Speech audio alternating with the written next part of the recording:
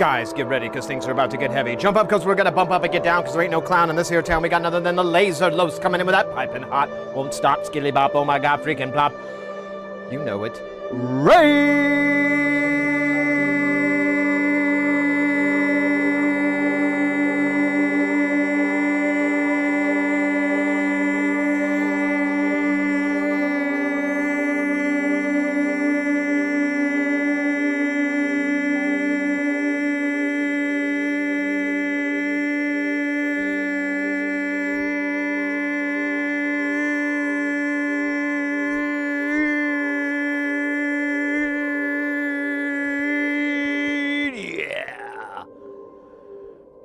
What a way to start off a stream. Guys, let's fucking go.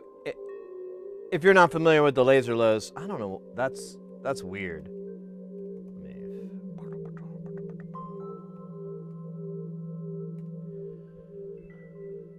Nate, welcome in. How was the stream? What games you be doing today? Soldering stream with the dab count? You bet. You bet. You bet. And this is inaccurate. It should actually be a little bit higher, but I like to motivate by cheating, you know? A little bit of cheating to motivate oneself further. Also, I kind of forget to press the button that advances it. Lay says, stream was wonderful. I played Dungeons and Dragons. Oh shit! I just saw that. What was it? The barcade here. I follow their social media, and they posted a selfie with it. And I'd honestly, I'd completely forgotten about that game until I saw it. That's badass. And then UFO 50. I don't know that one. I was in Orlando last week, and I didn't have a lot of time except the last day. I had like a late flight, and I really didn't have anything to do. And so I checked my bags, and I found this place in Orlando called Deezerland or Deserland or something like that. D-E-Z-E-R land. And they had like it's a Steam game, 80s style games, 50. Oh, cool. No, like, yeah, I know, right? You'd think Disneyland, but I don't know what their angle is. Ooh! Nice. Jackpot 206, thank you for the follow. Now I don't know what their bid is, but it's let me turn this down just a little bit. I first found the pinball place on Pinball Map, and I was like, okay, cool. This sounds like the place to go. And then I went to and then I like was trying to figure it out, and I was like, oh, it's some sort of amusement park. And I looked it up, and I'm like, it's free to enter. All right, well, I'll just check it out. I mean, at the worst, I waste the cost of an Uber ride and whatever there. And I get there, and it's this massive dome, and it's so huge. Like I really don't know what to compare it to. And I get in, and it's just this giant building, and they have I don't remember how many pins they had. They had, I think, around 60 pins. They had a ton of arcades, and it wasn't like. It was actually it wasn't old school arcades. That was my only like, I wish you would have some classic. That'd be kind of cool, but whatever. That probably doesn't make the money. But they did have a ton of like fun arcade games, and not just the quasi gambling ones, like actual, Mario Kart and a lot of shoot 'em up games, stuff like that. It was really cool. They had laser tag. They had neon putt golf, or mini golf. That's what it is, mini golf. They had bumper cars. They had golf cart, or not golf carts. God damn it. the little race car, go-karts. They had go-karts. They had a classic car museum in there. They had a bunch of exhibits. They had a bunch of restaurants. They had like a couple of bars. It was just crazy. And the whole time I'm there, there's nobody there. So I don't know how long that place is gonna last. I don't know if I was in the off season or what. I'm going back to Orlando in a few weeks, so I'm hopefully gonna have a chance to go there again, and I'll see, like, maybe it picks up after dark or something. I don't know, but either way, it was pretty cool.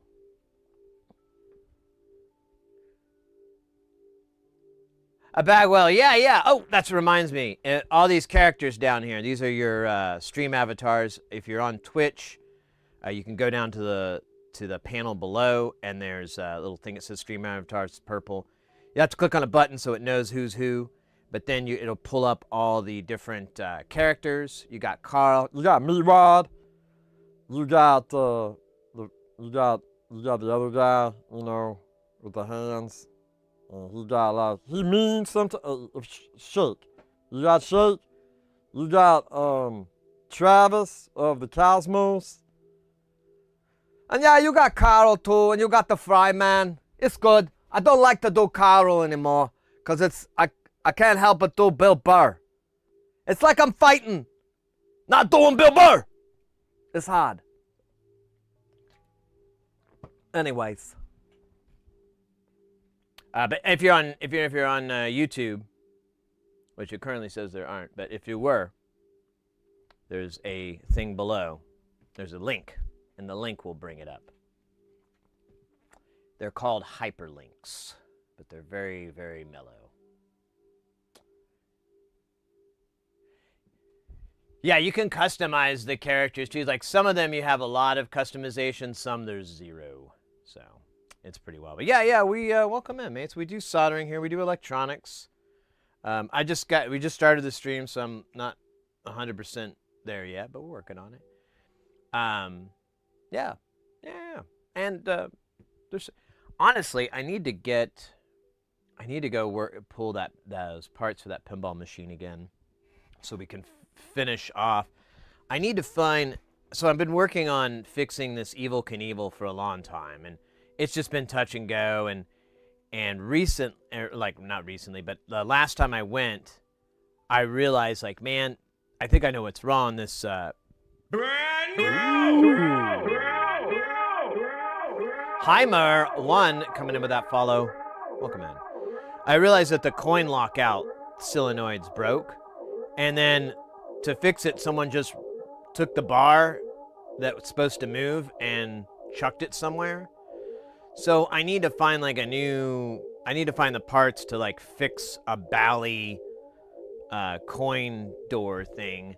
And unfortunately, the only thing I can ever find is, like, a whole rebuilt one. And I'm like, I really don't want to do that, because it's not the cheaper option. But that's one thing. And then I have a couple of transistors or MCRs or whatever the fuck they're called, to fix on the lamps, because we ran out. We fixed them a long time ago. I bought like 10, and we blew through all 10 of them. And I put it back in. I was like, okay, well, the other ones are not great, but they could use some TLC. But the owner was kind of interested in doing all LEDs for it, and I did replace all the lights that are, always on. I replaced all those lamps, and they turned out great.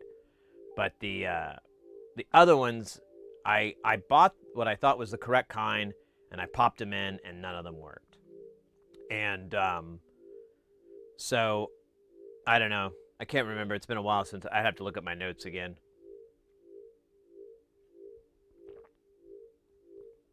Stream Elements. God, what a bitch. But anyways, yeah, I've been gone for a week doing a gig. My day job or whatever, I'm a freelance professional sound engineer. Well, I think the professional is probably implied, isn't it? I like to throw it in to make it sound even better. But no, I do audio. I do the designing and building and running of audio rigs for like conferences and conventions and meetings and stuff like that. Most of the time, I'm in the position known as A2, which is the audio guy in backstage. And I kind of like that life, honestly. Like I can A1. There's they're kind of two different jobs but the same. Shit. POS for life with that 20 months. Damn. Happy 20 to you too, mate. Hope you're doing well. Oh, there we go with the dab. What would I do without you? I probably would die. I mean, I'm not trying to be overly dramatic. I'm just being honest. Probably would just poof out of existence one day. And there'd just be like a little cloud of smoke that was stuck in my belly all these years, keeping me alive until finally it was exhausted. We joke a lot here. Had to put a 4 in front of it. Yeah, there you go. Yeah, we haven't. I mean, I haven't done the math, but we haven't had anybody crack 420 months yet.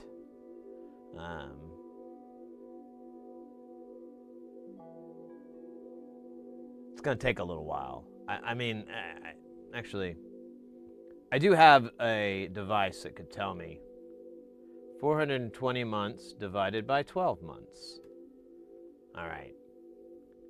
I don't know if 35 years from now, streaming is really going to be what it is today.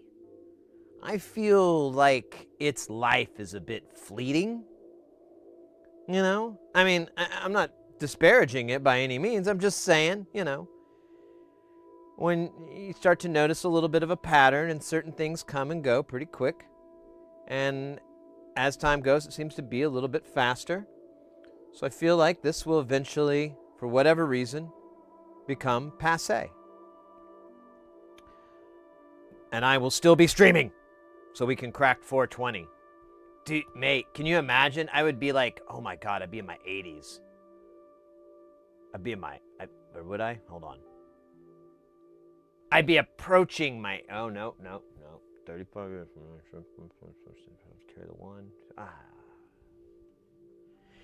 Either way, I would be old as fuck. And really not sure I'd have anything else to say. I think I'd run out of stuff to talk about by then. Then it would be ramblings. Oh my God. Senile Stone Sid. We have the name for the show already. Senile Stone Sid. Or Stone Senile Sid. C Senile Sid Stone. Something like that, you know, a real fun tongue twister that I wouldn't be able to say because I wouldn't have any teeth, you know, by then. I mean, if we're being honest with ourselves, you know, I don't want to set up false aspirations. But either way, yeah, it would just be me like high as a kite talking about the time I made love to a rock and got it pregnant. And that's why aliens don't visit us anymore.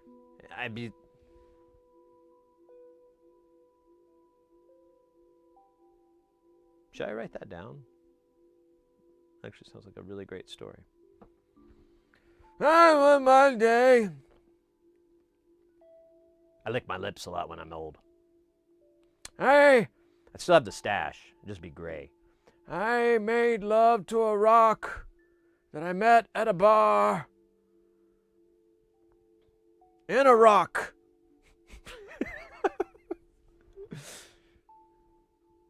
We were listening to Rock Lobster by the B-52s. I had a martini on the rocks. Ugh, God, I can make it gross, can't I? Nysada, welcome in. Am I early? Good.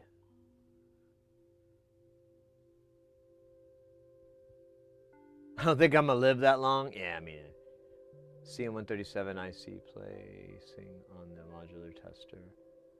Lost one solder pad.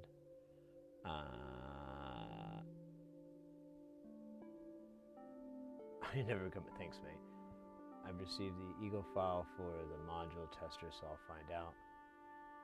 By then, Orange Man and the Tech Bros accidentally nuked the planet multiple times. That sounds cool.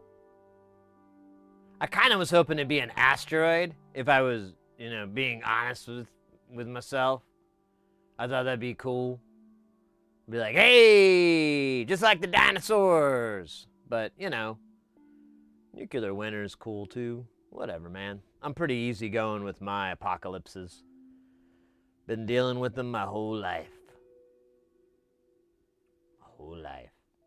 It's actually something to be said for that. But let's not get into that. That's a deep bucket of poo-poo. Bad poo-poo. Today is going to be the day. Shit, I don't remember the rest of the lyrics. We're going to work on more of the Eurorack variety. Oh yeah, for the cats here from Laserless. Let me show you what we're working on here, so it makes more sense. So we've been building. You can see behind me. There's a modular synth with a bunch of modulars behind it, or in it, or with it. They're in it to win it, though. They're in it for the minute. But then we also have another one that we've been building for the last 6 months or so. It's kind of draining out into 7 or 8. Used to be cooler when it was 4, but here we are. Now it's not on, but when you turn it on, those lights pulse and flash in a very amusing manner for some. For others, it's just not that great. But this is the thing that we're building. Now they're all individual little modules. They all connect together in the front, kind of like guitar pedals, and it makes synth noises. We're actually listening to music. It's the same premise, the same format, and so forth, just a different device or collection of devices.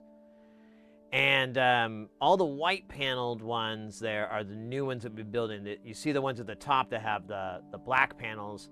Those are honestly extras that I have and spares, and some from the machine behind me.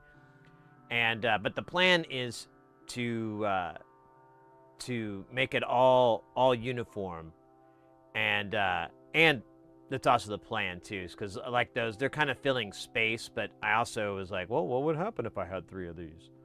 And so it's kind of been doing that. But now we're getting it out, and we made a big order about a month or so ago, and we've been slowly kind of going through that. You can see the one on the top row, kind of the second one in. That's one of the newer modules. That's the dispersion delay. It's a really, really sweet delay pedal or delay effect. I keep saying pedal.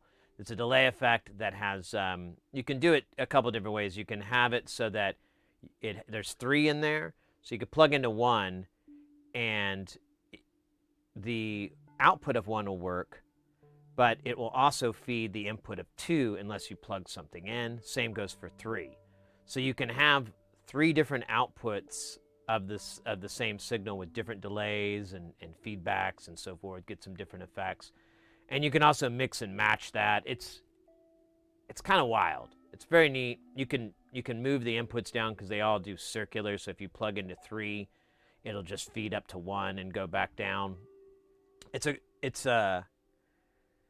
know. It's pretty cool. We haven't put too much time on it. What was the other one that we did recently? I can't remember. Here, let me get up. Yeah, I'll plug it in even while I'm up here, so it'll make more sense. Oh yeah, this guy, the Karishu VCO, which is a oscillator or note maker, noise maker, whatever you want to call it. And that one's pretty cool. So when you're doing modular synth stuff, you have a pretty consistent framework. You'll have the noise source of the oscillator. Now, if you want to make it like a synthesizer, like a regular keyboard, you would have a voltage-controlled oscillator, a VCO. And you would set it to whatever waveform you want, and you would feed it pitch information. Basically, what note? Do you want C, C sharp, D, or whatever? And it's just analogous to, you stringing up a guitar and running up and down that one string. And now, granted, you might tune the guitar. You'll need to tune it open. Same thing with an oscillator. You'll have to tune it to a bass note. But effectively, going up and down that fret is always going to give you the same effects. It's always going to pitch up in the same manner as no matter what it's tuned to. That's how an oscillator works. Then you have the fun parts, because otherwise it just goes blah, it just goes on and on and on. It's very boring. So you'll put stuff on it. You can put a filter on it. That's my personal favorite, and a lot of others. And the filter is going to kind of mangle the sound, and you can a lot of the times turn the filter to where it completely cuts the sound out. Now, if you don't want to do that and you just want to hold it in a certain spot, kind of act like an EQ sort of, you can do that. And then your next thing you're going to need is what's called a voltage-controlled amplifier. That is basically just a volume knob. And you can feed that all kinds of things. Normally, you'd feed it an envelope that would open and close, like when you press and release the note. You can feed it other things like a vibrato effect, whatever. Doesn't matter. But either way, that'll open and close the note. And then it goes out to your mixer, and you're done. And that's kind of what's going on here. But it's like there's a lot more than just one sound, and there's a bunch going all at once. If we look at the music we're listening to right now, this is from our buddy Jay Nothing. I need to post the link in the chat, but I have not. Oh shit, it's not. In a second. I have to restart this. So Jay Nothing uses a software version of the same thing that we're doing. And again, it's just oscillator, filter, amplifier, out. There's you can put more stuff to it. The thing that makes it interesting is that you can create all these external modulations. So you can have all these things that generate what's called control voltage, which is literally just a little a 0 to a 5 or a 10 volt, little tiny voltage, not a lot of current, won't hurt you, and it modulates everything. Everything's modulated and changed and manipulated that way. So think of a volume knob. If you want it all the way closed, it would send 0 volts. If you want it all the way open, it would send 10. You want it halfway there, you send 5, etc. And you could just keep mixing that up. If you want it to move, you could slew from 0 all the way to 5, and it'll have this ramp up effect. So it's pretty fun. I like to think of it as being a sound scientist.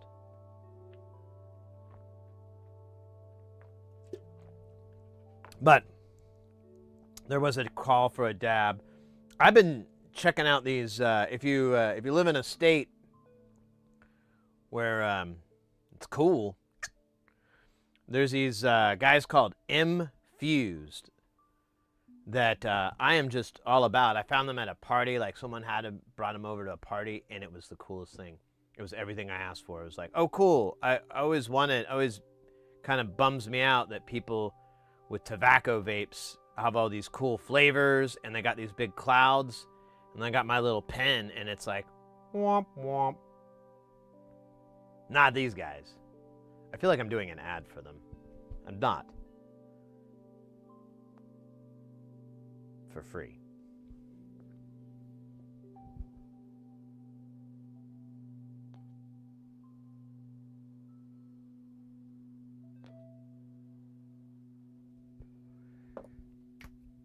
Dib.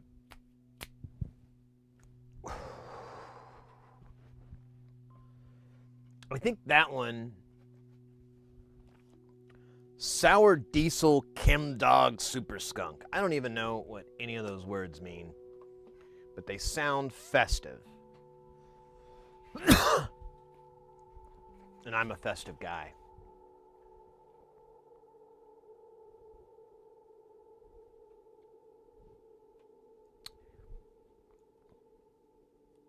All right, so I kind of closed the the list of modules that that I bought. So I don't. Yeah, I've got to dab at. Hypno, yeah. No, that's the other one. The other one's called. And I'm not joking. So this is all real. Granddaddy Purple Mendo Perps plus Skunk plus Afghani.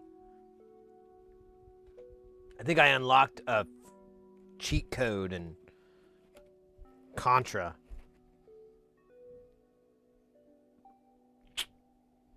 Yeah, that's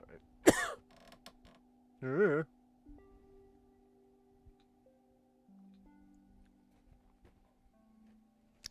All right, so we've got a lot of modules. I don't even know, mate. Today's a nice long day. We got plenty of time on the time-o-meter, so we could do a biggin, and I wouldn't be opposed to it. These are two biggins. We got the Bin Dubba, which is a really cool sequencer that, here, we'll just go over it really quick. So it's pretty cool. Like, so you basically have control of XY coordinates within the sector, which creates their own gate outputs as well as their sequence outputs, whatever their value is. Looks like a fuck ton of fun, but honestly, not that big of a build. Now that I'm looking at it, it doesn't have... It's not too bad. So we may be able to... Does this one have Vactrals? That's a good question. And I forgot, I haven't ordered any. Oh, dude. I totally forgot about that. I'm not... I don't think this has Vactrals. Oh, never mind. I see it. I see one, though. Two. I see two Vactrals. I don't know if I have any more left. Okay, so this may be off the table until I order some more NSL32s, or I could find some of them that I've lost. I think, so the other one here is the dispersion delay, and that has Vactrals, damn it. All right, we might be held up by that. You know what's funny is I bought like a ton, and I've either used them all, and I'm just terrible at keeping inventory. Very likely. Let's not dwell on it. Or I'm missing them. And I did lose. I know for certain I lost like a pack, and I bought like a lot, like 50 or something. And I think I haven't been able to find it, so my fear is that it fell into the trash can and went away. But I don't know if that's true. It's just something I sit up at night screaming. Sweating. Sometimes I can't see anything but the white light. Eventually, heart rate returns to normal. Sweating becomes a gentle urination. And it passes. Because that was a lot of Vactrals, right? That was like a lot. 50 is a lot. 50 at $1 something is a lot. You know? It was like $1 and some more. And it just fell in the garbage. That's not cool, bro. But there is the tiniest chance that it's just sitting behind some boxes that it fell behind, because I don't. Hey, Chaser over on YouTube. Welcome in, mate. I don't have a good organization system. It's actually a topic I've been rolling in my head. So since the last stream, we were talking about a new table. Maybe it was the stream before that, but it was last time we did this. I want to get like a new workbench. I don't like mine anymore. I hate everything. But this bench I really hate. And I was looking at this Corsair one that my buddy had that's like a standing desk, and it's actually for streamers and all this stuff, and it's got all these rails, and the thing I really liked, it was a standing desk, and because I've been wanting to really get into that and try that, because my back, mate, it's so unhappy. But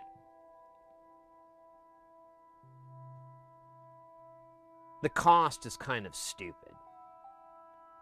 And while we were looking over it and everything, a buddy of mine pointed out, or not, but well, they messaged me and they were pointing out that like you can get these stands from industrial companies and so forth for like, you know, workbenches for businesses, for engineering or whatever, and it was way more effectual to what I would need. Like you had monitor mounts that could go on the side that could still wall mount it. You had like a bin for the little I don't think I have any around anymore, but the little cup bins that you can get. It had multiple forms of storage. You could have extra shelves built in.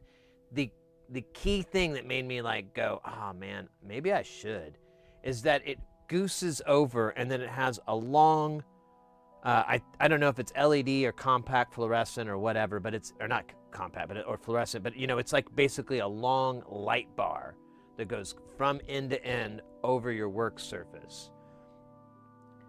Then it had shelving, and they make several that are adjustable height, but it's not like you can go between two different heights.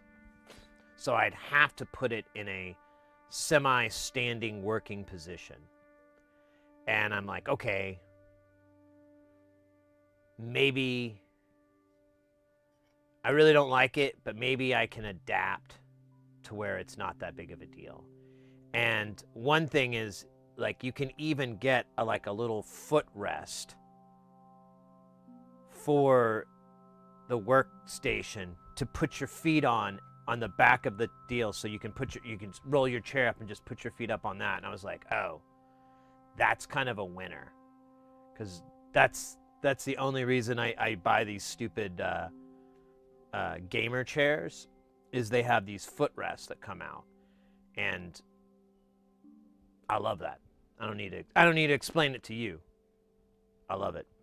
So I'm thinking the basically the crux of what I need to do, or what's going to make or break this, is if I can find a chair that will work for this surface, because it should be okay, but so I'm like 5'5". I'm not a very tall guy, and I'm Joe Rogan height, and but that kind of works out a lot of the times, because a lot of those things kind of like, if you max it out, it kind of like works for me. I'm like, oh yeah, this isn't so bad. So I don't know. I gotta find a chair that would work for that.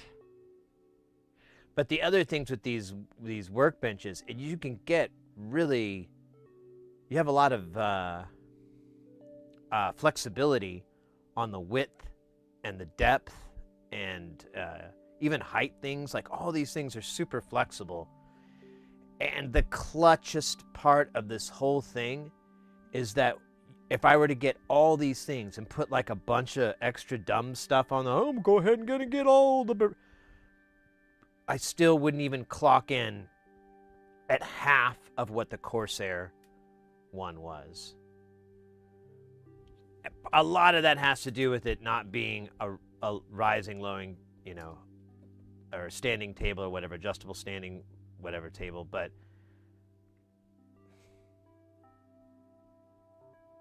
I think it's almost worth it. I've been giving it a lot of thought.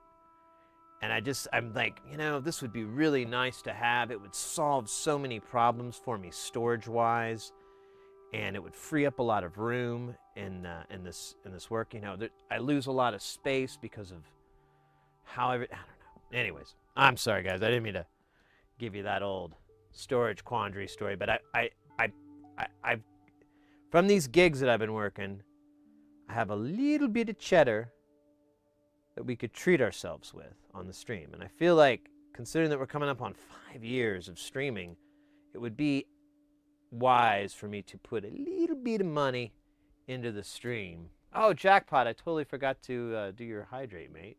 My bad.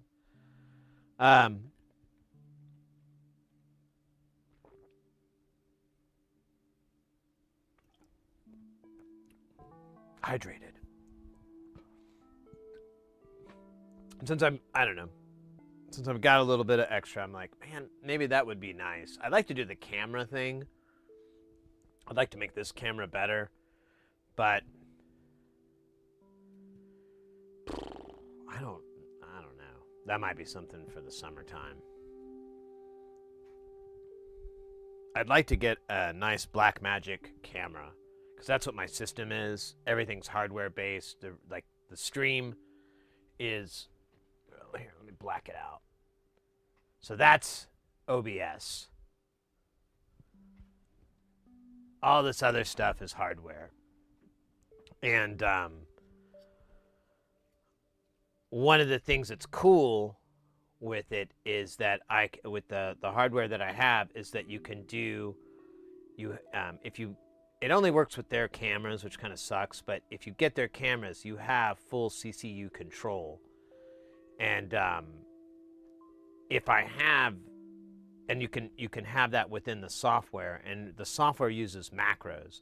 So if I can create macros where I can adjust for the light difference when this comes out and doesn't blow it out, it can actually aperture correctly. Hey, Whimsical. You could, things like that. I'd like to be able to get a camera to be able to adjust for things like that, and I could create those presets or whatever. It'd be nice, and it would be a much better looking camera. But like on a good day, I could maybe get one of those cameras for around, I don't know if 600's even possible. I haven't seen them for 6 in a while. So probably around 9. And then so $900, and then the lens, I think, and I have to talk with a camera op to really like know for certain, but I believe I can get a kit lens that'll have like a little zoom effect, and it'll have a pretty decent aperture, and it'll work great for this. And I can get one of those lenses used for around the same thing. Like if I'm lucky, maybe $600. I've seen some, but I don't really know if, to be fair, I don't really know if they would work 100% for what I need. But I've seen them around that. But I have tempered my expectations to the glass costing me around $1,000. So,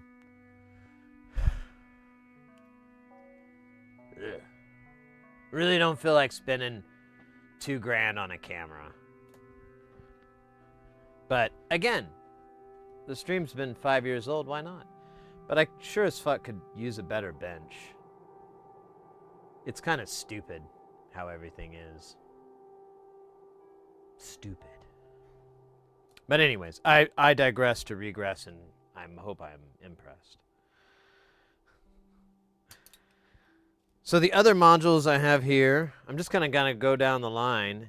This one's a new one for me. I've never done this one before. It's called I Can't Believe It's Not a VCO. This would be the second VCO that we've done in a row. Because we did do the other guy. Now, I don't think this guy has any Vactrals, so let me check.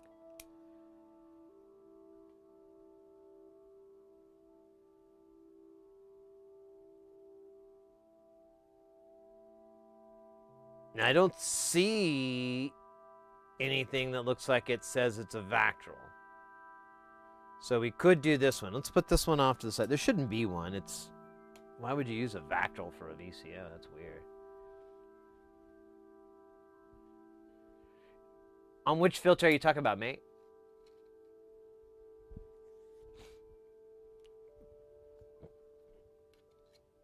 The OS section on this filter. Does it have a filter on it? Oh, it does. My mistake. Oh, is it like a filter that self-oscillates and that becomes the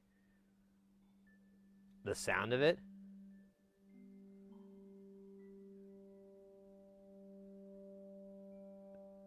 Oh, so you built yours and you were like, meh. You built one of these? Mate, did you build one of the, did you do this?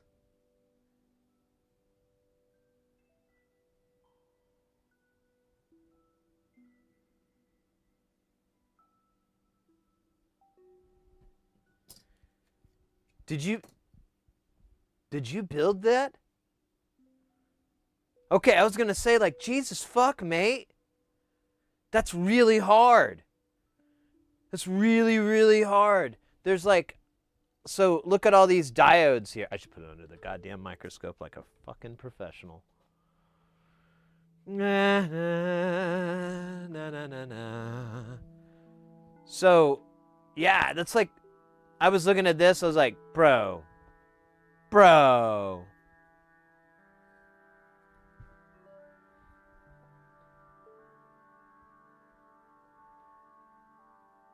Like, this will be fun.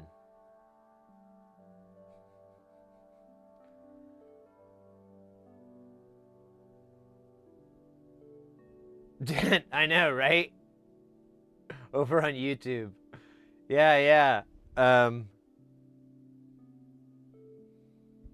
You know what's gonna make it really fun, and I don't know if you may already know the X factor here. I don't know what that was about. That was kind of my Kung Fu sign language attempt. What's really gonna make it wonderful and special is the fact that they are all melts. MELF packages. These packages, I didn't know what they were called. I didn't know they were called melts until much later, which is way funnier, because prior I was just calling them the trash cans. They are round and they roll around and they do not have a flat side, and so they do not sit flatly on the board. And what is that, like 14 of them or something? 10? It's a lot.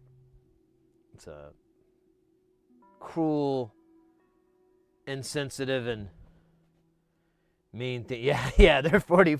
Yeah, I could. Now, I do have flats, but the man put melts on there, and I didn't know exactly what they were. And I was like, oh man, I'm going to be building a lot of these nonlinear circuit stuff. I should buy a lot of 4148s because those are really common. Okay, here's this one from Tata. I'm just going to get this. And that's how I acquired, I don't know, like over 1,000 of these. So I have 1,000 of these 4148s. And I'll be damned if I'm not going to fucking use them all, even if I have to do it on this. I'm like, you know what? I signed up for this. I'm not gonna wash out.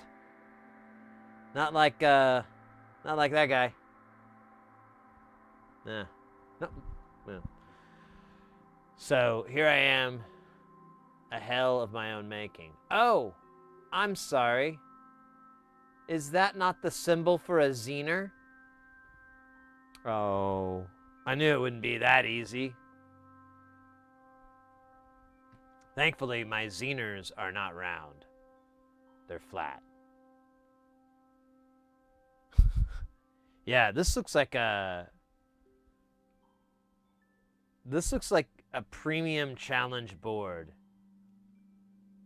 There is a lot of oh, so it's an LM137. That's cool.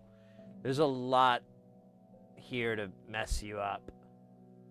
Dude, there's so many diodes. yeah, it's a 5-1. I think he'll put he'll put these 4.7 and 5.1 volt zeners a lot on there as to create ref voltages or to limit outputs. We can look at the schematic. It sounds like we're probably going to work on this guy today. He even though, I mean, I'd like to work on something other than an oscillator, I'm also like, why? I don't really have an answer for that one. Yeah, this is hard, mate. I do not recommend this. I'm not even looking forward to this. This will be pretty wild. Hey, Hayes.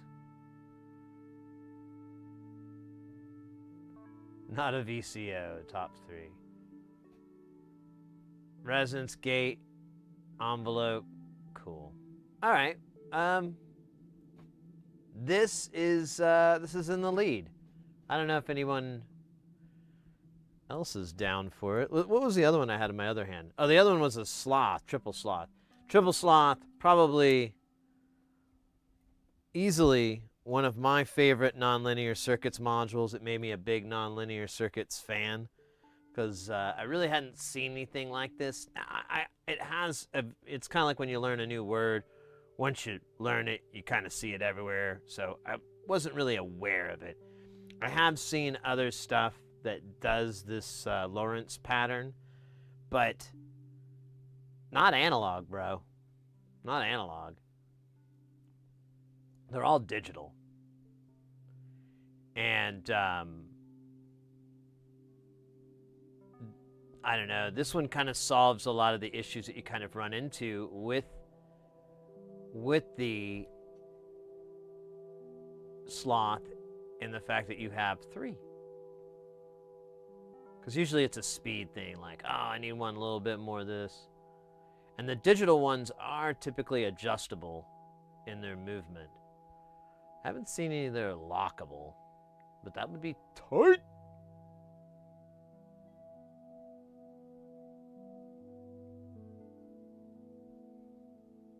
But it's not really that hard. I mean, look at all these. These guys are side by each. That's not too bad. This is a little tight, but really it's not too terrible. I'm trying to remember. Oh, yeah. This is the hardest part. This area right here where you have all these caps that you have to do to set up the main charge for the slow guy. I can't remember the name. It's apathy or whatever. Torpo. Oh, no. Torpo's the fast one. Is it inertia? Inertia's the slowest one. It's kind of crowded here. And you've got like these nice big holes just ready to gobble up your solder and make you cry a little bit on the inside. Not outside. And it kind of happens again. And so that's about the only part that's raw, is these kind of clusters here. But I honestly, I mean, that's how SMD practice boards, they're not necessarily arranged like this, but that's kind of what they do too. So kind of, figure it out. It's not impossible, but it's a good challenge step. I think it's probably a good second or third project third or fourth, somewhere in that range. It's definitely like very doable for someone getting started.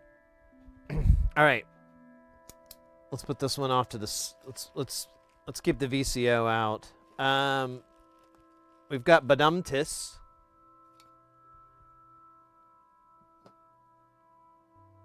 I am not seeing the markings of a Vactral. Oh, standby. That's a diode. Oh, it's a through-hole diode. How cute. Little through-hole diode. Oh. That's really sweet.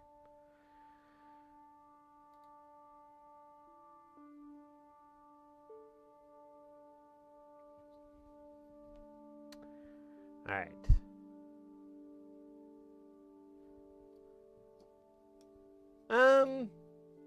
I don't know. This one's not too bad.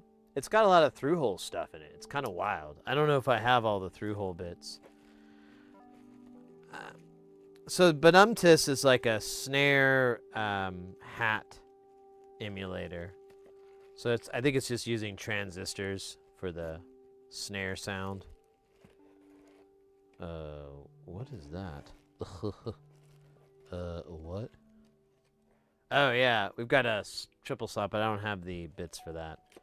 So we'll skip that bit. Skip that bit!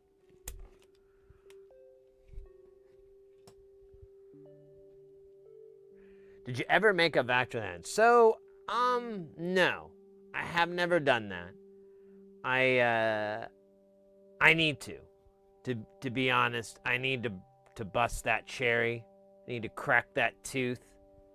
I need to squeeze that lemon. I need to wrestle that bear. Fight that demon. Romanticize that ox. Squash that beef. Pound that taco. Fondle those grapes. Quench that thirst. I need to do those things, but I'm terrified. Terrified of falling in love with it. No, I'm not really. I know I would. Now, I need to familiarize myself, honestly, with it. I see how Homeboys are, how Andrews are, and I kind of dig it. I could go with it. And the fact that NSL 32s, which are my jimmy jam of Vactrals, is about to probably not be. It's going to go away into electronic obscurity.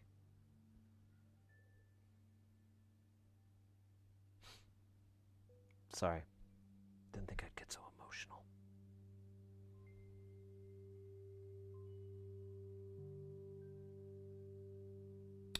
Yeah, so I have a pretty decent collection of heat shrink tubing. And you know, you mention it like that.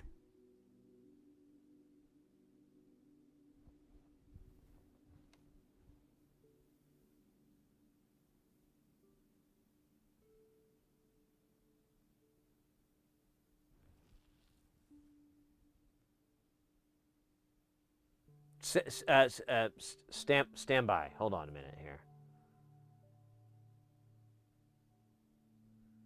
Yeah. Okay, so that would work, wouldn't it? You could take. Do I have an LDR in here still? I think I broke them all. Here's an LED. I don't think I have any LDRs there, but we'll just take another LED because it's kind of similar. The top of an LDR is flat, and this one's round, so it's kind of weird. Oh wait, here we go. We got a big one here. This will prove my point better. Maybe. Okay, so we've got, let's pretend like this, okay, so this is our LED. And then we'll pretend like this is our LDR. There's going to be a side, well, you know what though? Hold on. Let me do a better job here. I actually could just get off my butt and walk all the way over to this thing that clearly says LDRs. And just pull any one of these out. But I got to probably remember where I got it so I can put it back. So we'll just pull this guy out. Now he's a teeny tiny guy. Are they all teeny tiny? No, here's a regular size. This is what I'm looking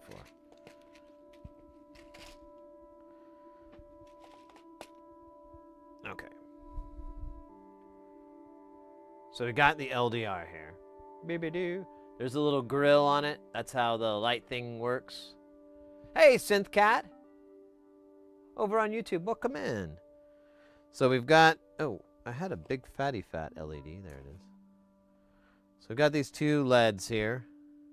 We'll have the teeny tiny one. So there's a little bit of a size mismatch.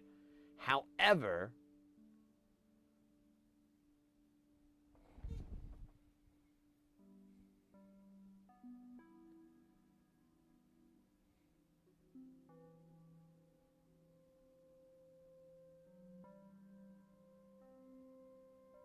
it really wouldn't be that hard, would it? Really wouldn't be that hard at all. Here's a big boy. That lens would cover the whole thing for certain.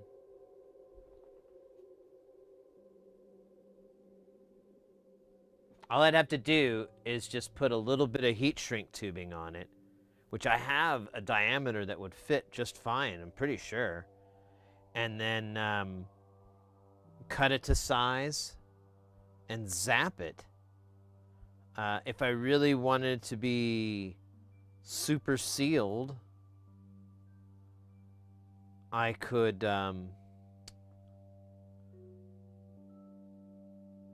because yeah, I wouldn't want light leaking in through the bottom of the LED.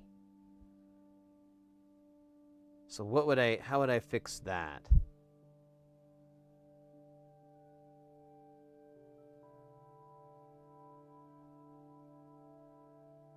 You know what I could do?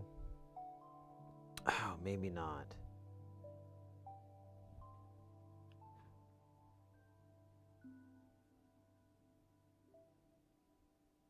Flathead, yeah, I don't think I have any. Do you use a lighter or fastenings? I have like a little hot, I just use hot air. I just hit it with hot air. I have like a little dryer guy, but yeah, I'll use like hot air or heat gun or whatever.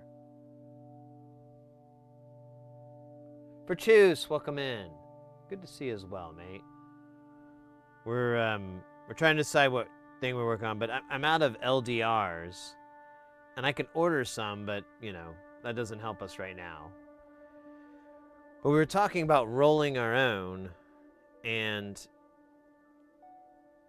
I figured out, I'm realizing like, yeah, you know what? We could just meet these up and then put some heat shrink tubing over it, and that would seal in the sides. But I'm trying to figure out a way to seal the back of the LED so that light doesn't leak in from there.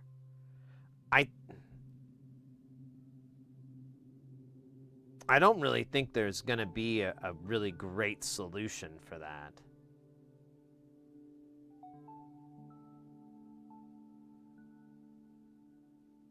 All I could really do is make the collar really long so that it came out, and then once the leads bent out of it, it would still kind of be choked up enough that it would just kind of, it'd be bent so light wouldn't come in. It'd be nominal.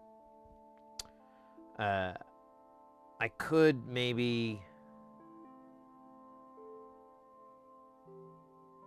Yeah, I wish I had some sort of fastener. I wonder if you could... I wonder what would happen if you hit it with like an... Oh, I don't want to mess up my iron tips. I do have other tips, though, don't I? This is an interesting proposition.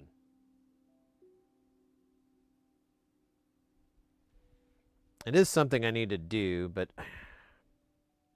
the other question I have is on it is, are there any baseline recommendations for the type of LDR and the type of LED that you use? Like, I think I only have super brights. So is that going to, is there an LDR that would be more tuned to the frequency on that, or do you not want? I don't know, man. I think it's a little bit of we'd have to do some testing. These LDRs I have, it's like a big kit, and you can and I did write down their specs. Like, some of them have them already written in here, but I did write down like 5 to 10 kilo ohm resistance. Dark is 0.1 mega ohm, and so on. Like, I went through all these different, like what their bright resist was and what their dark resistance was. Which kind of sounds like an upcoming movie.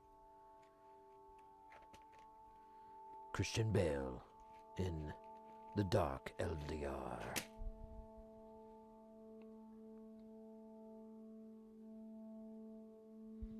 Yeah, and I bought 5516s. I have a bag here of them. Oh, these are 5539s. I might have actually used them all on a project. Oh, here we go. Yeah, these are 5516s. Now, these are GMDZs, but I don't think there's a difference. I think it's just a different branding from that company, so they don't get sued or some shit like that. But I believe they're the same properties as a GL. Well, something to think about, right? We could do it with the hot air.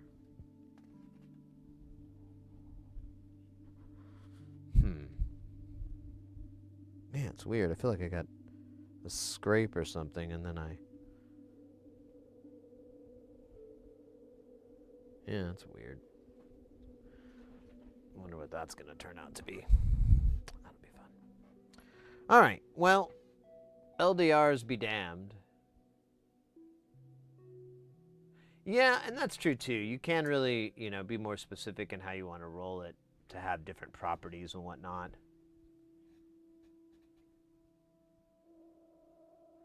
You think so, for Choose, that you could just use? I'm kind of leaning towards that. Like, if I left a long enough collar behind the LED, the way it would bend, and I kind of could use the leads to also kind of force it to where there'd be a nice sharp angle, so light's not really going to come up into it since it's all black inside.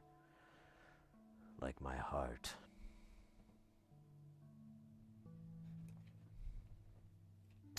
The other module we have here is a pretty interesting one. It's the, oh my God, there's like a freaking,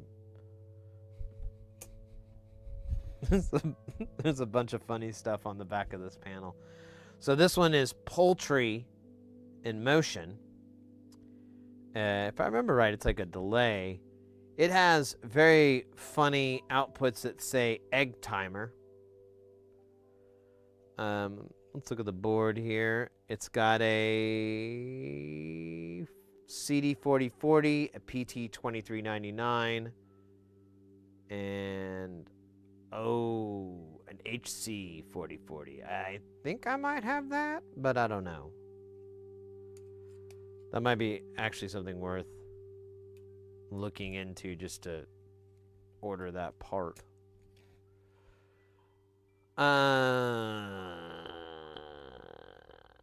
The Tracky Dacky, which is insanely easy. This is like a This wouldn't be a very long stream at all. This is probably, if we did this on a stream, it probably would take no more than 16 hours with me talking. Now, if I were to do a no talk stream, probably about 5-10 minutes. Pretty quick. President McHam, presidential music. I'll never get all these names, mate. Phil Coleman, how you doing?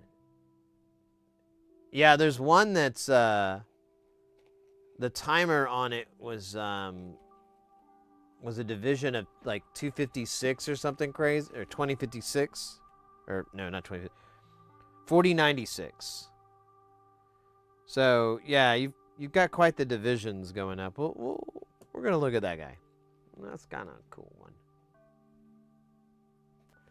And then Divide and Conquer. And I built this one before. I built a couple of these, and they didn't always.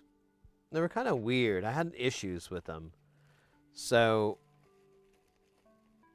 but I was a little new to SMD soldering, so I kind of leave it off as maybe I wasn't doing a good job. So I'm kind of curious at coming back to that. We already did Badumtis. Oh, I pushed this in the wrong spot, didn't I? Push this in. Now we can't do this one, can we? We could. What are we waiting on? Oh, yeah. We can't do this one because we need the connectors. Oh, there's the panel I was looking for. And then the rest of these are going to be these 4 HP ones. We've got a George, which is a logic dude. And then we've got Splish, which is a splosh, little tiny splosh. And then a gift from Andrew, we got another razor.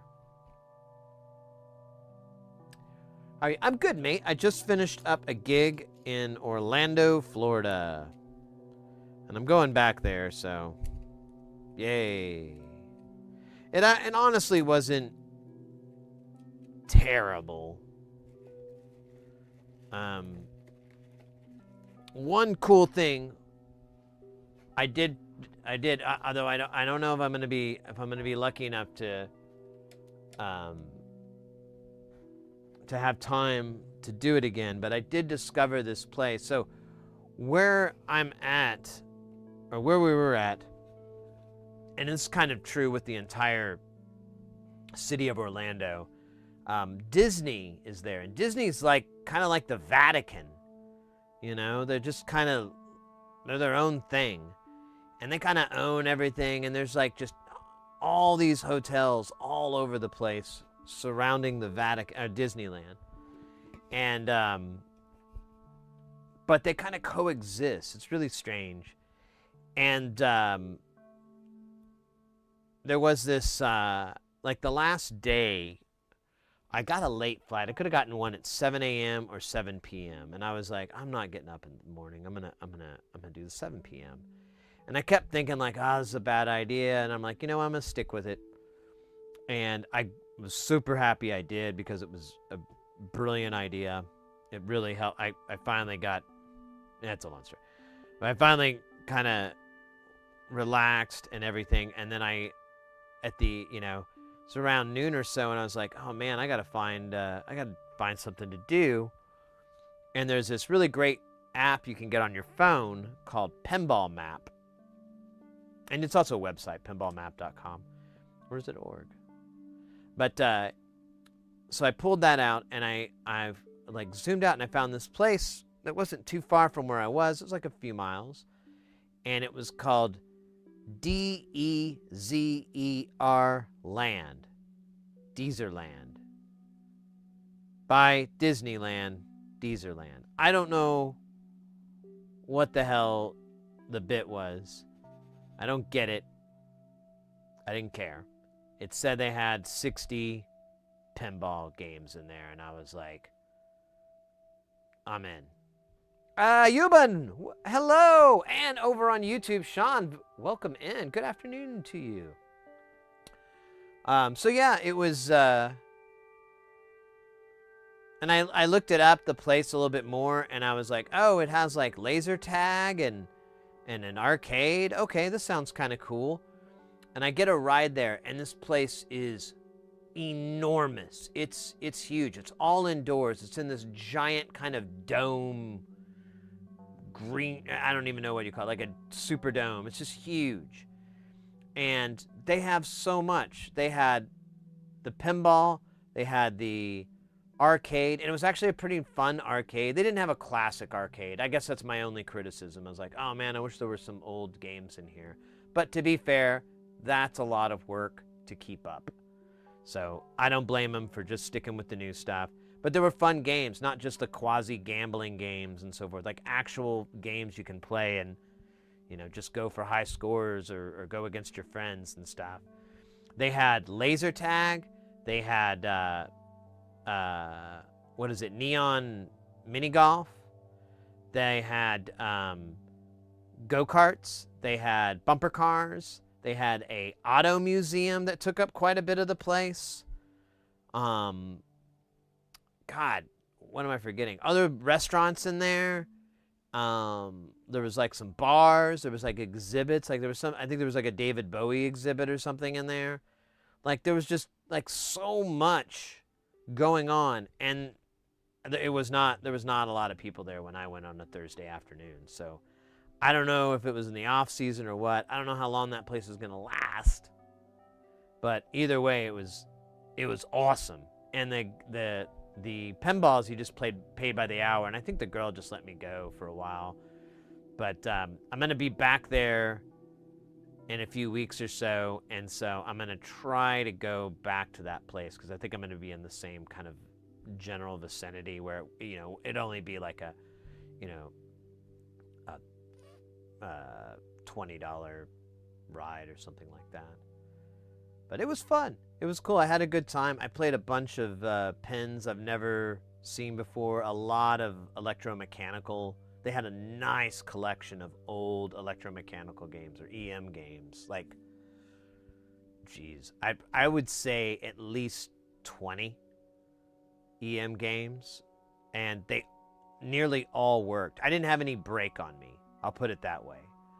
I did see two or three games that had the not, you know, out of order sign on them that were EM, but that was really a drop in the bucket versus all the ones. Oh, and I forgot to mention when Laserlos was here, one was Love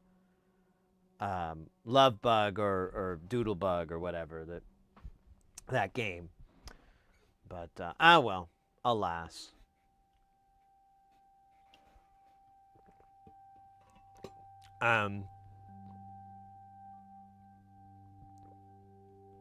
Oh, pardon me.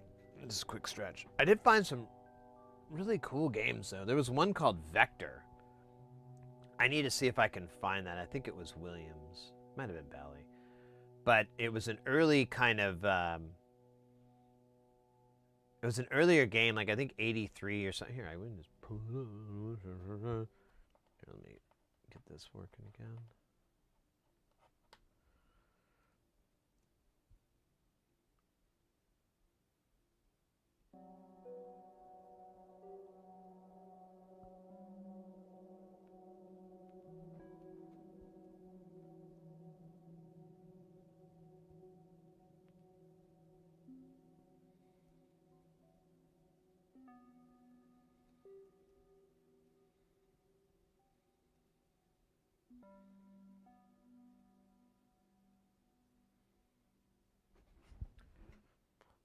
Database.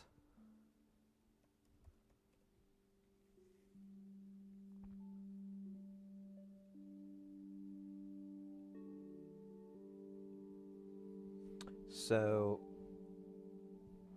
the game, yeah, is called Vector. And this is the playfield. And it's pretty simple. It's kind of got some neat features here, like the ball comes in and it rolls up and it drops it into here, and then you have a little flipper, and you've got these targets, and then you have like a ramp that, if I'm remembering right, you can hit up to here, I think, and it drops it in. There's something like that. Oh, no, I remember. There's a ball lock. So you can fill it up here, and there's a ball lock, and then it drops it in, if I'm remembering right. I didn't get that far. I didn't want to like grind on any games. I just wanted to, have a taste of everything. I was there for a wine tasting, not trying to get drunk. So, and then you've got, a pretty standard setup. Now it does have bounce throughs, so you can reclaim on the out lanes, and it has these saucers too that are pretty cool. Like I haven't seen this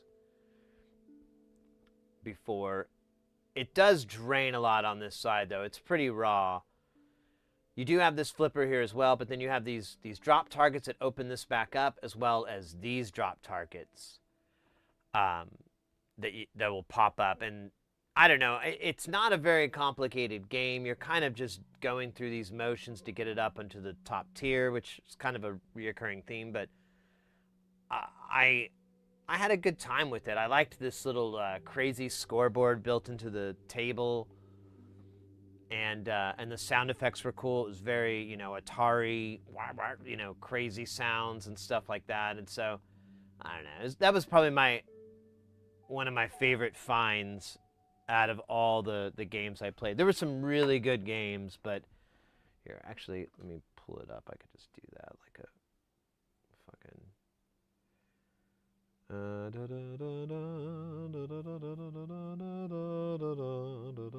Let's see. Here.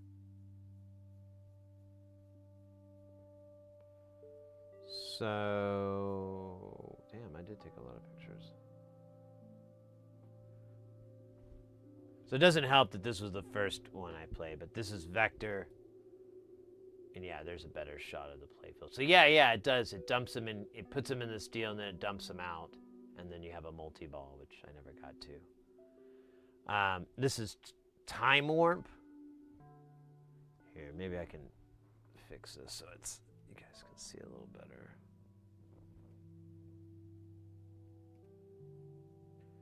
Can I get rid of this? View, can I get rid of...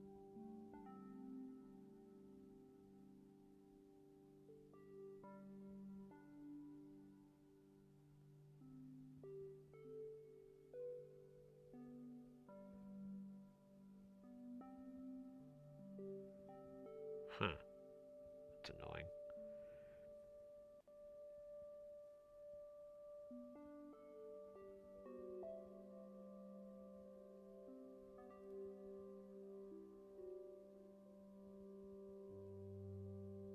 No?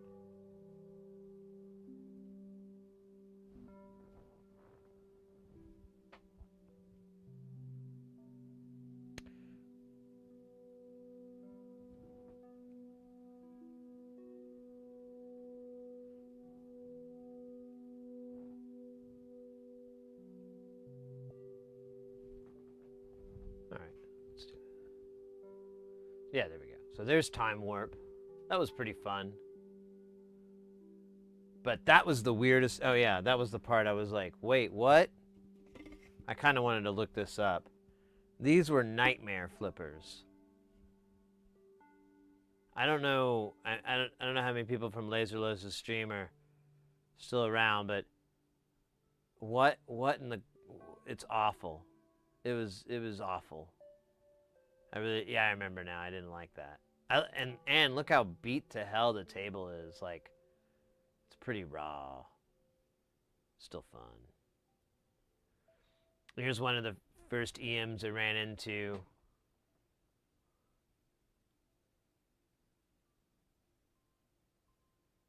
Even tougher. This was fun.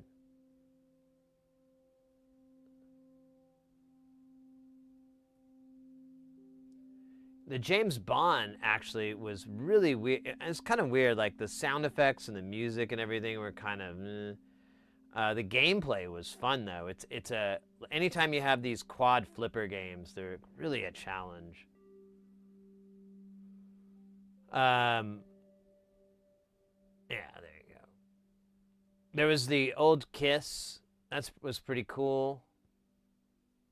It didn't all work though. Like I couldn't. One row wasn't lighting up, even though I was getting it. It still gave you the points, but the lights didn't throw. And what was this called? Contact. Oh yeah, Contact from.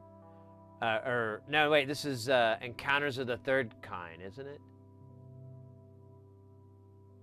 One of these games is. I think it says Contact. Maybe not.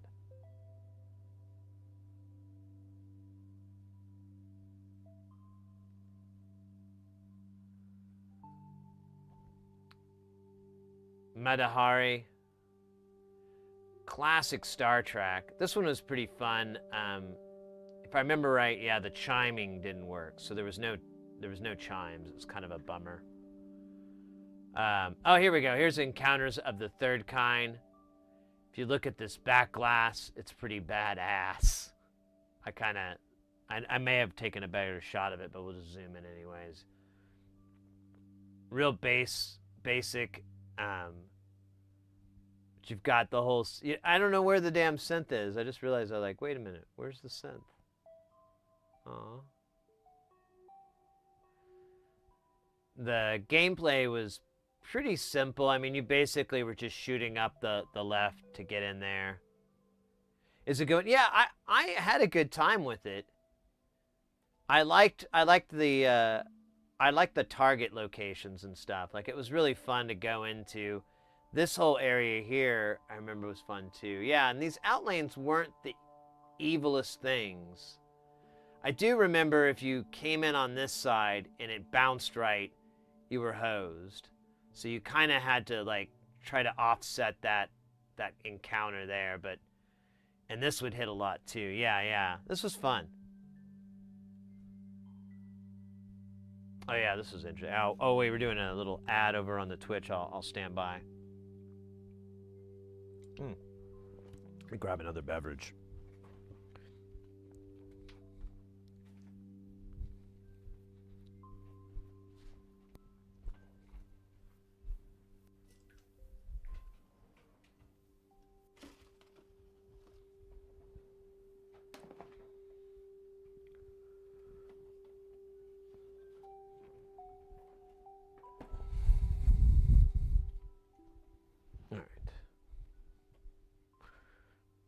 Fresh beverage.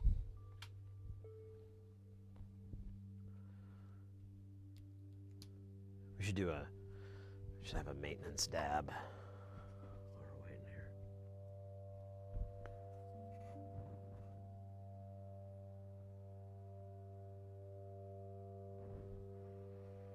Yeah, it's easier.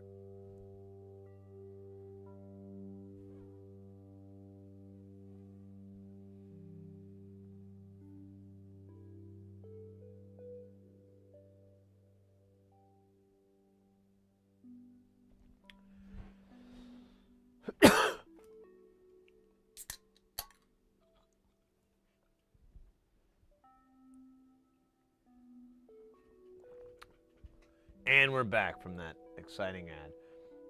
So this one was kind of cool. Lights, camera, action. It was, if I remember right, it wasn't 100% working, so it was a little street ball. But I did play it more than once. I think I got an extra game out of it or something. It's free to play, but still, you got to respect the extra play. Every day, every 5 seconds, in fact, I think is the statistic, a pinball player doesn't get a free play at the end of their game. Think about that next time. Think about that.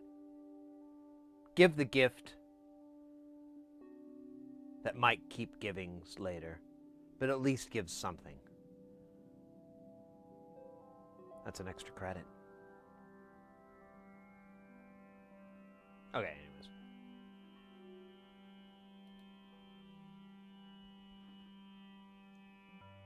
Well, that's kind of a better shot of the playfield. But it was fun. Oh yeah, this flipper didn't work. That was the issue. or one of them was wonky. Spy Hunter. I think I've played this before, but I figured I'd play it again anyways. Grand Lizard. That one was pretty damn fun, as I recall. Class of 1812. I don't know. That one was new. It's kind of those classic Gottliebs, though, where they had the big speakers. I've kind of been digging those. When I run into them, like this one's pretty nice. This one looks pretty good, and it's in good shape for the most part. Actually, yeah. As I recall, yeah, the playfield was pretty good. The saucers worked. Everything was working good. But they did have this game, Corvette. I think this was, yeah, this one worked actually. This one was fun.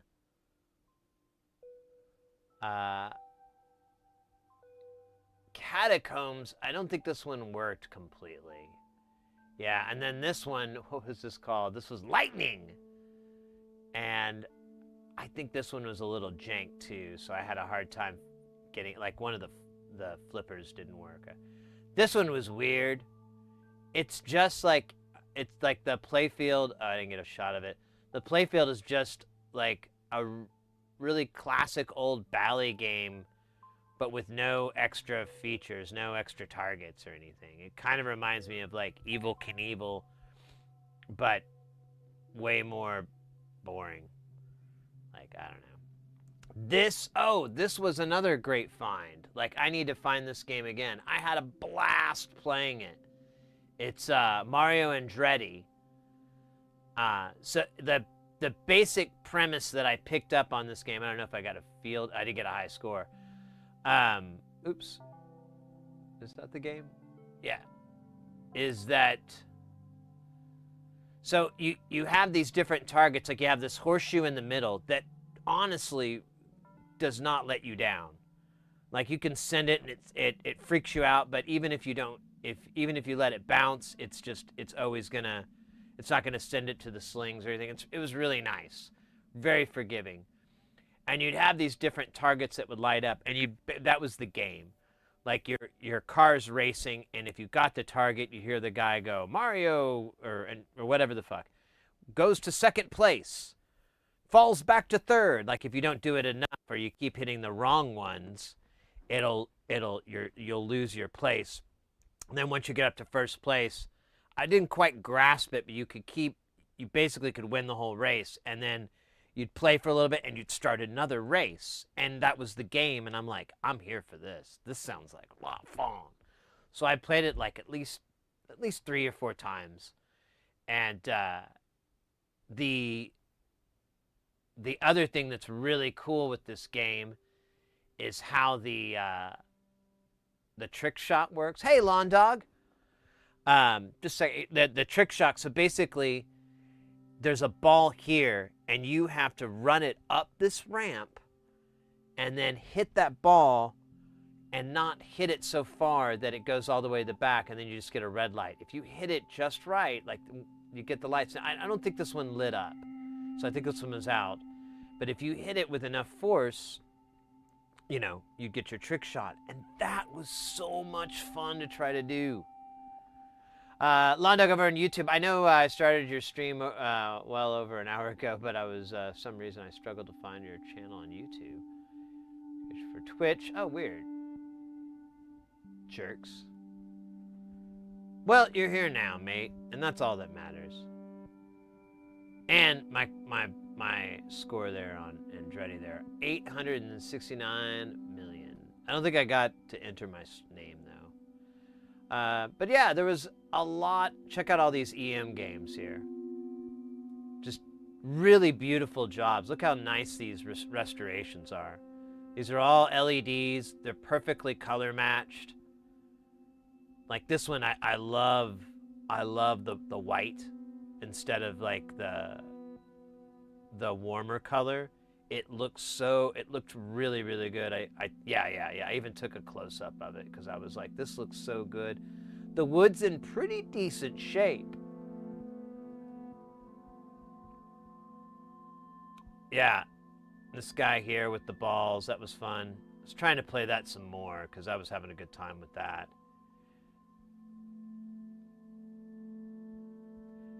I don't know about the high dive. I don't think I saw that one. Oh, this one was crazy. So this was an Elton John Captain Fantastic. And it was pretty fun, super challenging. Anytime you've got this kind of offset, like if I have them on both sides, I'm good. But whenever you have the asymmetry, my brain is like, whoa, bro.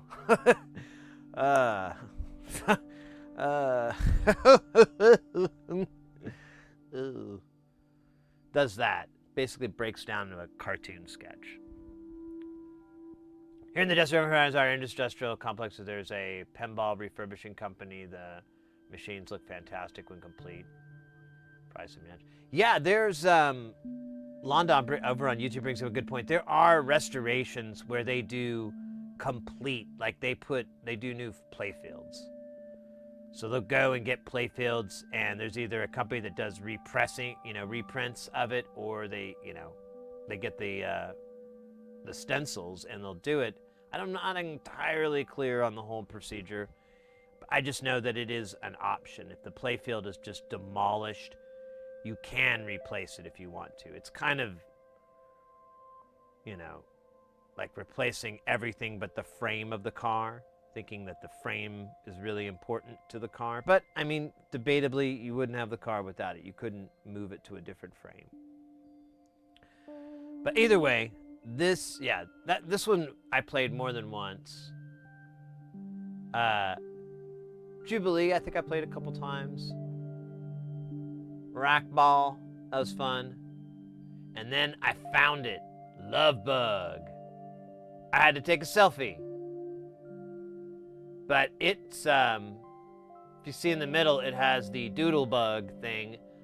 I meant to ask, I totally forgot it when Laserlos visited, if this is the same or what's the deal or whatever, but whatever, I'll just fucking Google it. And then, yeah, this baseball game, that was pretty fun. Oh, yeah. This one was awesome, too. Vulcan. I had a really good time with this. Real simple. It's kind of like Gorgar and stuff. Like, just, you have some asymmetrical targets, so you kind of have some nice challenges working on, like, trying to hit with just one flipper, but it's still... Can you dig it? Can you dig it? Can you dig it? Can you dig it? Oh, we got Oddball in the house.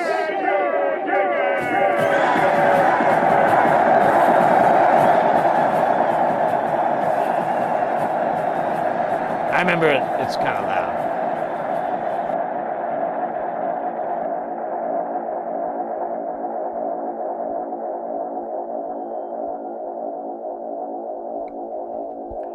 My grandparents had a... Oops, I hit my mic. My grandparents had a high diver machine they kept in a sunroom. Unfortunately, after years of Georgia summers, the internals melted. Yeah, there's a lot of stories like that where you'll see things break or get damaged or whatever. I saw a couple of tables where the wood in the lane was jacked up, like they needed to redo the lane. Some of it looks like it was unfixable. Like one was chips of wood out, and I'm like, I don't know how you fix that. Like you can't. That's a lot of sanding.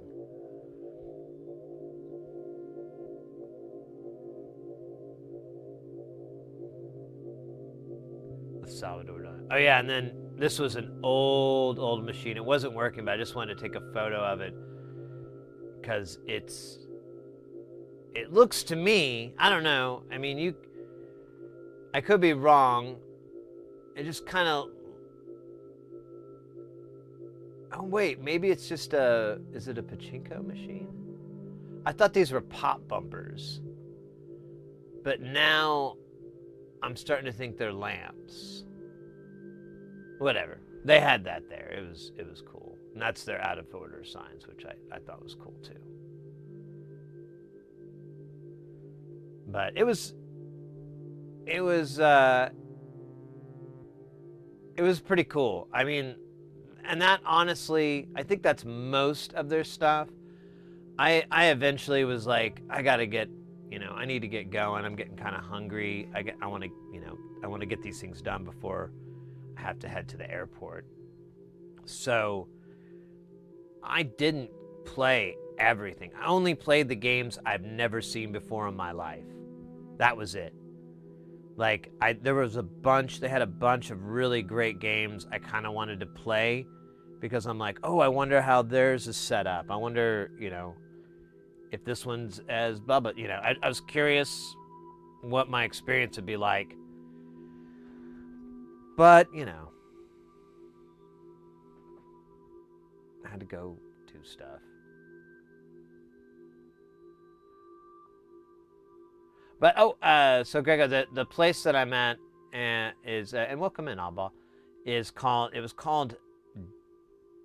Dezerland, Dezer land, all one word. It was it was in Orlando on the outskirts of Disneyland, which I was explaining earlier. Disneyland is kind of like the Vatican. I realized they kind of have their own thing. They're like a sovereign nation, sort of. It's interesting. But this place is like a big amusement park. It's all indoors. It's in this giant dome.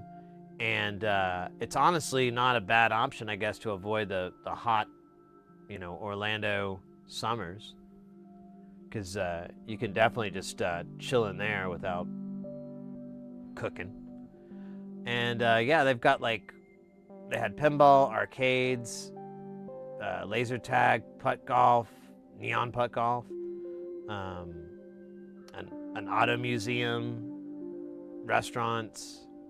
I mean, I can just keep going. It's going to take me a while to get through all of it. It was just a very eventful place. And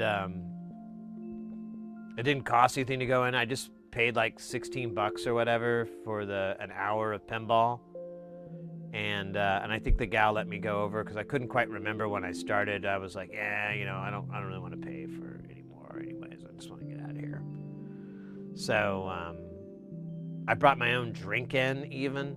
I had like a soda. I thought they were going to make me dump it. Dude opened the door, said, welcome. I was like, oh, thanks, man. And didn't give me any crap. I had a backpack with me. I thought I was going to have to check it. Nope, no one cared. It was really, really chill, really nice to go to. And I had a good time. I should have spent money in their food place, but,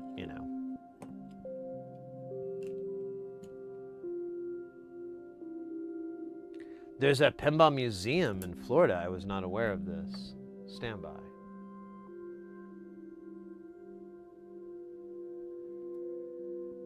Pinballmap.com.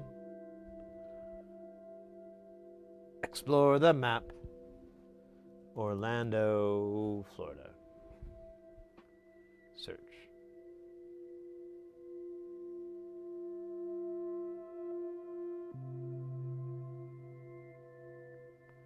Let's do limit to 20 plus. Okay, there's this place here, the Pinball Palace. That's where I went. That's where I went.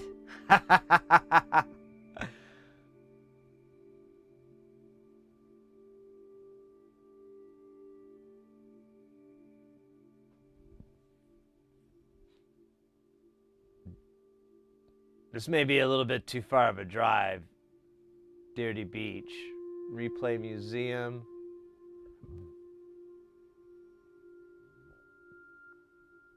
There we go. That's probably it.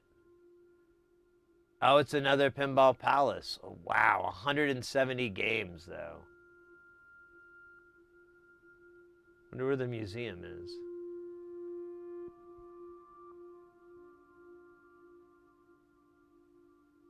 Okay, there's Georgia, so it's either eclipsed Deatree Beach. Let me see if I can just look for that location. Or Delray, I'm sorry, Delray Beach. Go.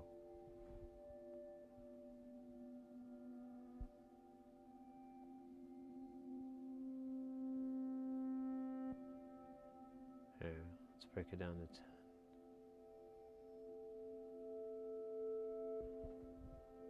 It looks like it might be gone.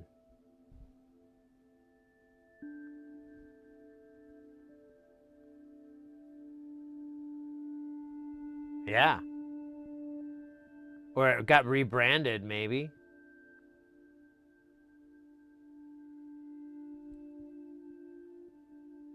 Okay, so the Silver Ball Retro Arcade. Okay. That's pretty good. What do they got? Oops. Nice. Oh, cool. I've played this. This is actually, it's kind of fun. I had a good time with it. Wait. Is it? Never mind. Is this what I think it is? Yes, it is. Yes, this game is so much fun. It's so tongue-in-cheek.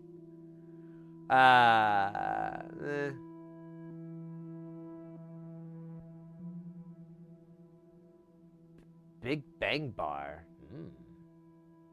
OG Black Knight, nice. Hey, fair, whatever. They've got a lot of classic games, so I'm not disrespecting. Canada Dry. I don't think I've ever seen that before.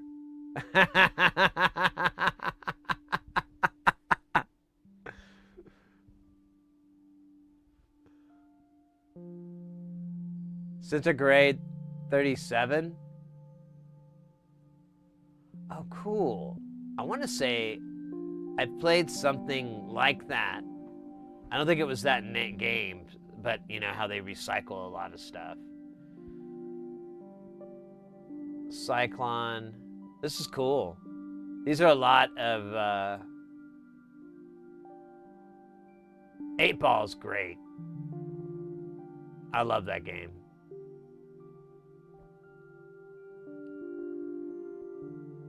These are a lot of unknown to me. This would be great to go to, too.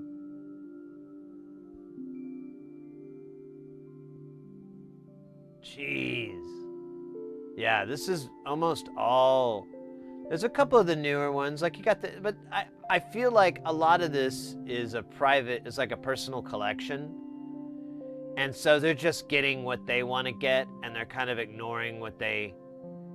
You know, like they probably buy the new Stern stuff, and then they just kind of trade out to get like, a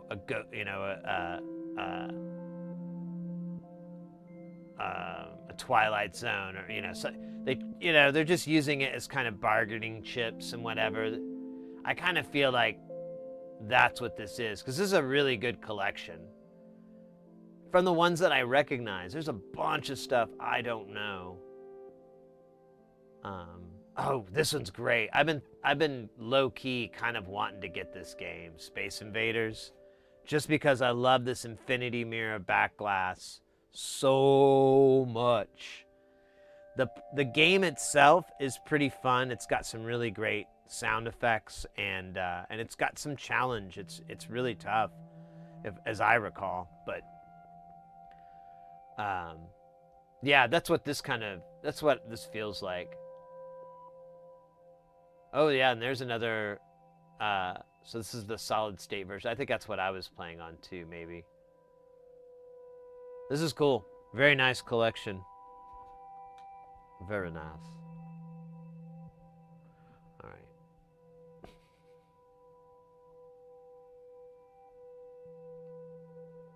Oh crap. I can't remember. Is Mr. X? Are you still? You're Mr. X is still in the chat. I hope. I think. Well, I think they said they were lurking, so they may be out. But they sent me this like little link, and I just threw it in my thing because I didn't understand exactly what it was. And then I finally had a chance, like yesterday. And I'm like, oh, this is great news.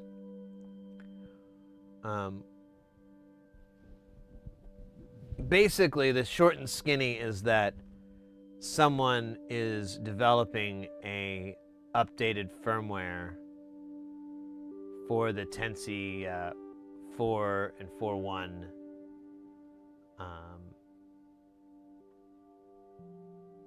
stuff. I believe that's what they're doing. I haven't quite digested the whole thing. There is a 4.1 version of the Ornaments of Crimes that will have a lot more IOs. So I kind of want to get that as soon as possible.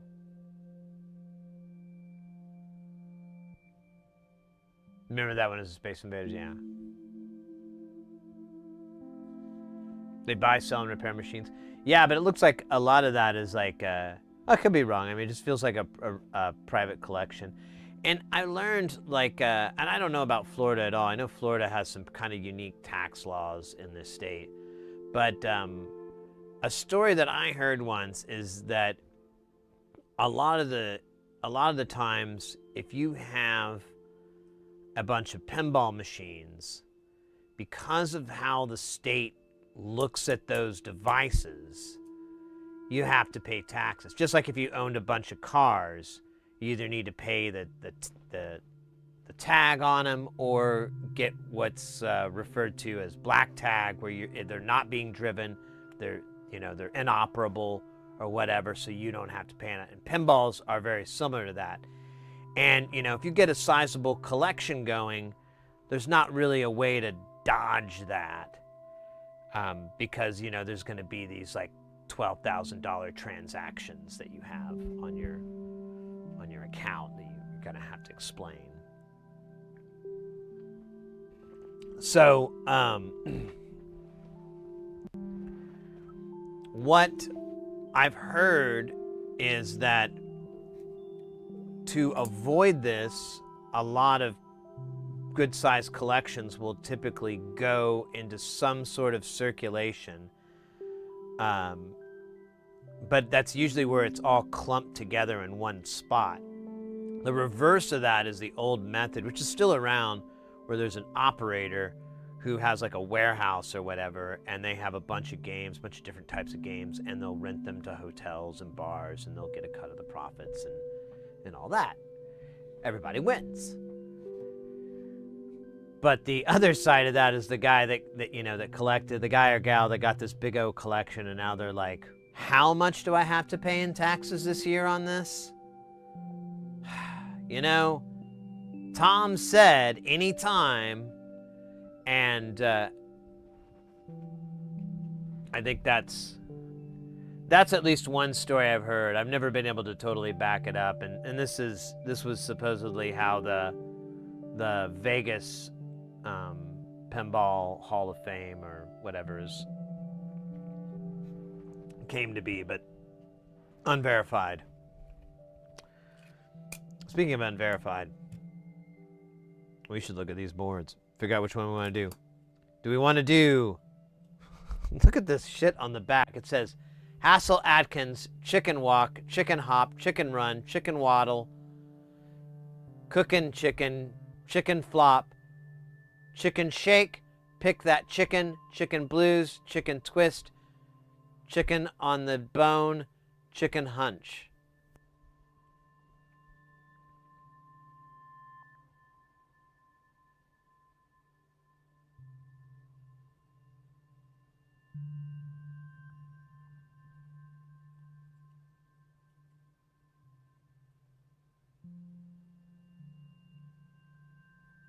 Yeah, I am kind of hungry now. Kind of burnt out on chicken. When you work at hotels and they feed you hotel food, they almost always, I'm sorry. Chicken is a very, very, very, I'm sorry. God damn it. They really like to serve chicken. They really enjoy it. They love it so much. You kind of wonder why. You know? Like, my favorite joke is, oh, right, let's go find out what kind of chicken they did today. You think they're going to have salmon? It's only been every other day. Like, oh. And it wouldn't be that bad if the chicken was good, but every time it's not. Because it's chicken.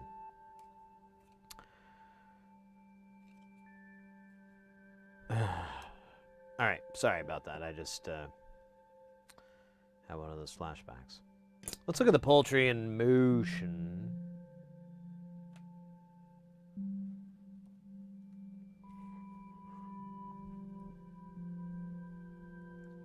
Chicken is dirt cheap. I know. Well, it's easy. You can. It's also really easy to farm and so forth. Like you can yield a lot from a small square footage.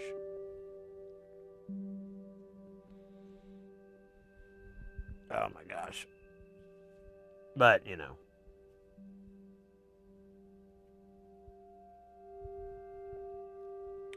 There are downsides. So I think it was while I was on the road, they did officially release the Pseudo. This is a new module from Nonlinear Circuits. Pretty on par with NLC. Just putting a new one out every other minute. Or once a month or so. Pseudo is a pseudo-random binary sequence noise tone generator based on the idea presented in Electro Notes number 76. It can be used in two ways. 1. Pattern generator supplying 4 different CV signals and 2 gates. It can be locked into loop of 8, 16, or 24 steps, which can be reset by the switcher or a gate signal. 2. Noise tone source. A fast clock signal from a VCO allows the module to generate harmonically rich tones, again in 8, 16, or 24 steps, and pseudo-random noises. It has a number of differences to the EN76 circuit, notably CMOS chips rather than TTL. It requires an external clock to run and drops the probability switches. Instead, there is an external input for resetting the capture wheel, or just do it manually with the switch. The circuit contains 2 24-stage shift registers. One is moved around by the incoming clock and has a module 2 feedback and subcircuit. This allows for a sequence of over 16.1 This allows sequences of over 16.7 million steps, which is an 18 kilohertz clock. It would take about 15 minutes to repeat itself. The second shift register section can be set to loop or repeat itself at 8, 16, 24 stage, and the loop can be refreshed by a gate trigger or simply toggling the switch. It can also be set to not loop or repeat itself, as in noise. The CV outputs are set up differently to each other. U1 and U2 are binary weighted, similar to a digital to analog circuit DAC. U1 takes its 6 inputs from a spread across the 24 stages. U2 gets them from 6 sequence stages. G1 and G2 enjoy the Gaussian distribution, more like a bell curve. Similarly, G1 gets its 6 inputs from a spread across 24. G2 are consecutive. G1 and G2 outputs are more predictable and can often look like a slightly glitchy line wave by some resets. Wait, can look like a slightly glitchy sine wave, but some resets will give you some very odd patterns. U1 and U2 outputs are usually all over the place. These outputs generally range from 0 to 5 volts to, plus or minus 5 volts, though sometimes can stray outside of this range or be less than plus or minus 5 volts. The gate outputs range from 0 to 5. Loop will give 8, 16, or 24-step gate patterns that reset along the CV. Pseudo-random is one output not connected to the loop section. It continuously supplies a pseudo-random series of gates that are useful as fake white noise at a fast clock. Ah.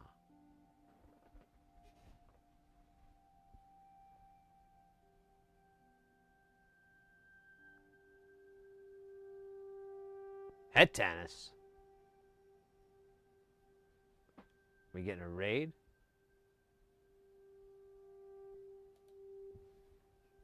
All right. I'll put my pants on.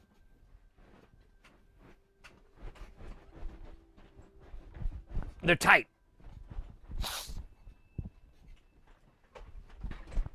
All right. You got to jiggle it back down in. I learned that the hard way.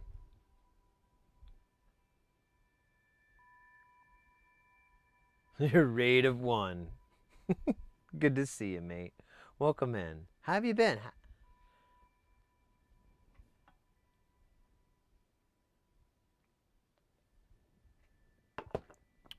We're looking at, we're just kind of looking at the internet. I kind of got caught up. I was on the road working, and now I'm back.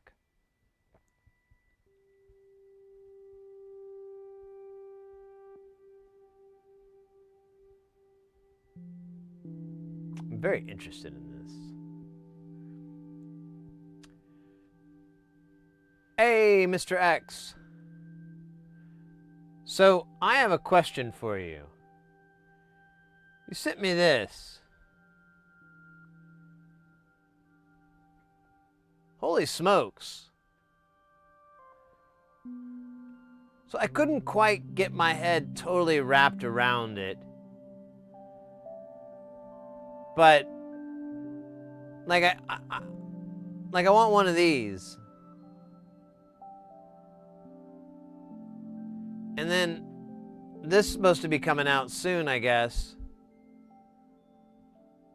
So I have the Phaserville firmwares on my 3.2s, but I don't have this, and I want it very badly. And then I understand this is coming, this is on the way, but ditto on this. This thing looks killer. Well, you can usually rotate them. I don't know, I'm not. Or the 1U version too. I did see, so I do have 1U options from, I think it's jack plugs. I can't remember exactly. And I don't know, I don't have anything to put it in, so I haven't bothered to go that method, but I don't know, I'm thinking about it. But I'm trying to figure out from all this, because it doesn't really say it. But I'm trying to understand if so it mentions the 10C32, but then it does mention a 10C41. Yeah, and then it brings it to like that, so it's like, thanks, bro.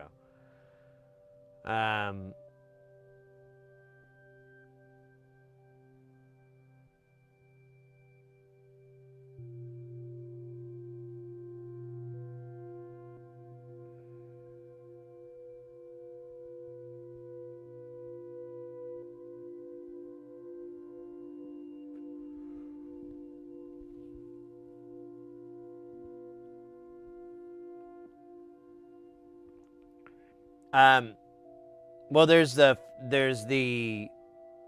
4.0, and then there's the 4.1. The 4.1 is a bigger version of it, if I'm not mistaken. This too.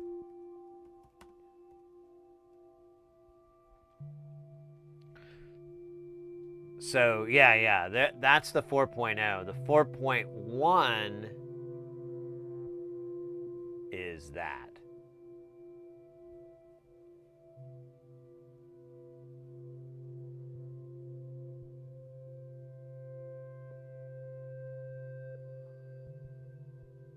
So it's got 4 more pulse width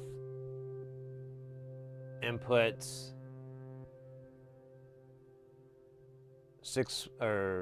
4 more analog inputs, another serial, more flash, blah blah blah blah blah blah blah. It can actually do some pretty hefty lifting.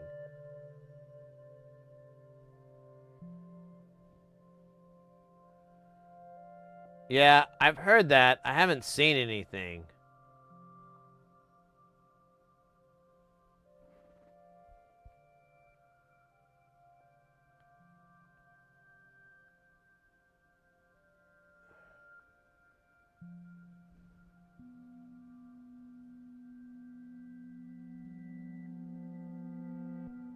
Yeah, I mean, but I haven't seen anything from PJRC bringing that up, you know? Now, a lot of that is just because I'm lazy, but, oh,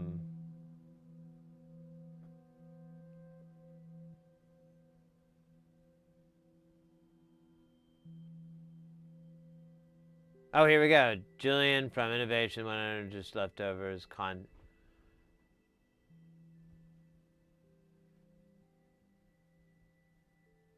Yeah, they're just posting whenever there's extras found and people are trying to cash in on them.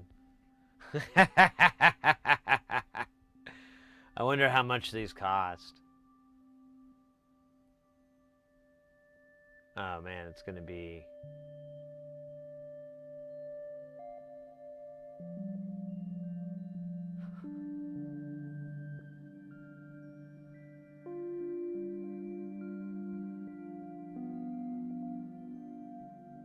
Here we go. October 11th, the buy button will go blah blah line 4.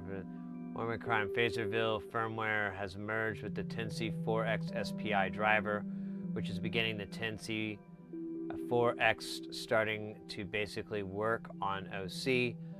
Much work remains, but it's safe to say Armored Crimes will continue and likely develop a lot more compatibility on the 10C4, blah, blah, blah, blah, blah, blah, blah.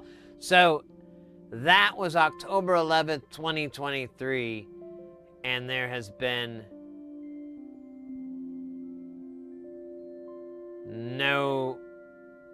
nothing since. So there we go. Okay, so now I've seen that, but that was years ago, and that was a post from Phaserville. Phaserville hasn't come through yet.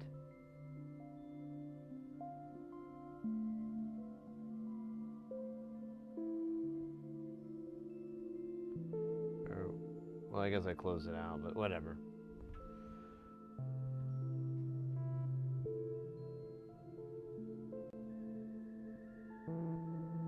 Yeah, but I was just on Phaserville's site, which I lost the link to, so I can find it.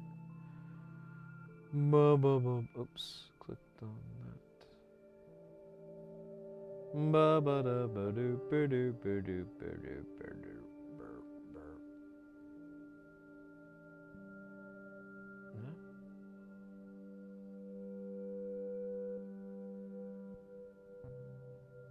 Oh, no, I had it just hidden in my tabs.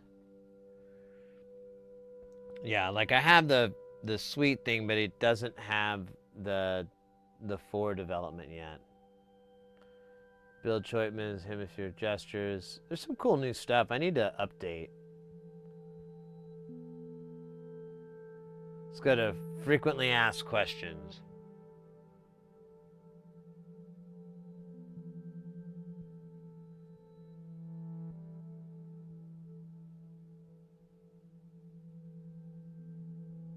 These aren't really the questions I feel like we're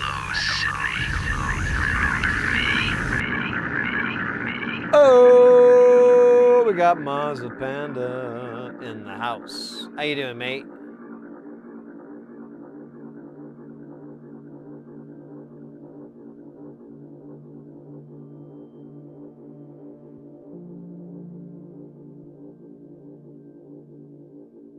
I like that.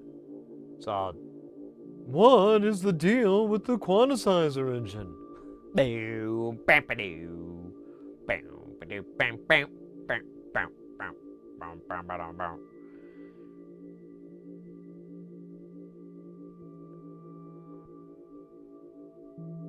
No, dude, I didn't mean that. Yeah, so I don't know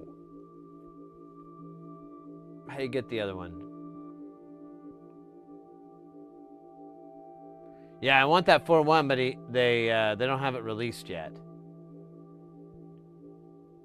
Like, if you click on the link, I'm gonna bring it up to the server tab. So it goes up to their Ko-Fi account, and you know, there's no updates here on it. I remember I went through here.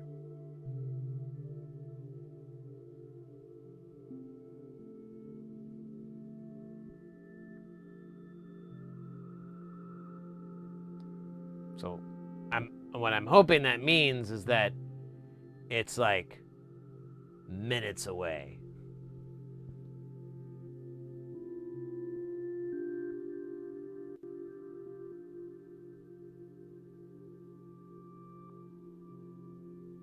Oh, well, that's possible, Abba, that, you know, it's just hasn't been, no one's been updating it to there or something like that. I'd like to see the finished guy, you know? Grab this. All right. The poultry in motion. That's what we're looking at today. I'm just gonna do an F, poultry in motion. There we go.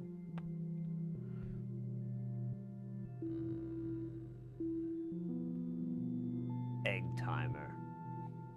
This module is a voltage controlled PT2399 delay with sync out. The sync is fed to a clock divider and divided down 12 times to 1 to the 4096. There is also a switch to run the clock divider as a regular clock, 16 hertz, 8 hertz, 4 to 1.5, etc., or just patch in a gate and use it as a divider with a separate delay module attached, or use it as a VCO, not a 1 volt per octave, with 12 sub-oscillator outputs, one of which is fed back into the delay section by default. Black and slash gold panels, blah, blah, simple modules, blah, blah, blah, blah, blah.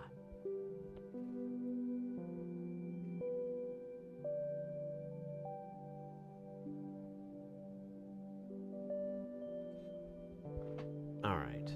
So that actually sounds like a lot of fun.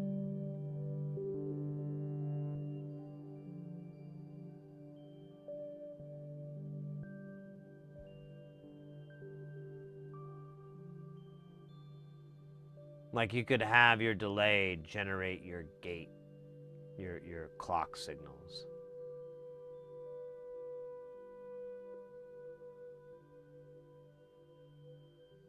I'm pretty sure we have all these parts. I don't, well, it's a DIY fine. So we could roll our own Vactrol on this. I didn't realize there was one. I'll be damned. All right.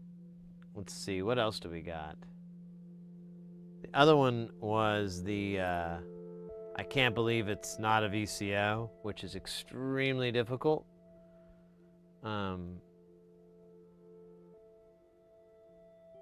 Wait, did I spell it wrong?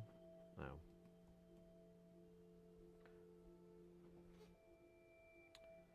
So check out this board just alone, and Okay, that doesn't look so bad from here. That's a lot. That's gonna be fun. And by fun, I mean hell. Absolute hell.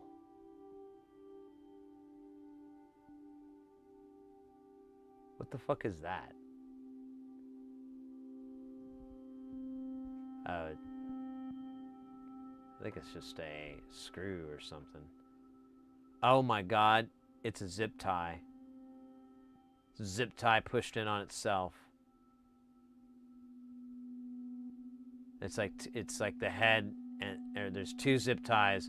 One is on one side, that's on the front, and then there's a separate one, and it pushes down, and that locks it in. Then you just cut the rest of it off. Hey, Doey, how you doing, mate? Good to see ya. Hey, it's good. Congratulations. Well, I mean, not to jinx it, but.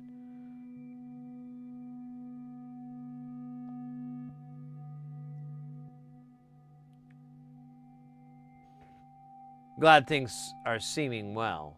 There you go. Just doing your taxes? How hot.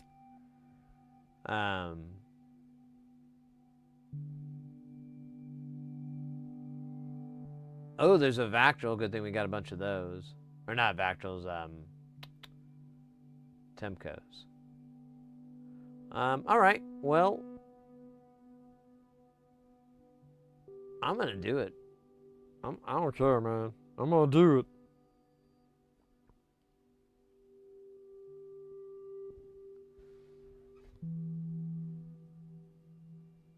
Let's read it. This module is based on the idea presented in Electro Notes number 132. It is a VCF with a filter exciter section to allow a wide variety of acoustic, semi-acoustic, and non-acoustic at all sounds. In a sense, it takes the concept of pinging the low-pass gate or ringing the VCF one step or two further. The decaying sound is fed back into the input via VCA. The VCA can be controlled by a gate or an envelope or both.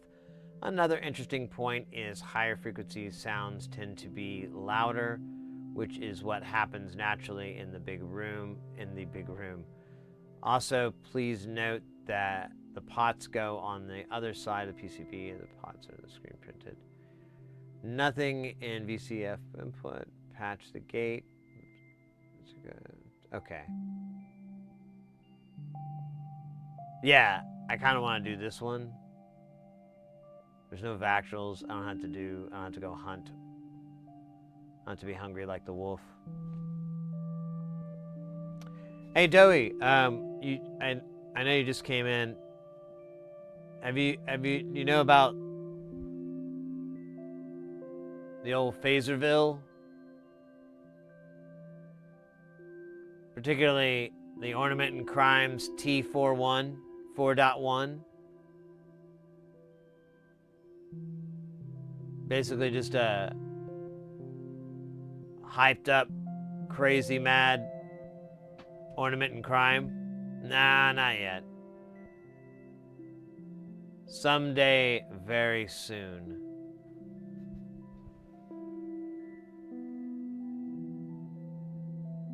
When we were looking over this earlier.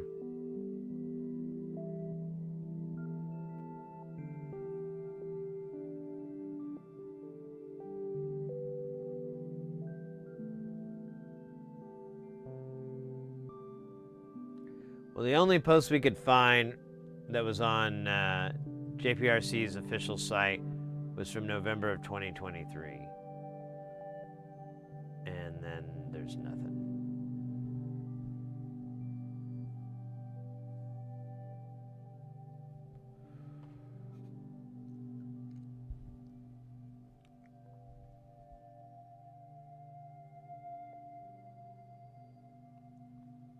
This actually, yeah, we could do this.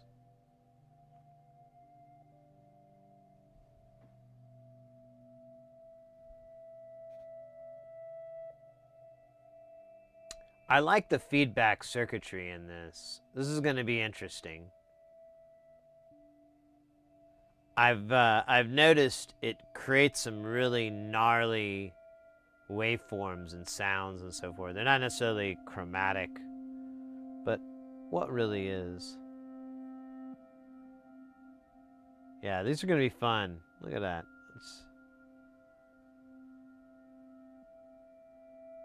Oh, now if you look here, you can tell these are solder pasted on or something like that. That is not, and I think that's how he does it. I think he has a pick and place and a reflow oven, and he just has the robots do it, and then he does all the man soldering.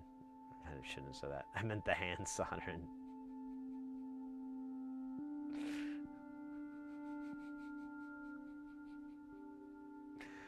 Oh, that was dumb. Top 3 dumb. But either way, that's a lot of diet. God damn. All right. This is not gonna be fun. It's gonna be crazy. I was nearly around with my new module I want, and he comes up to me and is like, "So, what firmware are you running on your OC?"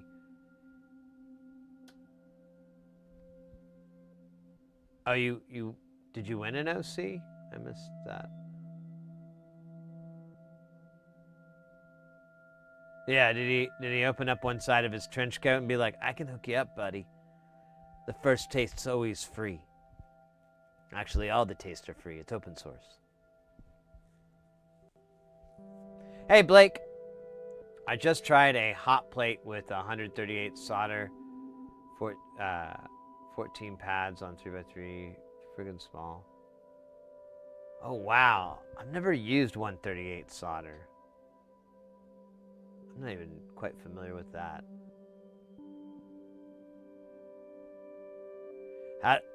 But either way, did it go well? I take it worked.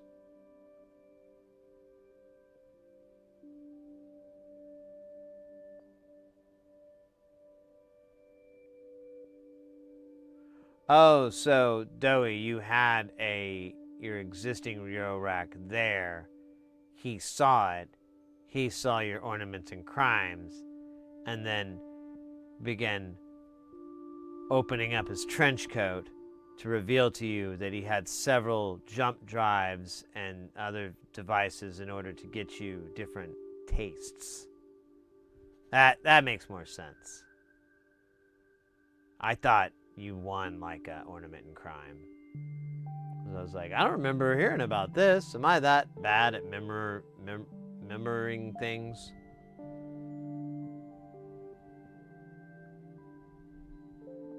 Got to where it took a few iterations, and I tidy winked one of the chips. 9 out of 10. Hey. If it works, right? It doesn't really... Everything else is... appearance. Alright. I kind of want to do the... I can't believe it's not a VCO. I'm kind of curious because Nice Data asked or brought up that the filter is a bit underwhelming, and that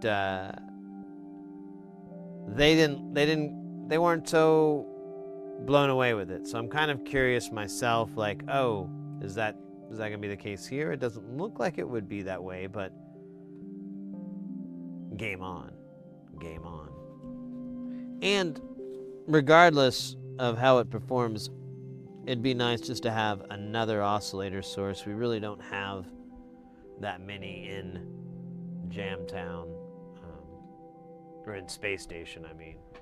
We've got quite a bit in Jamtown, but in Space Station, I think there's a bunch right now, but that's from those black panel modules that are from Jamtown. So only one of those is gonna stay for now. I got like a panel to swap it over.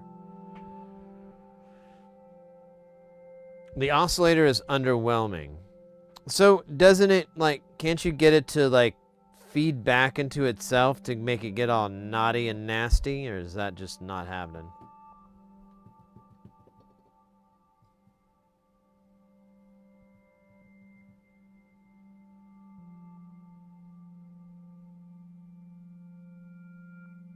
Oh, cool. Cool, Abba. 2 years. Can you maybe remind me, maybe, I don't know, is 3 months in advance too much for me to keep my eyes open?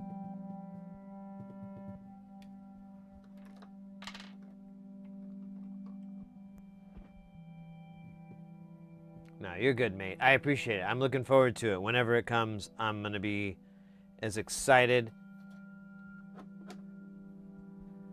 as I'll ever be.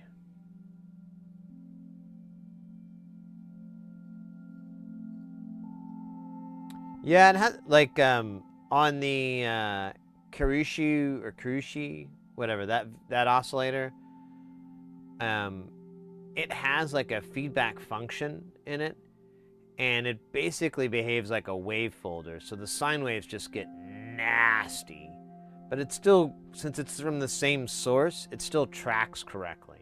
So it doesn't get all like, you know, I don't know, gross. Speaking of gross.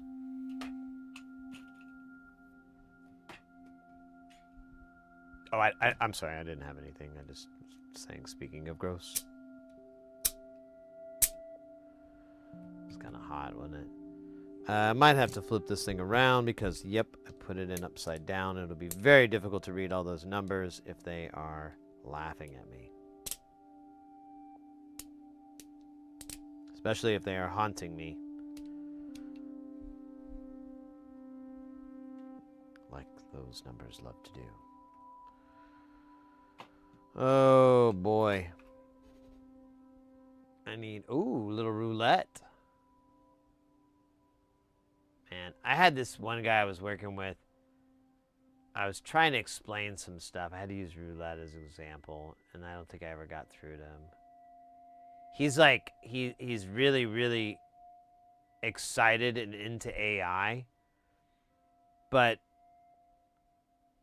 I think, and this is no disrespect, I don't mean to be rude or anything like that. It's just what I'm seeing is that I think it's more that he doesn't know enough about pre-existing things to really realize that it's not as good as he thinks. Like, for example, that we had this music that we had to use. It was like from that that AI generated music, like the Sonos or whatever the hell, and or Snasso, whatever it's called, and they were doing that and so forth. And he was like, "This is really great," and we were just like, "It just sounds like Bublé. Like, all this just sounds like it." And I kept explaining to him that I'm like, it's all derivative. He's like, "I don't know." And I'm like, "I do know. It's all derivative." I'm like, it'll get more interesting once they can come up with novel concepts and understand abstracts. But until then, it's just hacky hacks. Crypto bro.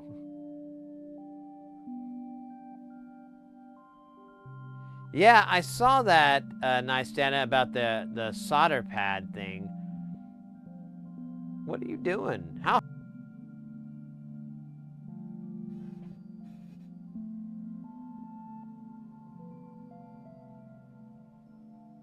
You might be going a little too toasty.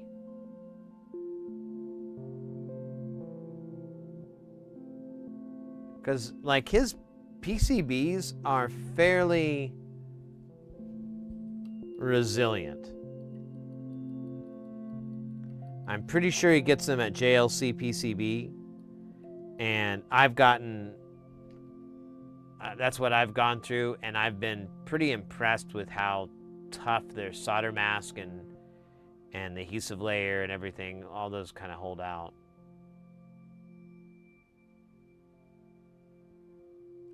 Yeah, so if it comes from desoldering, that could be a combination of,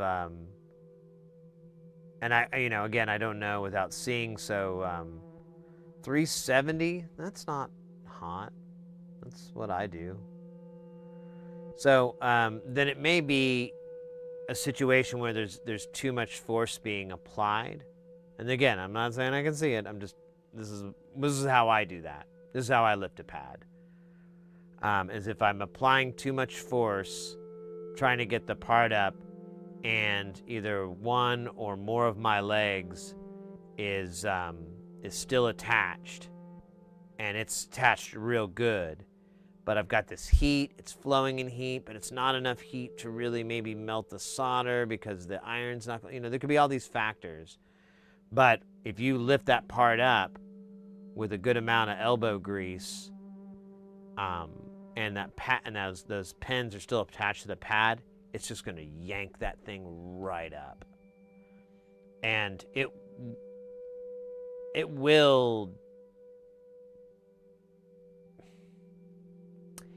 shouldn't do it if you're just heating the pad up too much. Now, the two things together are kind of the perfect storm, so it kind of makes it bad. But if you're like, if it's just leaving your iron on there too long, especially at 370 C, I don't think that's causing it.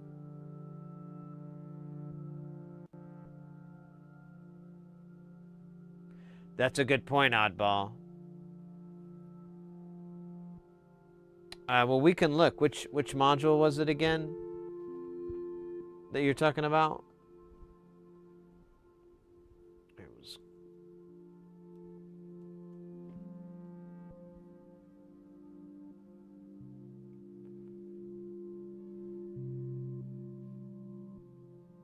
Yeah, it was too weak anyways. We must. It was the module toaster. Oh, shoot. That's right. Man, where are the...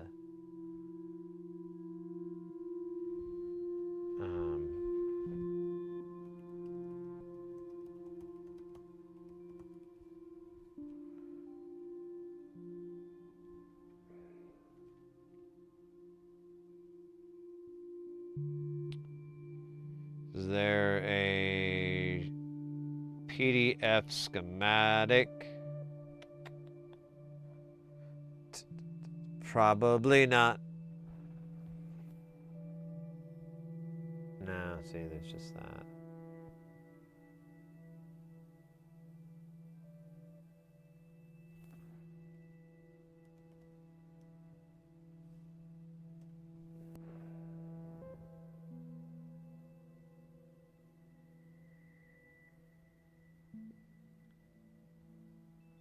Oh, so that it's going to be in...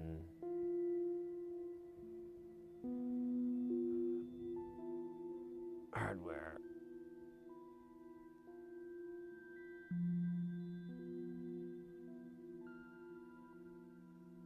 Yeah, this is like dip trace or something. I wish it was a PDF.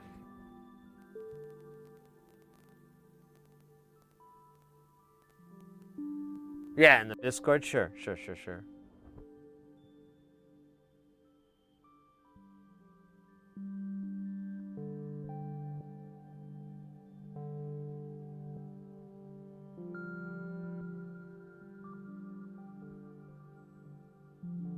So solder wick will work, but it's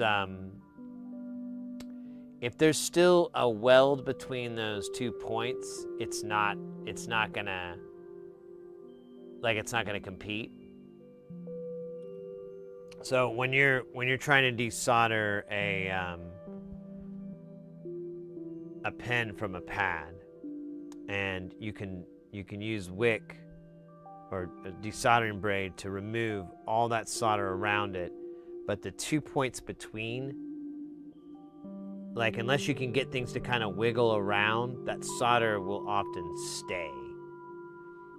So what I'll do typically if I'm using desoldering braid is I'll remove as much as I can get away with, and then I'll hit it with hot air, and not even very warm, like usually 280 or something like that, and I'll just lightly be lifting on the pad of the chip.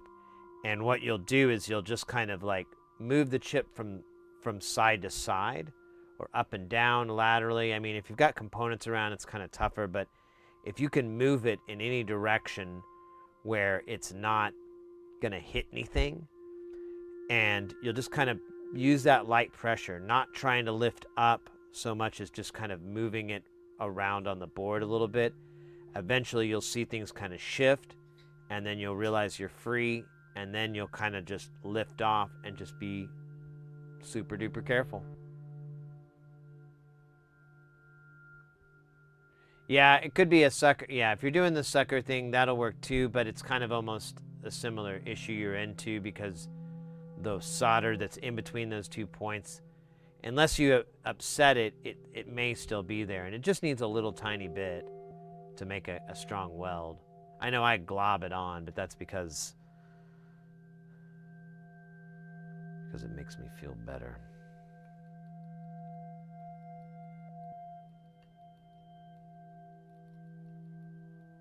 Inside. Gotta go finish chipping all the friggin' ice off the driveway. Ugh.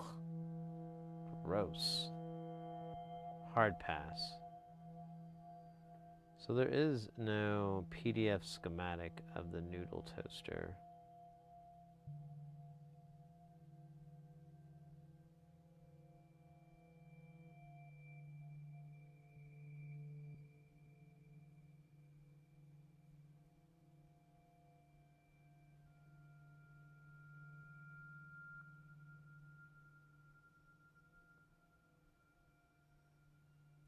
What chip is it? I mean, yeah, there's a lot of questions here. I wonder if I have the noodle toaster on my computer. Let me see. Noodle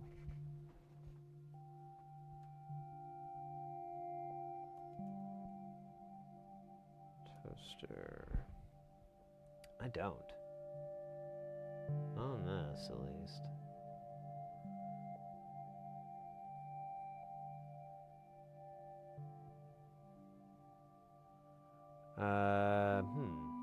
I guess I could download it. It's just gonna... I wish there was a fucking PDF. 6N137? What the fuck is that? Alright, I'm just gonna download this fucking thing. Doop-a-doop-a-doo, download as a zip. As a zip.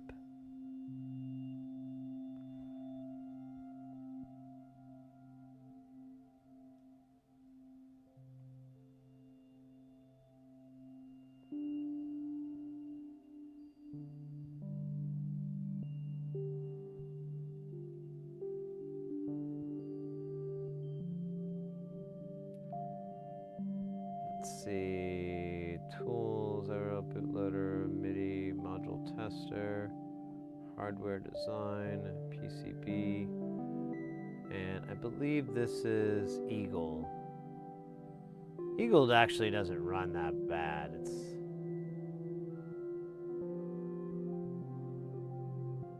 Let's see, let's do the board design.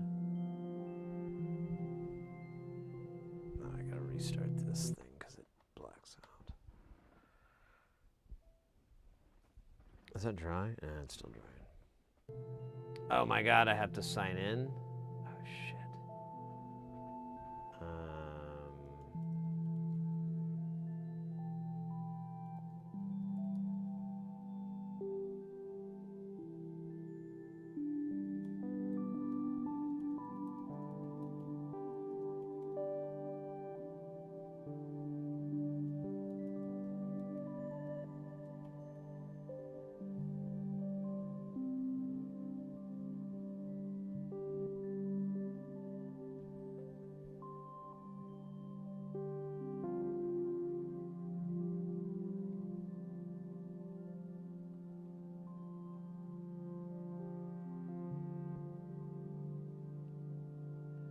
Oh man, I have to sign into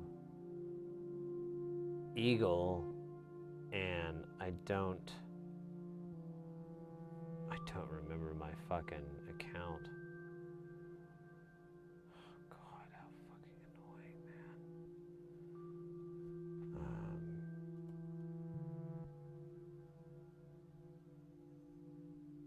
Yeah, it's not that. All right.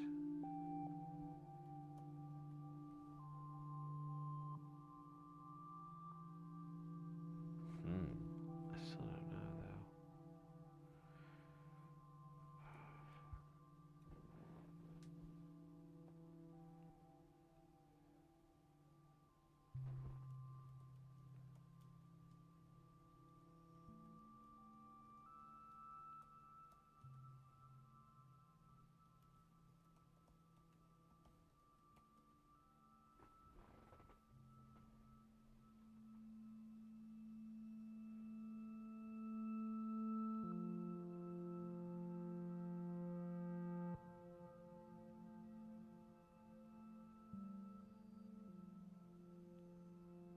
All right, I don't know.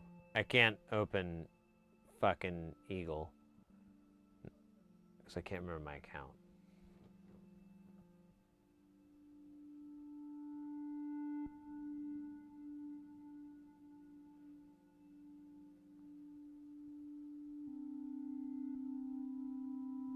Yeah,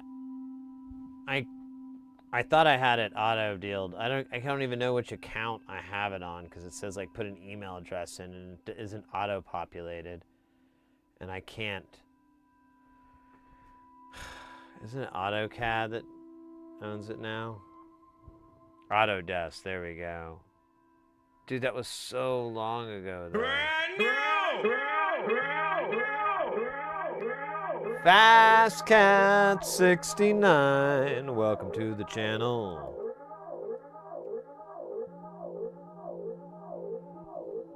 Yeah, actually apparently I have accounts with either of them.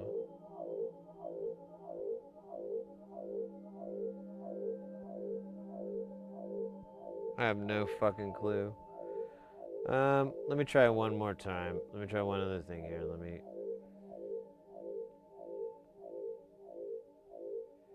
And if you put in the wrong email, it makes every time you have to put in like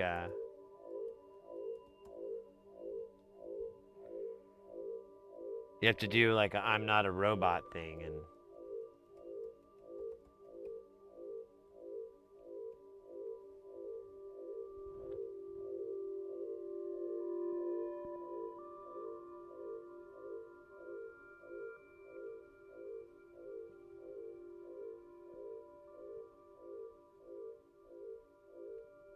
that's the weirdest. Yeah, I give up. I'm not gonna mess with it. I apologize. I don't have Eagle installed properly on this hunk of junk.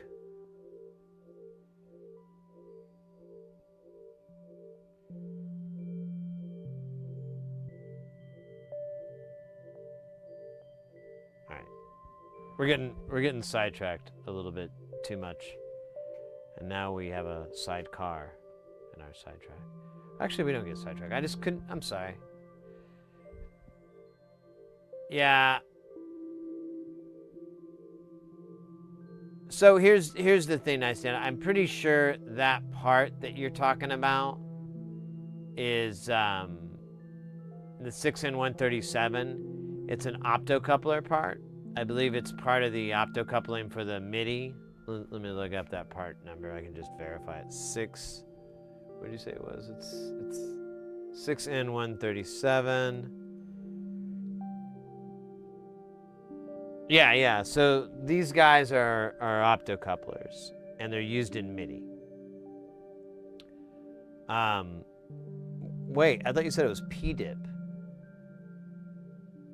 Oh man, did you rip up some dips? Ugh, that's raw. So so this whole thing is just for the MIDI. So if you're never planning to use the MIDI whatsoever at all, you could omit this entire part. It's not going to function correctly anyways now.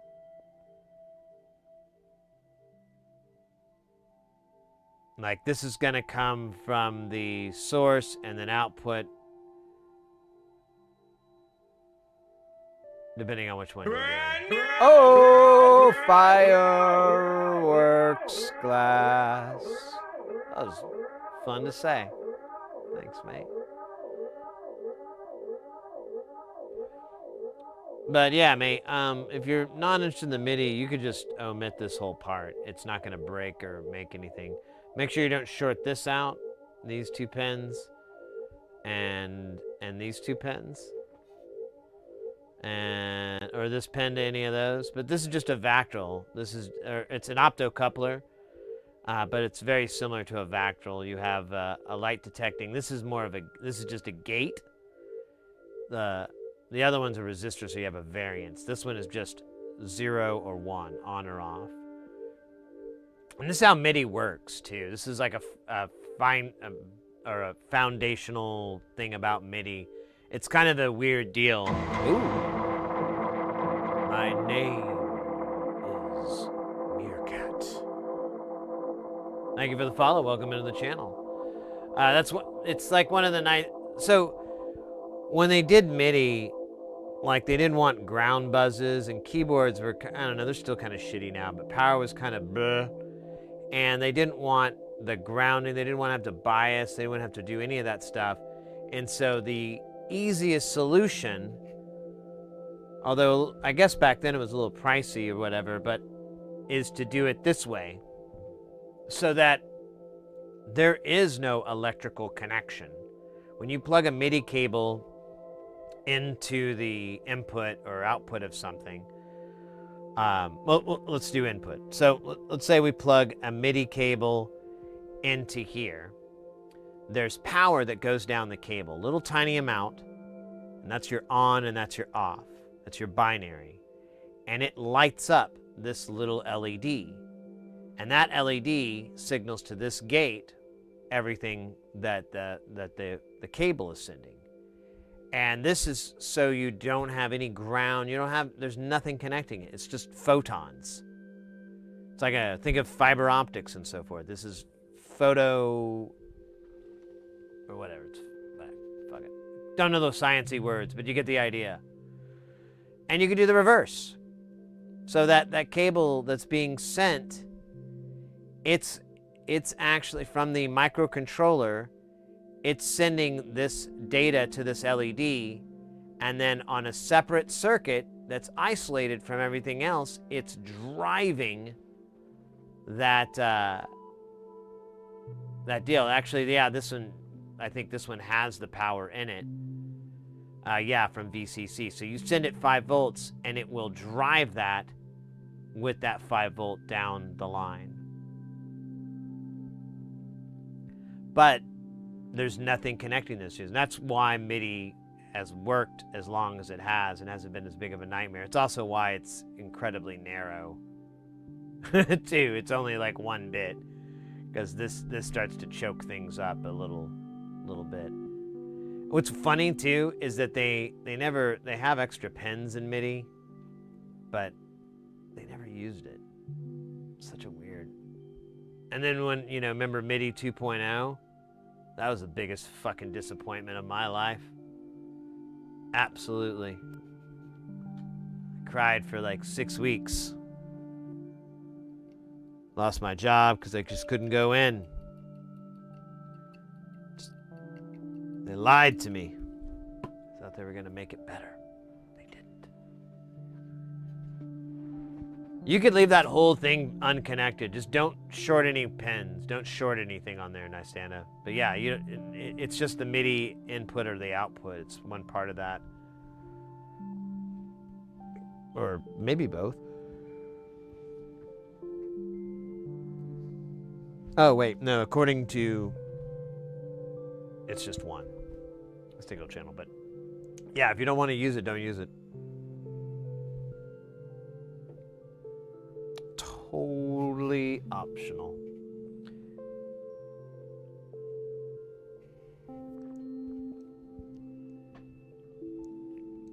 I'll tell you what, mate. Since you've got it on there and everything, and you're kind of okay with it, you could always run a line to it. You know, if you really want to, get your MacGyver. Oh wait, you probably don't have a MacGyver where you are. If you really wanted to kludge it, you really want to try to, get it working, you could run a wire from that to the 5-volt rail and it's not going to be a ton of work. You know, you're going to have to run it to the pen and then run that wire to the deal. And so you could practice that if you want. Totally up to you. But again, yeah, it's not going to make or break its functionality, just the MIDI. The MIDI, baby. Man. It's so funny when I come back from a gig. I don't eat that much on gigs. Like, we have these really weird, well, they're not weird, but these like schedules, and it all messes with me. You know what? I'm gonna grab a snack. We got an ad pop up. I'm just gonna grab a snack. Be right back.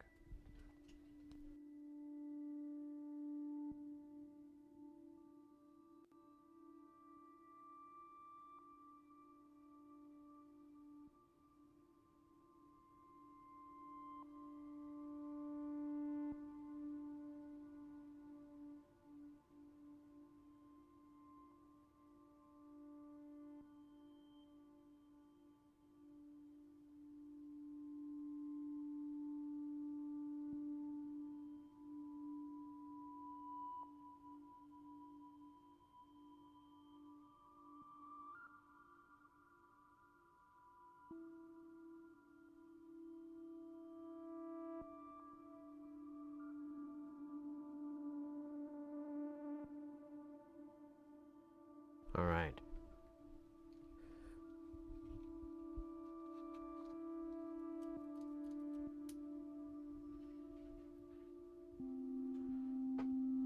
Total silence.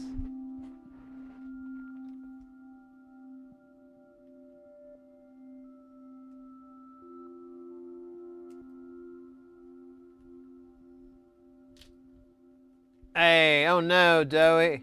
What are you ever going to do? You'll have to do it later. No. Oh, man. But what are you going to do now with your whole Saturday? Oh, man, that's going to... Fuck. My name is Meerkat. Can you remind me again where you got your purple and black work mat from again? You bet, mate.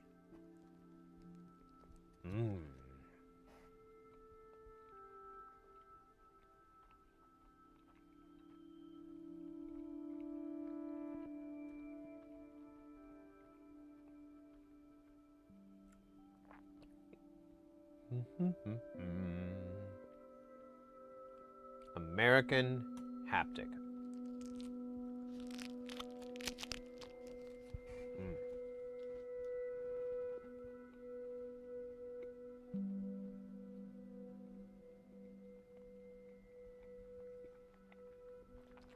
It was a little, what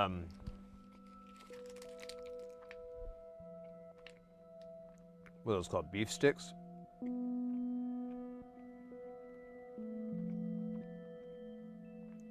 It claims it has 0 sugar.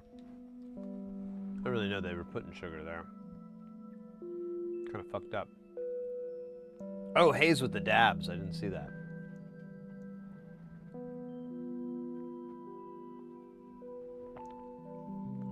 Now again, with that American haptic, I'm going to tell you straight up, that is a ridiculously high price to pay.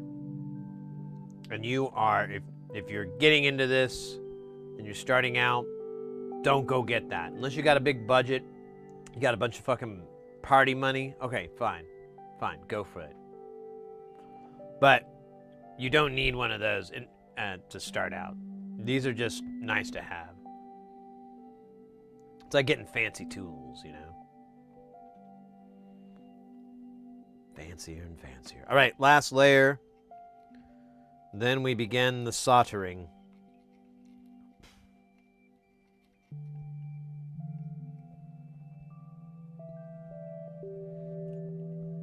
The great soldering. We sell hookers and coke. Gonna buy 10. Oh, I didn't realize that. Wow. Your family must feel very lucky to have that kind of bread coming in every day. I know I was watching, what was it? Scarface.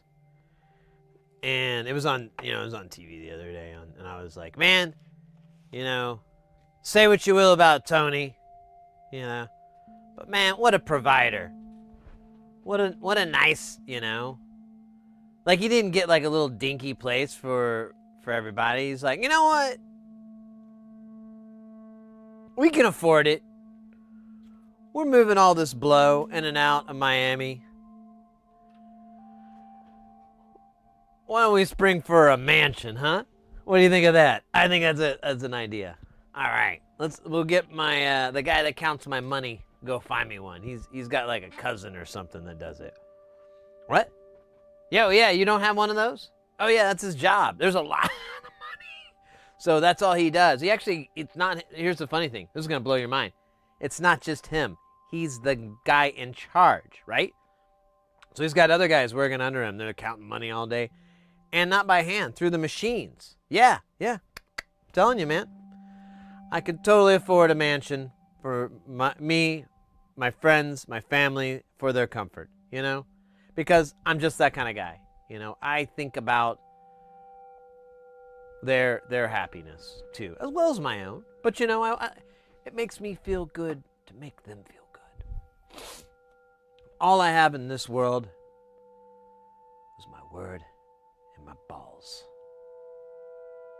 And I break them for nobody.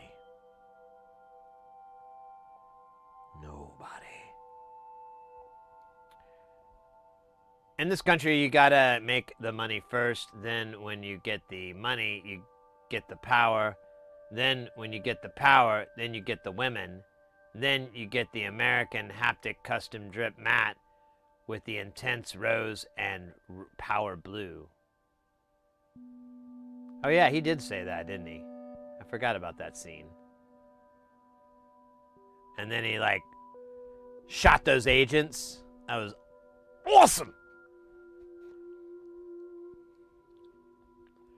Twitch guy 2, how has life been treating you? Not too bad, mate. I'm kind of in my busy season with work. So I'm doing a lot of working. That's where I've been disappearing for like a week or so at a time. They just keep pulling me back in.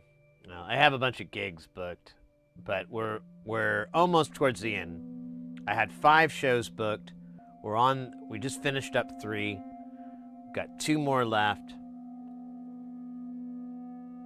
And then I'm free again. I'll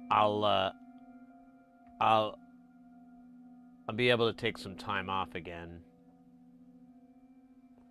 And then it should pick back up in May, June. But we'll see. These guys are...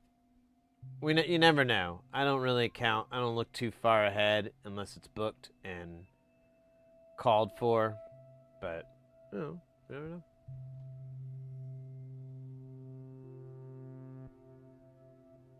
Start with the American haptic and everything else will follow.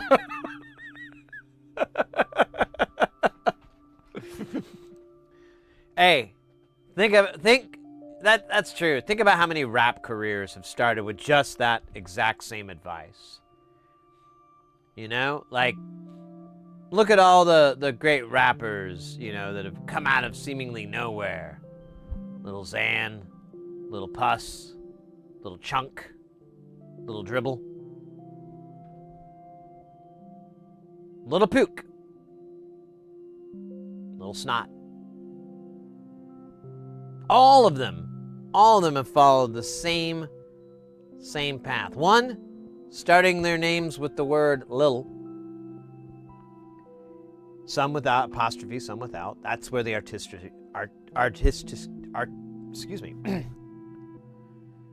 the artistry starts. But I think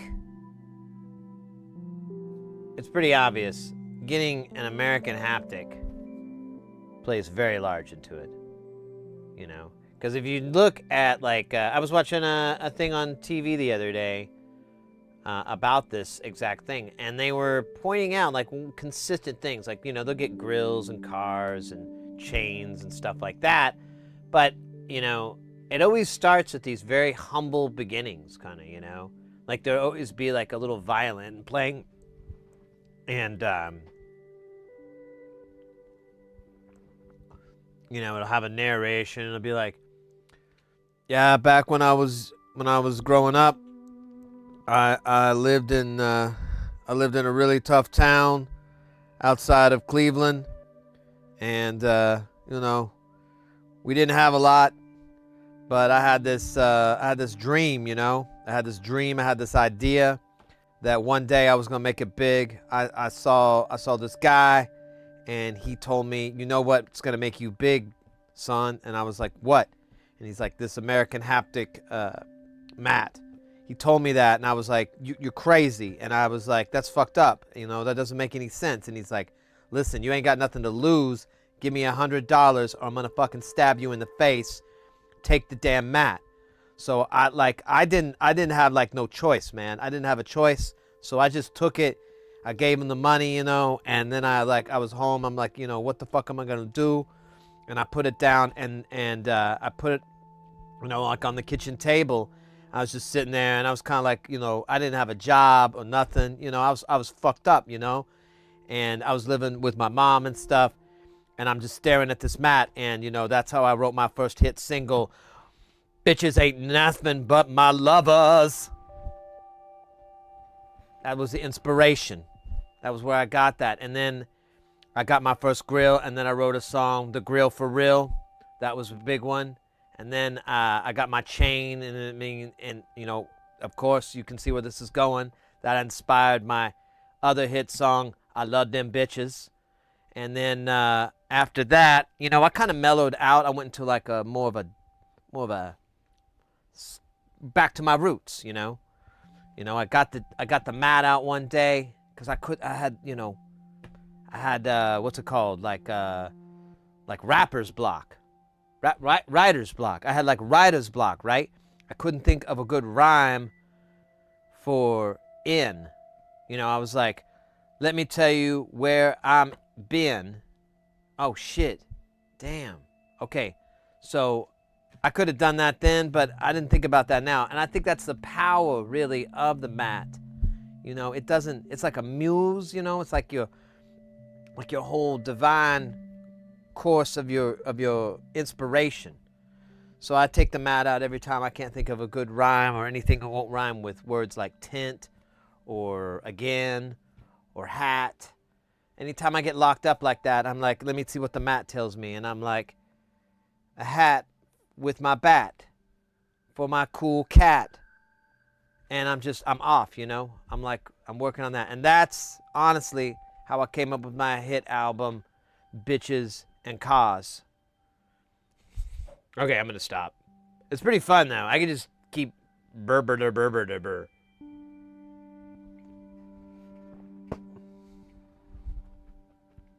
It would be better if we had like counter narration, like we follow him to his home. From his small, humble beginnings outside of Cleveland, Ohio, to his upscale life in Beverly Hills. Actually, that would be fun. Maybe I'm gonna write that down. Because if I don't, I'll never remember it.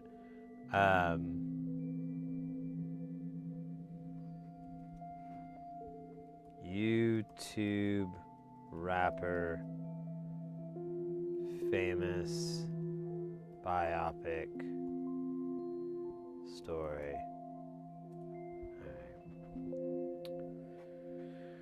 There we go. For the kids. I never did dab, did I? Oh my God, I'm so sorry. So sorry. Mr. Hayes.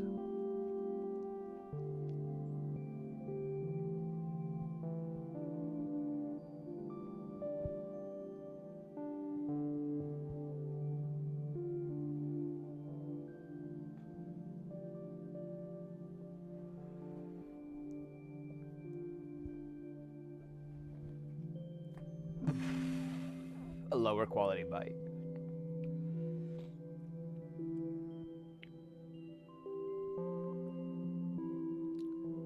I could really write this out. Like, this little character is actually kind of funny, because I've been, I'll work and talk at the same time. So one of my dorky pleasures lately is watching YouTube videos of I don't know, it's just like what happened to this or whatever, and it's usually about YouTube stars and things like that, and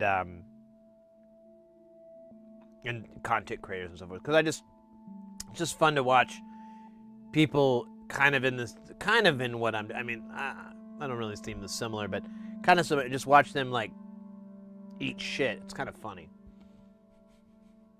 And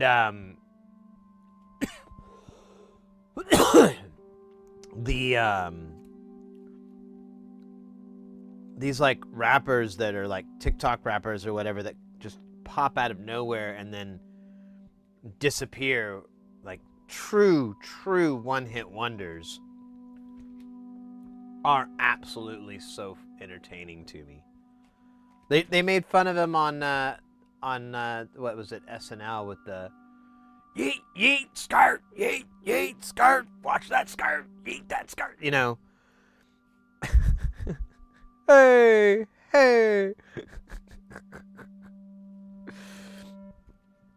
That was when I realized, like, oh yeah, that is kind of a problem. That is kind of a meme. What's up with that? I don't know if it's a problem because it's providing entertainment, mostly in the form of comedy for me, but I'm sure people enjoy it.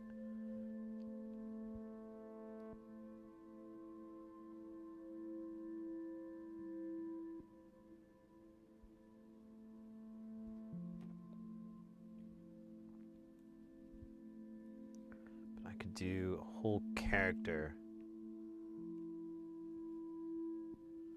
of some internet rapper who uses, maybe, I don't know if the mat is gonna make, actually it might. Do you think American Haptic would let me, like,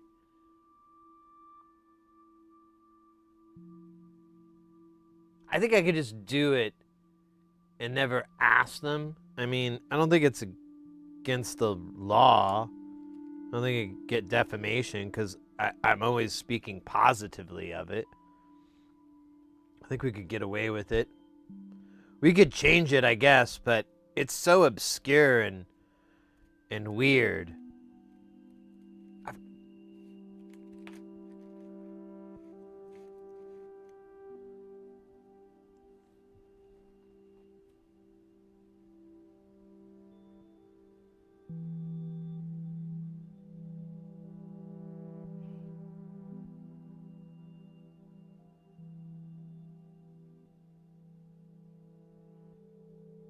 When are you gonna do a sponsored dream stream?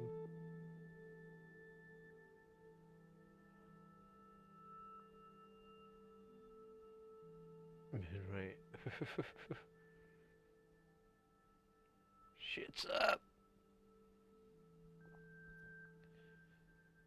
I don't know, I could reach out to American Haptic and do that.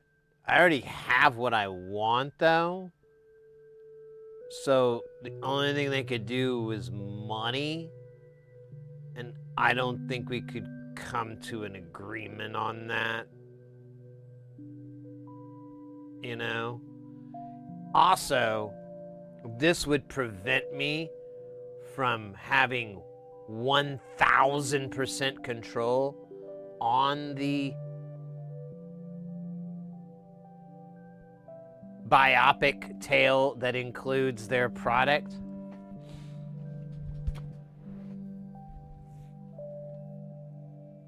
I mean, technically, it's just it's parody, so it's not that big of a deal. And plus, it's not defamatory or defamatory or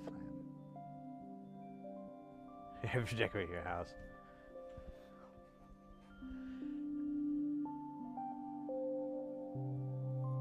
sponsorship equals censorship. Yeah, I kind of, so, and here's another thing too. I'm not really, I have a very high breaking point for that stuff. You know, like a high threshold. I don't really appreciate content creators doing that so much. You know, I mean, I really don't know what kind of money we're looking at.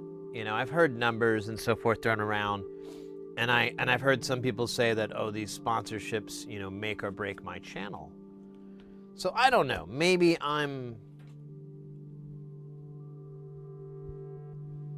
wrong or something. I don't know. But I'm not really a big fan of it. I don't like it. I don't care for it. I understand it. But I don't want to say never, because there are certain things that I cannot afford, and if a company reached out to me and said, we would give you that thing, and I was like, okay, do I need to do anything? And they were like, put our logo on the bottom of your Twitch and YouTube page or something like that, or here's a link to the thing, I would be like, fine. Can I use competitors' devices? And they say, yes, fine. Then we're good. And I'll be fine, but those are terrible fucking nobody wants that from a small creator, you know? If it was something, you know, big like Linus Tech, you know, they wouldn't give a shit. They'd be like, oh, we don't care. But, you know, smaller ones, I don't think I have any leverage like that. And I don't really intend to ever that happen. So I'd rather have fun with the absence of leverage by just making fake ads for comedic value. There's a streamer I follow. He does something kind of similar, but he writes these songs, and I really don't care for the songs, so I usually skip over them. They're funny, but I'm good. I want to get to the thing. But I could misinterpret that and do the same thing. I don't know. It's probably a dumb idea, but I have so many dumb ideas. Oh my God. I have like a hat. I'm not shitting you. I have a hat filled with little pieces of paper, little tiny pieces of paper of bad ideas. I call it my hat of bad ideas. I also call it Larry for some reason, but that's another story. All right, so as you can see on this board, there is some sort of texture. This texture is the flux powder that is inside the liquid flux. Now, I keep seeing people use this flux, but it's still wet when they use it. Like they're always hitting it with their iron when there's alcohol there. And I know you can do that, but I'm like,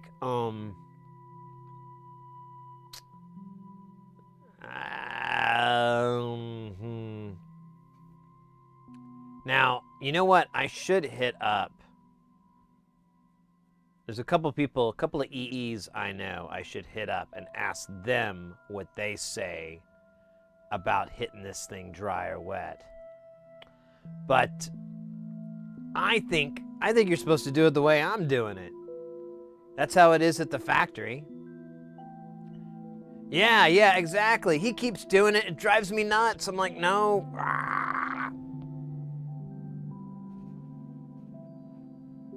There's a couple other content creators. They do a lot of stuff where I'm like,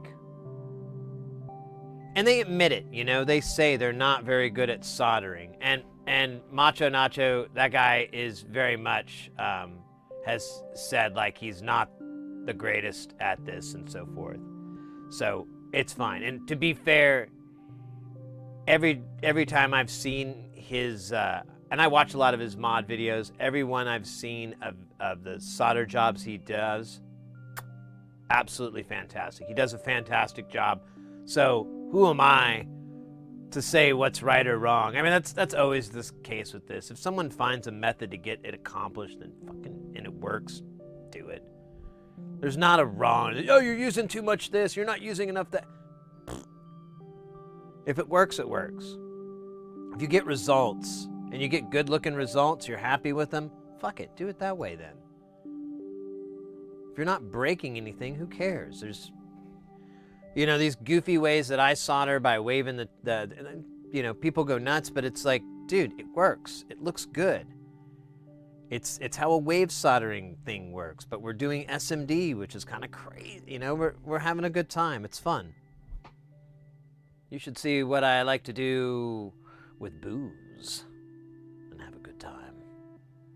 That's right, I pour it out on the counter and I let it evaporate, and then I drink what's left on the table, which is usually kind of water. Did he have bottles of Flux? I didn't want to bring it up because I didn't really want to associate ourselves in any way, shape, or form with Diddy and all that. But yeah, he absolutely did. He had a lot of different fluxes, actually. If I read correctly, they found a lot of tacky flux, like a lot. I think it was somewhere between 2,000 and 3,000 10 milliliter syringes, like applications. So I don't know what that is, like a bunch of liters. And then what was it? Yeah, the liquid flux too. Lots and lots of that. I don't remember how much. I think it was like 400 bottles, but that actually goes a little bit further than the tacky, so it kind of made sense. And then it was like 200 pounds of rosin flux. I don't even know what the fuck they were doing with that.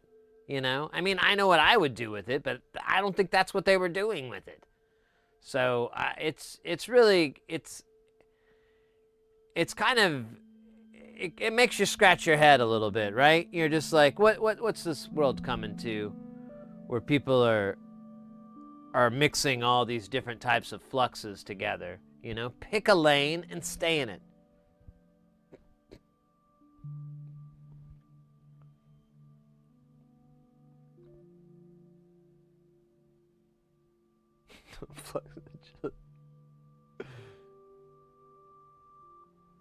The fumes. Oh, we haven't even started heating it up. The heat is not on. It's not on the street. Saxophone solo. Sorry, forgot. That's written there. It's supposed to play a saxophone solo. Okay, we need to play one of my favorite games. I love to call it, is that 100K or 100R? Now that looks like a 100R to me. Oh, who was it? I can't remember. Oh wait, no, it was, well, did someone else do this where he had 4 components close like this, and they accidentally had them go this way instead of that way? They 90-degreed them. I know I saw it in the Facebook group, and it was actually Andrew who pointed it out. You did it too, so or maybe that was you. I don't know, but yeah, someone did that in there, and he caught it. There was like a photo of it, and he just circles it, and he goes, "It's supposed to go the other way." And they're like, "Oh my God!" Exactly, and that's one of the issues, like how these are bunched up like this with 805, and how these these courtyards are with the one he uses, they become symmetrical. So it's the same distance, or nearly the same distance. It looks like it's a little bit further this way, but some of these might be more smashed in. But yeah, super easy mistake to make, and kind of tricky to spot too from when you're doing your overview, because you'll see. I mean, you may not even see that, and this may make total brain sense that, oh, this is that and that is that, but lo and behold. Mercury, tastiest of the transition metals.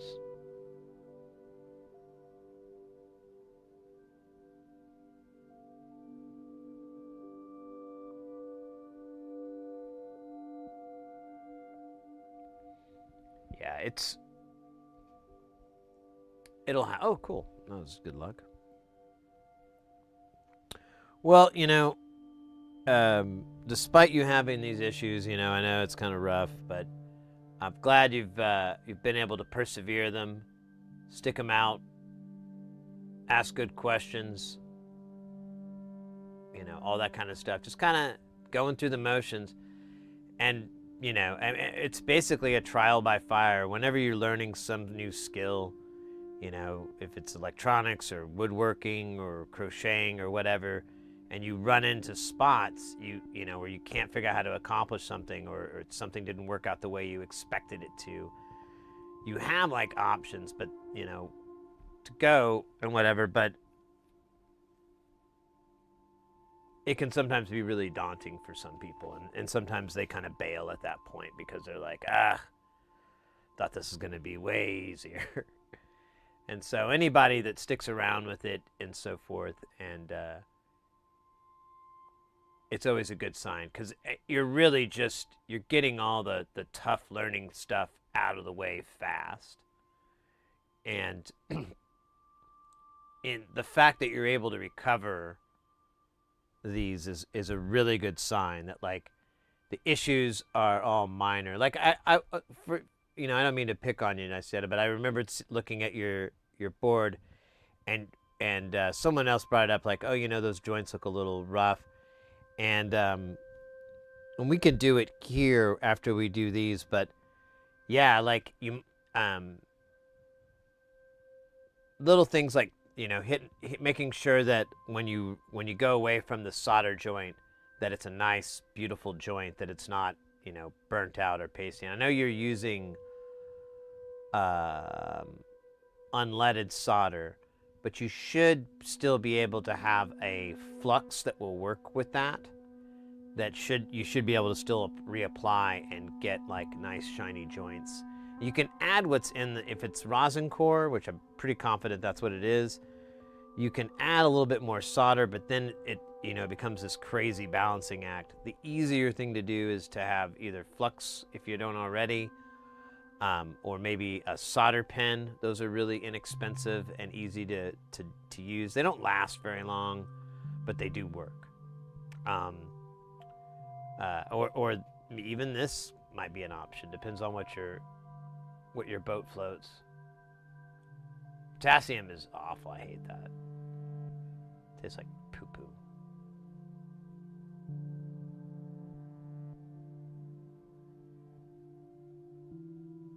You make the blobs less blobby. Yeah. That was my only thing, because like aside from just keeping away the spikes and making them nice and shiny and whatever, it also will kind of confirm that your joint all the way to the pad is good. Like, everything's good, because once you put that flux in, it reflows all the solder, and it just makes it, T1000. What, I don't know. It makes it viscous.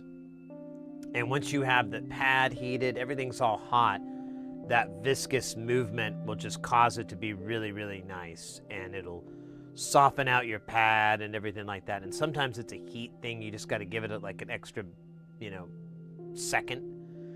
But if you pull away and it's kind of spongy or it tries to follow the iron or whatever, that's an indication that you want to add a little bit more flux. Tap it, meld it with the heat and everything, get a little bit of smoke off of it, and then you should be able to get away. Oh shoot, I forgot this meat wad for 5. Right, meat wad for 5, right. Oh, it's meat wad freestyle wrap. God damn, we're never gonna get this board built. Solipsistic, you asked for it, and we deliver. Actually, we haven't done one in a while, so it might be fun.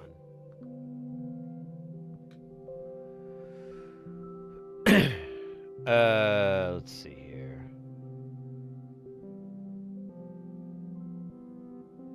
Hip hop. Okay, let's see. Let me stop the jams here. And we'll start these jams here. Oh shit, we don't. I don't think I have it built. We could do it though. I think we could pull it off. Let's try it. Adobe Character Creator.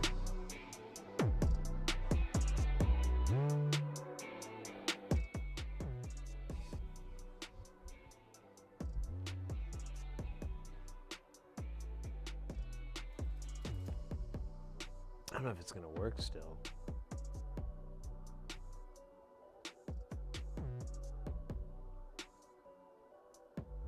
Alright, looks like it's still working. Let's go to...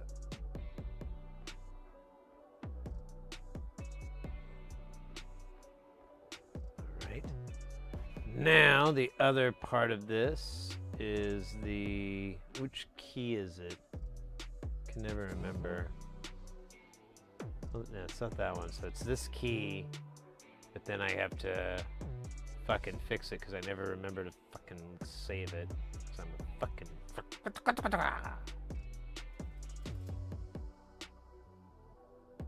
Where's... There it is.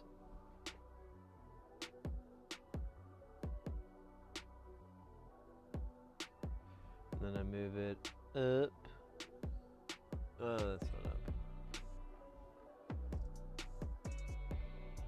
Alright, that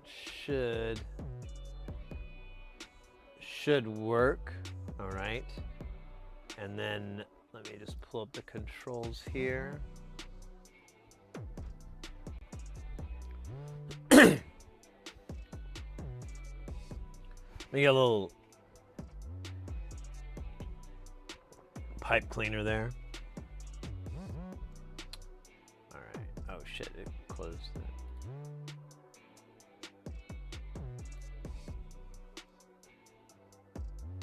Alright.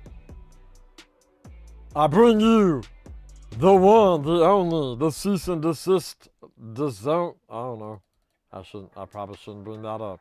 All right, y'all. What up, what up, what up? We got one of my Meanwhile freestyles, and that's in the house for you, and not me. And this is where we gonna rap. So, hey,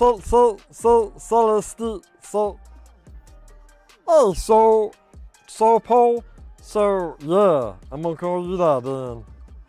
Cause, you know. Anyways, so my question is, do you have a rap for me? You have something for me to rap about? You want me to break it down? Or you want me just to go straight from the dome? That was not my real voice right there. Dome it is, my friend. Let's find a hard, inspiring beat that makes me think about the street and the fact that I'm meat. This is for peeps, and I'm no sheep. Ba ba ba beep, la ba la beep. Let's go, yo, I don't flow when I know no go. Ho, yo, don't you so, when I'm gonna be it, when I be my mo. Gee, da, don't you gonna see it, don't you gonna know when I'm gonna be it. Ooh, ah, let me don't see it, let me gonna be it. Damn, what? Huh? Do what? Do what now? Holy cow, don't you understand the foul? Don't you understand the thing that I'm allowed to say when I'm gonna be on the mic? I'm gonna be who once and I'm trying to be right. When I'm gonna see it, when I'm gonna be it, when I'm gonna feel it, when I'm gonna feel it, when I'm gonna do it, when I'm gonna be it, when I'm gonna, oh my God, don't you see that I'm gonna be me? Ooh, wow, don't you see that I don't think that made much sense to me? Oh, don't you see that I'm the meat man, damn you, don't you be? Ooh, wow, don't you own the miss? Let's go. What? Bring it up now. Let me tell you now. Uh-huh. What? Bring it up now. Pa, Carl, let me tell you, he's got the sweetest little pool in the entire lot. I'm gonna be in that pool because everybody does. Damn it, don't you know it? Ooh, yeah. Got my water wings. Got my shiny things. In Carl's pool. Let's go now. What? What? What? What? Holy cow now. Huh? Huh? Do? What? What? What? Just a second now. Okay, hold on for just a second. I need to. Wow, that is really hot. That is not right.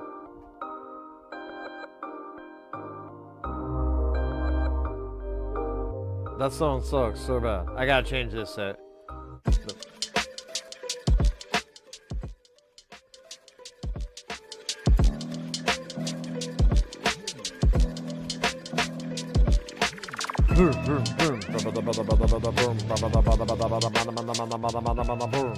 Okay, keep going. What's this about? Flowers? Fun.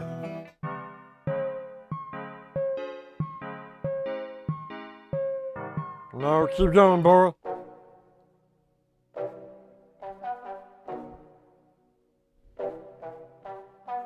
Keep going. Yeah! Pump it up in my headphones. Bring it on louder now.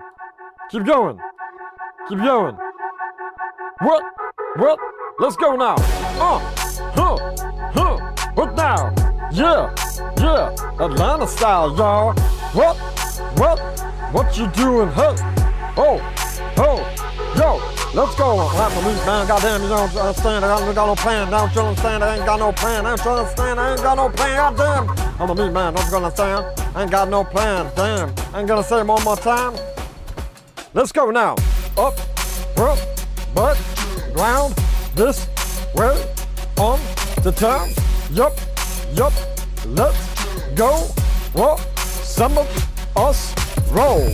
If you know what you're gonna be doing now, cause I'm the meat man. Holy damn, holy cow, wow. I don't understand half the things that I say, but I do it anyway, cause I'm just that way.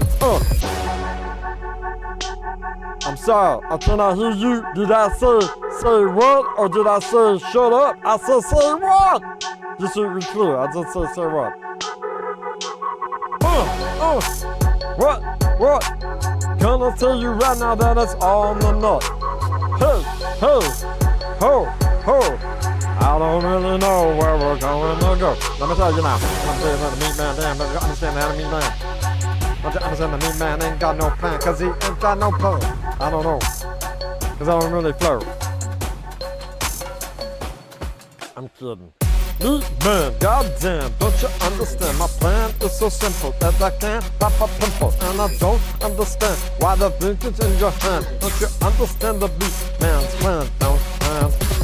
What you gonna go?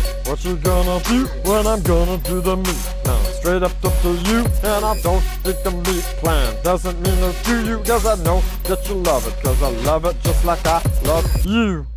I do love you. You bring the shininess to the sky and the darkness to the toilet that I probably should speak to a doctor about, because the doctor's gonna be like, that shouldn't be that dark. And I'm like, yeah, I know, but it's probably because I eat crayons. And then the doctor's like, hey, you shouldn't be eating crayons. And then I'm like, what? But they're nutritious. They are. They're really good. They're a good source of fiber. And the doctor's like, no, you shouldn't do that. That's probably why it's so dark in your toilet. And then he starts looking around for a hidden camera. And then he says, are you Ashton Kutcher? And I'm like, no, I'm Meat Man. I want my drugs or something. Anyways, that's all I got for you today. Join me next time when we figure out which one is kid and which one is play.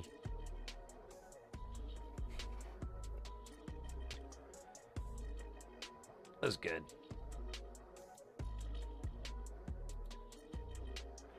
I got a little tongue-tied there. I haven't done it in a while.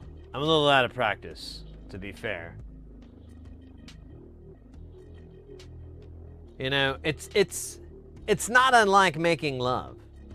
You know? It's been a while. But if you've had some consistent practice, you know, and you're like, we're just, you know. I mean, I'm just speaking from you know,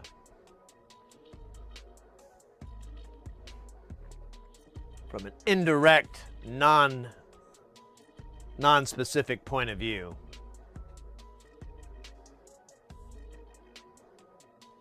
Why does it sound like? Oh yeah, because we're listening to this dumb. Well, it's all right. It's not dumb. It's just not this. No, this is good. We're gonna turn it down a little bit though.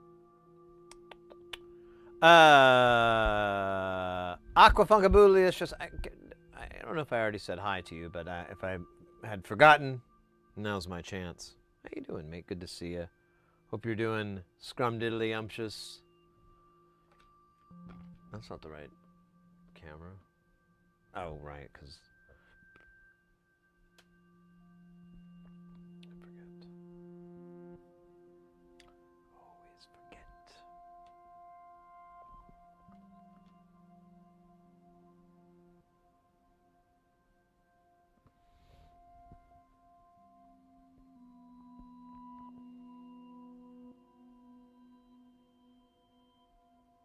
I'm just rambling. Oh, you're good, mate.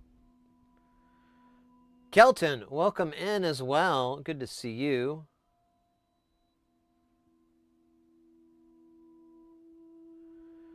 All right.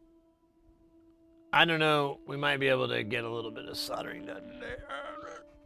Now, this thing is actually kind of a booger, so should be fun.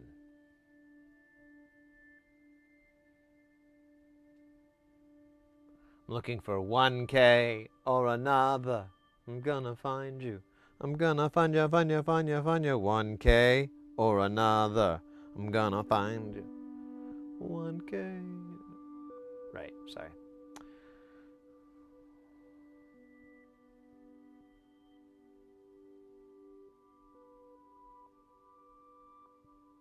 Pull an idea out of Larry and read it.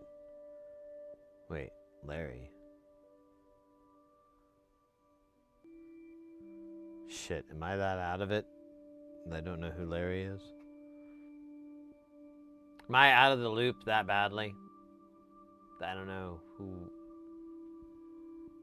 No, that was like 2 hours ago. Okay, good. I swear to God, I thought that's what you were talking about, but I was like, that was so long ago. That can't be what we were talking about. That was a deep cut, babe. Deep cut. Deep cut, baby. Deep cut. Damn. Damn. That went down. That was like calling out a hidden track on the B side of the Japanese import.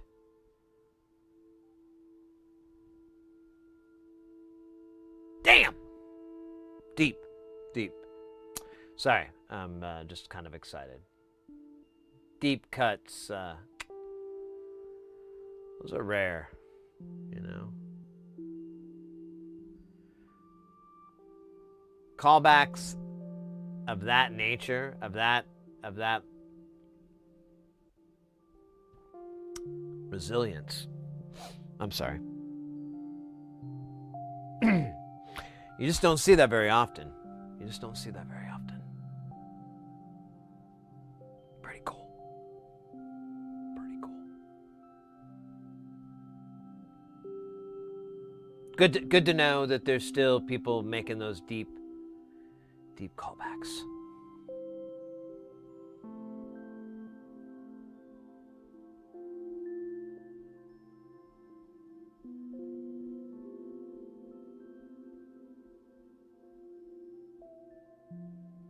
I don't see another 1K or another. And I don't... What the hell is that even supposed to be here, actually?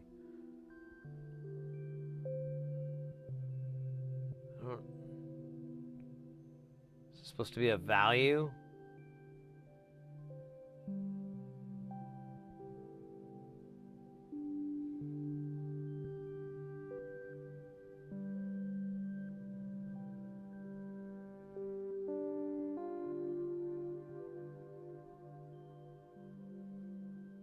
I can't even correctly guess what this is supposed to be.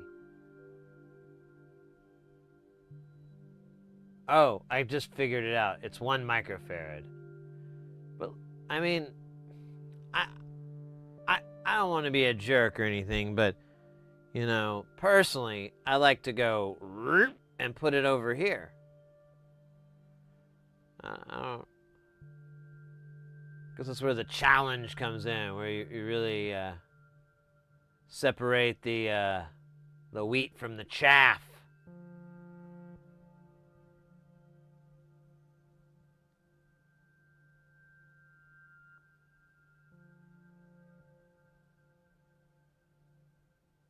I don't know where the other 1K is. Oh, there it is. Okay.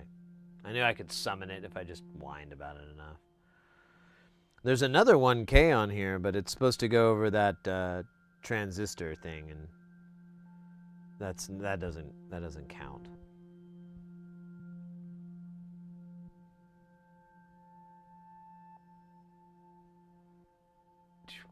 Oh shit! What is this? That's gross. At least we got rid of it. For now.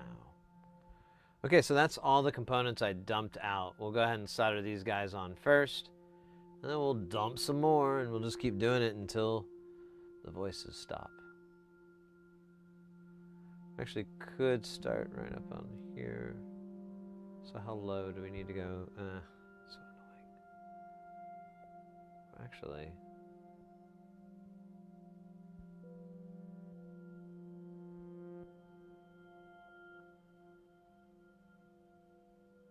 Okay. That'll work for me. Oh, man. All right. That's a good meat wad wrap. It was actually, you know, it could be better. Like I said, practice.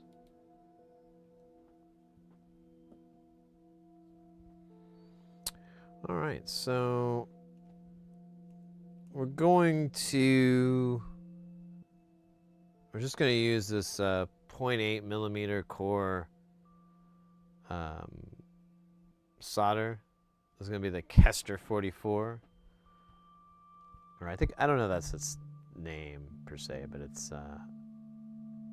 that's the solder. It's 6337 leaded, but the flux inside is called 44.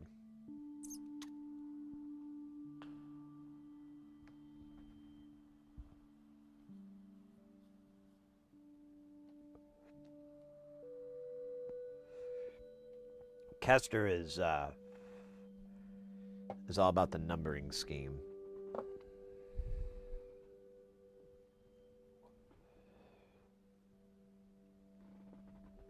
remember when I was a kid, I had like these mixtapes. And I would give them these like arbitrary fucking numbers to identify them because I didn't have like a name. to this day.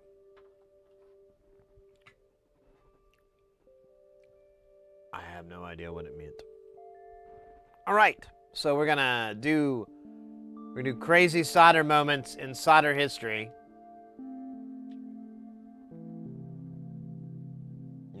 No. I said we. That meant both of us. There you go, buddy.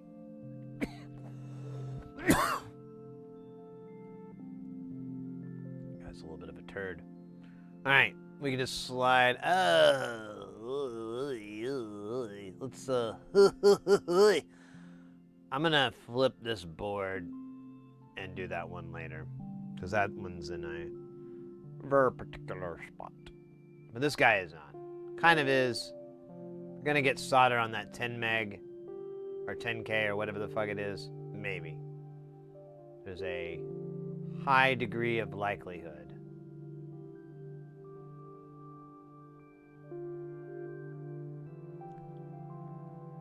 And we lucked out. This time. Alright, we're just gonna go at this like a dot matrix printer.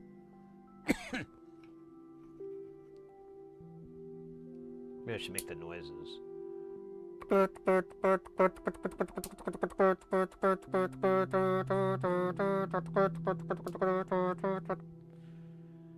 always love that sound. Like, I know a lot of people that have 3D printers probably enjoy it too, but I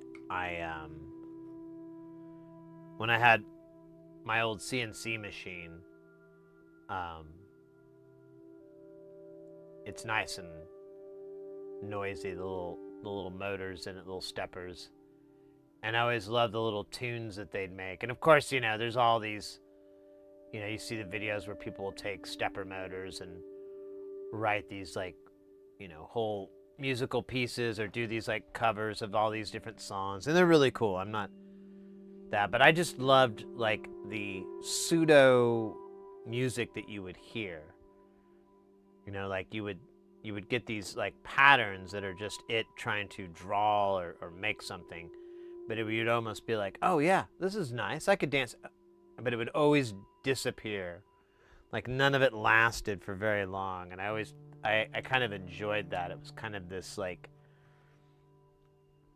I don't know if you've ever messed with, we have the stuff for it. I don't know where I put the boards, but we have the stuff for a Turing machine, which is a module that generates CV and so forth.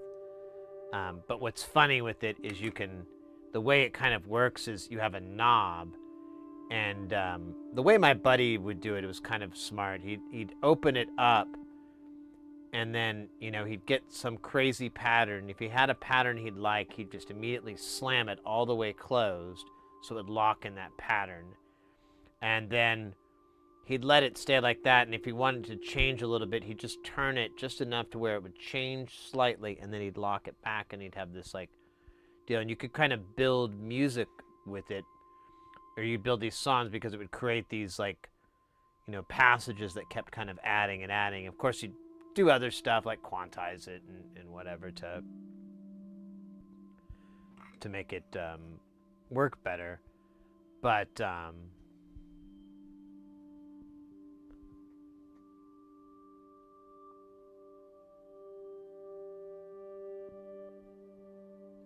they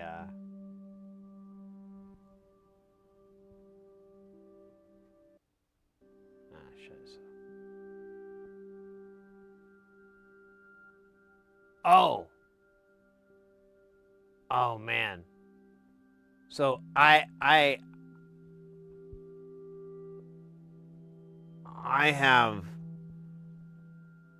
watched, so on the, oh my god, how do I even start this? I don't want to be too crazy, but oh man, I was on the airplane and I saw the Beetlejuice movie sequel. Now,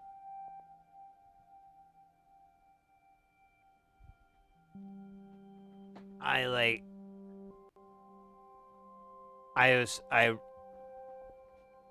saw a friend of mine, well, the guy I worked with, he was like one of the first people I saw after I'd watched it, because I watched it on the flight there, and then I see him.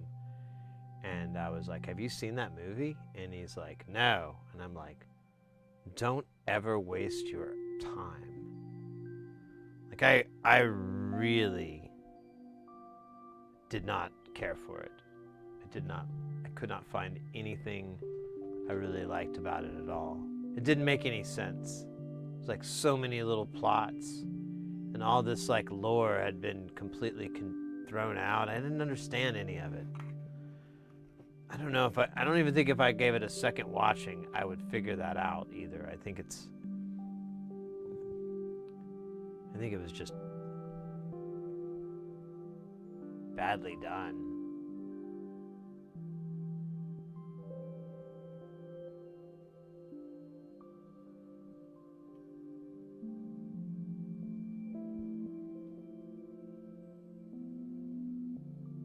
Yeah, it was so bad. I don't even know how to not go on some wild tangent. But I will say this. I literally pulled out a notepad and wrote down all my grievances with the movie. And it is long. It is long.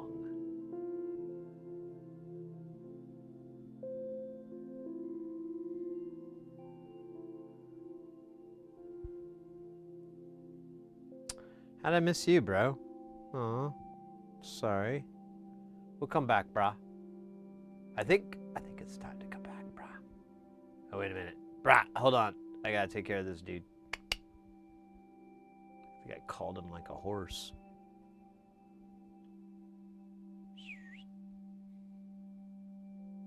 Just that little chunk of flux flop off there. Oh, hey, we can still pick it up. Use me. Because it just landed on top of other flux.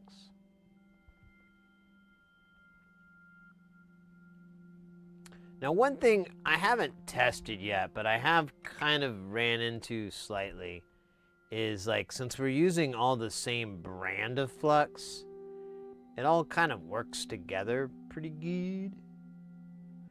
I have mixed, at one point I mixed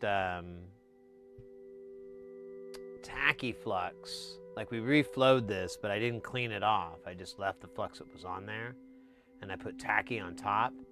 And it burned in such a way that it was it was really bad. It was a crazy burn stain. I don't know. It's bad. That's what I'm trying to get at. Really bad. Oh, do you drape it across two components? That's wild. Some like it hot.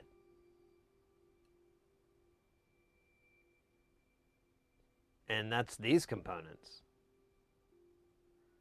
Wonder if I should put some thermal goo on there. Someone else was bringing that up not too long ago about putting some of that thermal goo on there.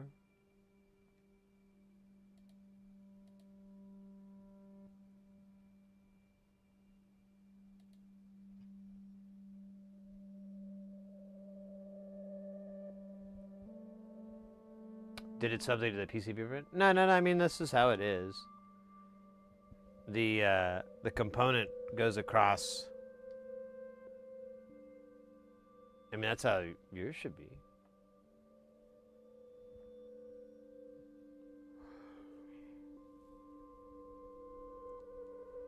Pardon me. I wanted to see if I could fit like a sandwich, like a whole. You know what? That joke isn't gonna stand. It was much worse. All right, so next up on the platter of the latter is I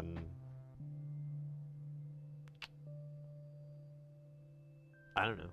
We did 1K, now it's 2K, all the way up to 10. I should have done 2K, because this thing stops at 9, I think, 9 or 10. Oh, so we'll do 2 and 10, because 10's gonna be 8. 8 of them. It's not a lot. I don't know why I'm crying. I promised myself I wouldn't cry.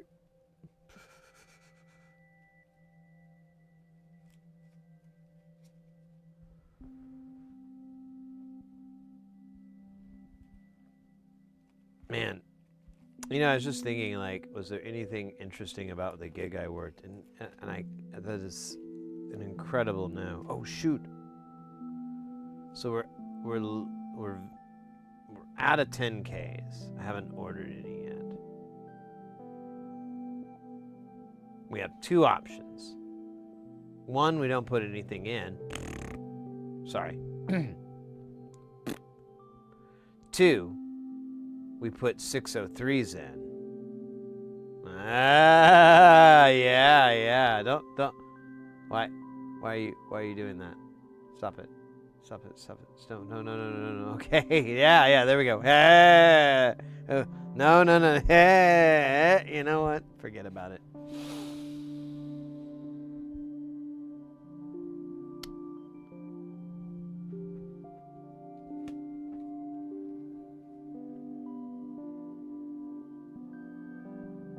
I'm just trying to listen. Do you have a book on 503 or several also? So I have a collection of a pretty decent collection of 805 resistors, and then I have and the cap size. It's pretty equivalent. It's not 805. It's something else, but it's close enough. And then the same thing with caps. Like I have a pretty reasonable collection of both. And it's about I think it's 9 books. But I have a little bit of 1206, but it's really just what I need to have, what I have to have. It's not really,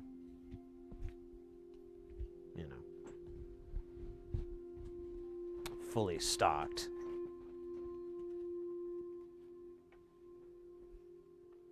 So we use this. This one, I actually got it smaller because I didn't really stuff it to hell. It's, you can fit about 100 on 4 lines. This is about 25 a piece. So you can, I realized I didn't need 300 on each one. There are exceptions, of course, but all these kind of values, I'll just do in 100 chunks. And I can order them in those, so it usually fits. And then I'm able to get 3 to a page, which works pretty good. I mean, there's always these gaps I'll create because there's expected expansion. And sometimes that's just what happens from moving something around. All right, so we're looking for 10K. There we go. Yeah, like this one's a whole page because it's a 10K. You're going to just use it a lot. That's a component. 1K, 10K, 100K. Those are all really common, almost in that order. Maybe, well, I don't know. I guess they're all kind of important. All those hundreds. And then after that, 4.7, 47. Those are all really good. And then after that, 100 nanofarad capacitors. Those are all components that you can usually find a pretty decent deal on anyways when they offer you bulk. And you should consider getting a lot. And depending on what your budget is and all that, of course, stay within that. But, usually the price is really low. So you can usually be like, you know what? I feel like 500's a lot. I'm going to get 1,000. As long as you're confident that this is the right component, you didn't get the wrong one. And if you did, you can always send it back. It's just it's a little bit of an inconvenience. But as long as you're confident on that, there's no reason not to have it because you're going to blast through them. How many are we getting again? I forgot. 8. That's so stupid.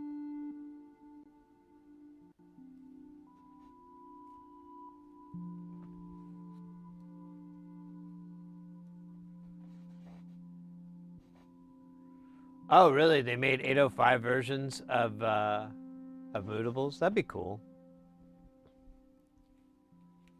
Yeah, the MFOS thing that we're working on in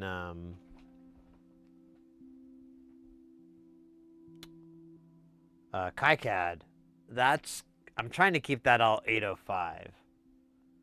I don't want to go teeny tiny.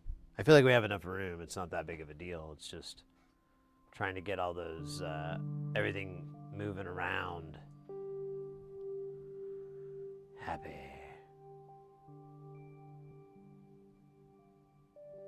All right, we're looking for 10K and a single 2K. Now, some of you might remember 2K from the award-winning television series Breaking Bad. 2K was one of the drug dealers that matched wits against Walter White, played by award-winning Bryan Cranston.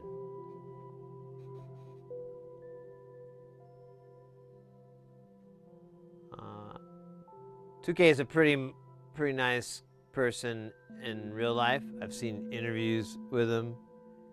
Really, not a lot like the guy in the show. Pretty chill.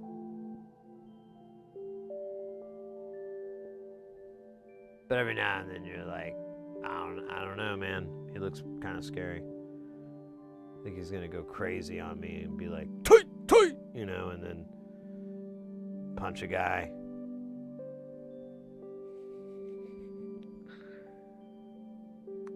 No, that I'm kidding around, but that actor actually is really good because he is genuinely nothing like him to this character. I've seen interviews with him.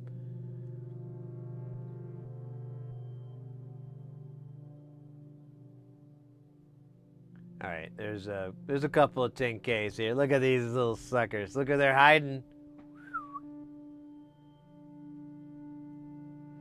This is actually gonna probably be. This might actually be pretty good. Now I'm thinking about it.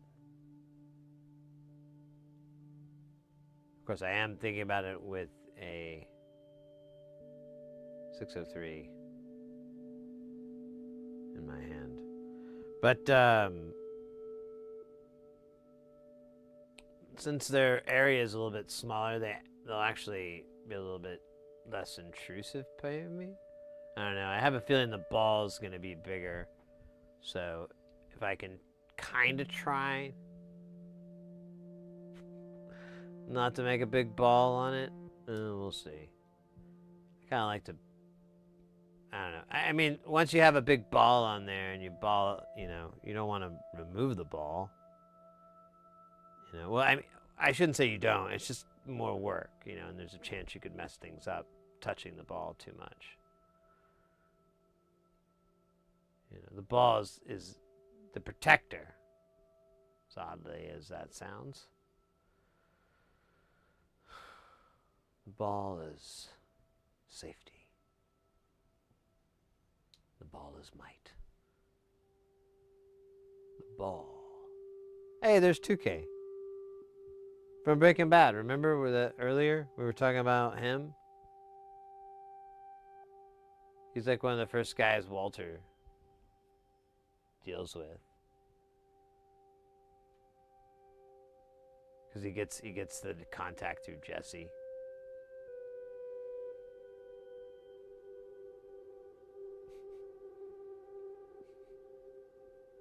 I've been watching a lot of short clips on it, and I'm like, oh yeah, I forgot this show's really good. Maybe I should watch it again. Wait, what does that say? Duke? Like poo-poo? Oh no, it says 30K. Thought that was a D. I thought it was being rather childish, honestly. Alright, I'm going to start back over at the top, because I think that's what we would do if we were on a plane. And I said a big balls made of screws, but what's a big balls of solder? Oh yeah, that's from that guy, Jay Lewis or whatever. He's like, dun dun dun dun. You hold my board and you.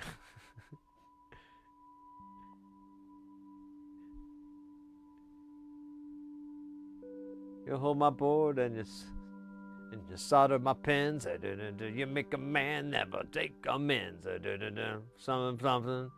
Blah, blah, blah. Goodness gracious. Great balls of solder. Shake it, baby. Shake it, shake it. I don't know if he says the shake it, baby part, but I'm going to add that in to modernize it. You know, I think he should. Like, shake it, twerk it, twerk it, shake it while you work it. Oh, hey, we really could fix that song. Totally modernize it. Goodness gracious, great balls of solder. That'll modernize it because, you know, soldering's way more prevalent than it was in his time. And then on top of it, we get to have an AI voice of him say twerk. It's definitely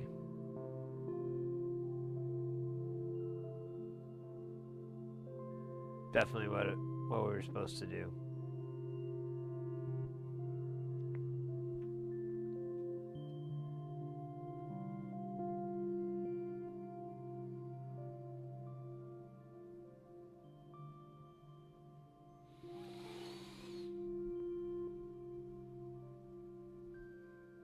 Hey, I found it. It looked like a 10 nano. But no. Der Dieter Dörfer. Ja. Ja, sehr gut.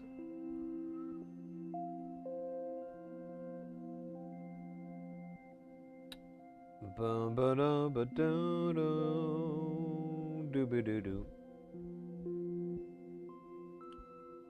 Oh, there's a sax. I don't know. I'm not familiar with this meme. I mean, I know that guy. That's a good one.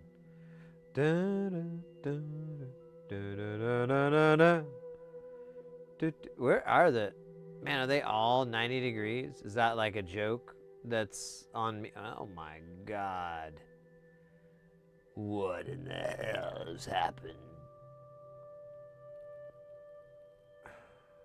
Wait, where's that?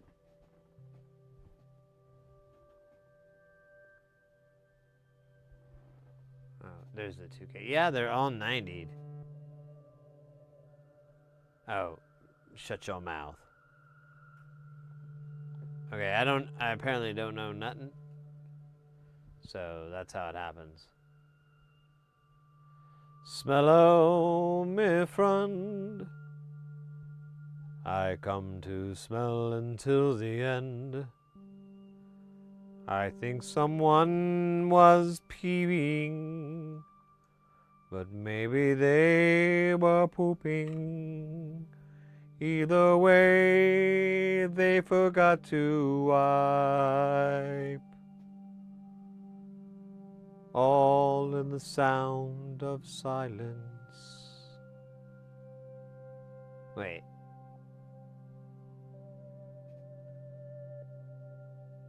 There needs to be more reverb. Dude, don't play this game with me, man. We were doing good, and then you decided to play the hero, huh?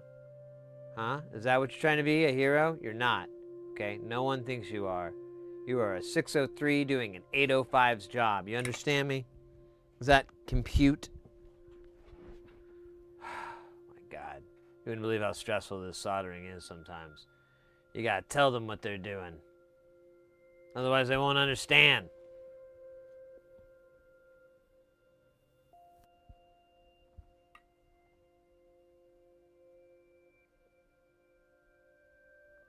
It is small. I got bigger. Well, I don't have any more bigger ones, so we're gonna have to use the small ones. It's all part of the Lord's plan, I guess. I don't know. You know, I shouldn't bring plans into this. That's kind of rude. But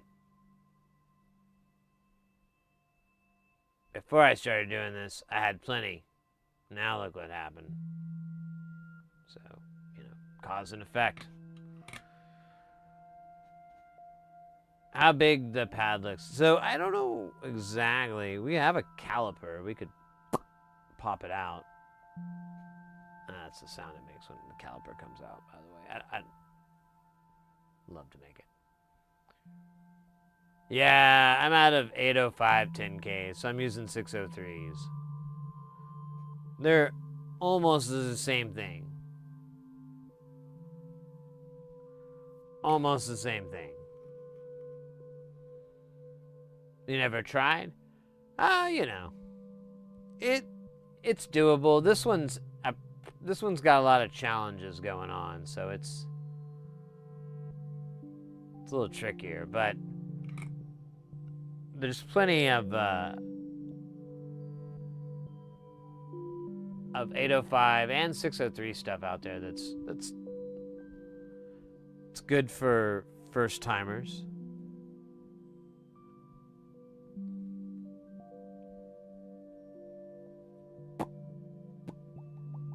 There we go. Everything makes a sound effect, by the way. Everything. Okay, so we got 10K. Oh my God, I'm gonna stretch for a second.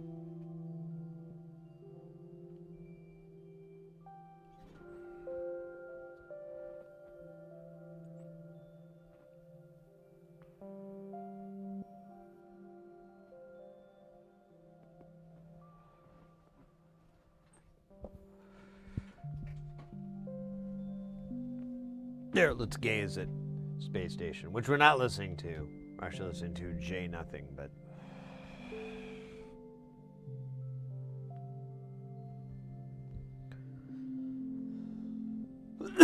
that's what it looks like.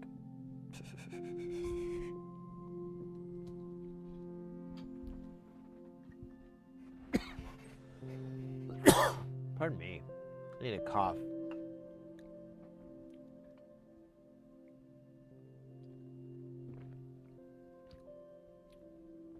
Sometimes you gotta stretch, mate.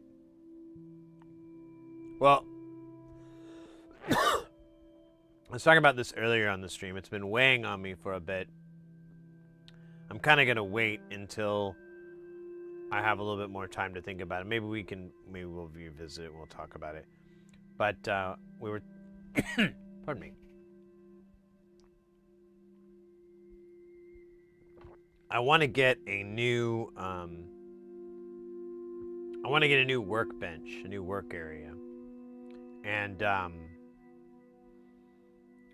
my buddy had this really nice adjustable standing desk. You could put presets so I could go from standing and tall, or sitting and standing. And then it's designed by Corsair, and it had all this stuff that was kind of just for streamers. And I was like, oh, you know, I really like that. It looks really cool. And then we were talking about it on the stream, and then I got a lot of other hey, Leo, welcome in. Some alternate options.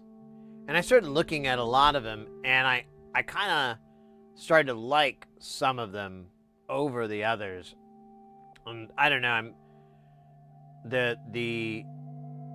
I can't remember. I have to pull it up later, but there's one that's like basically it's what you would buy for like a lab, and they're very, very, very customizable. And yeah, I was saying earlier, the one thing I have to basically figure out is,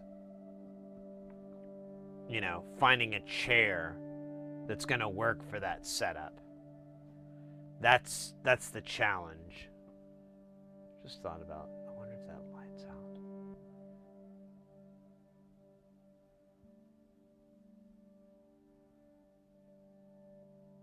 But anyways, Leo, I'm doing great, by the way. Doing great. We're doing another nonlinear circuits module. This is I can't believe it's not a VCO. Kind of a play off of an old butter, I believe. I don't know.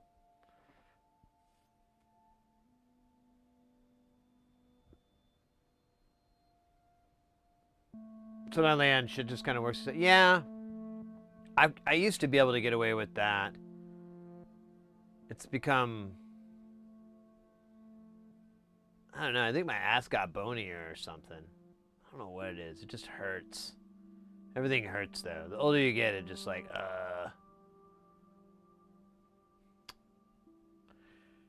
You want to build every NLC module, right? Yes, yes. At least once.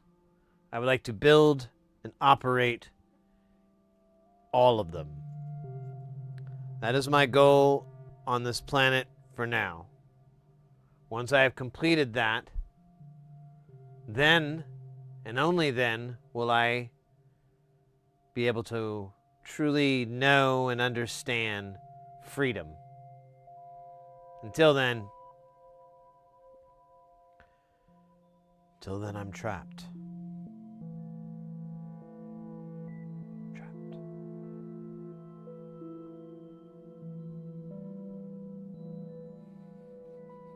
And scene. It's for my upcoming movie, Modular Maker. It's about a man trapped in outer space where he must make a series of modules in order to escape a giant cube that has various modules he must build.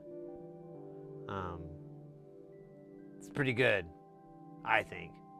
I mean, what I got so far is pretty good. I really need more. Modular Maker Cube.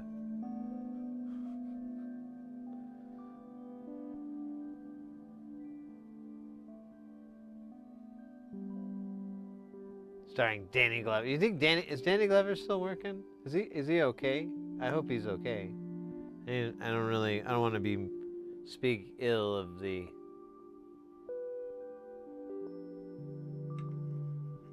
anybody, but I haven't seen him in a while, so I don't know if he's working or what. But nonetheless, he's going to be the star of this story. I need to record that movie too. I know, it's going to be great. We had a biopic earlier. I don't know if you were here. It was about a YouTube rapper who uses the power of an American haptic silicon mat for soldering, and that inspires them to write their hit music. And they use other things, but that always comes back to be like their main device, so to speak. And so I play the rapper.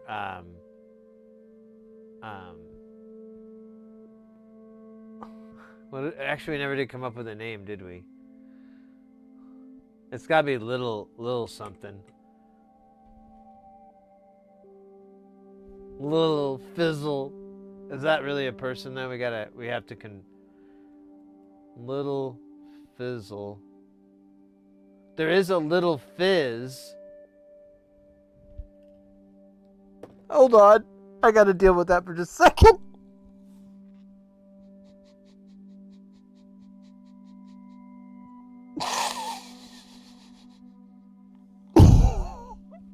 There's only so much funny I can handle at one time.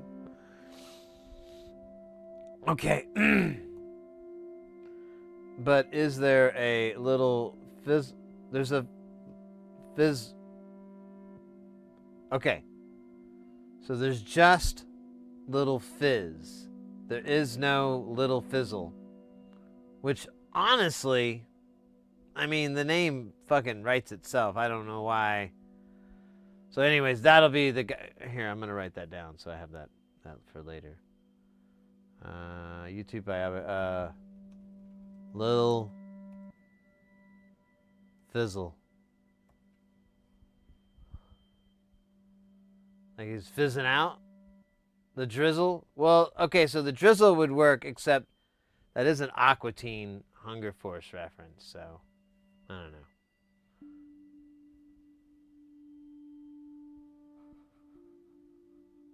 I love the tabs I have open.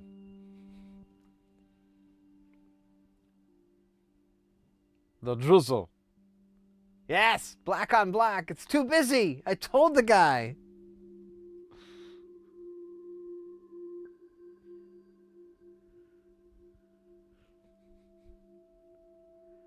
But you are the drizzle.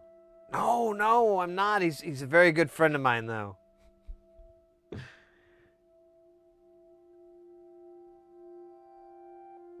I kind of have a lot of solder on here. I don't know if this is... I don't know if it's gonna be okay. Okay, this isn't. I'm gonna fix it.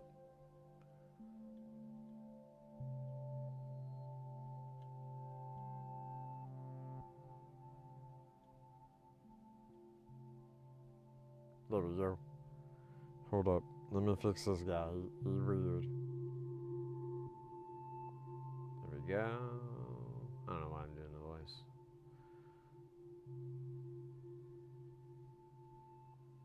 Oh, that's weird. So it's kind of pushing off funny. I'm just gonna leave it be because it's not the right size. And its family was orphaned right in front of them.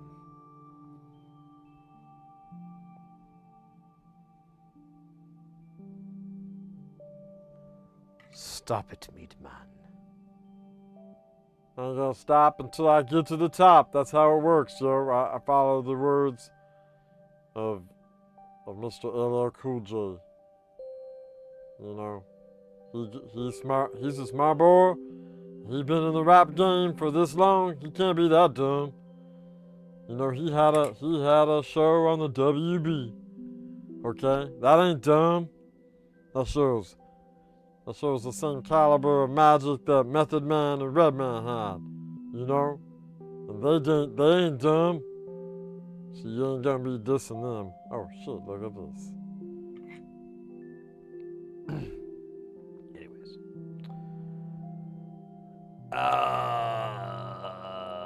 Okay.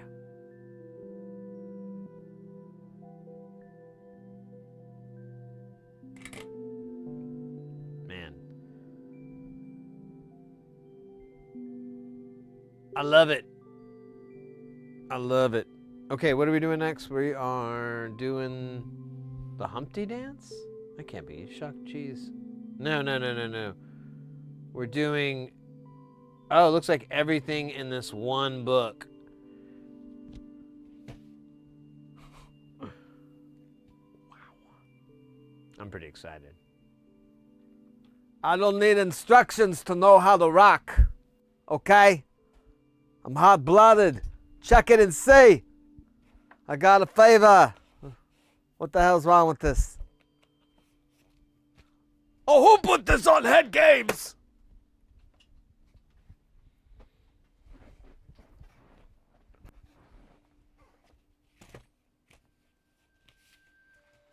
Okay. First we start with 15K. You wouldn't believe how many 15Ks are. If you believed 2, you believed correctly, and you will be ready for believed heaven. That sounds a little problematic there. Anyways. It's just... Yeah. Next up is 22K. 22K is young, quite exciting, and ready to meet Mr. Right. Let's bring 22K out here.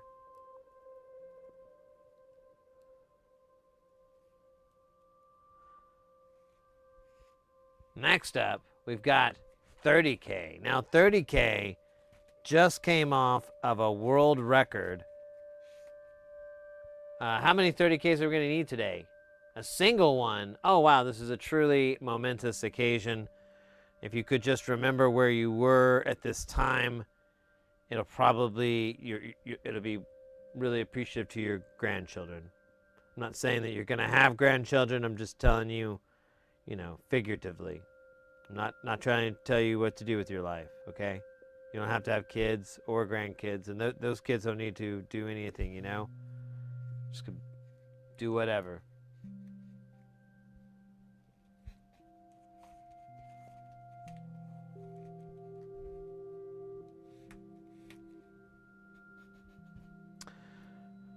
Hold on a minute.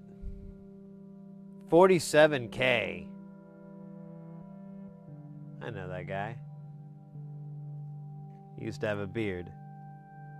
What happened to your beard, 47K? It got itchy. Yeah, it'll get itchy when I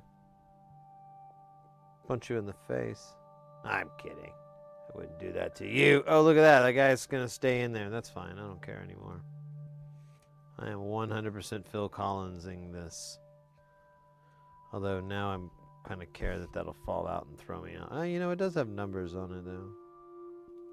Still just going to... Oops. Do that. All right, next is 56K. Now, 56K is another one of those single servings, so get ready for something superior. I remember this moment forever. God, forever, ever. Sitting in the kitchen. Oh, mate, the kitchen, man. That's reminding me that I'm always hungry now when I come back from being out of town.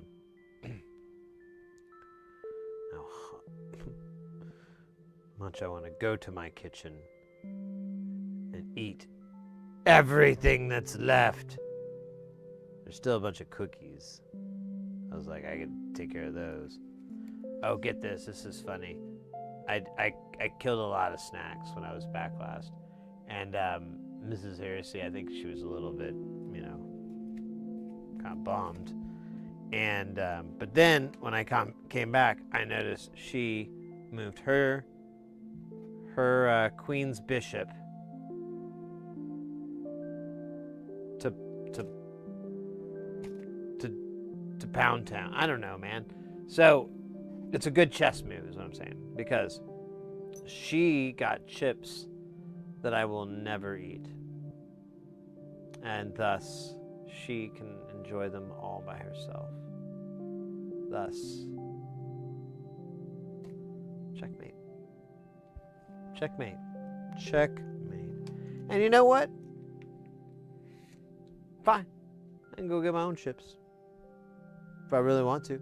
I don't care.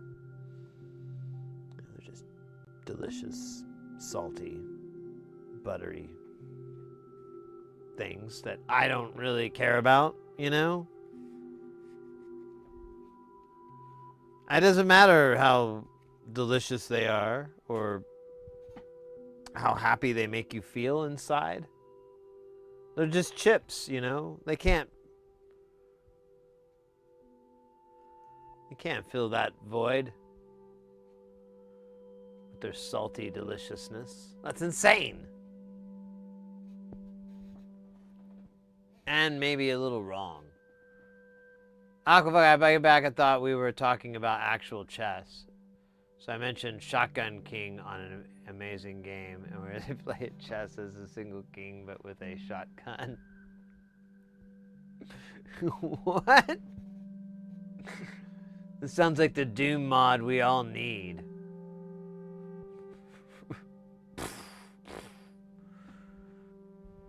Finish him. Oh wait, it's not finish him that they say in Doom.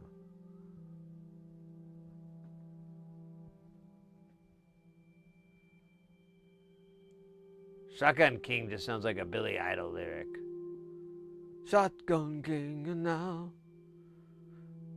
All right, 30K now. Can I remember in this very poorly laid out deal which one's 30K? I'm going to put all my money right here. Will I be a millionaire or will I be... I will! Ching, ching, ching, ching. I don't know. I can't make a millionaire bell sound. It's not really in my repertoire. All right. So let's keep going. 30... What is that, 22? We got 22 over here. 22 right here. I can't see these. I'm using only the fear of humility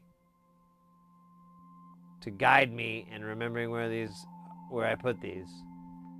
And let me tell you, roses are red.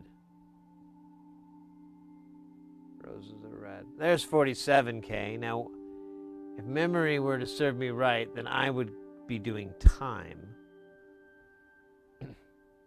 in a penitentiary. Oh, we're not gonna see it.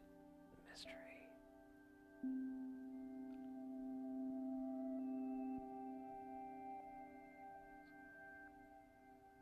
So, Vishay is only brand I know which has no printing anymore on their resistors. Oh, really? That's weird. Yeah, don't get any of those. There should be on certain types, but I don't know. I haven't looked into that. I'll have to check that out, see what's going on. I haven't ran across that, but all right. So this is gonna be one of these singles, but I'm not exactly sure which one. I think it's this guy. We'll find out. And I can't do a drum roll sound with my face. Oh, there you go. It's kind of a drum roll. It's kind of also a frog mating sound, I think.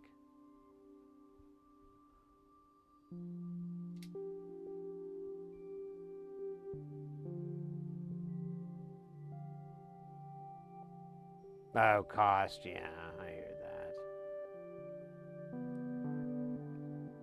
that. Lowest bidder, bestest quality. Wait, is that K?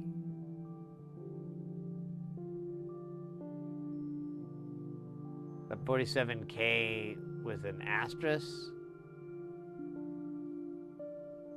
I think that is a 47K. I'm gonna go with it being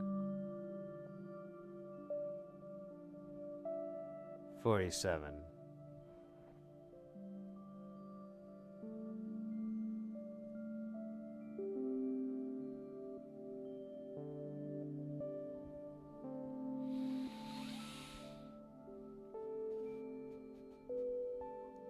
Sorry.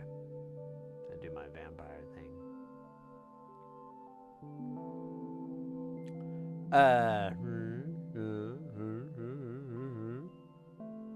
Alright, I'm still missing like a lot. Like 15K. There's 22 again. I think I don't have that yet, so we could take that guy out. This might be 22. It is. Oh, roll! Yeah, I think that's an asterisk for like something you can change possibly. We can look at the deal. I like to just keep it stock most of the time. But who knows, it might say something silly like, you know, if you're, oh, there's our 15s. If you're running this at, you know, with more than blah, you know, I don't know. If you have a bunch of modules, then you'll need to change this. Oh my God.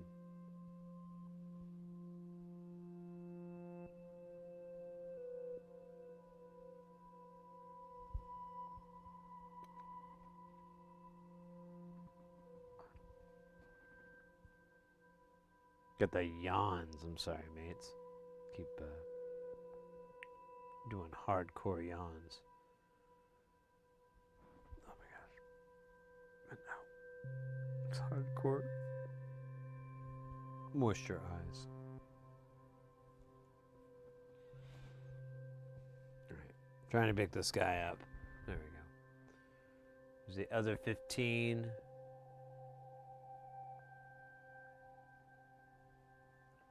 Alright.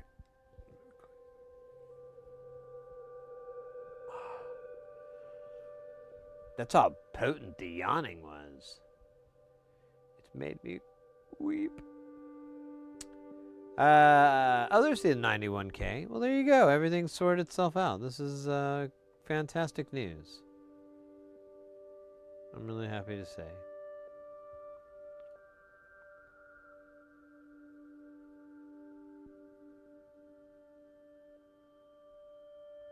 Oh shit. I just realized I never did put... my bad.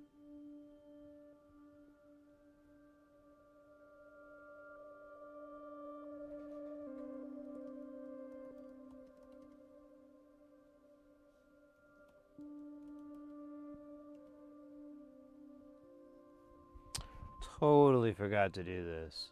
Such a chump.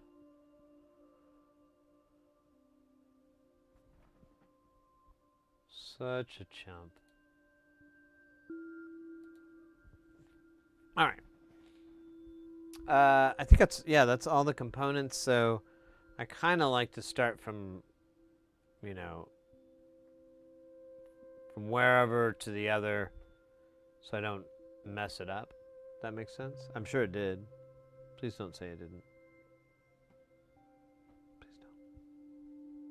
No, I just don't want, if my hand has to cross over it, I don't want to knock anything loose. But we have a bunch of stuff going different directions, so it's, I don't know what's going to really happen.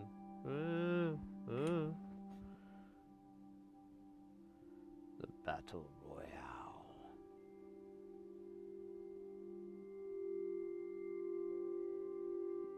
Oh shit, dog. Okay, let's blade this. Doop doop doop doop.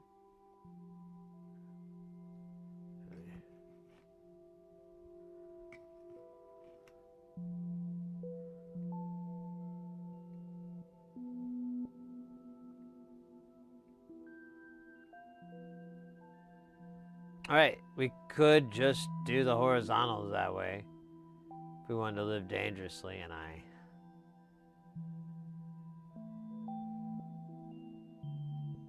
know what you're thinking. It's okay. It's okay. No, don't apologize. It's okay.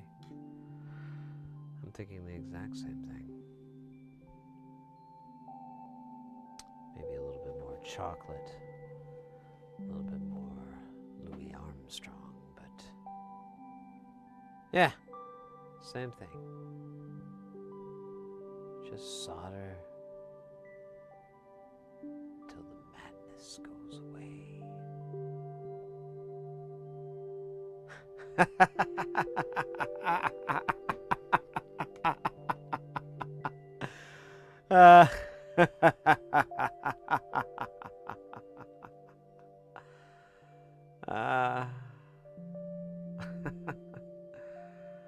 Yeah.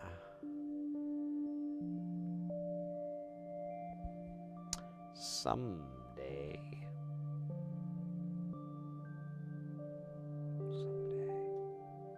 All right.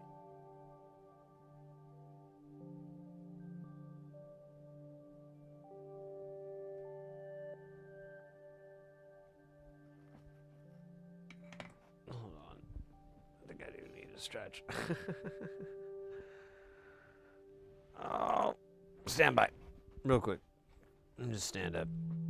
Do the old leg stretch. Ooh. A lot of cricking and cracking. I'm just like, I didn't get a ton of sleep last night. But I did get a lot of sleep yesterday. Yesterday was my day back, and I slept a lot. Like I had the house to myself, so I just decided to sleep some more. It was fucking great. Would recommend. A+. Here, I'm gonna rotate this guy and do these dudes real quick. Oh, I didn't see you here, Mr. Board Holder 9000. We can take your neighbor in, and then I'll take this guy out. That way we can reach it. Oh, look at all that flux that's on there. That's flux. Oops. Well, maybe not. Oh wait, this thing is really, it steals all the heat, so the solder just immediately solidifies. Oops. All right, well, I thought I could get flux on it. I forgot that. We got a lot of science things. It's okay. Love lift us up where we belong.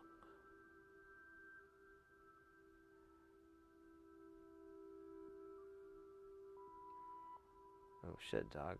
Sorry, dog.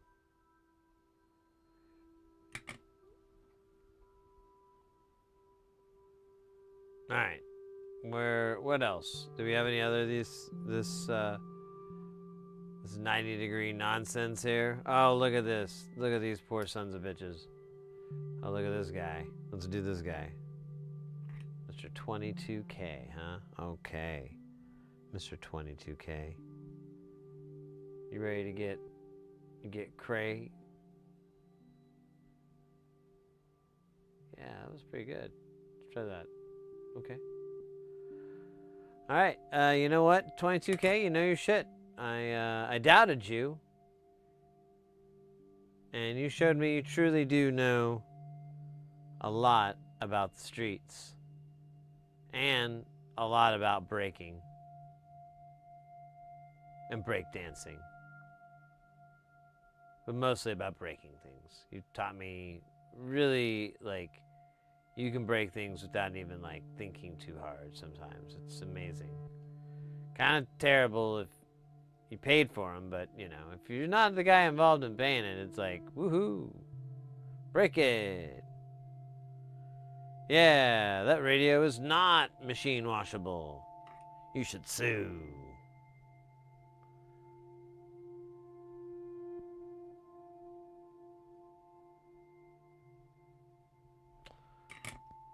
Look at that. That was, does that say, this is 30, yeah, it says 30K. Thought it said, man-eater. Okay, this is, the next bundle of resistors will possibly be our last. Which is terrifying to me. So many ways. And when I get terrified, I break into song. I'm scared to resist. Why the dudes bustin'? I cannot find this. Why do dudes be bustin'? I might have to work on it a little bit. But it's a very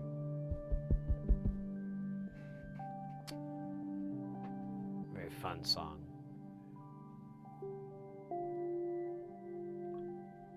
So I remember earlier, it was about, I don't know, like 78 seconds ago, I said we're gonna do these all at once. Yeah? No? Okay, well, we don't have time for this. The good news is I lied. The bad news is we're gonna break it up into two. The good news is that'll be about the same time anyways. The wait, what were we on? We were on good news, I think. So bad news would be time, laundry detergent. Really? Well, really not even that. I think it was the time like you use for cooking with the H. So that's something to think about this holiday season. What is the next holiday for Americans? You get your haircut day? Ooh, 8. How many do I need? 14? I don't even know what that is in 8s.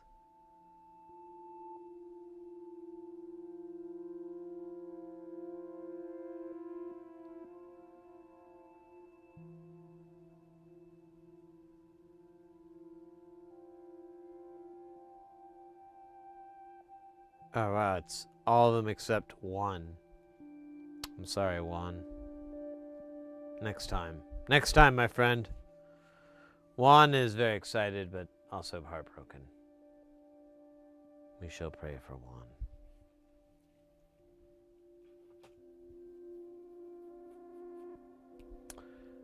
That was Juan. Oh, not to be confused with the Metallica. Sorry. Just be clear.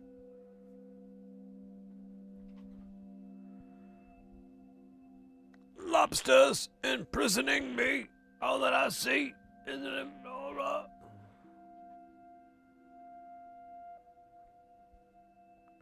Lobsters imprisoning me. Oh man, I love that part. I cannot live. I cannot die.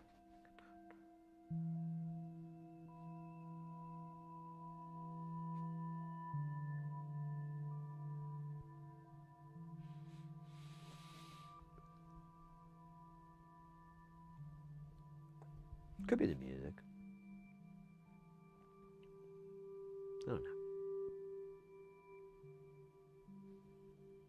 I think it's a lack of Metallica that we have. There you go, Hayes. Yeah, we don't have Lobster Chung in the chat, otherwise they would probably.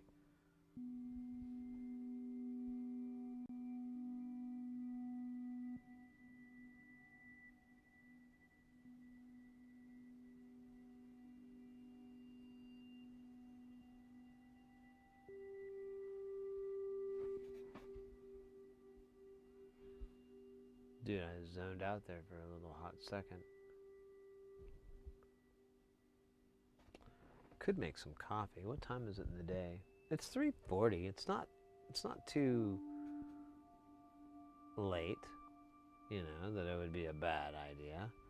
It actually might be really ummy and might give me the boost that I need to deal with the incredible edible. Oh, weird. Is that, what is that? Oh, that's just the way it looks.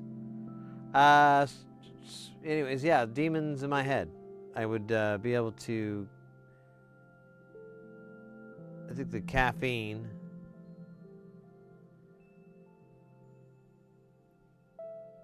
and the added fiber would, well, I don't know about the fiber part. I guess I'm making that part up. But the caffeine, for sure. All right, well, let's see. Let me go ahead. Let me get the pot started. Just a second here. Only take me a second. Well, actually, it'll take me more than that. It'll take me maybe like a minute-ish and a half-ish. Quarter of a day. 2/5 of a time. Something like that. And I don't really know what I'm talking about.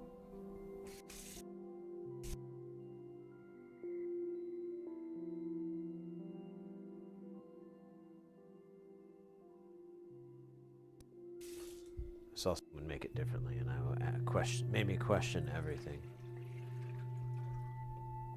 I usually fill mine pretty close to the top, but they barely filled theirs to halfway, and I'm like, what's that about? They couldn't hear me because they were on TV, and I was in the real world, trapped again. But with the knowledge.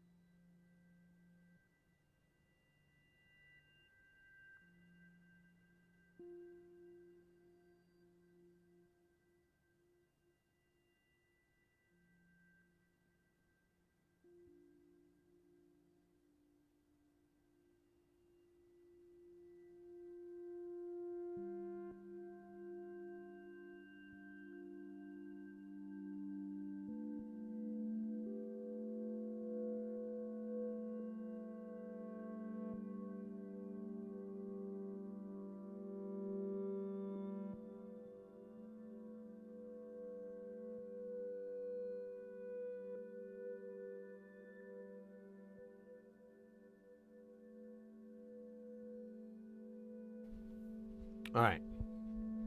The coffee kettle is heating up.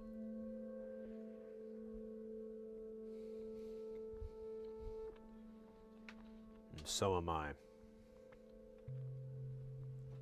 With these delicious cookies.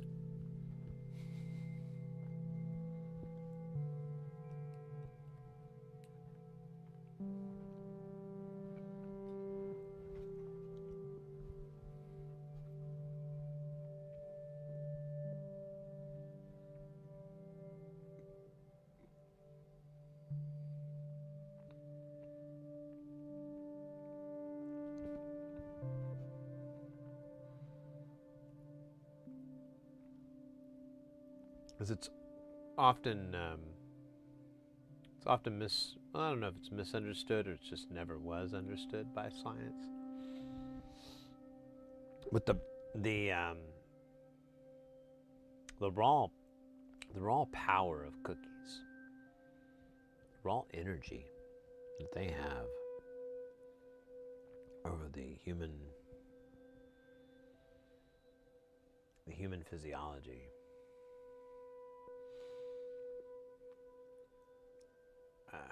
I mean, it's pretty amazing.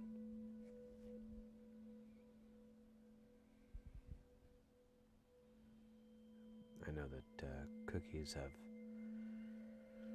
gotten us into space, helped us create new and exciting hairdos, and taught us how to love. So, you know, I like to think about cookies whenever I'm eating them, thanking them for being good cookies.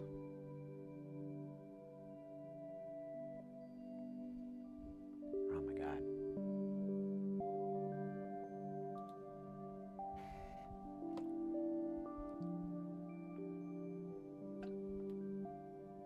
I like to think about big butts.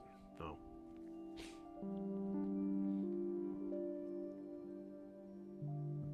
I can't deny.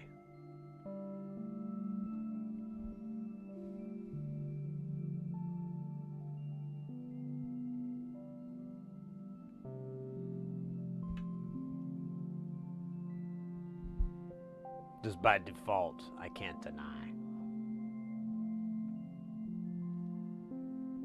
Well, I like to think I can't deny.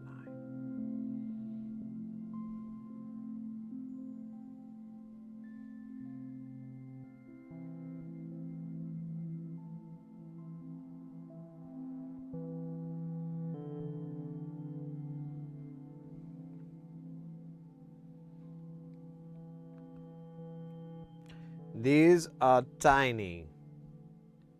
The size of a tiny, tiny thing. But not the tiniest thing. Still tiny, though.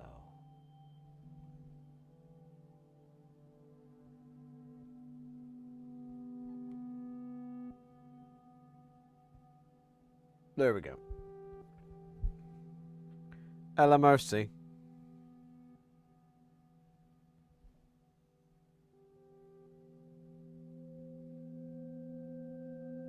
It's not the size that matters. It's how hot you can get your iron. Nietzsche never spoke truer words, did he not? Or was that Dostoevsky? Shit, I can't remember who said that. No. Oh well, doesn't matter.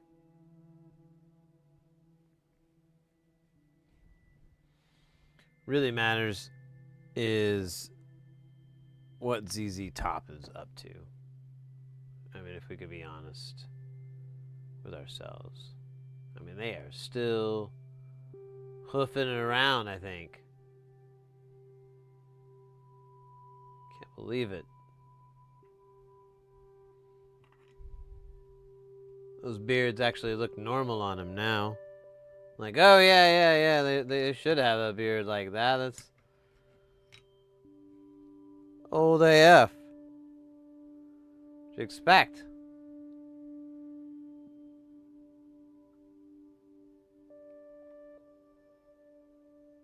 Then we can't see their face and realize that they're like in their thousands.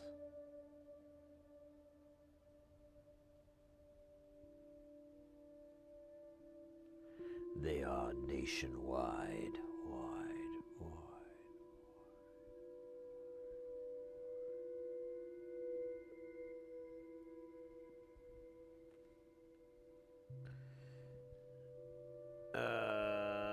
I'm gonna scrape this. Boom, boom, boom, boom, boom, boom, boom, boom.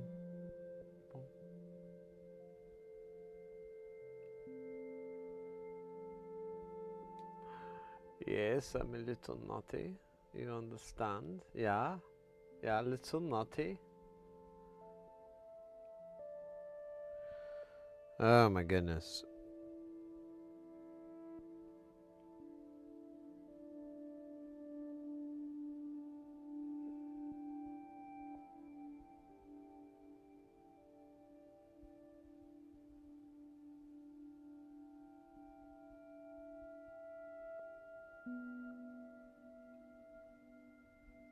That might work. You know, I really maybe kind of want to pull Mr. Snuffleupagus out because there is. I could also just fucking lean back in my chair. I don't know why I'm leaning, hunching. Oh, I keep doing that. Such a fucking chode. Oh shit, look at that. We got a little tiny bit on there. Because we've been drinking. Oh, BRB. Well, yeah.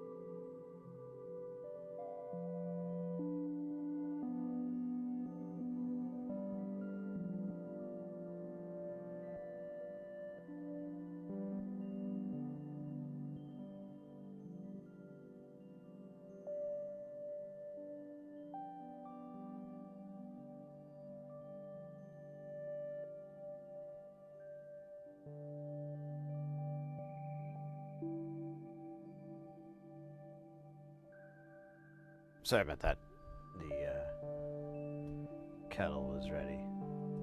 And in like 4 minutes and 36 seconds, I'll have to go back and press the plunger. It's my favorite thing to do. I'd be lying to you if I were to say otherwise. And I'm not one to lie about things like that. Oh, no, no, no. Pressing that plunger gives me a sense of empowerment, control,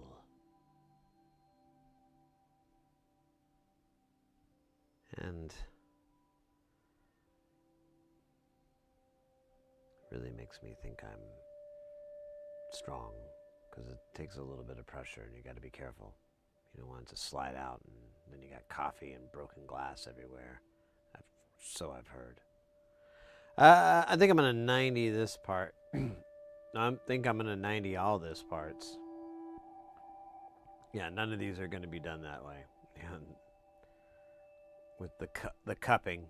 Ooh, the cupping. Dude, there's so much flux on that thing. I really need to consider investing in a hypersonic cleaner.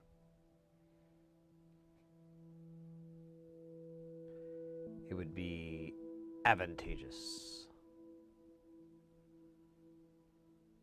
to cleaning my tools, which are filthy, really bad. Hell, who knows? They could possibly I don't want to spread false rumors or anything, or overestimate the size of a peanut, but I think it possibly could make them easier to use. Something to think about when you're sucking on chili dogs outside the Tasty Freeze. I don't like this one. I'm gonna fix this guy. This guy's kind of pissing me off. He's not sucking on chili dogs. He's trying to impress Diane. You'll never impress Diane. Don't you understand?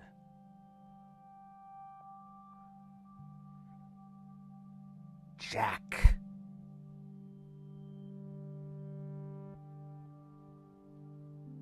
She's not ready to suck on chili dogs outside a Tasty Freeze. No, she's meant for so much more.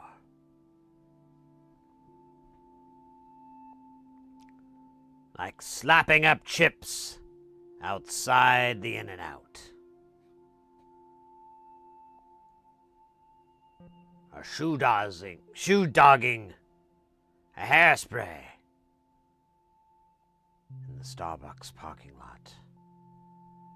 Oh yeah, life goes on, but not after those thrills.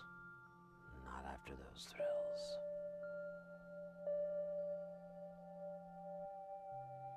And that is the real story of Jack and Diane. Oh, that's a cool blob. I call him Blobio.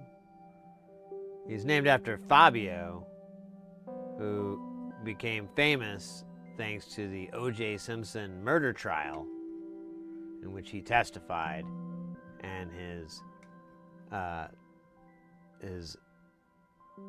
long feathered hair was instantly everyone's, and he looked hot. I don't know where I was going with that. People dug his, oh shit, the coffee. I'll be right. Well, I guess I could still talk to you about the OJ trial. I don't know if you guys remember that or not. All right, Plunger Down. There's another one of my rock songs. Plunger Down. It's pretty good. It's a kind of a glam metal track, but it has a really good keyboard solo in the middle. Oh shit. There we go. Okay, a little bit of that delicious coffee. You feel a little bit of that sweetness of the sugar, which I might have to reload my sugar bowl.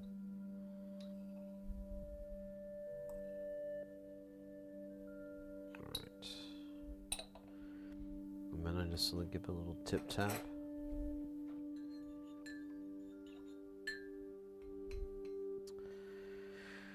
And away we go. Oh, wait a minute. I forgot this part.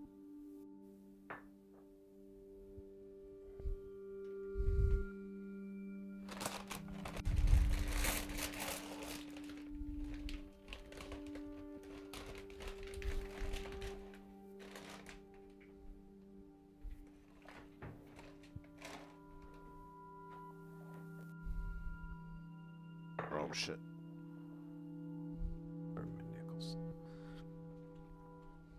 All right. Got my cup of coffee. It's a big O mug, because those are cool. And then I also come with 4 cookies, because those are cool.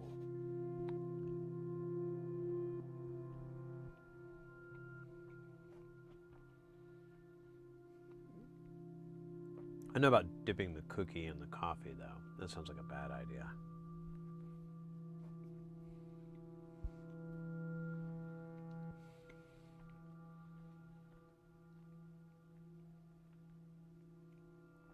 I think that's all the hundreds. Yeah. Okay. We move on to the bigger fish.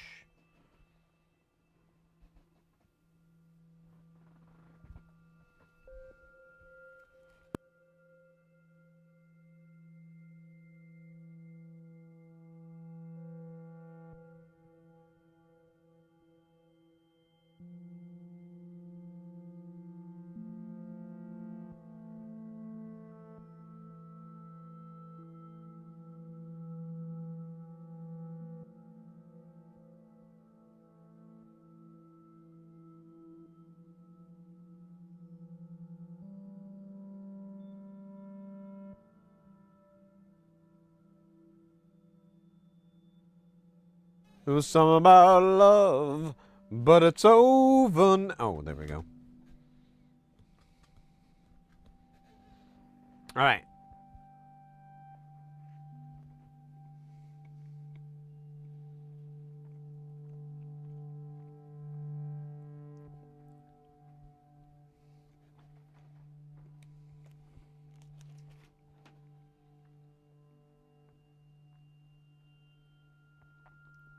We've got three. No, these are all going to be singles except for like the 2 meg. So these are going to be pretty quick and easy. And if not, it's too bad.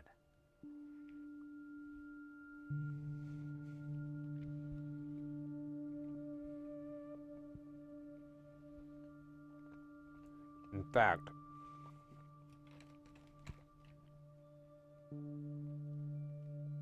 I'm almost wondering if it's easier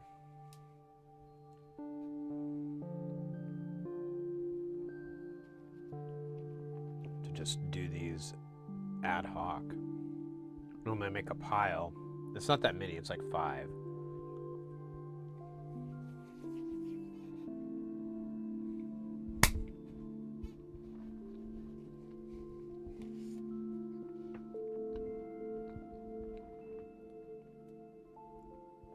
Oh, I'm sorry, I had a cookie in my mouth.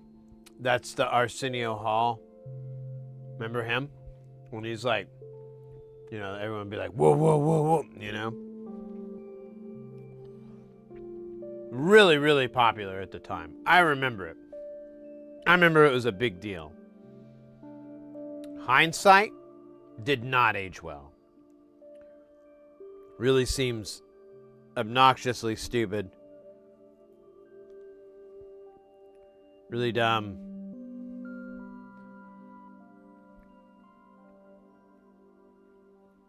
But you know, that's Arsenio. No, Arsenio's great.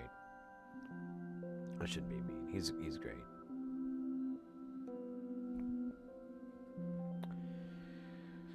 They truly were pretty tough back then.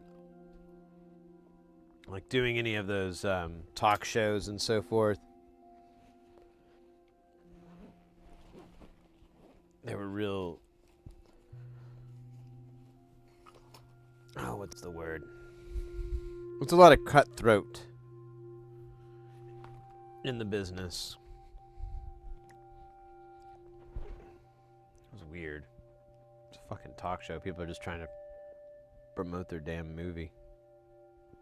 All right, I gotta clean my glasses because they're almost beyond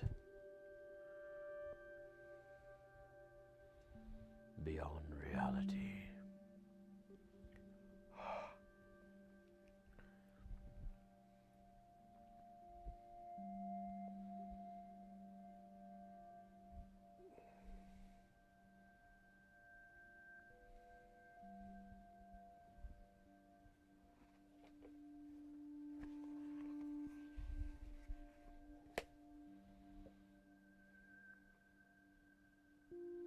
Woo, woo, woo, woo. Oh, I did find, over this gig, I did run across a really entertaining, I haven't watched the podcast yet, I've just been watching the clips. But it's called, like, Real Japanese, or Learn Real Japanese, or something like that. And it's these 2 guys, and I believe one of the guys is American, and the other guy's Japanese. And they just have these, like, at least in the clips, it's all these back and forths of, he's like, the guy's like, okay, you know, he asks the Japanese guy, he's like, say this, you know, what's this word in Japanese? And he'll say it, and then he'll have another word that seemingly has nothing to do with it, and then he'll just say the same word. And he's like, wait, those sound the same or whatever. And he'd be like, no, they're just slightly different. And then he would go, okay, well, what about this? And it would be another word that would be the same. And then he would compose a sentence that would just be extremely difficult to say because of all those words.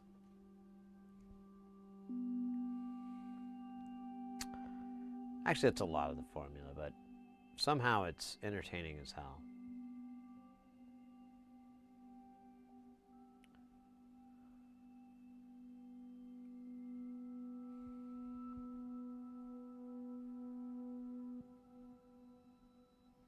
There's a boot about a boot. Yeah. The nautical. That's why nautical. Nauticalism never really took off. Oh shit.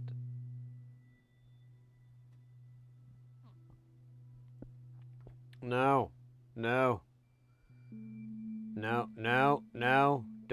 No. Yes. No. I was just trying to lie so you would do it.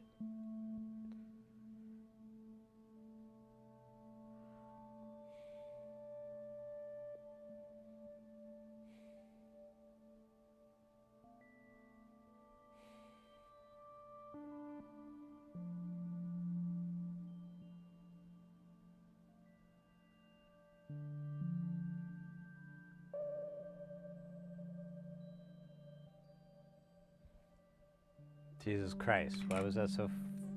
All right, next up is 220K. Now, this is a live one, straight out of Las Vegas. They like two things: money, gambling, and race cars. Hold on a minute. They like three things. All right, we need to find this 2.7 meg, or whatever the fuck it is. What was it, 220 meg? We need to find it quick. Could be hiding out anywhere. This board is a perfect place for a circuit like that to hide in. There's so... Ladies and gentlemen, I think we found it. Now, we might run into a little bit issue. This gentleman, or gentle lady, it's 90 degrees. That's going to be a little tricky. A little. Not a lot. Oh, man. I don't know how to make this more exciting. I should do it like an episode of Cops, but I kind of, you know, after a while, it's just, you know, the same person without a shirt on yelling at the cops until they get arrested. A lot of weird entitlement stuff. It's, you know, it's weird. Never get it. But the opening song is real fun. The Bad Boy song, that's always good.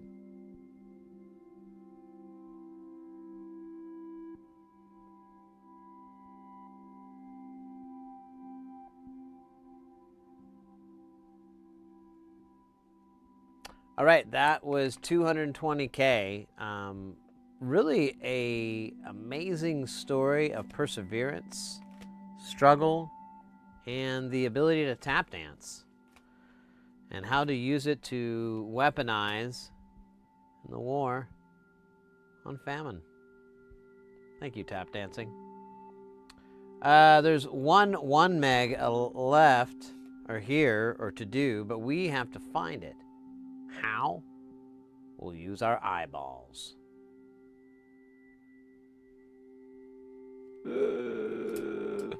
Oh shit. Who put this shit here? Fucking Stupid piece of shit.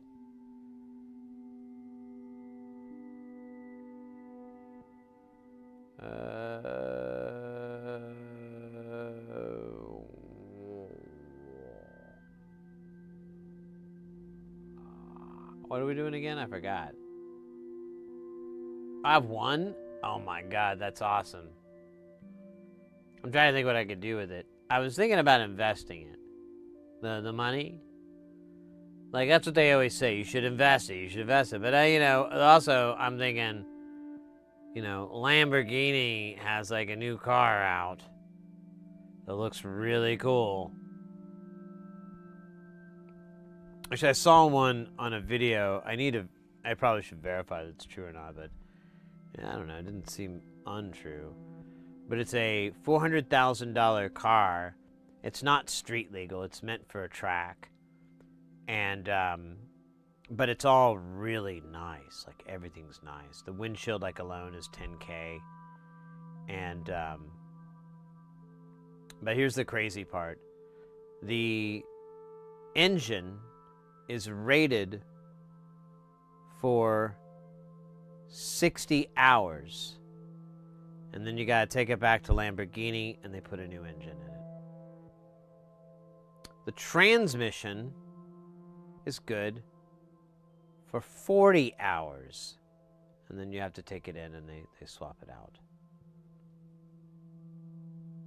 Now, I didn't quite like get into the nuts and bolts, but from what I know, that's because, when you have these high-end racing cars and so forth, they're basically burning that shit out because they're running it way too hot. And I believe that's what's happening with this car, but I don't know. I meant to try to look it up, but I'm sure it's not on their stupid website. Like, 14, it's like, why would they even bother? I guess it's a flex. Lambo does love to flex. All right. Looks like we got a 2.2 mega ohm. Oh man, that's hard to do. Too bad that there's too many of them. Okay. Anyways, toodaloo. So it's 2.2 meg, and there it is with the whoop. Now the other one is going to be next to the other trimmer. I bet 500 quatloots.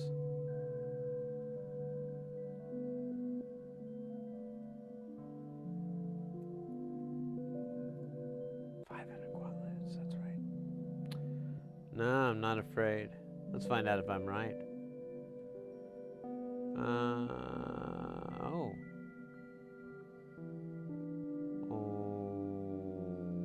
Wow. Good thing quatloots aren't real. Yeah, I mean, you think, no, it's called acting. No, that's not a real currency. I mean, you could try to find it out. Huh? No, it's not a blockchain. That always sounds like something from like a drum and bass reggae song. You ever notice that?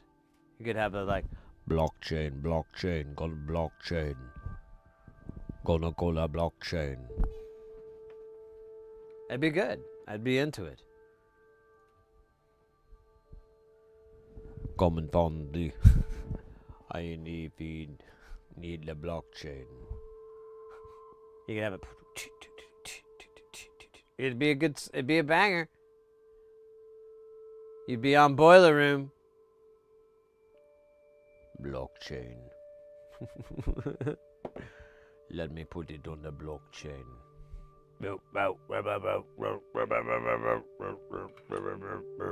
Blockchain.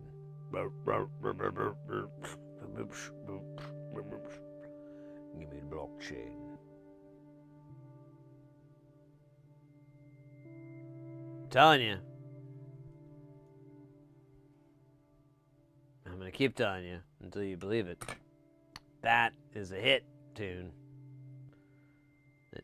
that not only dances but teaches people about crypto, which is just what everyone needs to be educated on it. By just saying buzzwords. The blockchain. Let me get it on the blockchain.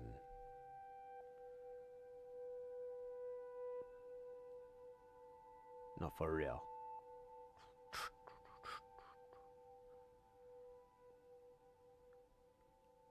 With the blockchain. Yeah, I just gotta get some samples of me. Or I could come into the studio and do it proper. Wait, I have a studio here. I can do it here. Send you the blockchain samples, and then yeah, just put it on some really nasty drum and bass, like bass lines like that. That sounds like a chair just getting dragged around rhythmically on like a concrete floor. I like those bass lines. Those put me to sleep at night when nothing else will. Oh, speaking of nothing else will, look at this, dude. There ain't no 5.1, 5.6 mega ohm resistor. That's not a thing. Not in this book.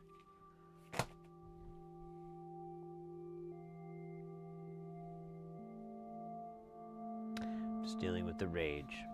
All right, well, I'm going to put that on my list because I really need to have that. Let's see if we can, so we need, what did I just, 5, 6 mega ohm res. 0805.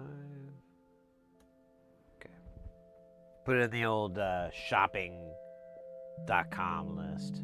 That's not a real site. It probably is a real site. And is that the last one?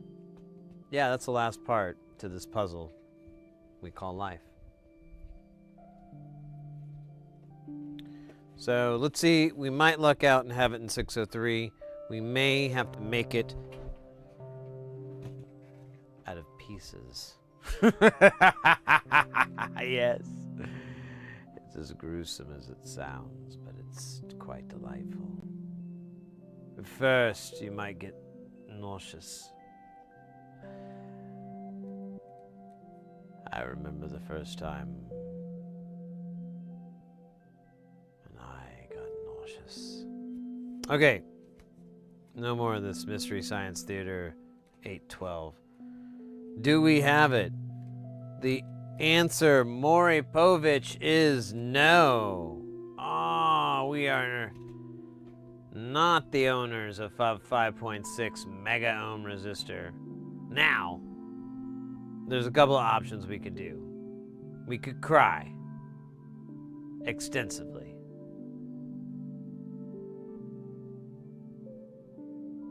We could fight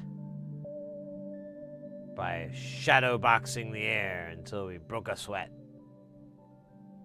That'd be the only thing we could break, is a sweat.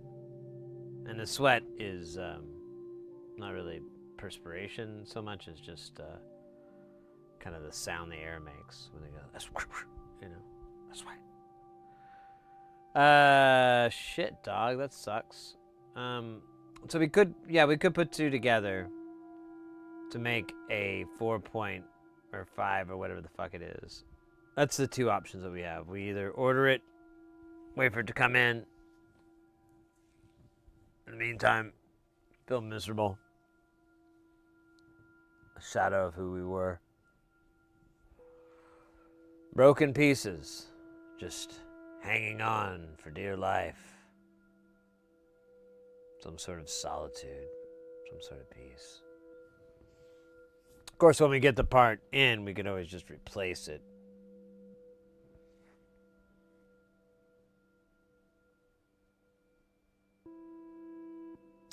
Let's see if we have anything that will work. It's a 5, 6. Let me double bubble. That is kind of a weird value. Let me make sure I don't have it up here on the big wall. No, I have 5, 1. All right. I didn't know it'd come to this. I really didn't. Didn't think it would come to this. This is pretty wild. Pretty scary.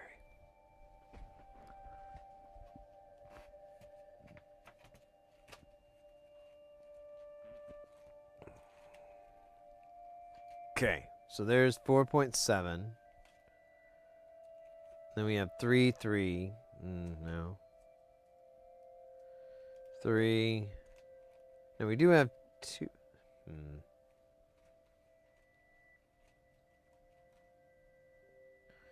We could get 5, 5. That might work. We could combine 2, 2 and 3, 3 and get 5, 5.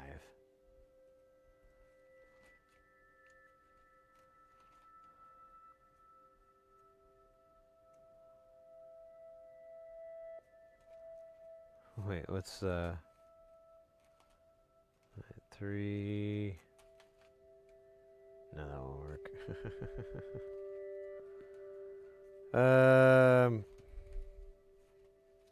1.2. No, that'd be 5.9. That'd be too high. I could do 4, 7 and 1 meg, and that would be 5.7. But I can't do 5.6 dead on.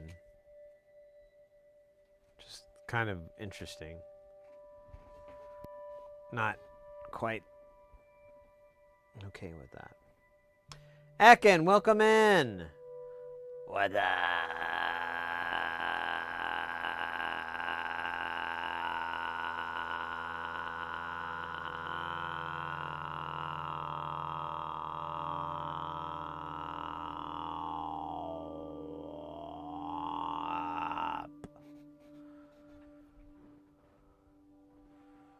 How are you, mate? We were working on this project, and then I discovered that I don't have this component, which is pretty interesting. And then so I'm trying to find a way to kind of make one work, but it's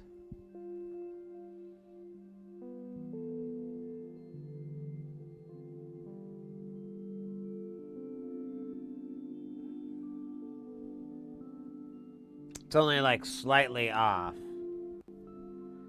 So I don't...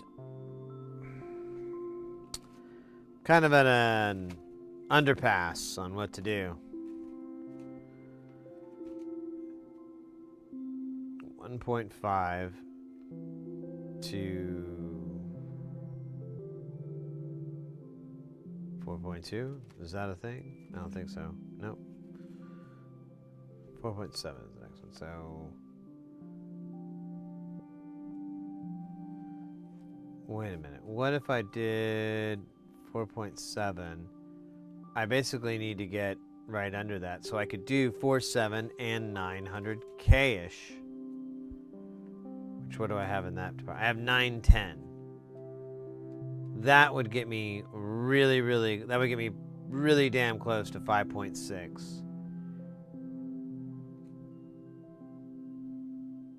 Well, Eiffel Tower. I think it's the way we're going to have to do. Oh, I don't know. We'll have to figure out some way to make it work. But I think that's what we're going to have to do for now. Because I refuse. I refuse to let something like a missed component slow me down. Not today, damn it. Not today. Alright, let's find out where the fuck it is, though. It could be in a really shit spot where I'm like, oh, no, never mind. Oh, look at this. Look at this guy. This is great.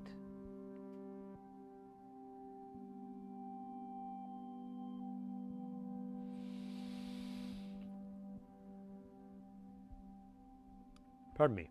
I should really see if the coffee is still butt-ass hot.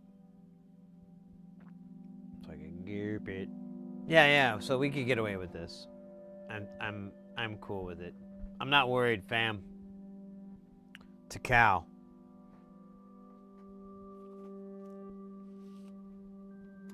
We'll do a little triangle on the board because I think that'll be less likely to get broken off. If we Eiffel Tower it, it might break. While it is fun and hilarious, don't get me wrong, it is also very fragile.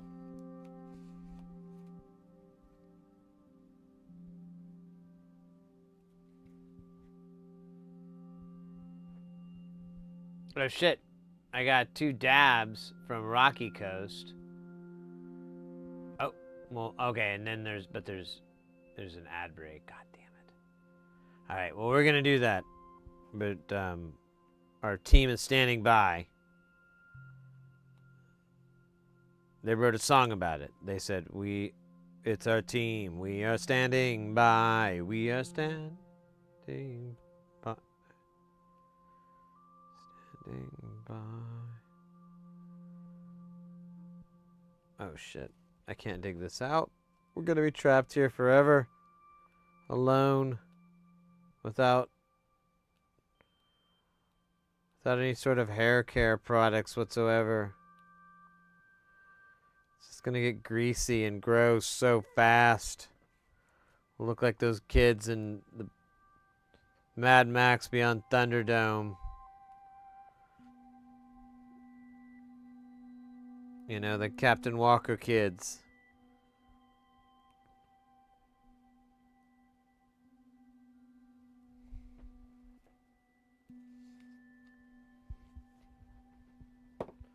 Where they thought his wife must obviously be a show dancer.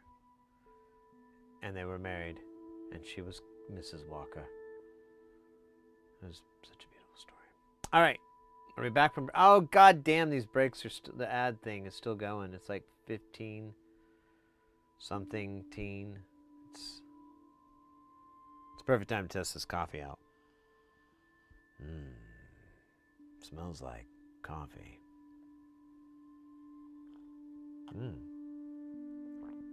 Actually, kind of at the nice temp there.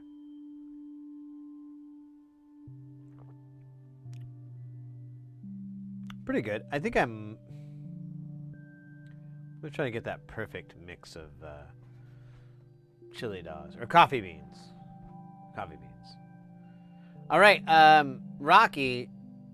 What is that name again? There we go. Rocky Coast Fog coming in with the dab request. I just now popped those up on my screen because I have horrible time management skills. Doctors think it's because I hit my head so many times I know think so good. But I asked my mom about that one time, and she said those doctors don't exist anymore. What does that mean?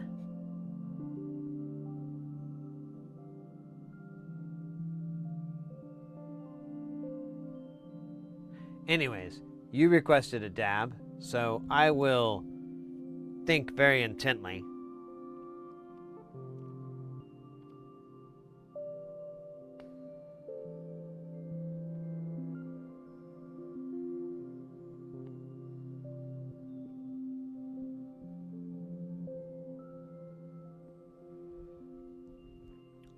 And then throw my hands up in this gesture. And then an effect.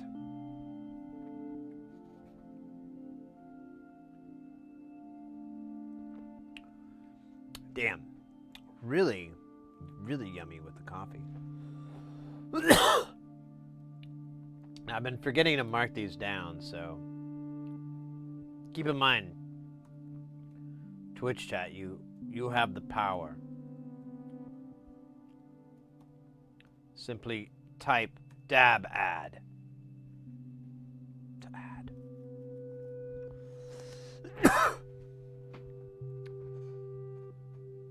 Man, that was a kind of a brutal one. I might have to wait a few seconds for the second one. Let's take a look at this rude boy. Why my trachea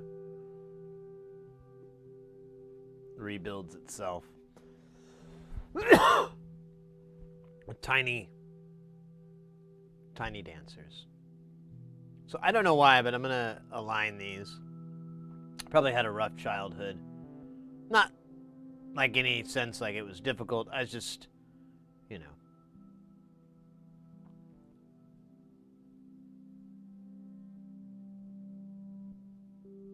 Okay, we need you guys to slightly separate.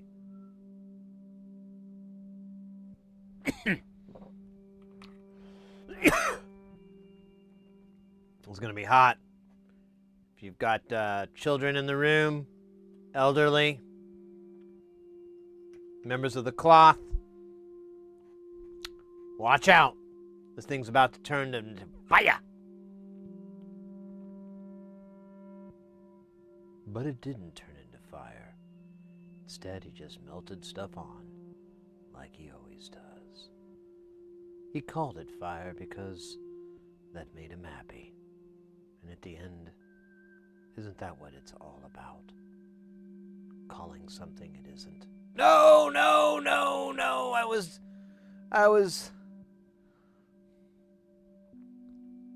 kidding. It was a bit. All right. That's pretty good. We're just going to do that.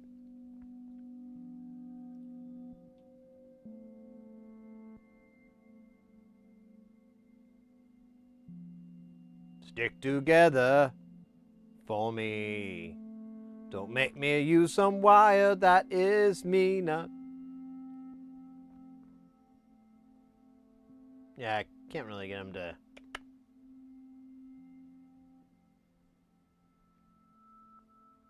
Thought they would. Okay, there we go. Just had to give him an ungodly amount. That one's good, baby. Will it work?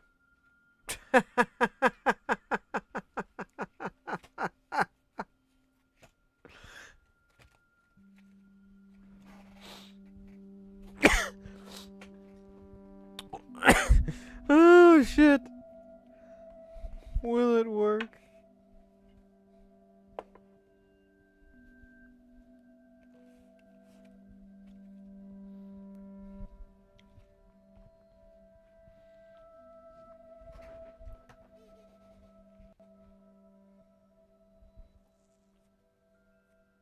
Nah, it'll be fine.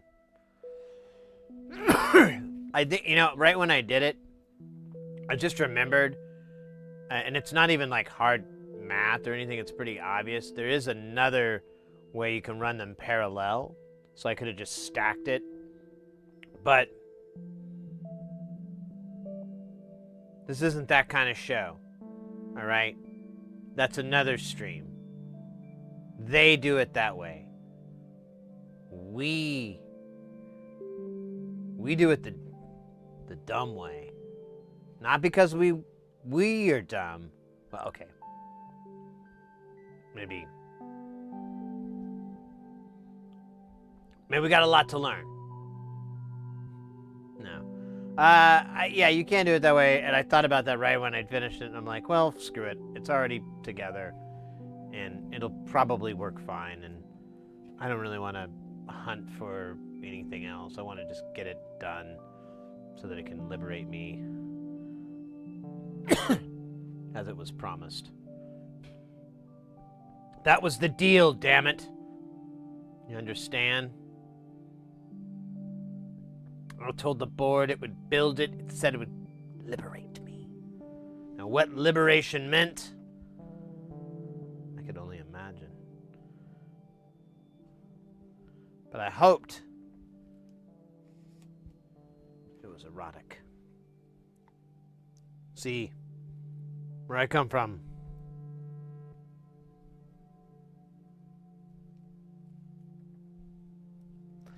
I don't really know those words.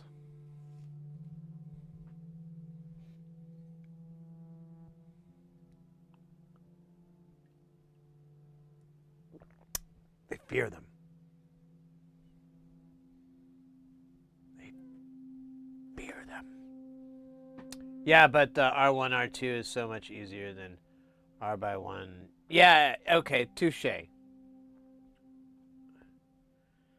That's my thing too. I mean, there's a website you can pull it up, and it's not super hard math, as you're pointing out. Like, but I'm like, I just need it for like a couple weeks. You know, it's not going on the road.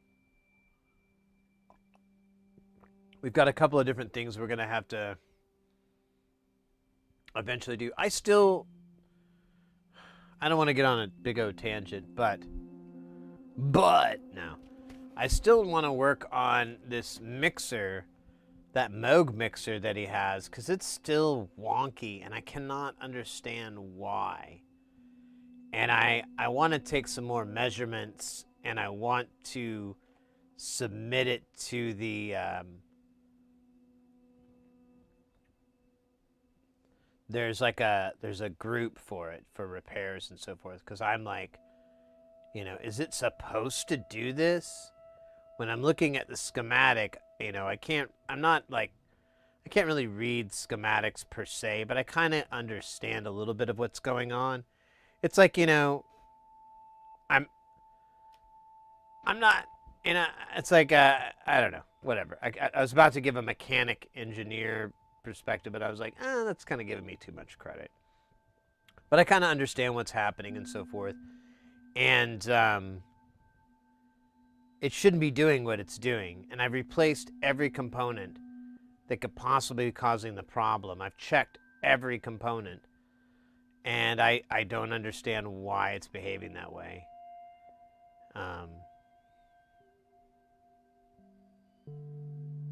Wait a minute. Hold on a second. Let me just think. I just thought of something.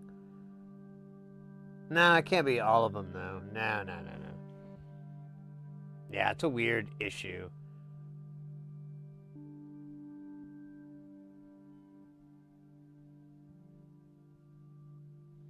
R1, R2. Yes, I had a friend of mine talking about that the other day.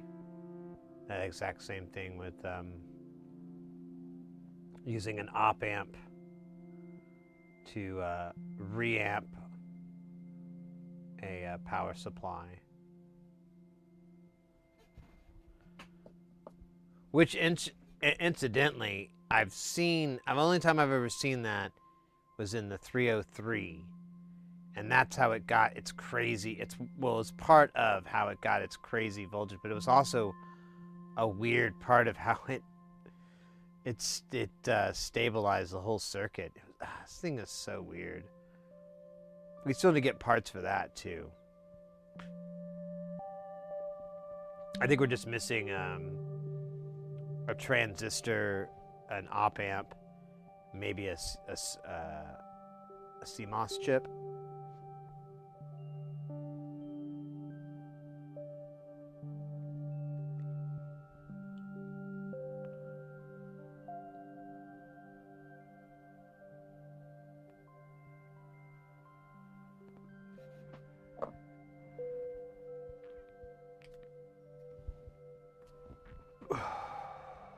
All right. Let's get back to component placing. Yeah, man.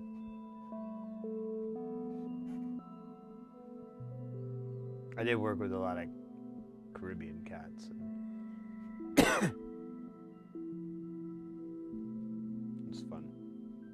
I love that accent.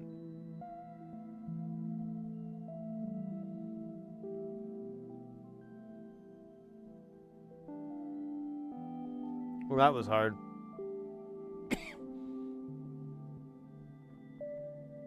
One for each side.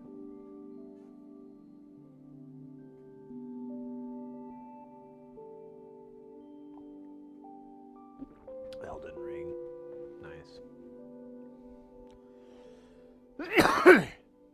Pardon me, guys. I keep coughing. I don't know why.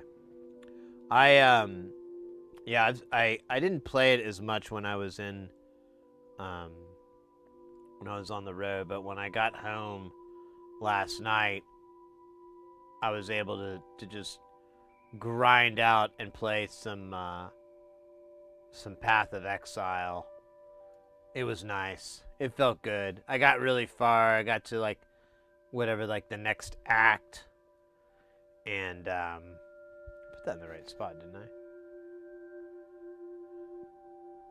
And got some cool stuff, and just had a good time.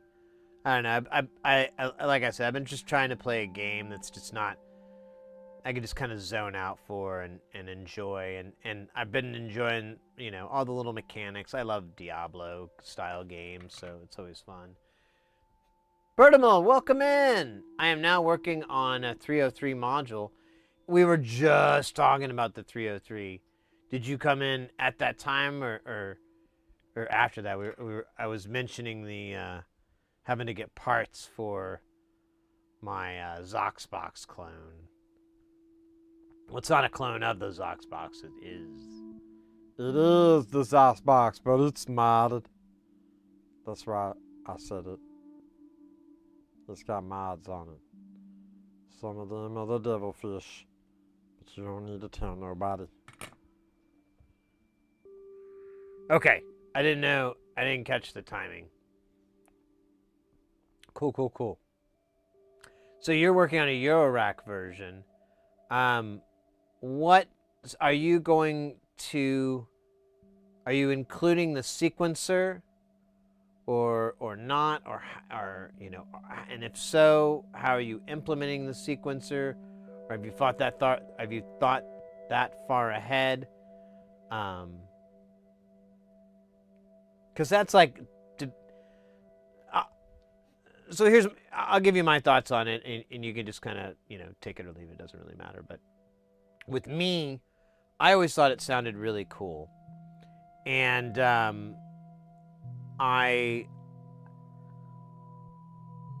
States of Consciousness, stuff like that, I always thought those were really amazing songs.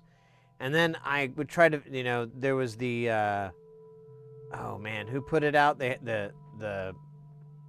had like a 909, an 808, and a 303. It was all software. I'm spacing the name of it right now, but it was really popular back in like the late 90s or so. And I was really disappointed though when I was playing it, because that was like the only access I had to it. But you couldn't really control the synth by anything other than the sequencer. And so for a long time I searched for just the synth voice. And then I finally attained that. But as I was kind of doing that, I kind of found out that's actually one of the weird charms about the instrument is the sequencer.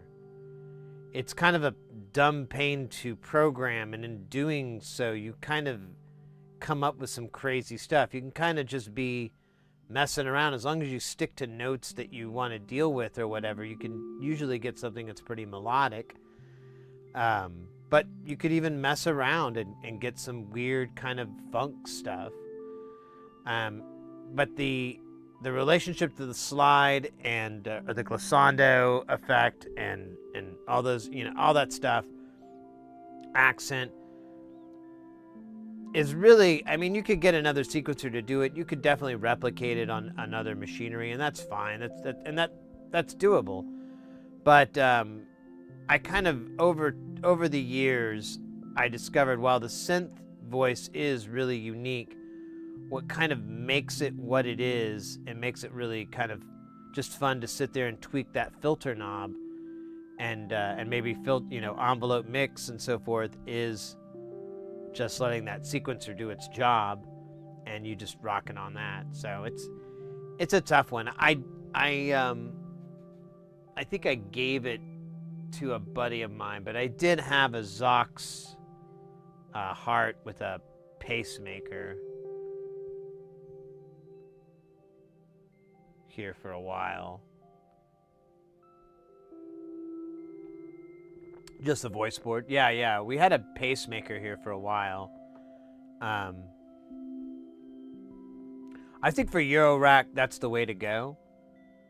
It's going to be too much of a footprint or too much of a user interface nightmare to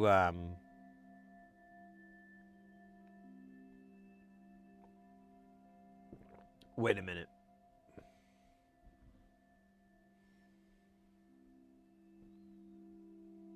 I wonder if you could. I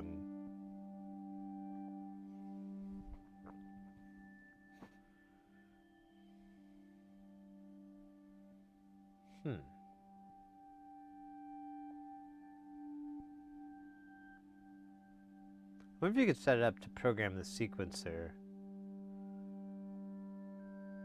that's in there with an external, and then have it do random. Yeah, but the gating is, I don't know. I have to think about that. That might be fun. All right, so we've got. I think we put both caps on. We busted both caps. Good for us, yay team.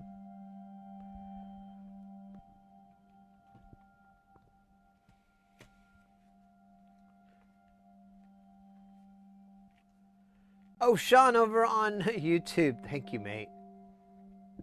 I've worked on it for a while now. Now, I'm going to be honest with you.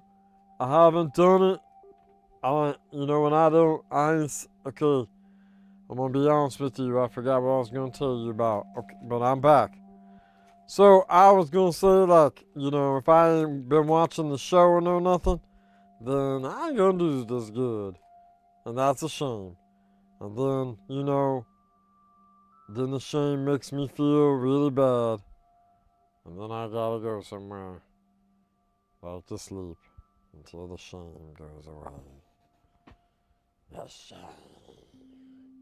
Anyways, I just noticed too, we got a new YouTube subscriber. Thank you for the new subscribe, Amakar. I probably messed that up, but that's pretty typical, If I'm being honest with myself, it's I mess up a lot of stuff.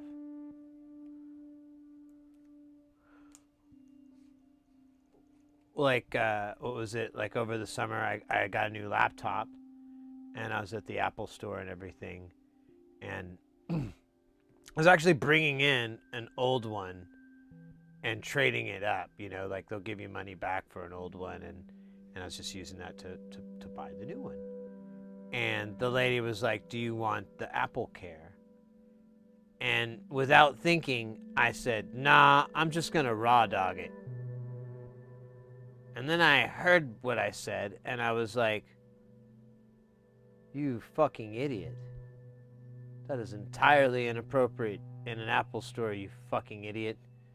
And she just kind of laughed and brushed it off. But I was very angry with me. I didn't mean to say that. It's kind of funny in hindsight, though, I won't lie. Because I don't know where that came from. Not getting a and this is before the whole airport thing was popular. Now that term is kind of, thankfully, probably lessened in its extremeness, but yeah, I don't know. I felt really bad.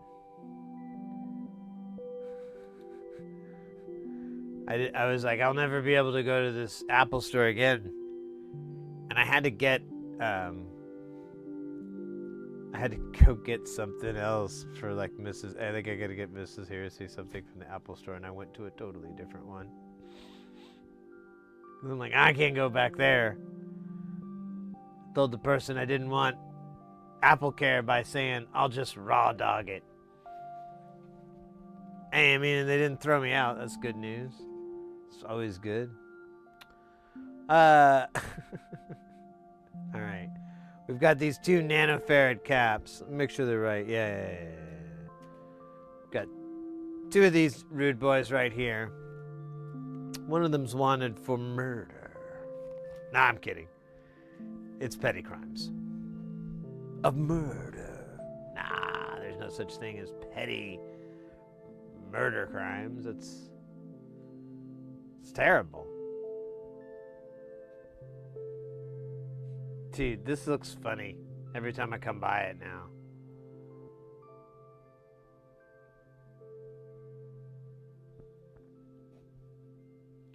Here, let's solder this guy in. I'm not even gonna F around. I don't care about how the House of Pain song goes.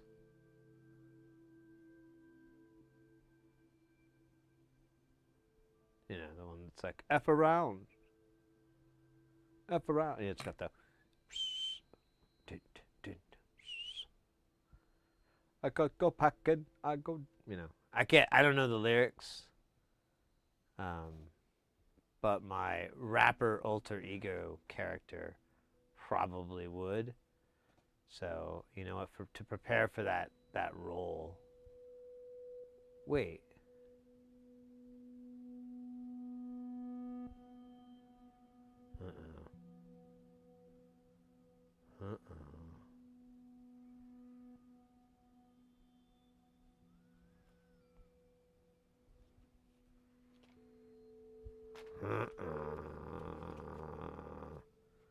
Those were 470s. Yeah, let's see. Let's make sure they're the right color.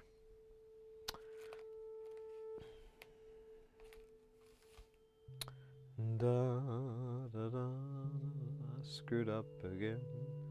So what did I think it was again? I thought it was 10. Dude. Oh, shoot. All right. Good thing is,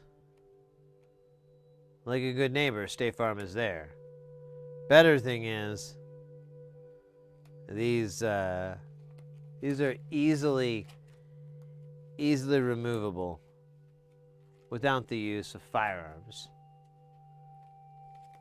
High-powered water, high-pressured water, laser beams, although obviously could, CNC machines with milling capabilities.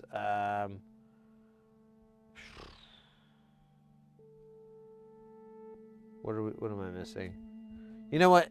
It's not important. What is important is that we get it on these 470 picofarad sections stat before they start thinking that they truly are 10. Okay, this is going to be a bad idea all of a sudden. Okay, I got to do this for a second.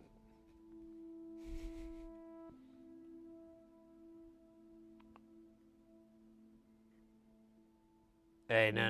You're going to stay there, buddy. But I'm going to fix you. Oh, no. Well, you know what? It's kind of cool now, huh? What's that guy? No one knows. Secret 10K resistor. Okay, I'm going to stop. That was really bad. That was really fucking bad. I heard it when I said it, and I just kept going, and I'm like, oh, that's bad, dude. Doesn't even work, kind of. So thematically, it doesn't make any sense, and rhyme-wise, it's terrible. That was a sick flip. That's a it's a half twist. That was popularized by none other than Tony Hawk, if you can believe it. Tony Hawk, not only a incredible skateboarder, but also pretty damn good at the soldering. I'm telling you, pretty damn good.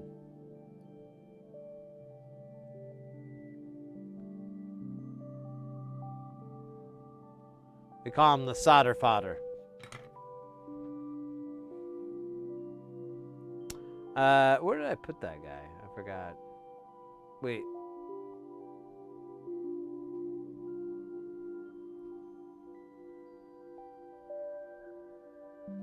Oh wait, that says P. Dude, this game is hard.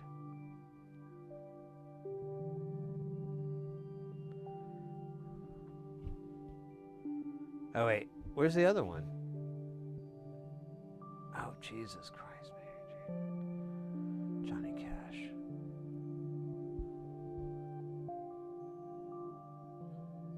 The drag tip technique. Yeah, well, that guy invented like a lot of moves.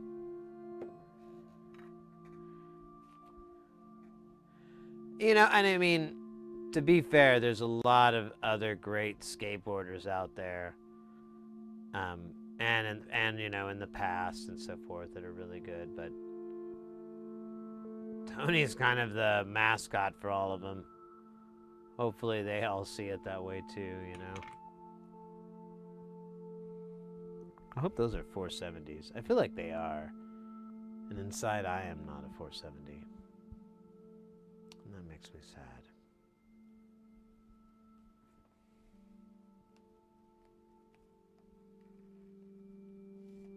The McTwist, yeah. Yeah, I follow him, his social medias, and they're really fun, honestly. He's, you know, I mean, he doesn't do his Instagram, obviously, but like the clips you get and so forth are really enjoyable. Like he's still a real, seems like a real down to earth, chill dude. You know, happy to be where he is. Wait a minute. Are these the same? My. The same. Well, yeah, they are. I think I'm just. I'd be tripping.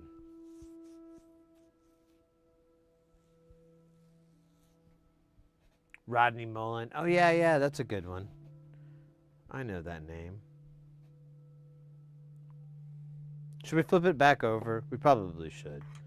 Probably flip it back over. That's kind of a nice thing to do. Here, just give it a little bit.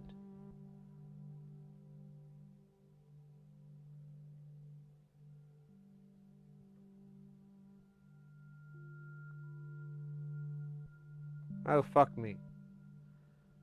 Fuck. Nope. No. This is worse. It's incredibly worse.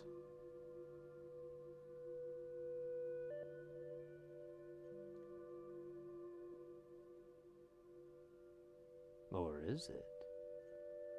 No, it's bad. It's bad. Don't do that. Don't ever touch that part again. You hear me?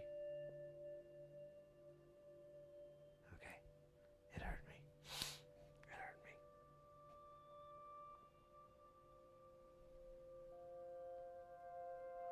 I'm going to take both of these over here. So just make sure they're the same size. They look like it. Okay, for some reason they just, from my perspective, one looked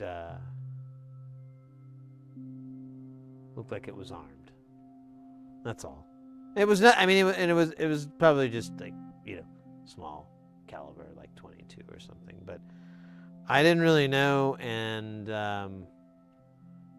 this is the easiest way to tell. Is just put them under the microscope.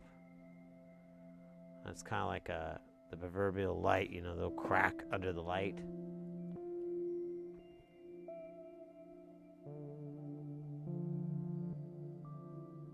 And boy, did they crack. Oh, you know what? I didn't want this yet. Hold up. What is this shit?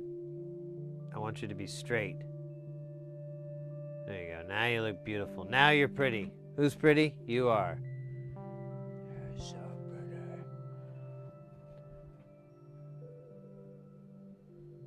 Yeah, the 10 Picafarad was the first one we did. And unfortunately, they look identical. But we do have one 10 nanofarad, and then we should have another 10 nanofarad. Oh, this is stuck. Or is it? No, I think it's just goo. Ugh. We should have another 10 nanofarad around here. If we don't, then you might be onto something.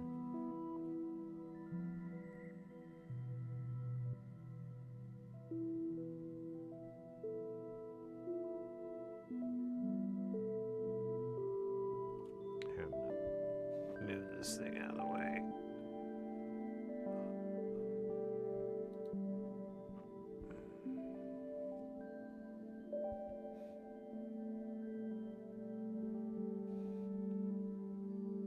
Man, I really got a WD-40 my chair. It's So squeaky. All right, there's the other 10 nanofarad. I think we're good.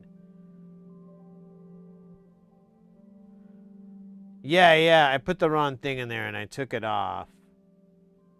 So these are the two 10 nanofarads.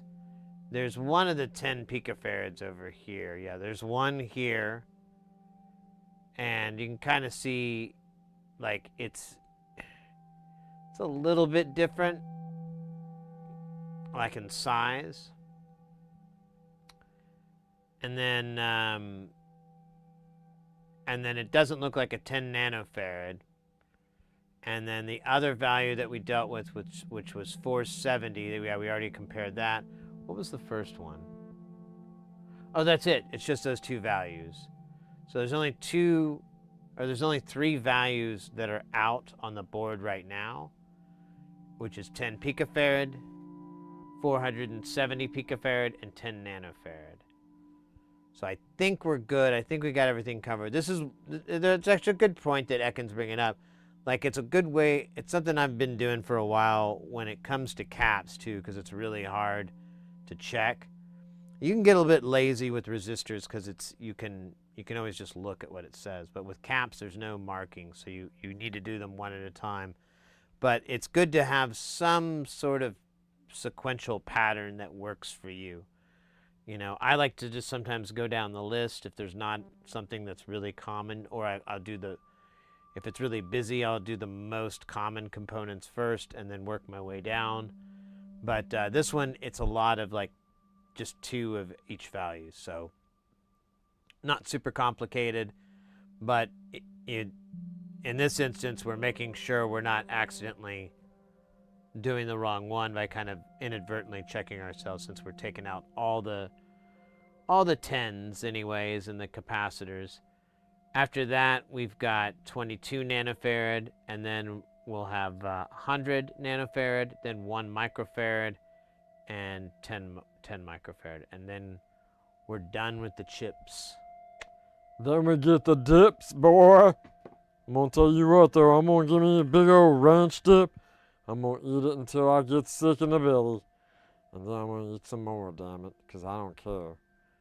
That ranch is good. And even if your stomach hurts, you'd be like, I don't care. That ranch is good. That should be their slogan, you know? Eat it even though you get a bellyache. I don't know, I'm not into advertising. I just know what's gonna make me money.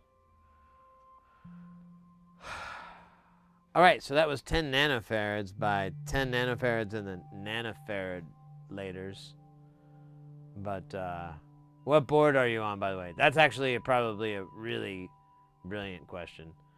We are working on the nonlinear circuits module. I can't believe it's not a VCO.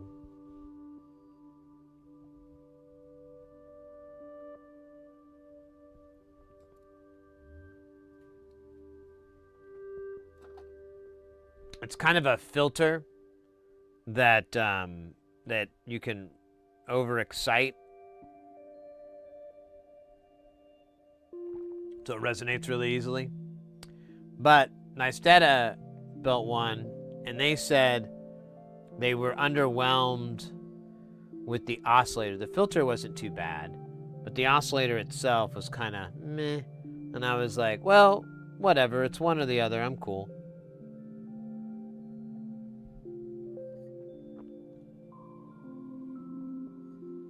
Yo, this coffee needs a refresh. Let me reload this and we'll get started. But yeah, we're nearly done. Then we'll do the chips, and then we'll do the rest of, I don't know, the caps and everything. Now, we were talking earlier about doing Vactrals, like rolling our own Vactrals, because I need to order some, but you know, we've got a few streams in us before I do, so I don't know.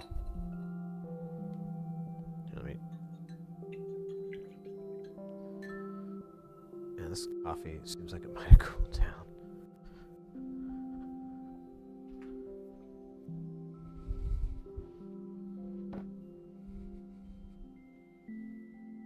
Oh shoot, that's right. I should do that. Just thought of something. Anyways, oh my gosh. Stood up and popped my sternum. Oh yeah. Crack. That bed at the hotel I was at was so horrible. I would wake up just in pain. I was gonna sleep on the couch on it, but I didn't want to mess the bed up that much. And I kind of quit caring. I could get some decent naps. Did I misread that? When did that happen? Rocky put in a, where did that happen? I don't see that. It says 41 minutes ago.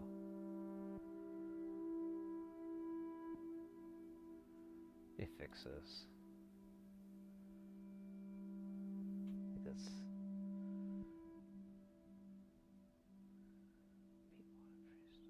Oh, there it is. Hey, Rocky Coast Fog, I missed the Meatwad freestyle request. If you're still in the chat, I don't know, you can let me know some way. But I'll go ahead and do it. I don't know why I missed it. I thought I cleared those out. But whatever, you know. I'm a simple man. I have simple man brains and simple mandibles that I mansplain to man's self. A man knows what man loves, and man knows what man needs. Man. Anyways. Man. Oh yeah, I forgot to check this coffee if it's cold and by now. It actually feels kind of... Actually, it's at that right temperature, where it's baby bear temperature. Not too hot, not too cold, just right. But it feels like it's gonna get cold really quick, so I might gulp it down.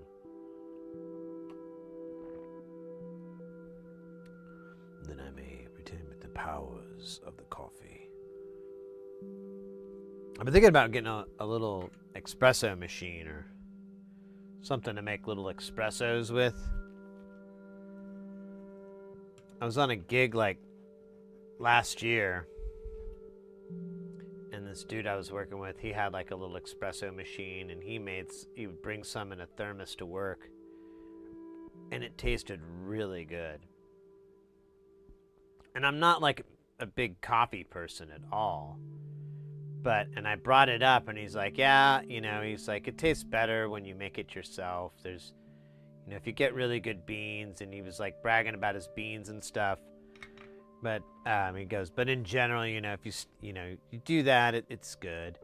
And I'm like, oh shit, did I do 20 or 22? I did 20. So it got me to thinking, like, you know, it might be fun just to have that on hand for when I want to have a little bit. Hey, over on YouTube, DIY Electronics, hello. Hopefully I caught that in time. I've been doing terrible on catching things. Except hassle by the man. Scheisse. So what are we doing? 100 nanofarad. There is literally 2. That is pretty crazy. Oh yeah, that feels good.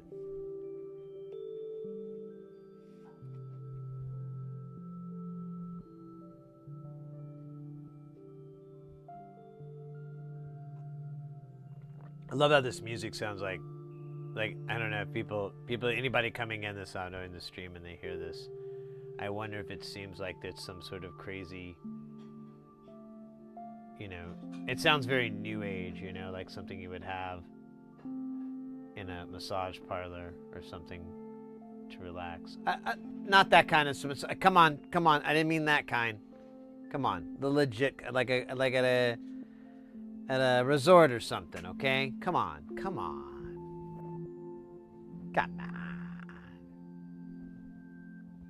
Anyways, this kind of reminds me of that. I was just thinking that, and that's probably half the reason I get a little sleepy. Because it is very relaxing. Just like pounding 2 beers.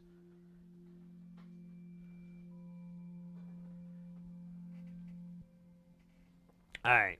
Oh, we're in an ad over on the Twitch, but that's not going to stop us from locating these 2 bits. Now, the 100 nanofarads are an interesting group. They started out in the Appalachia region and then migrated south after the First War. Once they arrived in the southern region, they felt that they should make camp there in what is now known as Atlanta.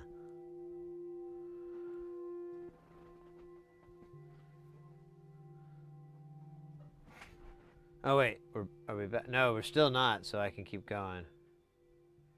Dude Ranch Resort, exactly. They opened that up and it blew up. And soon, everyone wanted some of that Dude Ranch Resort. T-shirts were made. I'm sure some of us all remember going to school with ours. Worn proudly. Without a clue.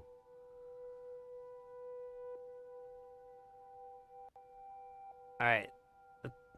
That's the best I can do. That's the best I can do. We got 15 seconds out from the Twitch ads. And then we'll fire up the old cannon. Huh? I'm kidding, there's no cannon. There was, but not anymore.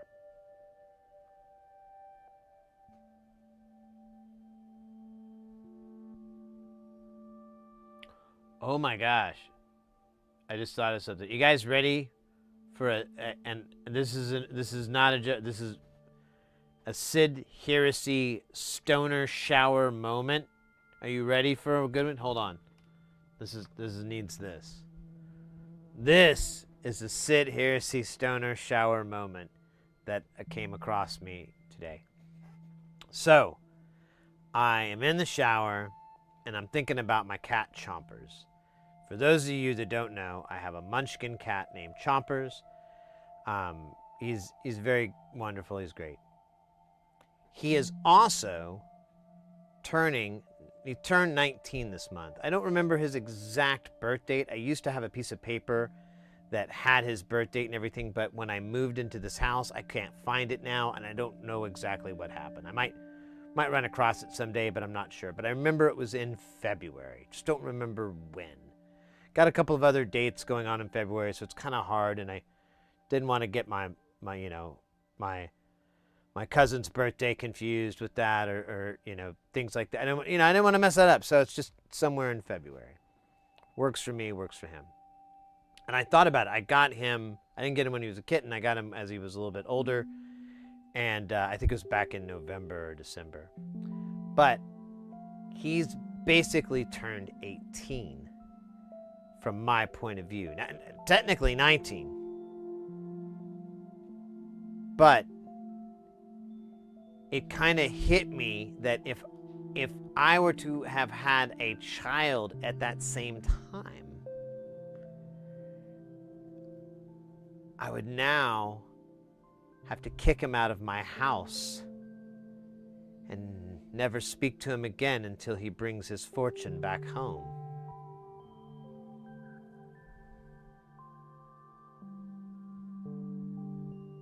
Pretty cool. But I wouldn't do that with Chompers. He's his power really is online. He can really He has a Only Meows account. Have you seen it? Oh my god. That guy brings in like, I think close to like 5,000 kibble like a week.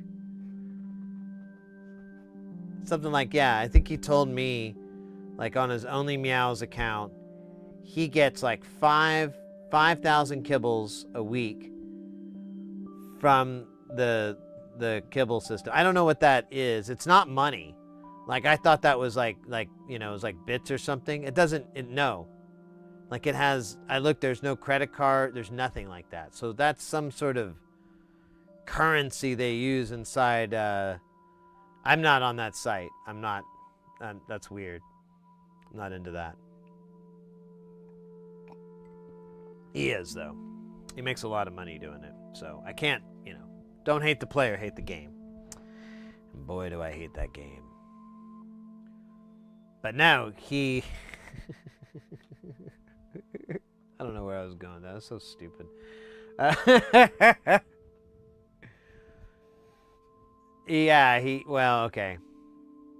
Solo stick, yeah, that okay, so you might be on his account. You might be giving him some of those kibbles. I don't know. He said he gets like 15 to 20 grams of catnip like a week. I didn't know what that equated to, so I had to he had like a box, and he goes, this is last month's alone. Can you throw it out? It's old. And it was like just an insane amount of catnip. I've never seen so much catnip in my life. Ever. Like you could take all the catnip I've ever seen in my life up until that point, multiply it by 4, and we're getting close. That's how much catnip he was just like making in a month that he would just like, you know, toss out because he's got a whole new month of catnip coming in. You know, he calls it spoilage. Well, he calls it meow, meow, but that means spoilage. Toss it out, man, slave. At least he identifies me as a, you know, male. He used to just call me, you know, short one, and I got leveled with him one day about that because he's short, and so he kind of, you know, he came up with a different one, but yeah, he's got some pretty mean names for us. I mean, that's when he's nice. When he's mad, he just goes for the jugular. He really kind of chips away at you from up in here. Diabolical, maybe, but cute as fuck. I cannot. I'm gonna do. Why can you be mad at that? How can you be mad? Such an adorable little face. You know, it's disgusting. Anyways, yeah, I kept thinking about it. You know, if I had kids. If I had a kid,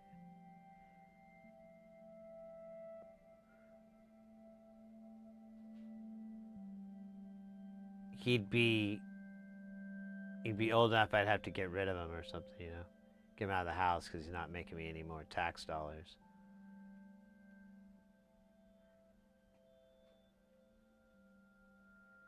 He's that old. Weaselbox, welcome in. I had this shower stoner moment today with Chompers and realized I've had him for 18 years, a little over 18 years.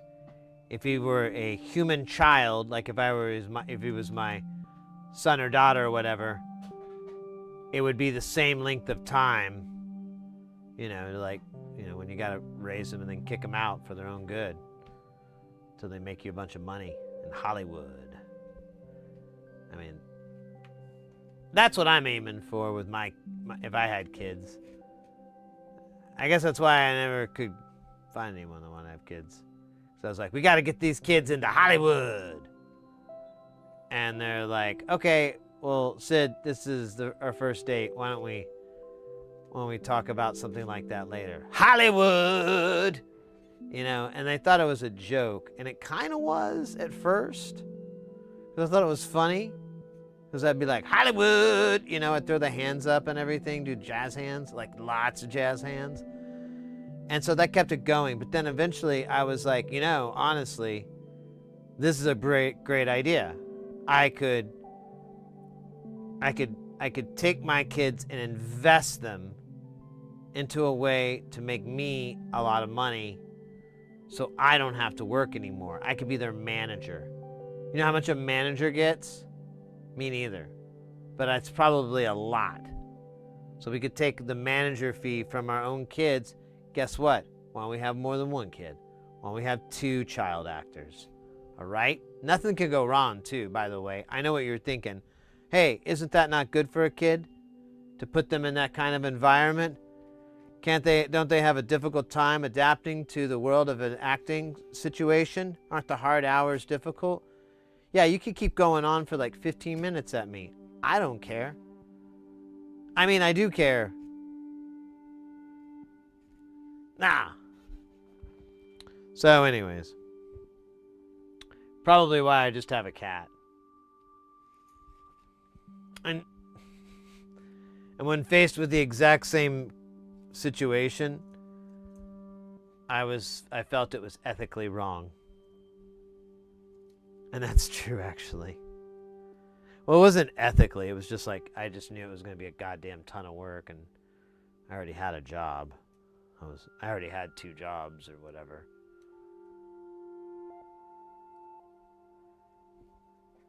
Have I told you guys that story? Well, maybe some of you have heard it. Okay, I'll tell you the story real quick because it's kind of funny. So, remember that website that was really popular a long time ago called, what was it called? Miss Pace? I think it was something like that. Miss Pace? Or Miss Pache? It's really popular. And, you know, you'd have your top 20 and all that on it. Really fun thing. You have your friends on there and all that. It was really popular just for networking, like meeting lots of random people.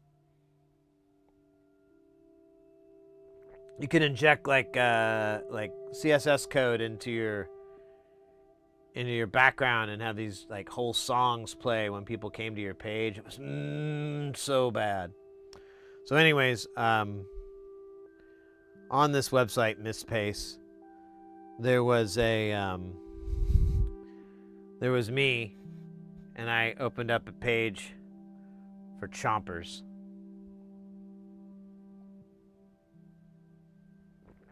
And it was the greatest. Well, great. It was scary.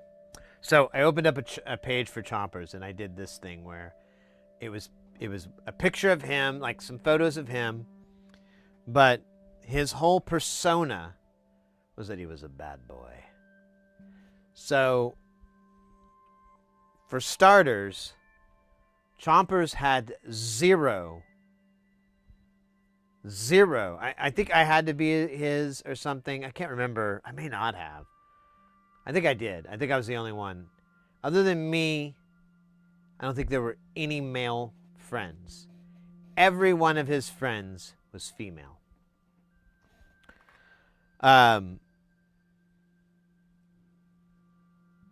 On top of that,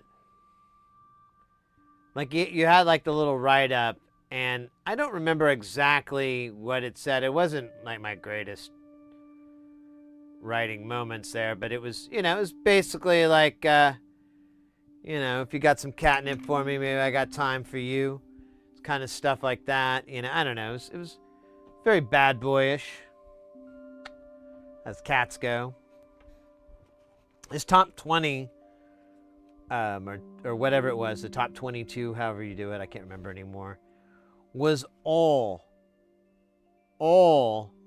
adult film actresses, because that was very popular for them to create one. So I'd have his account, friend those, and then I put them in the top all the time. And it worked.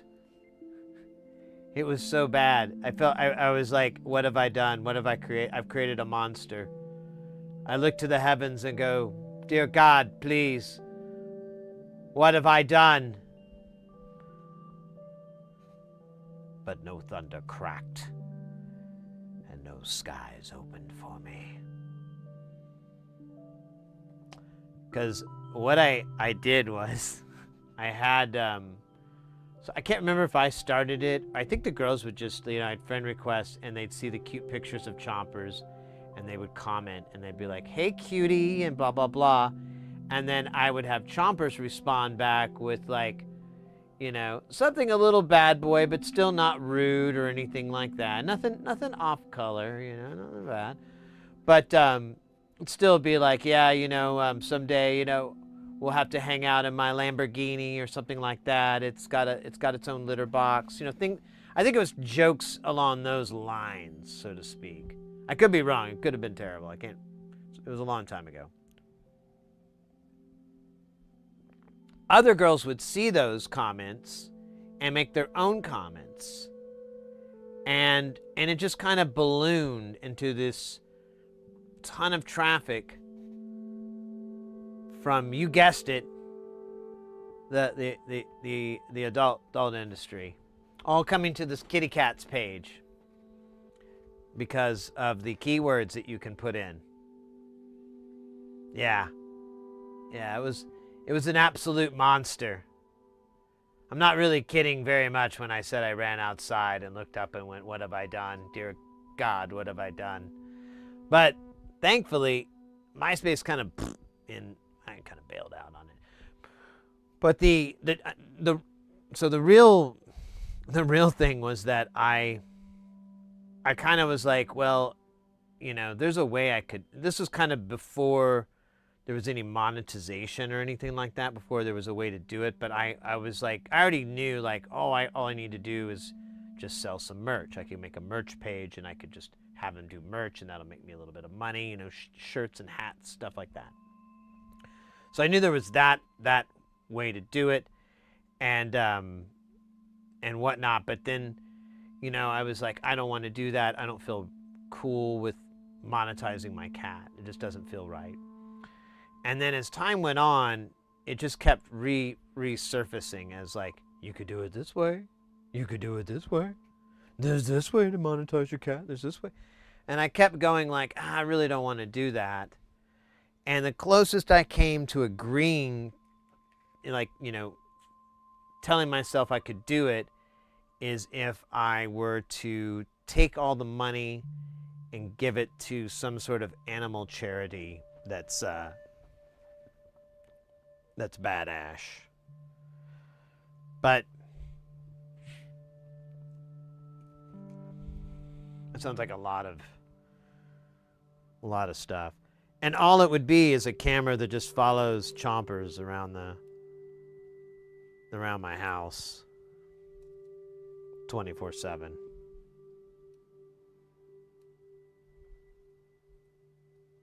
Since he's older, he's not very mobile, so it's pretty easy to set up and just let it roll.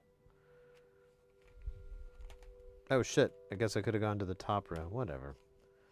I got some freshies. And they're all in this, if I remember right, they're in the same spot, so it's not even. Oh shit, I should have soldered that, shouldn't I have? Shite. Weaselbox, man, you're only 3 deep. I know. Oh yeah, that's not right. Let me fix that. That should be bumped up a little bit there. Hold up.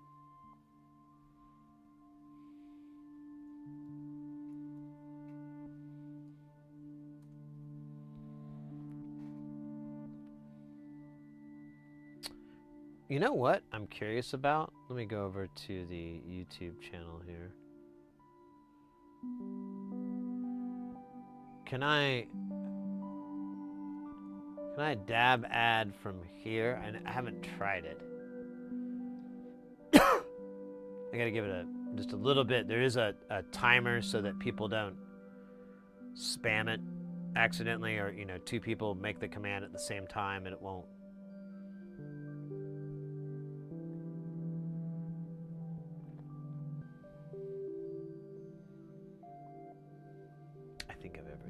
All right, let's try it. Un, dos, tres. All right, takes a minute.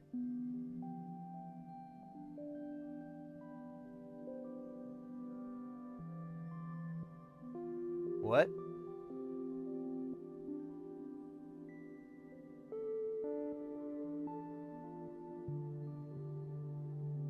That's not right. And it didn't do it correctly. Ah, that's weird. Oh well. That's the turmoil that I face with this system. It plagues me and breaks me. All right, we've got 2 caps left. Then we're capless. Actually, no, yeah, we are. Oh shit, forgot. Here, I can undo one. But these are TARDIS shape. There is no. They're basically they're bigger on the inside than they are. That would be neat. Oh boy. So soon after these comes the part that I'm looking forward to. I know you are too, because you're thinking, hey, isn't that gonna suck? And yes, it is. And that is going to be soldering melts so close to each other. We could get, there's basically a danger of having MILF on MILF action. Oh my god. What the hell is this? Dude, there you go. Which you would normally never want. And in this situation, that is actually true as well. This is a normal situation. We do not want MILF on MILF action. I'll show you a small sample of what I'm talking about. Yeah, I'm sorry. It's still a little jarring to me. It always kind of makes me want to run, you know? Like I want to get away. There's too much fear, anger, remorse, danger. Really hot peppers, things like that. I thought this was a Christian family soldering stream. How dare I? No, I'm so sorry. No, it is absolutely not. It is not. I'll level with you. I honestly tried for that. I know you're kidding around, but I honestly tried for that.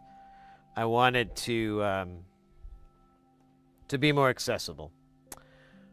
But what ended up happening was I felt it was really just an extra layer of work, and I felt disingenuous, you know? Like, I don't mind, oh shit, the network connection's all poo-pooey. There it goes. I don't mind doing that at work, you know, and whatever, you know. Sometimes it's just like this kind of necessary politeness and whatever. But on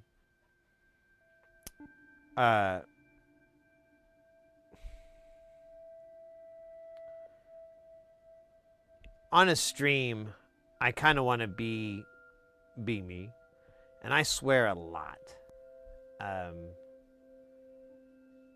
I have some other faults in that manner, and I don't know. I guess I could work on them, but I don't know to what end.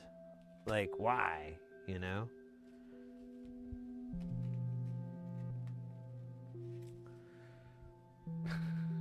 I don't know. I think I'm rambling a little bit, but to be honest, I honestly did try to do that for a while, and I just honestly felt disingenuous, and it didn't really.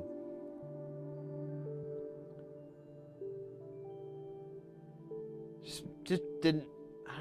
It seems silly, but it just didn't make me happy. So I decided, you know what? I'll try to keep the swears to a minimum.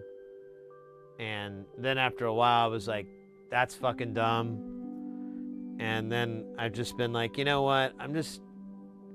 There's plenty of content creators out there that do fine for themselves. They swear. Some of them are in STEM or STEM-related fields, and they're not getting any problems. I don't think I'm, anything like those people, but I know that the road has been cut enough to where I can get away with having a potty mouth, and no one's really gonna get all butthurt about it. Man, what an ass. It's insane that Twitch allows the hot melfs on melf action. Yeah, I'm kind of surprised we haven't gotten in trouble. I thought about putting that in oh shoot. We have 2 5.1 Zeners left.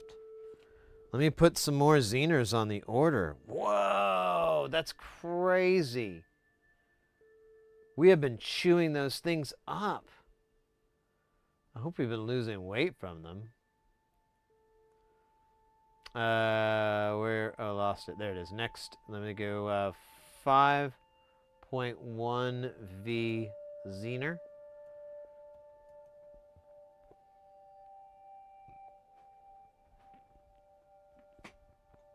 We'll use this one because it's good. Half the time he has them just tied to ground off of the outs. So, you don't have to use them. They just help bias it, I think. Or I think it's like might be an output control. I can't remember. We'll have to look at it sometime. But he brings up that you don't have to use it. You can get by. Oh, but luckily our Zener is also a very, very round MILF. Look at this MILF. Whoa. You guys, I bet you didn't think you'd log into the internet today. See this kind of stuff, huh? No, me neither. I'd be lying to say I'm not a little bit excited. These are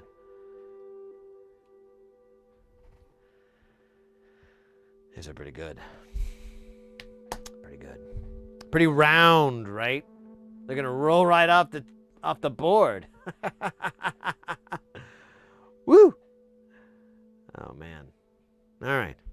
Time to settle down a little bit.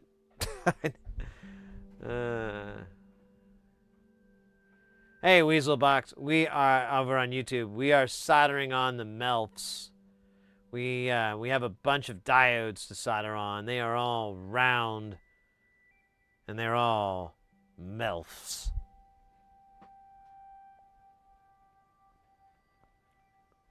So Spartan, I don't know. Zeners are a significant source of breakthrough current, unlikely to reduce energy mass. I think it's like I think it was to act like a peak, so that if you sent a signal that was greater than 5 volts, it would just roll it off or something like that. After you exceed it, instead of sending higher than 5 volts out of the output, it would just roll it off on that diode, and you'd get some distortion and whatnot. But it would be better than sending out 12 or 15 volts out of that output, because it's not going through the Zener. Yes, Weaselbox. So over on YouTube, Weaselbox saying is, as I see you have rounded diodes.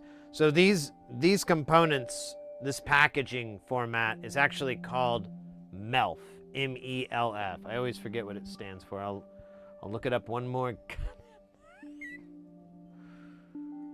MELF package. I like how it has meaning.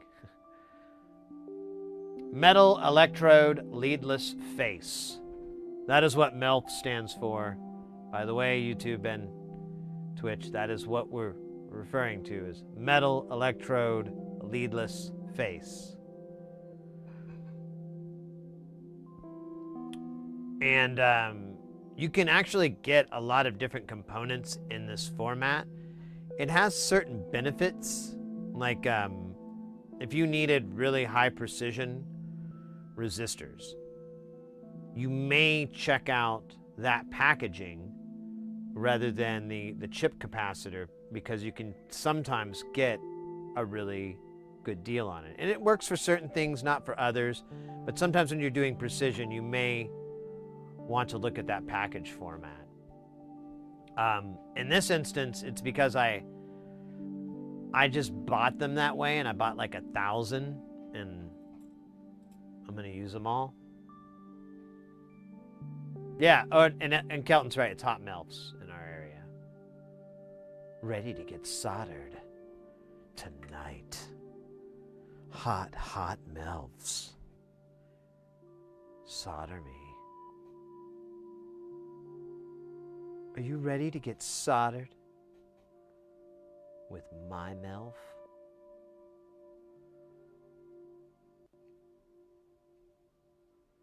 Oops.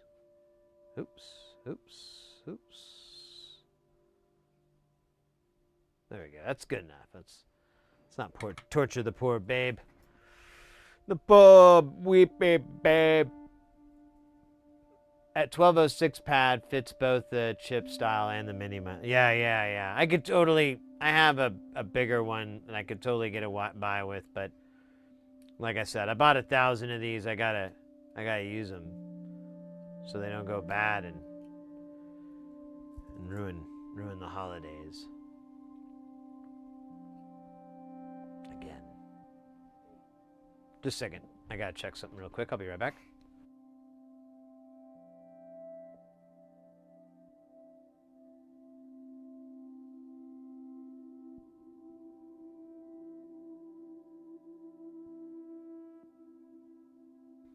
All right.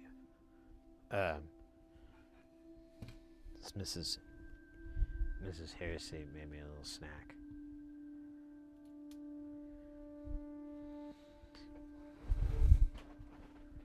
It looks like an egg sandwich.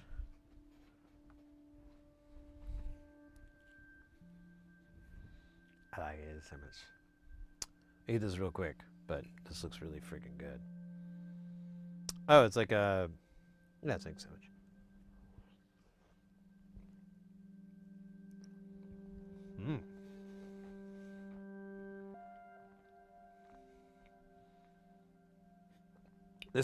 These are pre-apocalyptic eggs.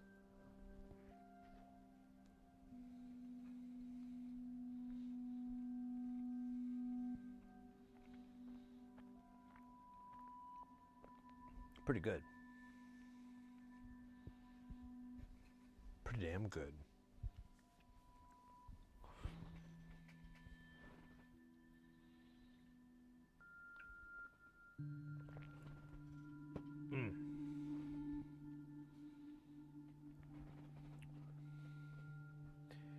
Hey, Ruti, welcome in. How you doing, mate? Hope you're staying guile. Mrs. Heresy just brought me a little sandwich that she made, so I have to eat it. I don't have really any other options in life. So, no. It's really good, honestly. So I'm just chowing it down really quick. We're soldering. We're about to do some really big test of nerves. We call it the nerve tester. It's all these components all smashed together really close. It's gonna be hell. It's gonna be hell.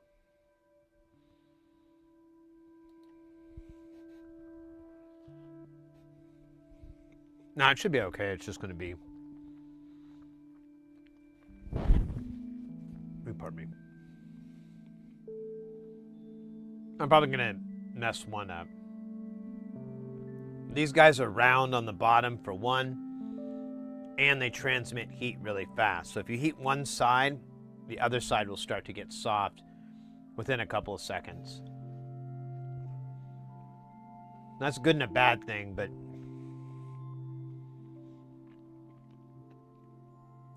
if you're next to it and you accidentally heat it up, it can be bad. Hey, TMKDK, welcome in. Mixed out sandwich. Yeah, exactly. I couldn't say no. Couldn't say no. It'd be one of the dumber things I've done in my life.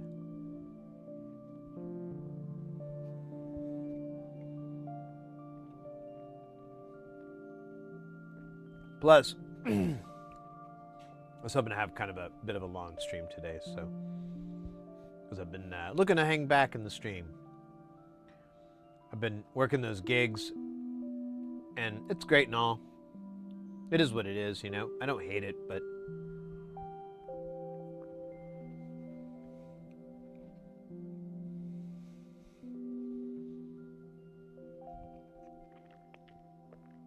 I really just enjoy doing this so much. Working on builds, doing dabs, talking about synths, learning about synth stuff, all that. Oh shit! Those are those chips she got. Oh god. Oh no. That was not good. Okay. All right. Everything but the chips. I'm gonna eat the sandwich, but no chips. Well, that's good, because that was gonna take a minute. Oh no.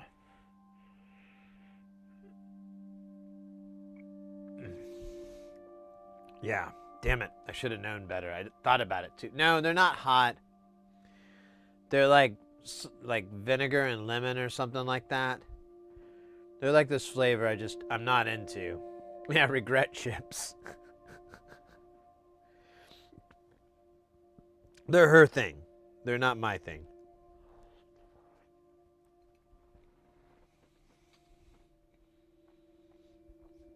I guess. To be honest with you, when it comes to chips, I'm really bland. Usually with chips, I kind of like just plain. I don't like, I'll eat tortilla chips. I love to just eat them plain. I mean, they're good with dip and other sauces and whatever, but I can eat a lot just straight plain, like just the simple corn tortilla, the tortilla flavor and the salt and the seasoning. Sometimes there's really mild, but just those simple flavors, I'm like, yeah, this is good. So when you get to more complicated snack chip flavors, I'm like, it starts to get too busy for me. Hey, Fast Snacks, welcome in. You like the spicy? Hey, to each his own.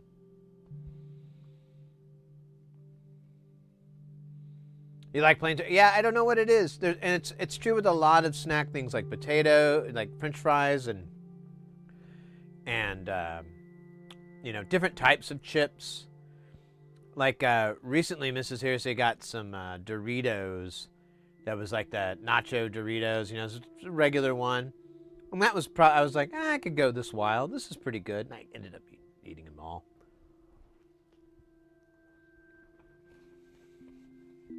Which reminds me, I should probably go get another bag for her. Make that up. But generally speaking, I just like those simple flavors a lot of the time. It's just fun. Because they're like my favorites. Like butter and salt. Yeah. I wrote a song about it.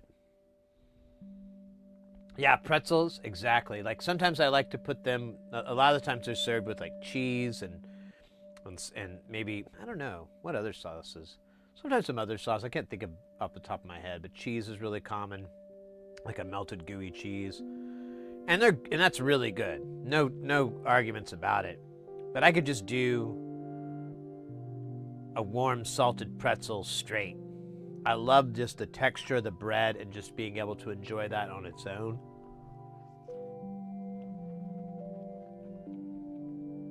It's really good.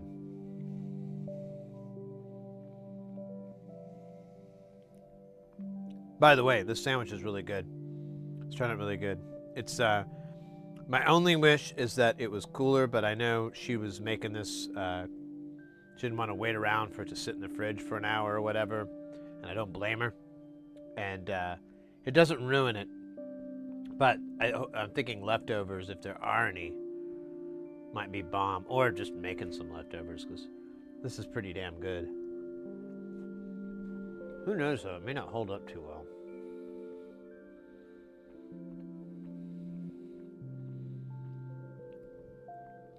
Pretzel sticks, are those just the like, I don't know what those are.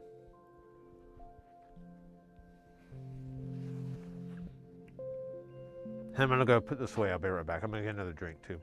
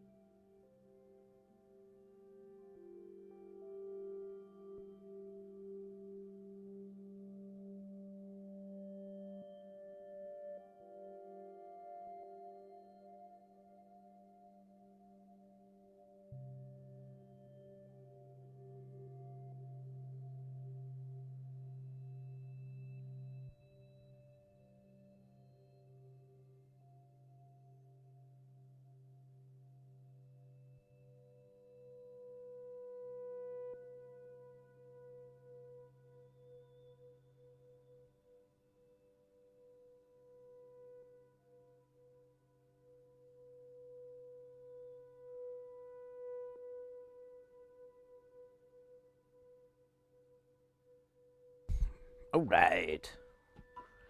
All right. That was pretty quick. Let me see. Where's our time at?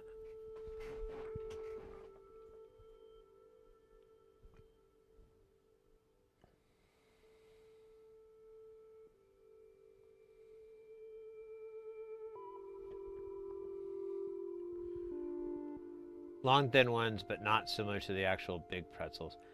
I think I've seen those before. I don't know if they're not, I don't know if they're flavored as much as pretzel. They're more flavored like these Italian breadsticks. But maybe I'm thinking of the wrong thing too. I could be.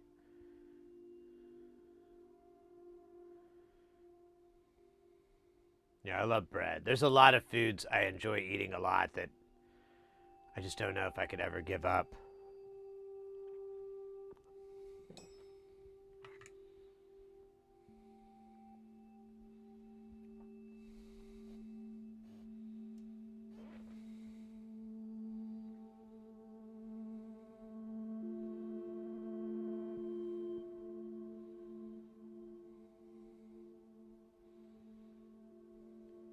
Oh, come on. I had it and then...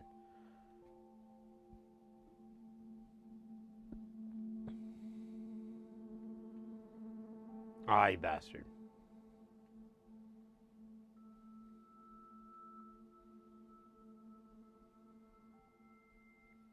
Don't do that. Don't do that, bro. Oh, shit.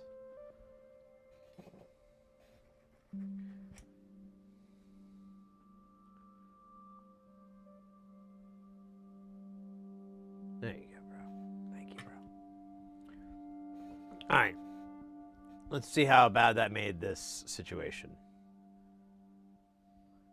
And more.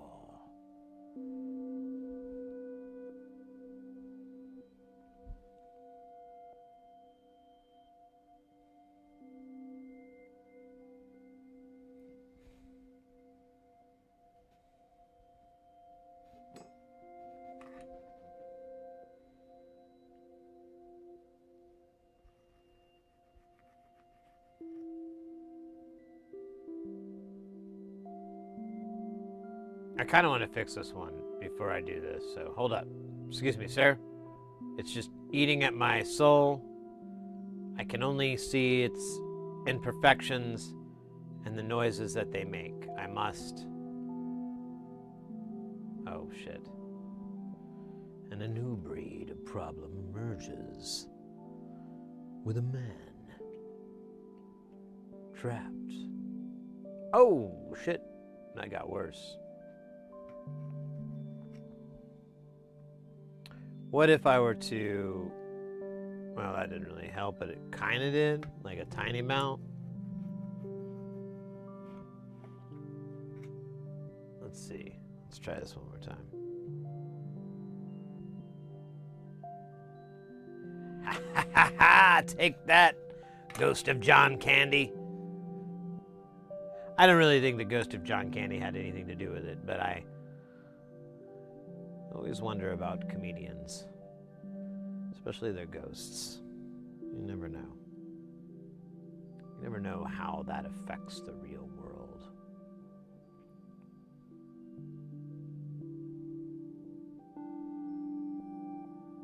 Or if it affects it at all.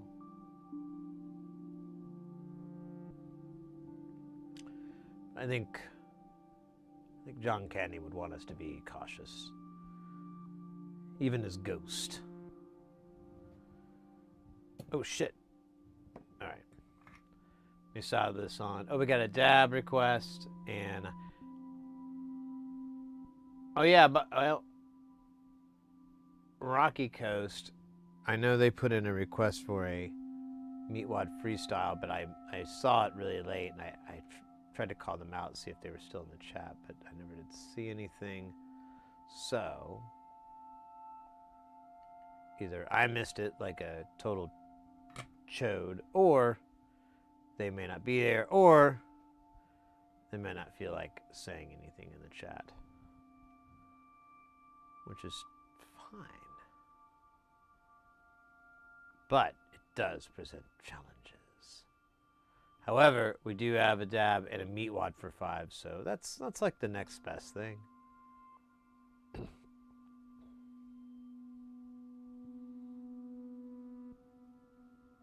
I'll give them their points back at least. Oh man, there we go. There we go.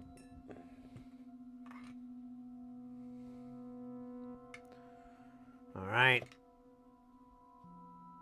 Let's pray for rain. What do you think? I should do the top first, and then yeah, let's do the top first. I think that's gonna be our winner.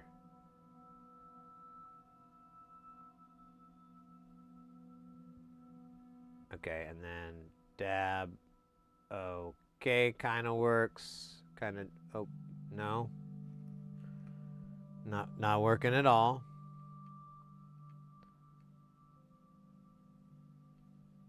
Okay, that works.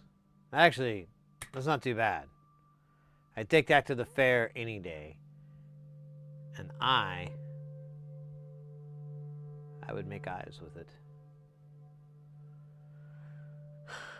Big.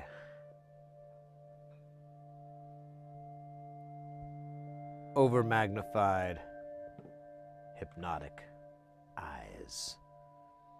Which is the name of my upcoming synthwave and lounge album. Sid Heresy. Big magnified eyes. Available wherever fine CDs and toilet papers are sold. It's the best deal we could get in this day and age. Oh, come on. You're not going to make me do this shit, are you? Okay. You're so rude. I know it's a lot of solder. I put it there. You don't have to remind me by making big solder bridges. I swear this solder is like pretty pretentious, really. I mean, I don't say that a lot, you know. I'm pretty chill. You know me, guys. But this guy here, let me tell you something. There's a problem with this guy. You know what? You know what his problem is? He doesn't have friends. We need to drop more friends. Are you ready? I got more friends for you, boy. You ready, Tito? You ready, Diana? You ready, Mickey? You ready, Freddie? How about you, Mike? Alright. Be happy. Be excited. We're gonna be like Go Team. Is this the Amtech or the Kester Flex? Kester. Kester. Kester. Kester. Kester. I'm kind of done with doing it the other method these days because I can move really fast. I get very good results. Now, they're not perfect, but if you compare that apple to that orange, the apple is... Wait a minute. Well, you get what I'm trying to say, maybe. I'm just getting better results going this method. And makes me feel like a real man, and that's what it's all about. That and teenage lightning. Oh, so frightening. No, I just have hiccups. I'm trying to say stuff and try to not hiccup. Yeah, ever since I got introduced to this and I learned about just putting layers of it on. Because we were talking earlier, there's some YouTubers I've seen where they're always, several that always use it wet. And I know you can, but it's really not going to be as awesome if you don't just, hose the whole bloody thing down, a couple times. It's good stuff.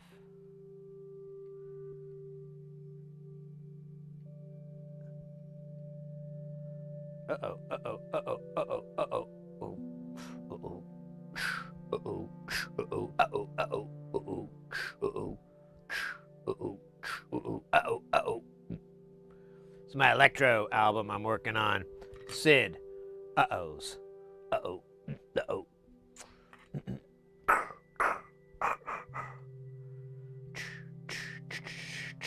Uh-oh. Uh-oh. Man, there are a hell of a lot of diodes in this. How many? I don't remember. More than 4. I'm gonna go with more than 4. For Chilean. Nope. Too many. Less than that.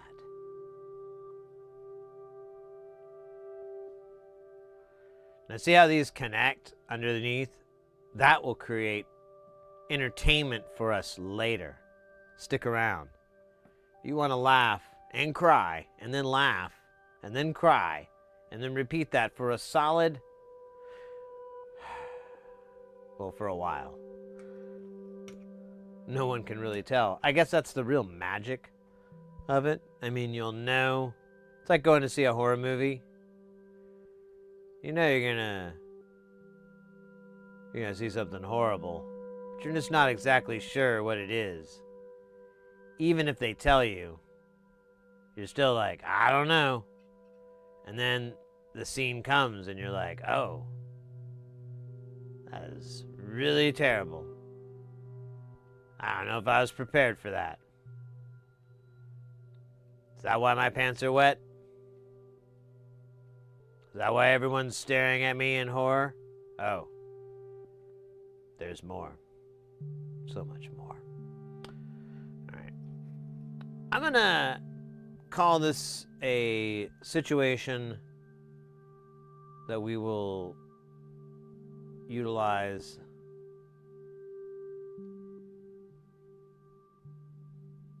There we go. Come on there, sweet. There you go. Who's a happy component, huh? Oh, come on. You could do this. You could do it. You could do it. You could do it. You could do it. Oh, come on. Not like that. No, no, no, no, no. Like this. There you go. Okay, so I'll take a little bit off. I'll be a buddy. But it feels like we always have to have some sort of bridge in order for Babylon to move on.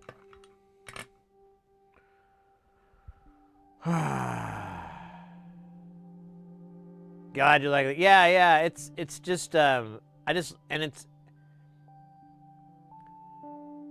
to my knowledge, it's allowed me to come up with this method that I haven't seen too many people do. So it's kind of nice. It's kind of fun to come up with a solder technique. You could do this with the other flux too. It's just so much easier with this because it's not such a heavy deposit. The slightly lighter deposit of it all just makes it a little bit easier to deal with, in my humble opinion.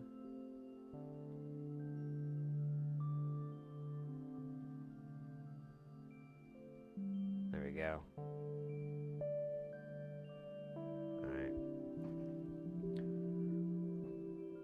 These might just bridge. It might be more work than it's worth to try to de-bridge them.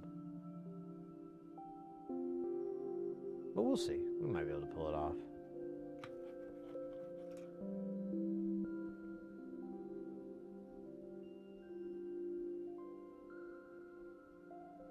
You know, I really need to get either the real one or the knockoff. I really need to get a solder tip cleaner. The little robo ones. I really want one.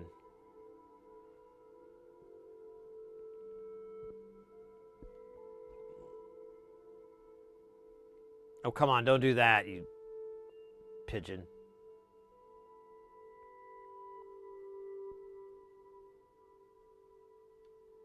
Oh. I might need more solder.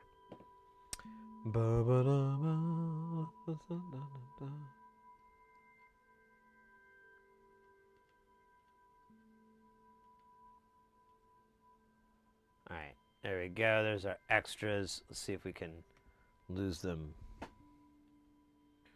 What eat man? Probably not. Oh god. This guy's a jerk.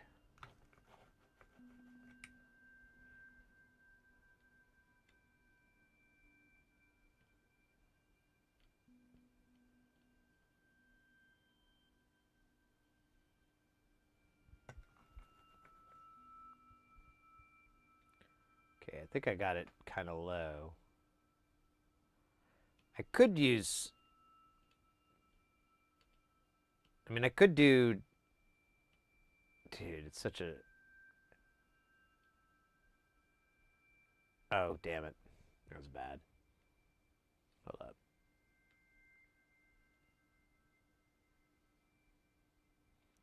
So I could do desoldering braid here. It doesn't really matter because they're already connected underneath.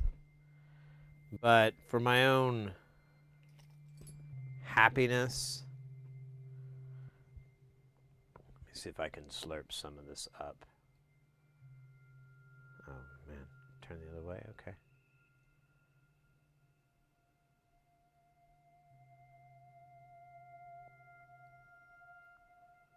Okay, that really didn't slurp much up, and it's really hot now.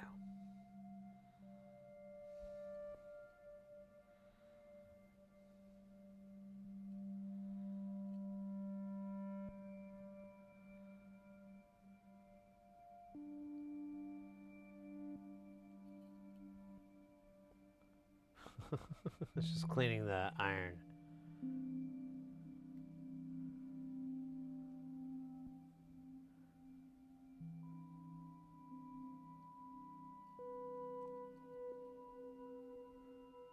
I'll be darned.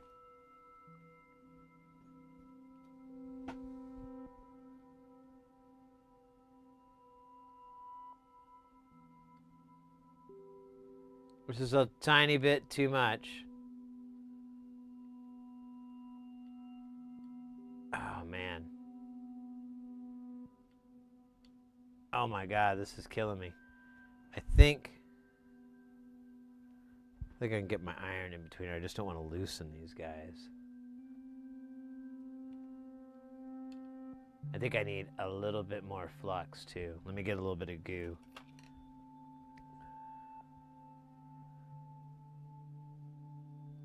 Because like the other pads on the right need a little bit of solder.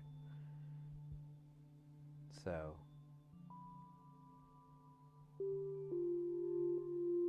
May not work. That trace might be cut into it. Now I'm looking at it more. I don't think it's gonna go away. I think that's the solder mask move. So we're gonna move on. Just like they did on the railroads. All right, how many do we got here? We got 3. 3? That's nothing. You know, it's a lot. 3.5. That's really awful.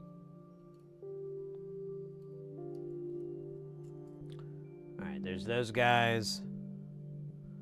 Let's go.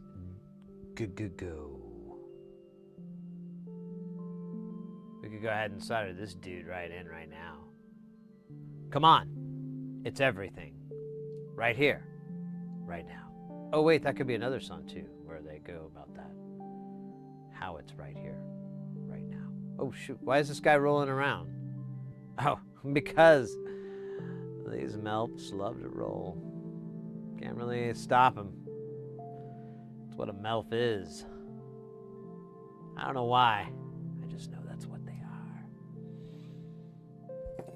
I don't ask why the sun is round. Just know it is.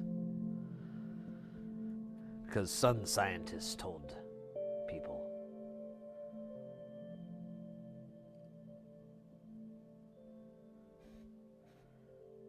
Okay, what's going on here, bro? Come on, bro. Get in there. There you go, bro. Oh, bro. Bro. What was that, bro? Let's try this again. Okay. Am I moving too fast for you, bro? All right. Here's Jekka's. There you go, bro. Shut the door. Because we done. We done. Let's do some more of these very exciting, very hot melts. Uh-oh, uh-oh. Look at that one. That one got a little naughty there. Did you see that one? Little naughtiness? Wow. Yeah. Well, sometimes they'll get a little rowdy, these melts. You have to keep your iron and nice and lubed up with plenty of solder flux. Otherwise, these melts can really, really wreak havoc on your board. Havoc or habit, I'm not sure which one it is, but it'll wreak, and they will wreak a lot. Let's see. Oh shit. Okay, this is not exactly what I meant, but it's pretty close. Oh my god, everything's okay. Somehow we're able to de-wreak the havoc from that. And look at that. We just got a little bit of solder on that other one. But we're going to take care of it later.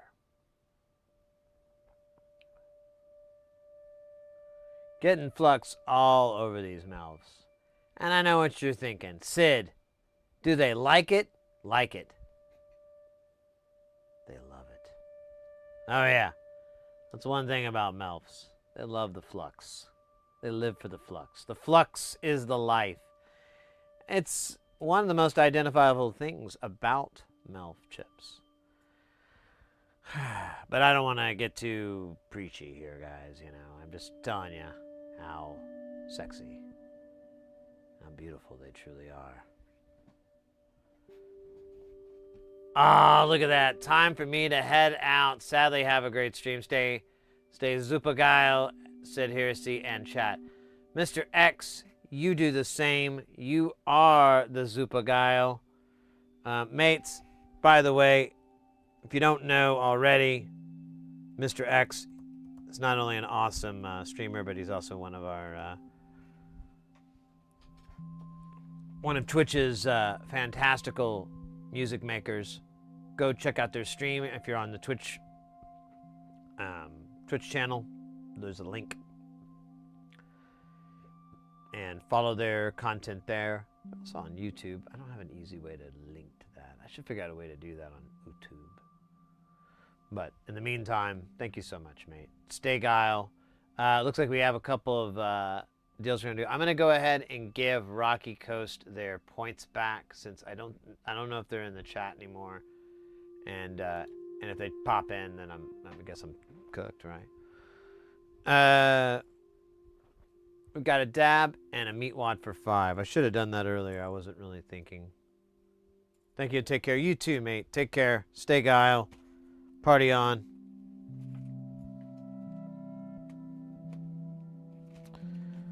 Oh man, my shoulder is just so sore.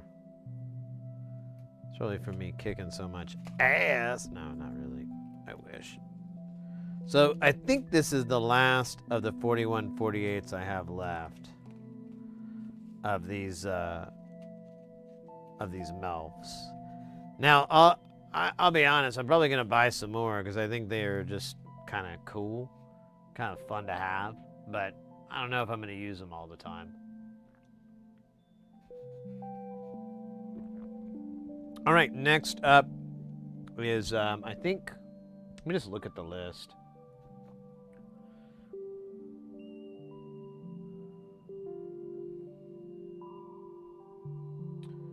Where is the list? There it is.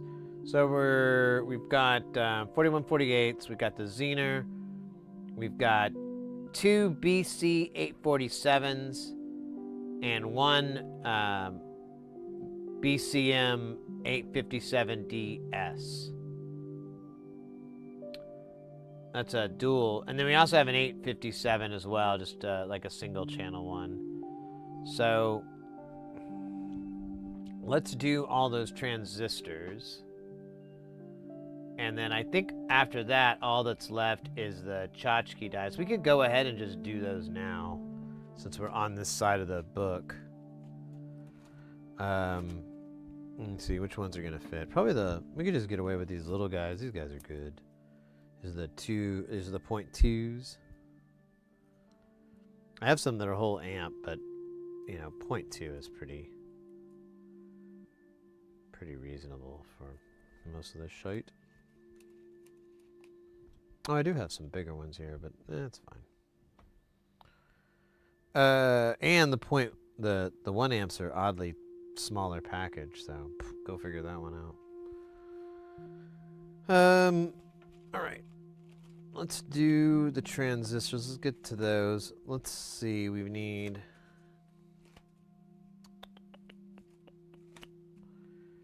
a BC 847. I think there was 2 of those. 2. Let's do those first. Then we'll do the 857, and then we'll do the matched pair, which should be this. Let me make sure I have it. Yeah, 857D. Yeah, it's this guy here. I bought some a while back, and been using them every now and then, but not that often. It's funny. It's strange, just like everything else. All right, I'm gonna put this out of my way for now, and we'll place these components. We'll solder them in. We'll see if we can. Let's start off with these guys down here. These guys are great. Have you seen them? They're fantastic.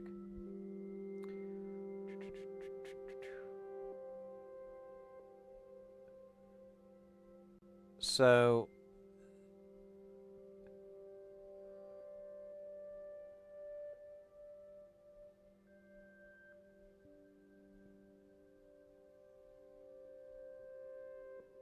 I think this is gonna, I don't know, we're gonna try it from this angle. I don't have highest of hopes, but let's give it a try.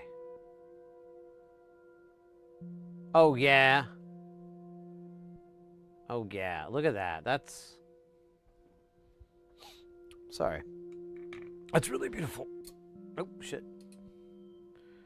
Now, let's do the other one, identical to that with absolutely 0 mistakes. Easy. Fucking easy. Honestly, I'm wondering if I have kind of found a little sweet spot there. We'll find out. If we can repeat the action, we'll know. This one does look like it's slightly more to the right than the left, so.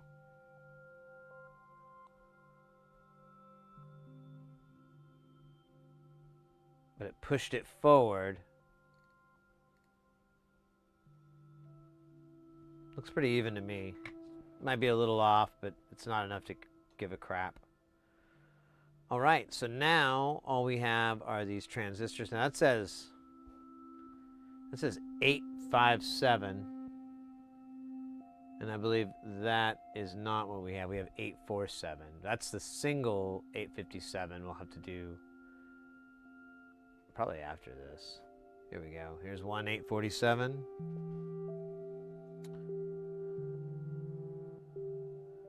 Call this one Rodan.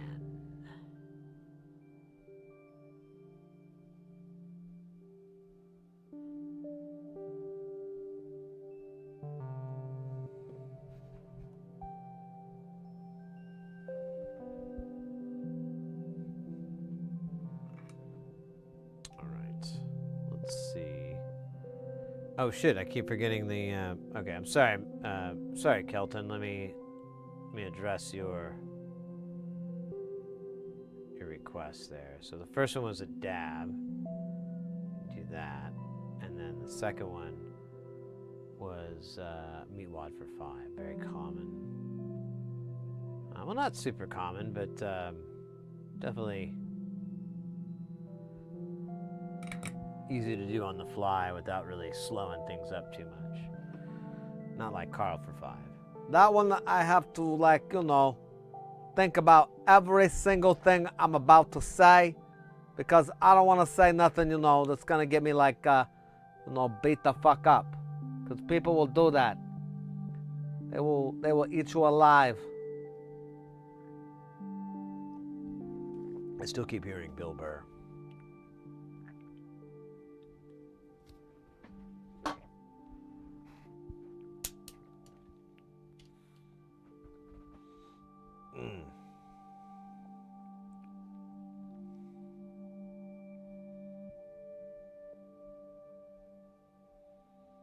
All right.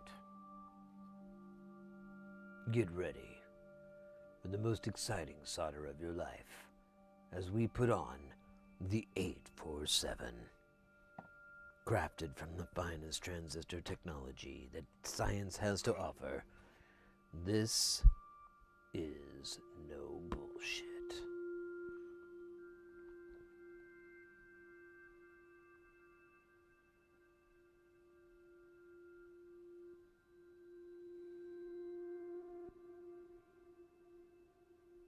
It's weird to me. Does this have a 1 volt per octave? I thought it didn't do 1 volt per octave. It does. Oh, okay. Well, that's it. It does do tracking, so that's why that's there. Let's go ahead and, since we're right here, let's put its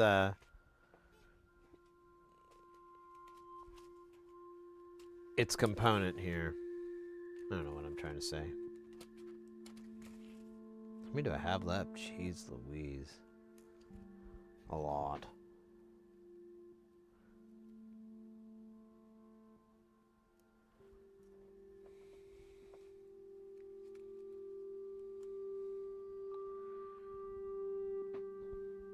Oh wait, I think it's the wrong size. I think I did this already once. That's why it was in there upside down. Stand by. Let me put it actually back.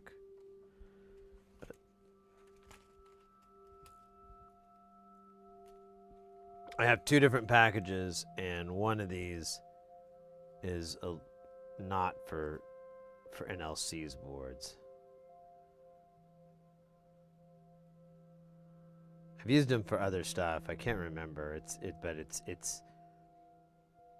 like just, you can make it work, but you have to shoehorn it in, and it just kind of sucks. And it's better just to use the right size if you can. And we still have an absolute ton of those. Let me just double check. Yeah, significantly bigger, much easier to do. That's what she said. Wait.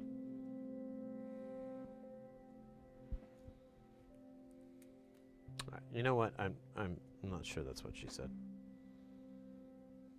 I'm questioning it. All right. So there we go. We got to flip it around. Then we got to find pin 1. Because these are not symmetrical. It's really weird that they're not, but they aren't. Oh, fuck you, buddy. Fuck you, asshole. Your clothes. Give them to me. Okay, so there's the dot. And there it is. So look at that. We landed right on Happy Street. Oh, and then I spun it around like an unhappy person. All right. This is going to be fun and difficult. I call it Diffa-Fun.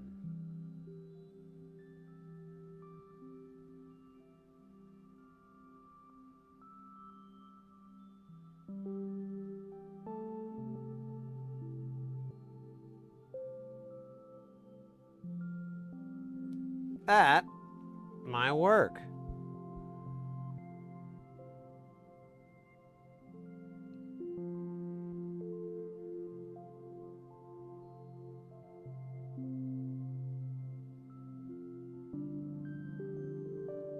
I was afraid of that. I was like, you know what? I think I have too much solder there. This is going to ruin me and my chance for happiness.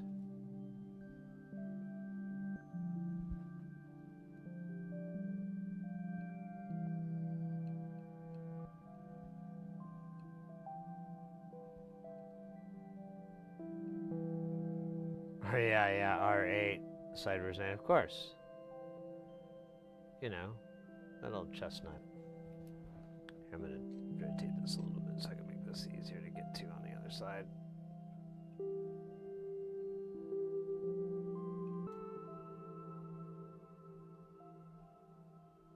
So this gets worse and worse the more I spend time on it. It's kind of depressing. All right, that side's great. Let's never, ever talk about that side again. It's great. Actually, you know what? It could be a little bit better, couldn't it? Okay, now it's great. Now, let's just slurp away just the tiniest amount here. Nothing big.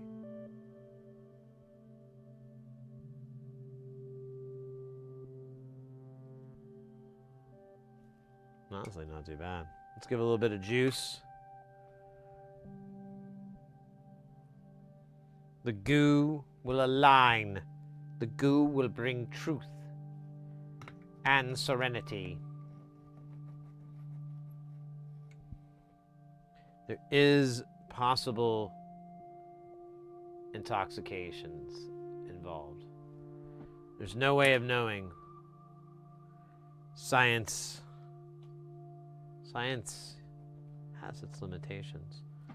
Okay, so now we got to go over here. Down here is our 857. Look at that thing. Behold, it is amazing and sad. Amazing sad. We're going to give it an 857 to cheer it up. Man.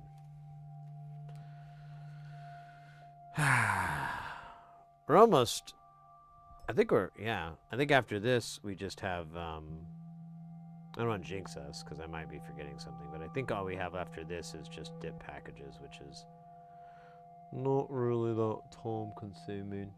Not really. It's really quite strange, right?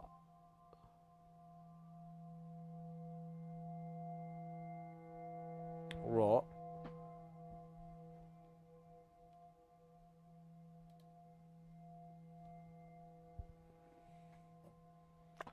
Alright, let's see if we can do this guy. This guy's gonna be tricky. Tricky to rock. To rock. Nah, I'm kidding. It'll be fine.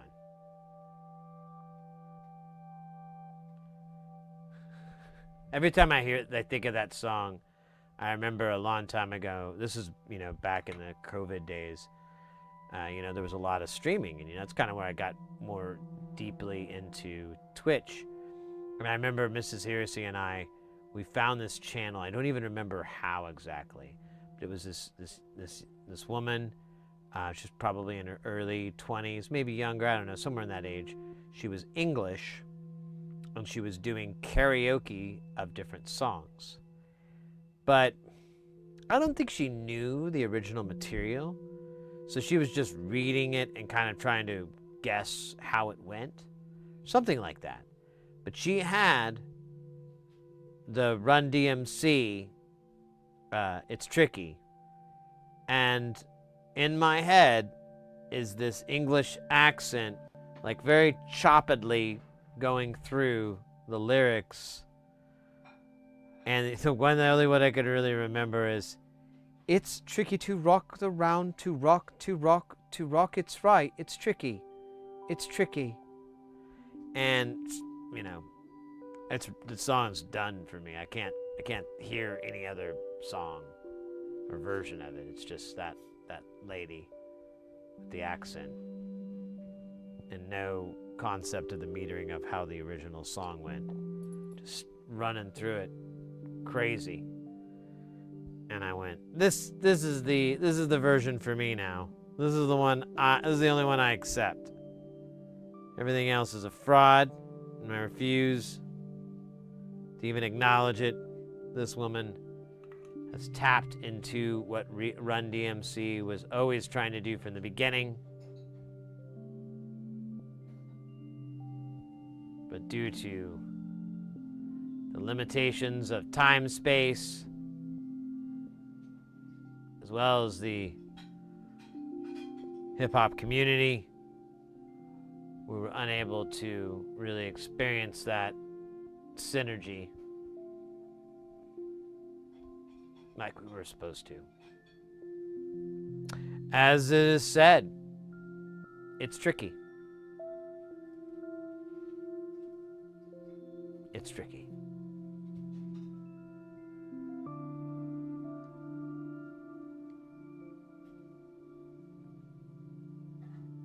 All right, I think that's it. That's all we got to do for cleaning up that crap. Womp womp. All right, so next we've got one TLO 74. That can't be right. 2 LM13 700s, and then 3 TLO 72s. That's more like it. That's more like it. Oh, scheisse. Scheisse. Let's see, what are we doing next? We're doing Abams and Samosses.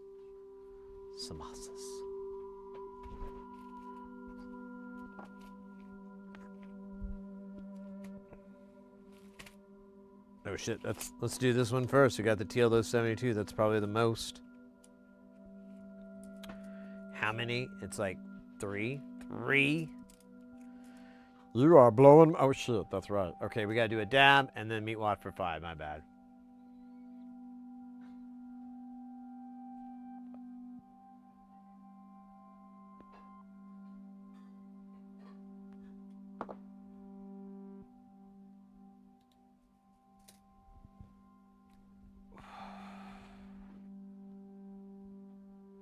Set a timer for 5 minutes.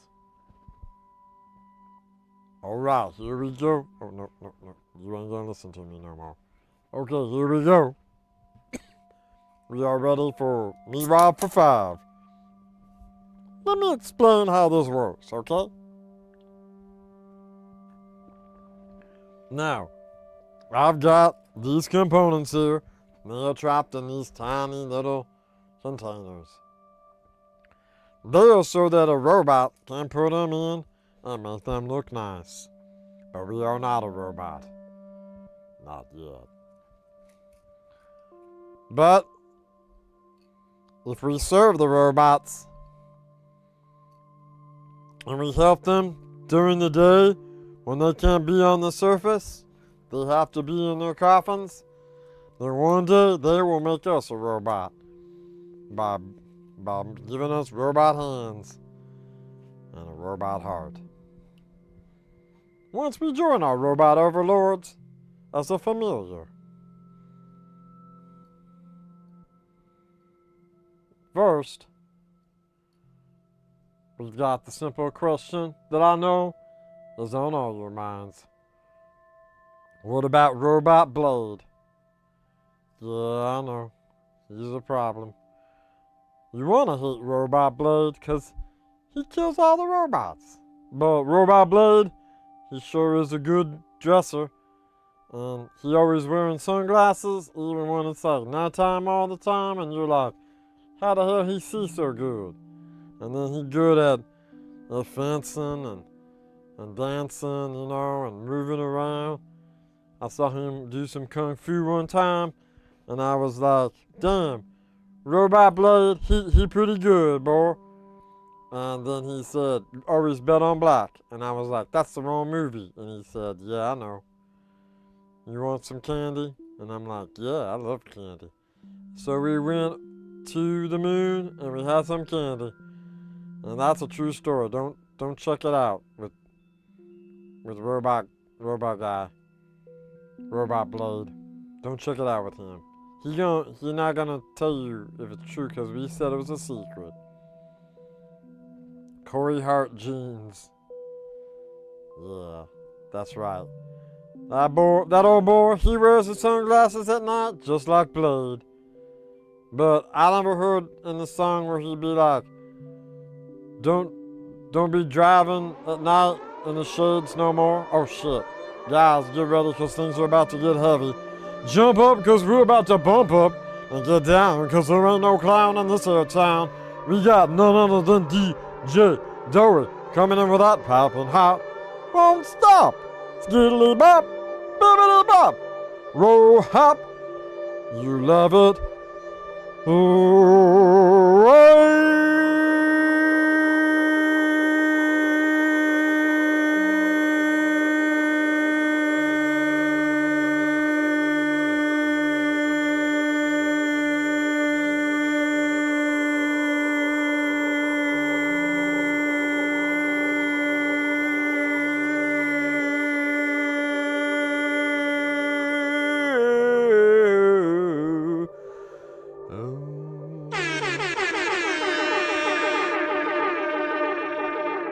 Guys, I don't know if you know who DJ Dowie is, but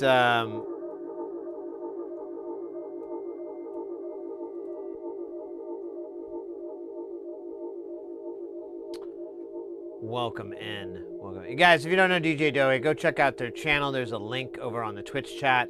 They are a variety streamer. They do electronics, playing games, doing music, working on GIFs, working on content for the stream. It's just a really fun channel. I highly recommend it.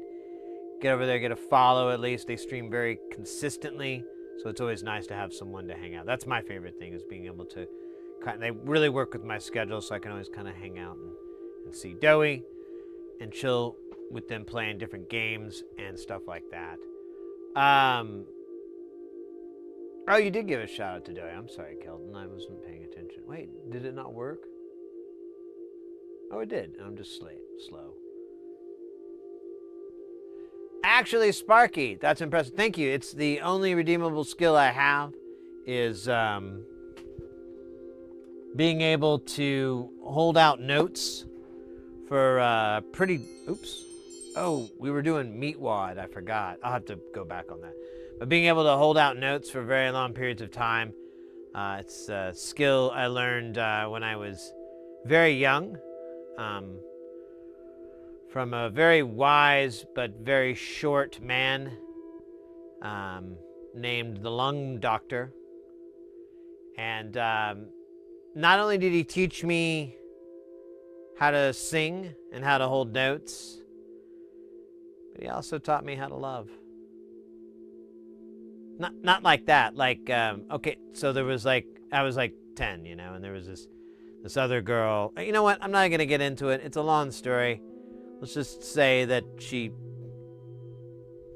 did not think my Lung Doctor skills were that great. She was not impressed. because, well, you know, she was an opera singer because we were all at the same school, and she was just like, and she like, and you know, shattered a glass, and you know, they were my glasses. And I was like, we're incompatible, you know.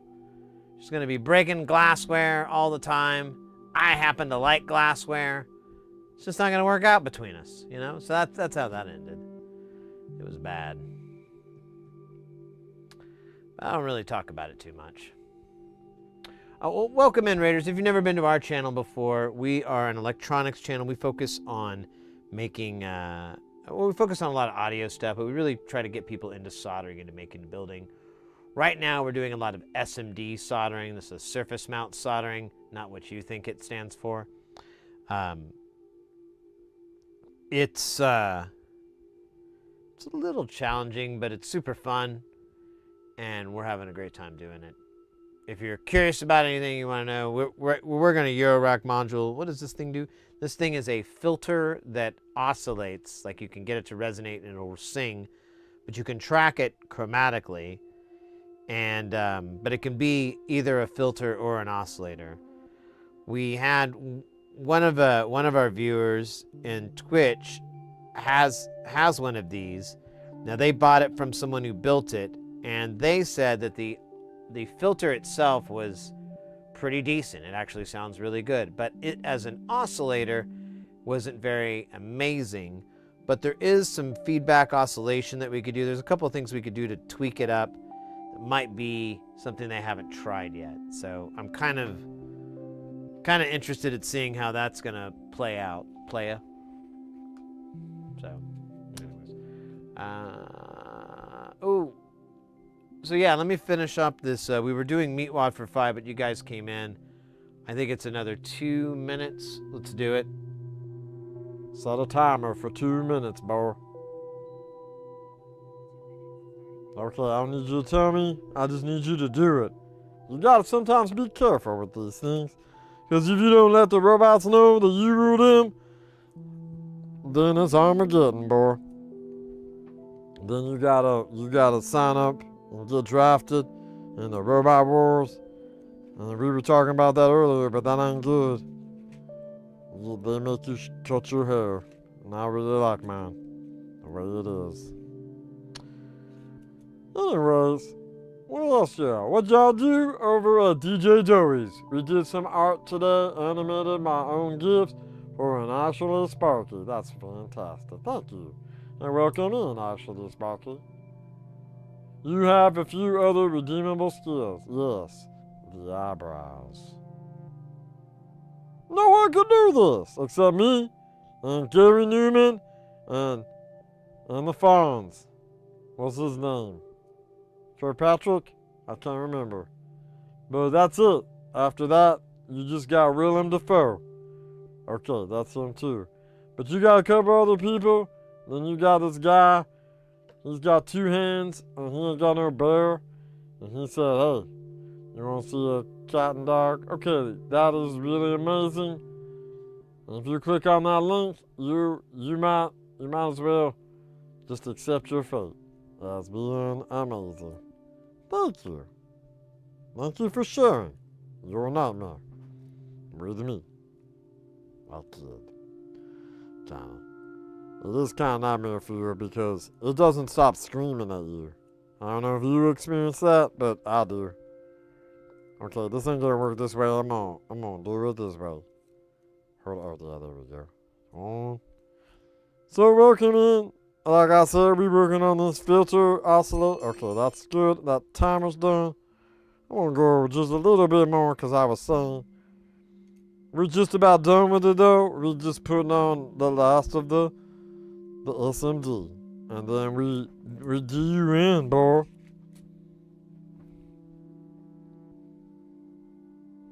Be back later, dinner time. Yeah, no worries.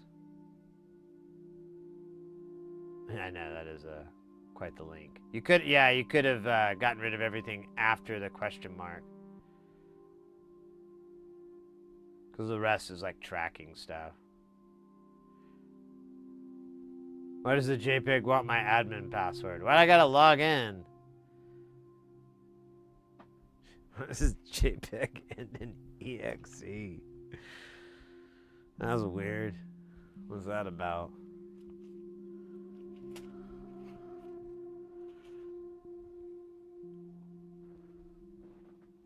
Why is it when I enter this, it asks for my mother's maiden name, date of birth, previous 6 addresses? That just seems a little bit intrusive. I mean, I'm not trying to be a wet blanket. I'm just saying. Not sure why I need that to look at a picture.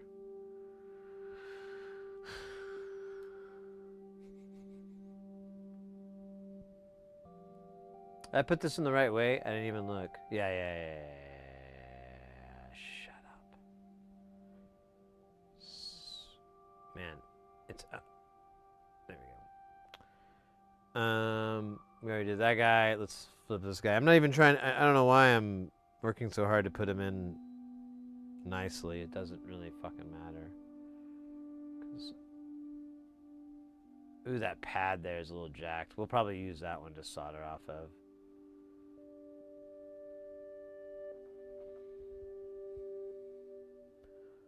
You know, other than this one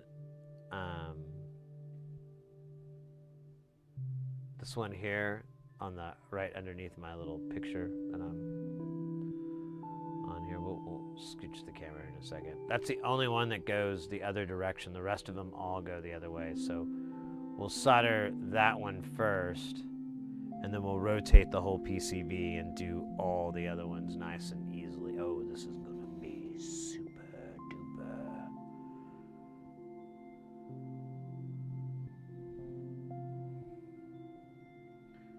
All right, let's knock this in a little bit better. Well, I could do it with the iron in the other hand. I just...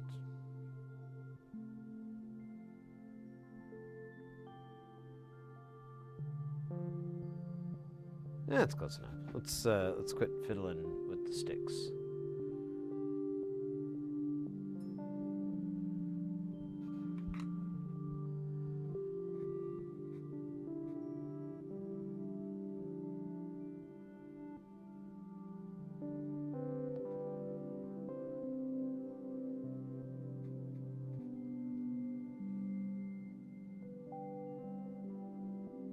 Ah.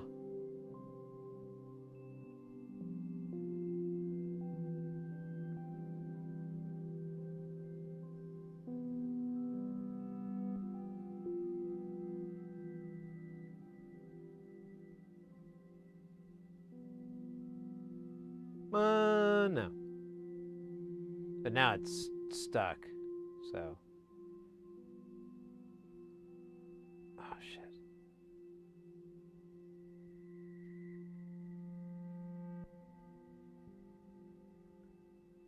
Ah, darn it. I gotta quit moving.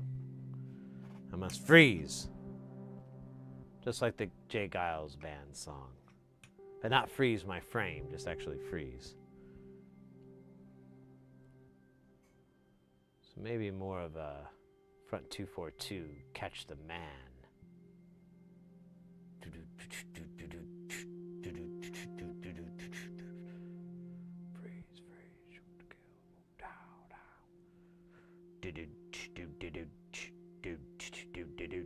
That's a good song.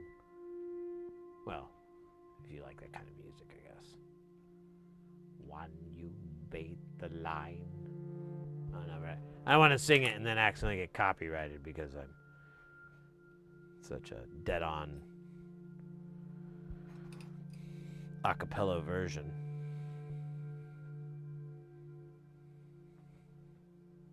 It's happened. It's happened. Oh, actually, Sparky has a hydrate in. Thank you for the hydration, by the way.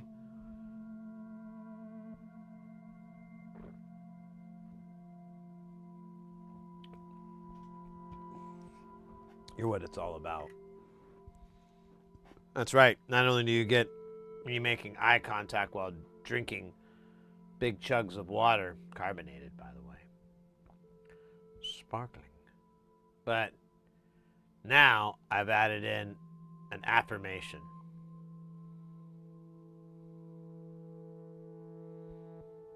I guess technically it's a confirmation. But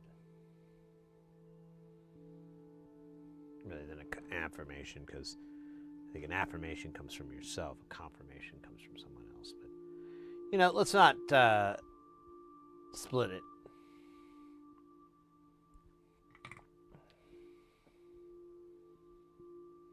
The hydration is a redeemable skill? Yes.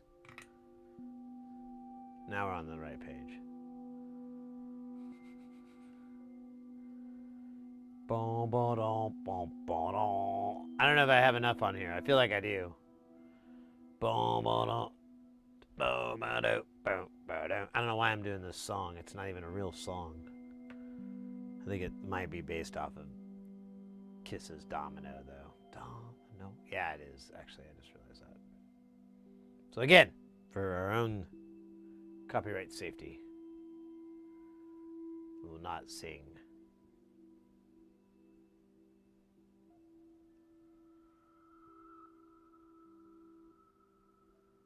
Hey, I remember to stay still. I don't know how I did it.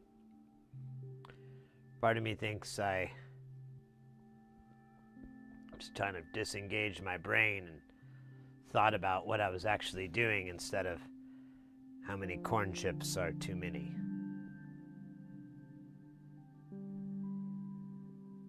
And if you were a plane, how big would your cockpit be? Things like that. Important stuff, no doubt, but, you know. As doctors say, insane too, so.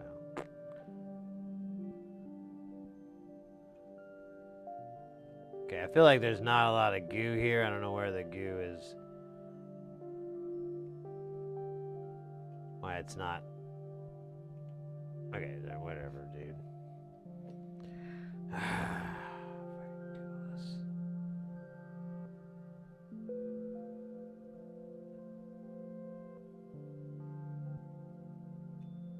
Yummy. Look at that. Almost.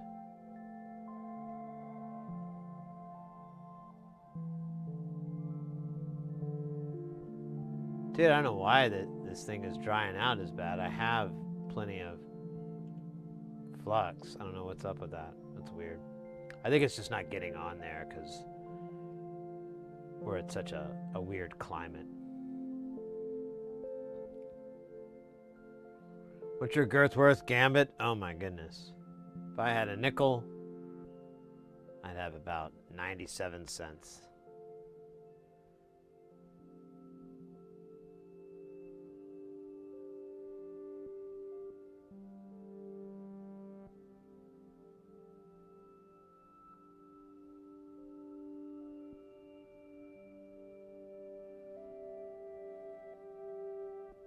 Take the flux up to 11. I wish I could.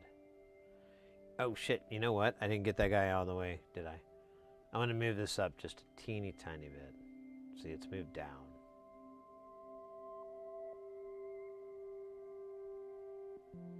It kind of sucks, but we can work with it. We can work with it. Don't get discouraged.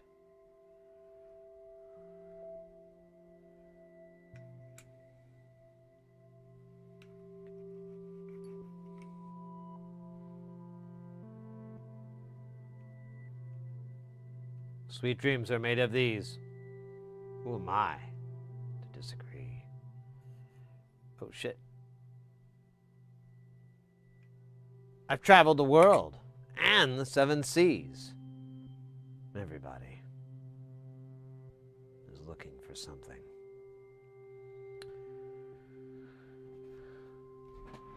Some of them want to abuse you. But some of them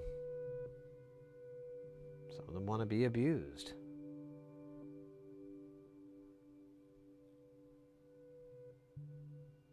There's also some that want to confuse you.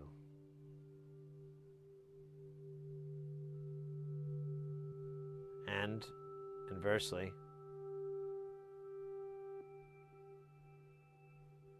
Some that want to be confused by you. I think I messed that up, but whatever. It's kind of boring now. I just have the synth line going in my head. It's fucking badass. I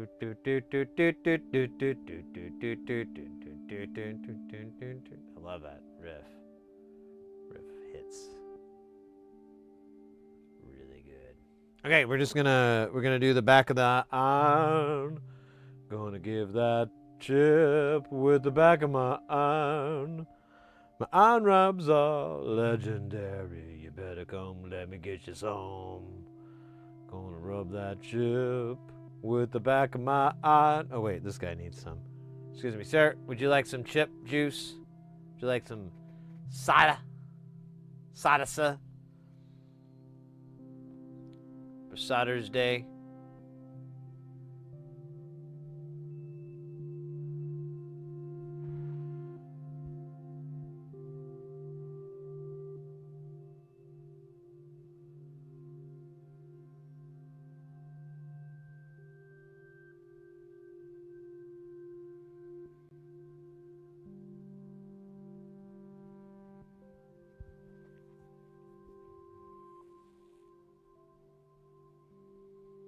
Sure, I know. I'm looking at the reflection of time and space and everything in between. Synthcat over on YouTube.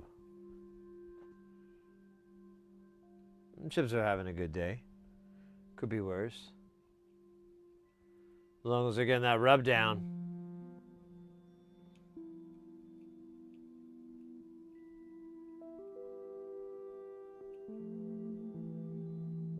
That looks pretty good. All right, I think I'm actually getting closer to the word sure. Pretty sure that is everybody. Just for safety, I just want to do an idiot pass by.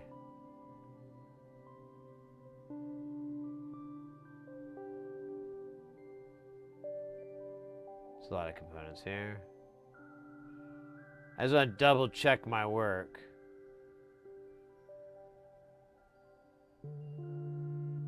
Because I did gotta go fast. And I did go furious. If there's anything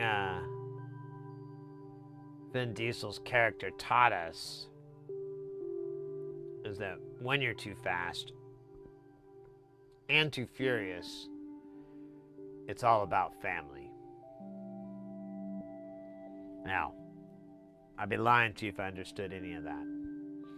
But Vin Diesel works on a level that you and I can't possibly imagine. You know? I mean, he's Vin Diesel. Have you seen him in the Pitch Black movies? It's awesome. I love those movies.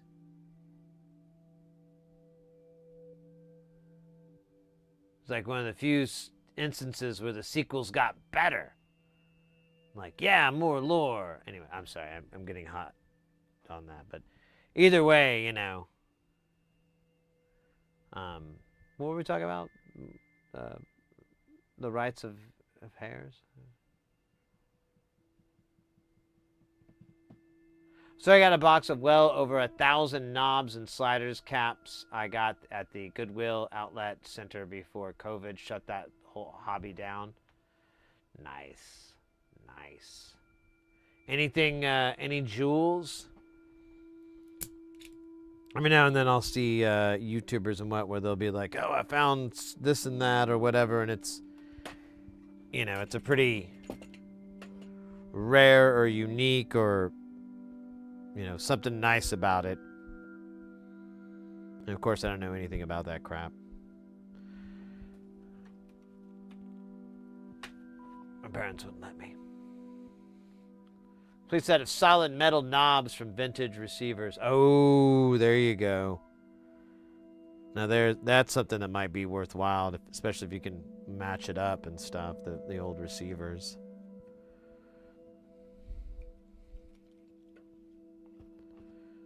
Would be great for being able to do repairs or selling it for people to repair. I'm gonna let this soak just a little bit, but the nice thing about this flux and kind of the reason I champion and I recommend using it and blah blah blah blah blah is that it is dumbass easy to clean.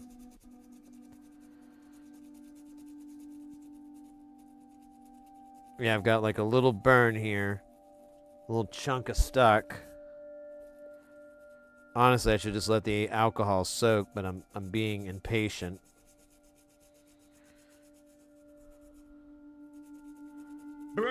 Oh, listen to that. We got another one here. Is that him? That's him. Go fast. Coming in with that follow. Welcome into the channel, mate. We're working on a soldering a Euro rack module. We've had to make a couple of interesting little mods to make it work, but it's gonna work. It's gonna be fine. Oh shit, that's a chunk of shit.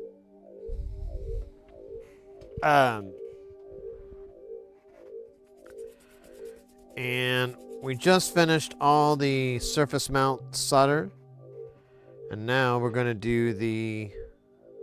Here, I'm gonna throw this one out.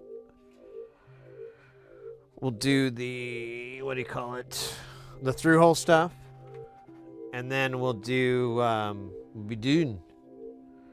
Let me give it one nice little rinse here. Give it a wipe down here on the other side. Yeah. It's kind of drip, drip.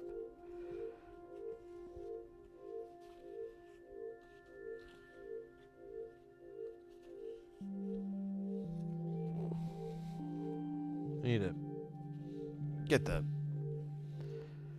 I'm thinking about getting like a little shop vac thing. Like you can get these ESD safe vacuums that are kind of nice. What's his name? Bald Engineer has one, and he's like, it's worth it. I was like, really? He goes, yeah, it's just really nice. And he goes, it's a good vacuum. It's kind of expensive, but he's like, it's not like they break.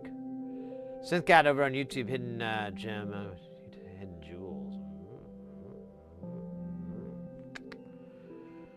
All right, so we've got a 20K, two 100Ks, and then a Tempco, and then a power connector. We should do the power connector first, because it will be shorter than these these trimmers. So it'll just be easier to do. The Tempco is going to be pretty easy as well.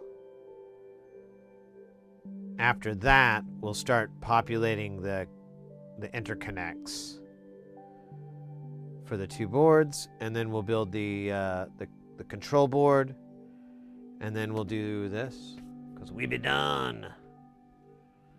But before we start, I'm going to run to the restroom really, really quick, because nature is calling and will not shut the fuck up. It's like nature can't take a hint, right?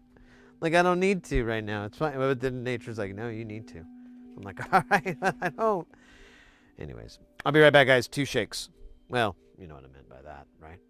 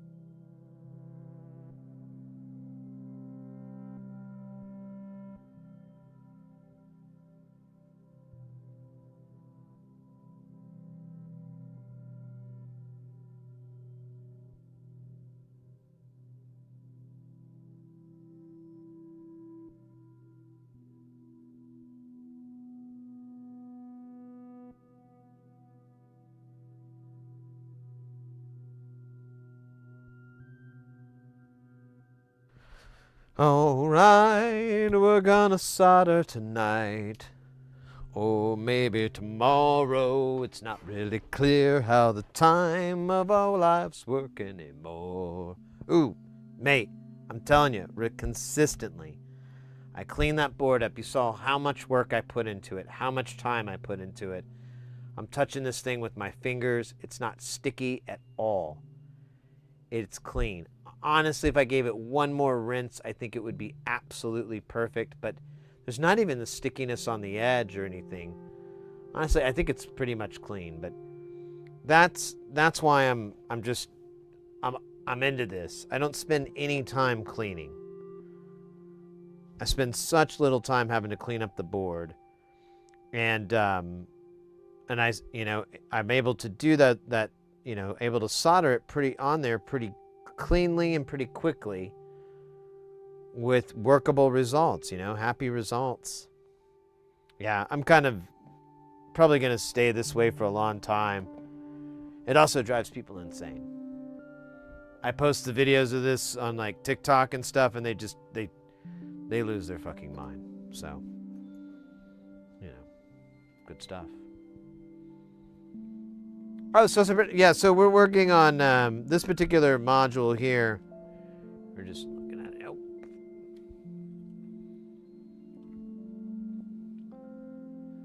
So we've got a bunch of components here, blah, blah, blah, blah, blah.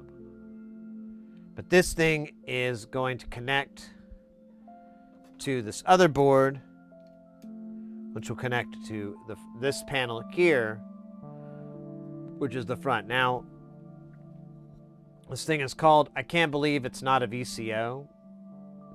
It's a filter and a voltage controlled oscillator. If you don't know what those are, it would be a filter. Well, is a filter. It basically shapes an audio sound. The oscillator generates the tone. It can kind of do both by sharing what they have, what they kind of overlap with. But it has a bunch of interesting other effects. It's kind of weird. Oh, you're talking about the flux. I'm sorry, mate. Yeah, this flux is Kester 951. I'm pretty much a massive fan of it right now. If you hadn't seen how it is applied, I put on a layer. I let the alcohol evaporate. I put on another layer. Evaporate. I do this I like to do at least 3 times, but honestly, as many times as I feel like, 4 or 5, just go. Especially if it's a crowded board, just go. Just get as many layers as you can. And as it evaporates, just leaves a bunch of flux powder behind. And then you can go through and solder like I'm talking about. It's not as easy as having a ton of flux on there like you would with like tacky flux. It's a little bit more challenging. But when you go to clean, it's unbelievably easy. Yeah, like we said, we can look at the circuit board. There might be a little bit of residual, but we didn't really spend too much time. Honestly, it actually looks pretty clean. I don't think that's residual. I think that's just the texture of the silk. We could do this. This board has not been. So you do get the ridges, and we did hit it with heat, so. But honestly, it looks pretty clean to me. But it's a technique that or not even a technique, it's just a flux that I really recommend to anybody who doesn't like to do SMD or has a trouble with it because of flux, like having to clean the flux up afterwards and using like a ton of Kester or whatever, or not Kester, but a ton of tacky flux or whatever, and having this, big mess to clean up afterwards. This may be the solution for those people out there. I don't know. But for me, for my money, I'm like, yeah, this is nice.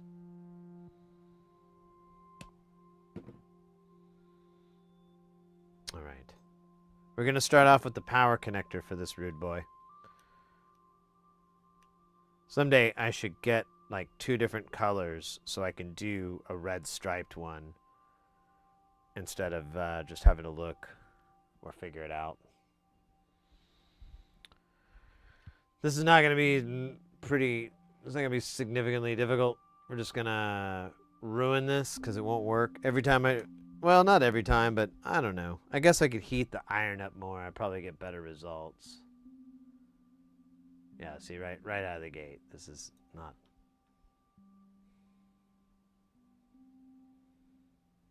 Okay, let me make sure it's flat. Nope.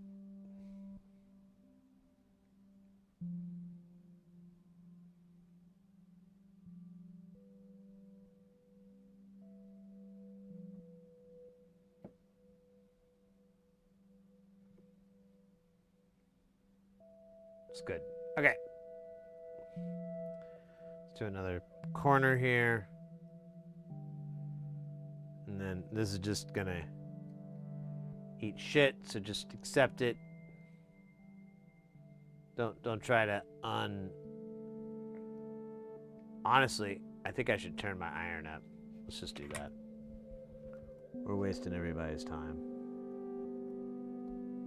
We're going from 380 to 480, baby. 480. Yeah. Why? God damn it, why not?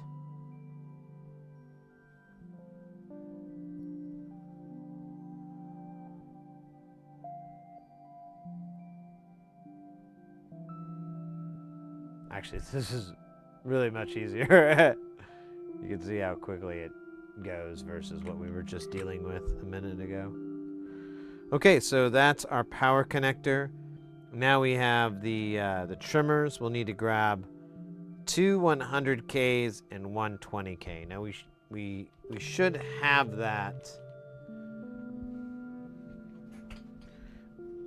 Big emphasis on should, but let's see. So what did I say? 100K and 20K. Let's check 20K first. I've got one for the 20K. So we're good there. And then, let's see, I'm going to turn this light back off here in a second. And then 100K, I think I said 2. I should buy, maybe think about buying some more of these. Typically it's 2, because that's how you do the trimming for an oscillator span set, or spanning pitch, whatever, for calibration. To calibrate good times, come on. Okay. Hey, I remembered correctly, so we needed 2 100s. This one will name Daniel. And this one. Hold on a second, I'm not done yet. This one's Stevie Nicks.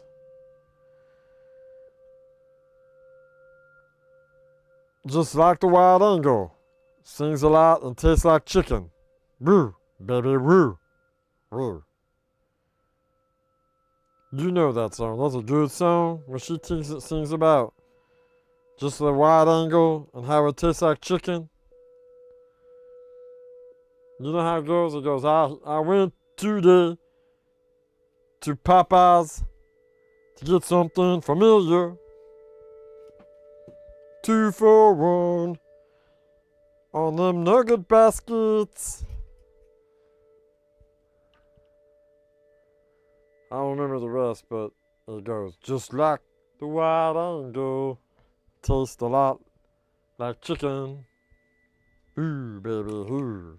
Baby who?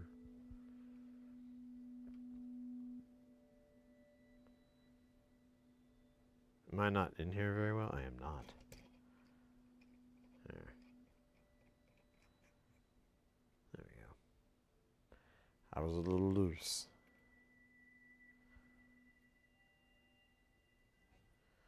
All right. I'm actually getting kind of excited because now we're getting close to the witching hour. Are you ready, my friends? Yes? Are you ready for the witching hour, the moment of truth? Where the rubber meets the road? Where the Donkey Kongs? Where Icarus's flight takes hold?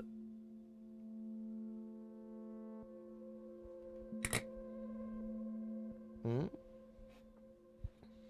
I know I am.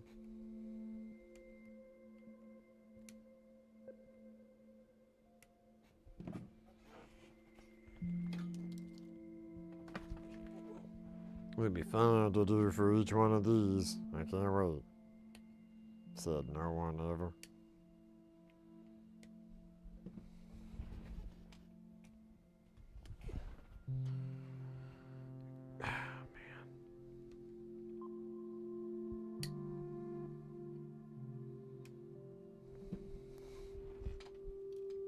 I hate cutting leads. Just kind of tired of that part. All right. That's it, baby. Now we just need these two 10 pins to connect. And then we'll populate this board. Place jacks and pots on other side. So this is the part that marries to this part. I don't have any bits and pieces to do that with, so let's grab the board.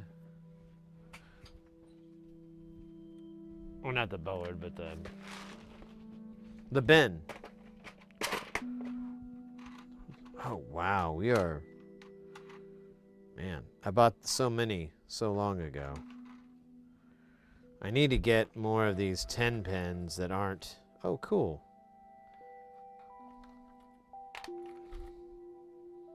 I'm going to get these long ones for now because I can just chew these up. It's not a big deal, but I should get the thinner pins so they're a little bit easier. All right. Oh, I'm excited. This is cool. All right, I can't remember which way is easier, so we'll just kind of feel it out.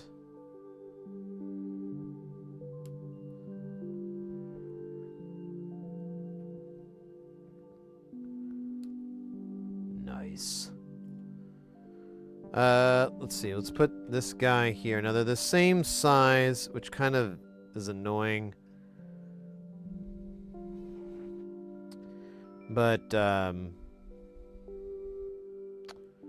let's see. What if I were to put this through here first, and ditto here, and then try to raise it down with that here.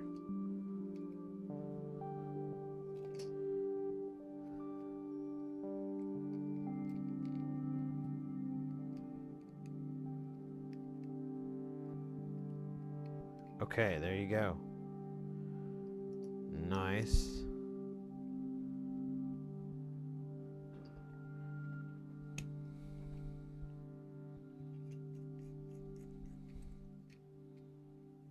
Okay.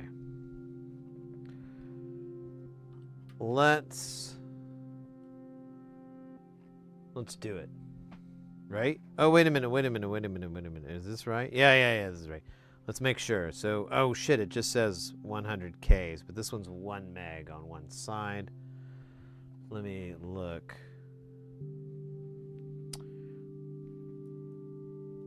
Let me double check. I'm just gonna look at the, let me restart this so you guys can see what I'm looking at. See what I'm looking at? Take a second. Restarts. Okay, I just want to see what this 1 meg pot is for. There's response. There it is. Okay, whoop. And that is exactly what we're looking at here. This is response. It's on the correct side. Okay, we're good. I just wanted to triple check because it is an absolute nightmare to go back on this whole thing. So to undo it and take them back. Oh wait, go back to.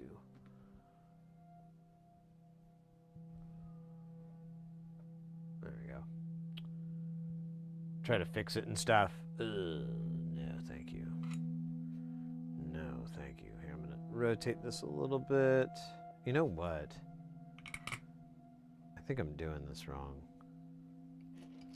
Let me turn this thing around. Oh shit, don't wanna have it come apart.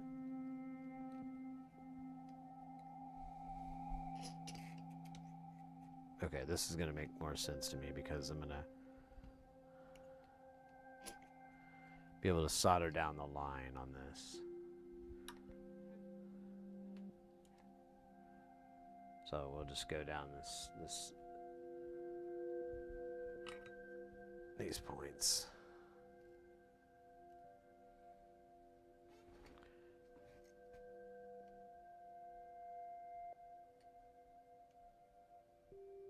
It's scary that I keep lifting up the other board a little bit when I get stuck, so I'm trying to be careful.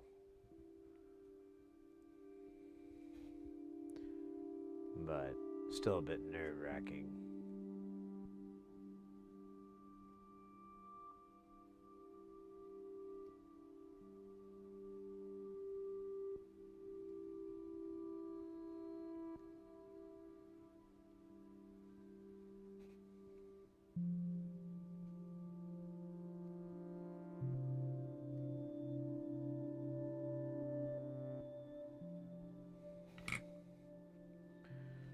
Okay, and then boom.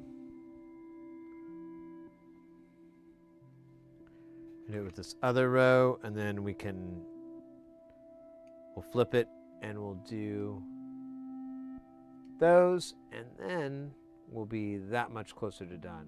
Or actually, I can almost taste it. I don't know if you guys are able to taste being done. Tastes a lot like an Arby's double roast beef sandwich. I don't know why exactly. With the beef and cheddar, you know? Now, not the half pound, just the double beef and cheddar. The half pound, no, the ratio of cheese just isn't right. Unless you add extra cheese, which they charge you for. It's just not fair.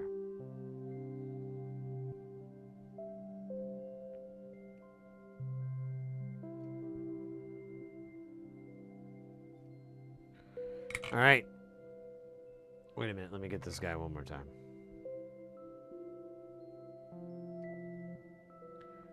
All right. Now we're good. And we're going to flip this guy over. And this is going to be just as dumb.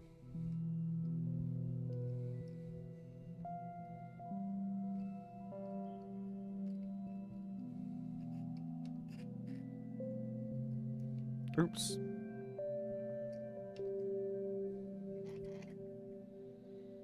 Okay. It's going to be a different kind of dumb, but it's just going to be as dumb. It'll be an interesting dumb quandary. No, it'll be fine.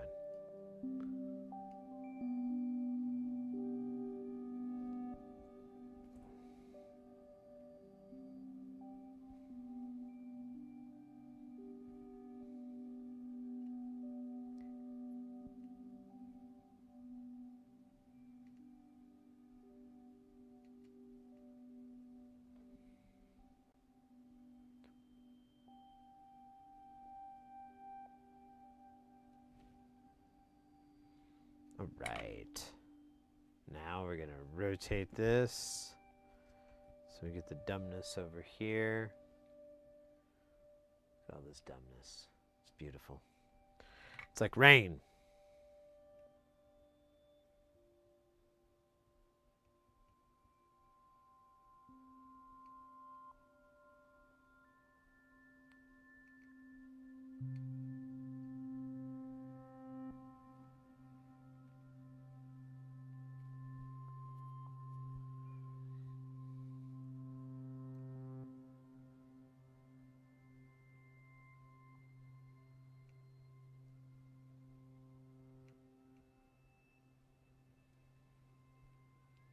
I don't know why I'm moving this the hard way. It's kind of dumb.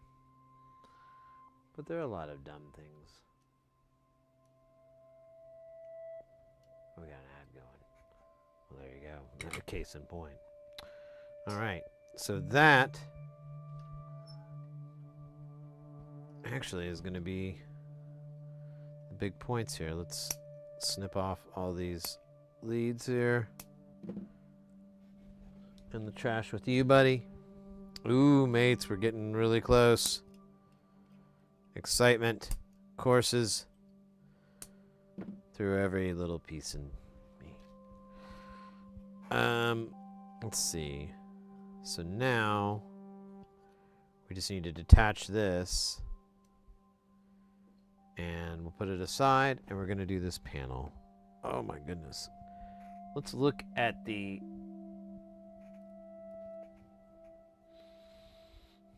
actual design to see what we can get away with here.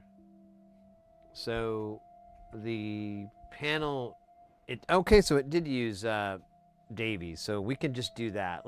Let's just plan for that. It's the easiest, it's the cleanest. Let me think here. We'll start with this bag because it most likely has mostly what we need. We're doing an ad break, so, you know. How many jacks? Looks like 8 jacks. Ooh, we're going to need one meg. But there's a thing we can do. We'll cross that bridge in a second. So there's 2. There's 3. There's 4. There's 5. There's 6. There's 7. Ah, I was 1 off. It felt like too many. Really got to get my skills up on just being able to grab a bunch of jacks and be able to count them instantly. Just like my forefathers. So what are these? Are these are 100Ks, but these are knurled shaft. These are already spoken for. Let's get some knobs. I think that's actually it. So we'll go to the other box to get more, but for now, we'll get our 6. Ah, man. Off by 1 again. I don't know what's wrong with me. I don't know why I've lost my edge.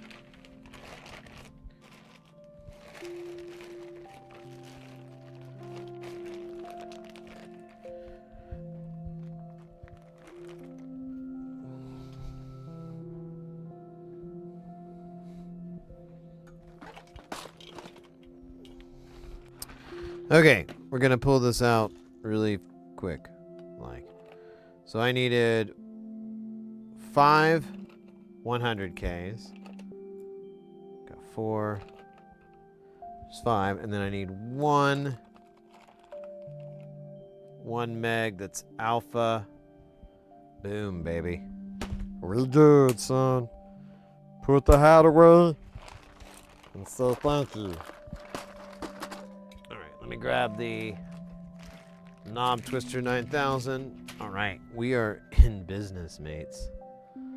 This is gonna get fun really fast. Put on your whoa pants, because things are about to get wow. Because it also doesn't have a super offensive smell, which is nice. Yeah, I don't know, it all kind of stinks to me. And then at the same time smells beautifully wonderful. So it's kind of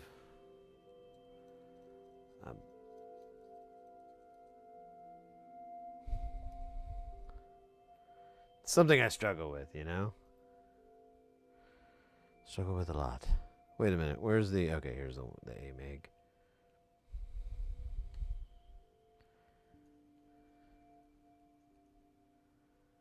Okay, this one is separate, so I'm going to put that one because it will be a little bit trickier to get on TV.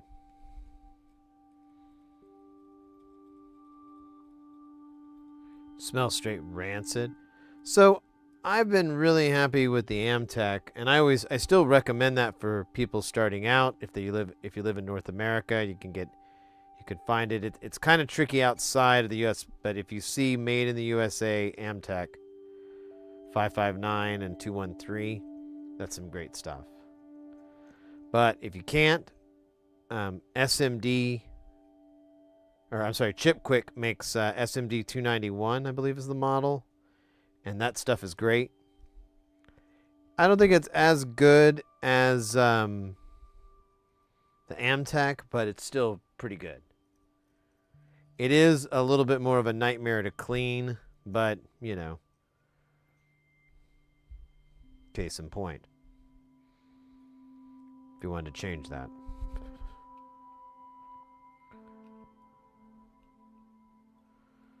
All right, this is, oh my gosh, I'm super excited. I love it when we get towards the end of a build. You know?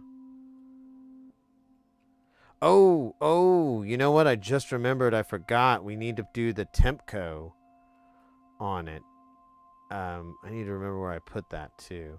Oh, crap. I did miscount. I counted 10. Oh, well, whatever. Spurs. All right, so I forgot. We do need to put the Tempco on the other part because otherwise it's just not going to track and there's not going to be proper range and it's going to be awful, damn it. Freaking awful.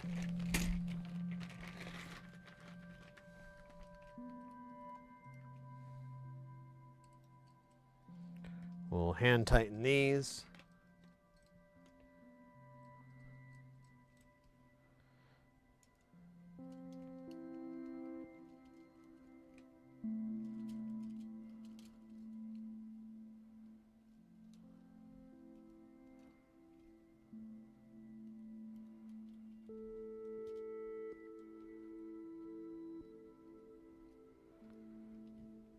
And then we'll just tighten them with the nut tightener.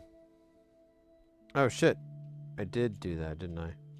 Such a doomcough. It was the first one too I grabbed, so it shouldn't have even worked, but I think if I remember right, it's the other way around, like it won't fit. Because this isn't an actual... Oh, it's a D shaft. Stand by. Hold on. I thought I had...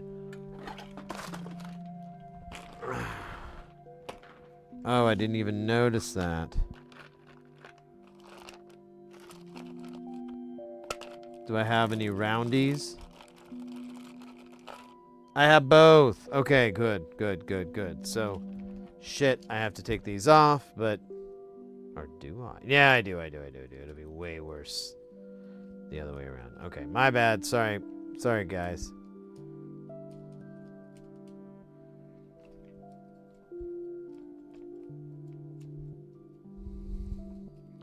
I did not mean to suck on your chili dog outside the Tasty Freeze.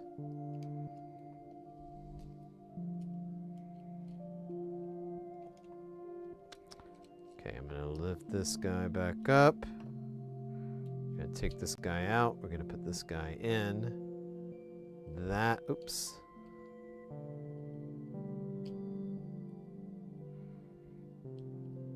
That's what it's supposed to be.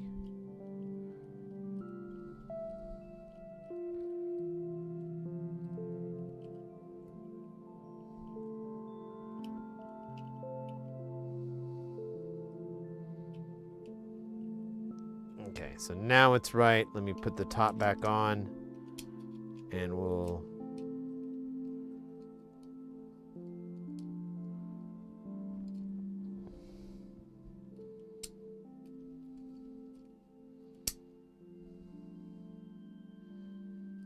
Oh, I don't need the nut or the washer.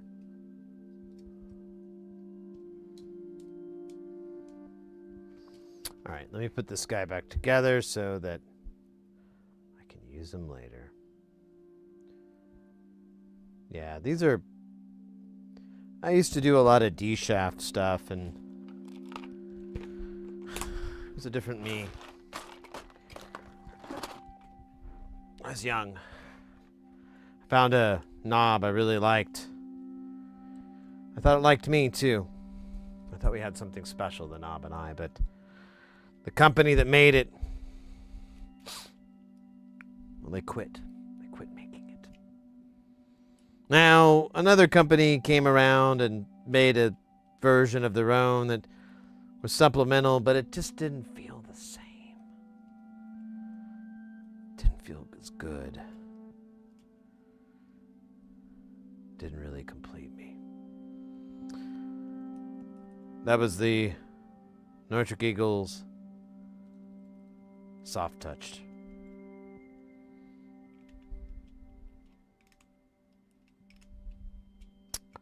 Rest in peace. All right, these jacks here I'm going to leave loose. We'll put the bits on it later, but this is fine for now. Let's solder these kids on, and then You know, whatever the rest of that Beastie Boys song goes.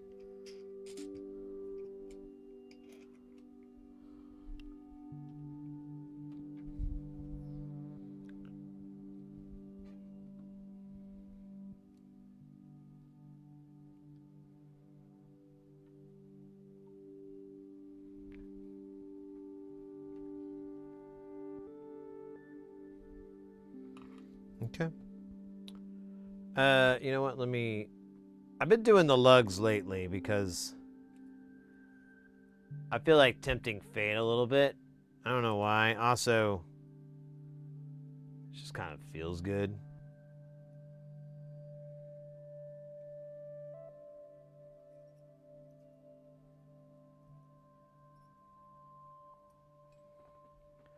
I did get a comment once on a video that told me that I needed to solder these lugs, and I explained to them that this video was taken before I had to make sure that Murphy's Law didn't mess anything up, so I couldn't solder them just yet.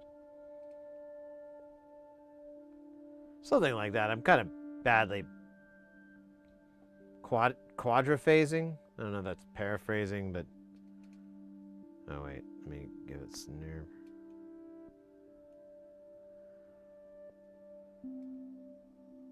Oh.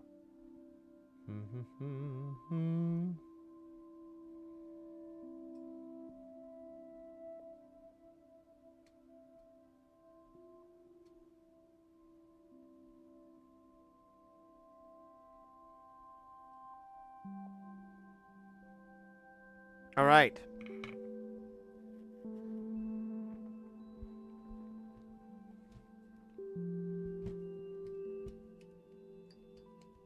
This is where things are going to get a little bit spicy. So again, if you have any lighthearted people, can't take the spicy.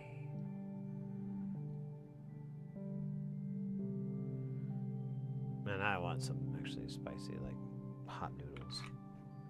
I just ate an egg salad sandwich too. I don't know what's wrong with me. I think I'm just hungry because when I travel, I don't get to eat much, and all I think about is all the cheeseburgers I can eat. It's kind of why I also gain a lot of weight when I come back. It's actually the reason, come to think of it.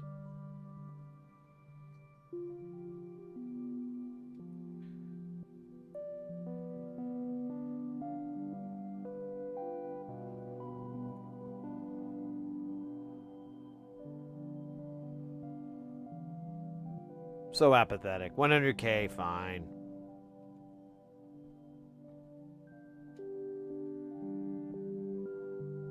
Whatever. Doesn't matter. As long as you're happy.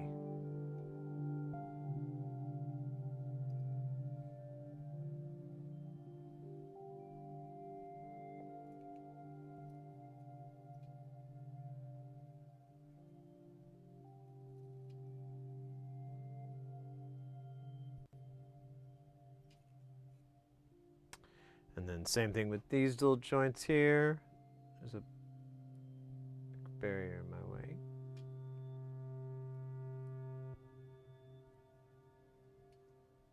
Just make sure that's melted all the way. All right, on the other side.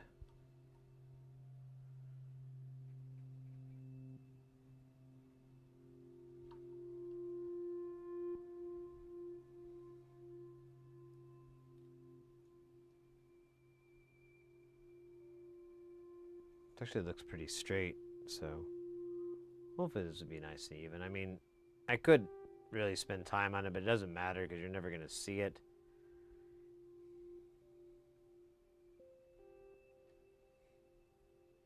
Let's go ahead and do this row too while we're here. Just run it on.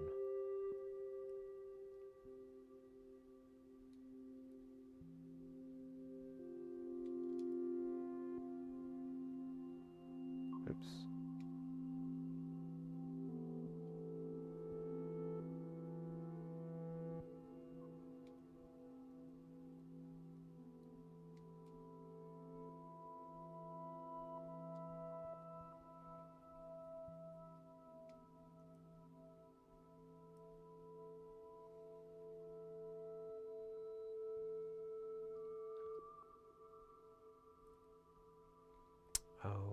getting close. We are getting closer to my module.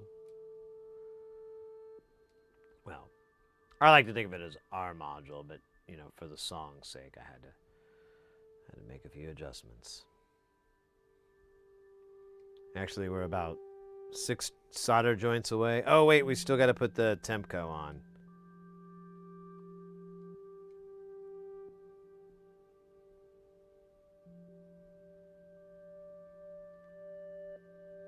VCO bottom. Sounds hot.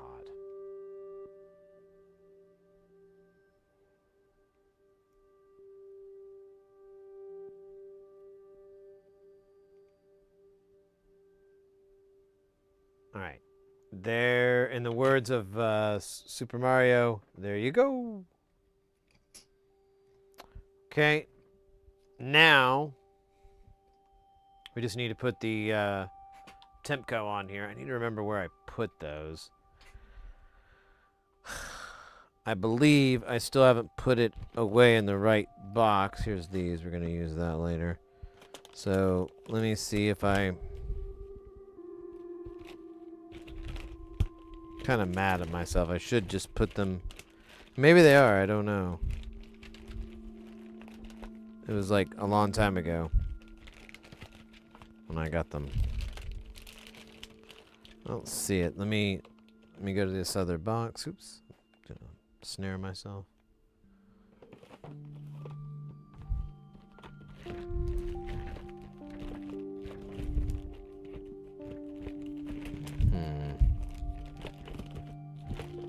Let me see. Maybe I did put it up and where it's supposed to go.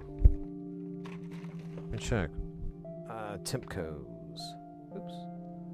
Just disconnected myself. Where'd I put them? Actually, I used to have a section and now I don't know where that is. Oh, shit. Oh, yo, mates.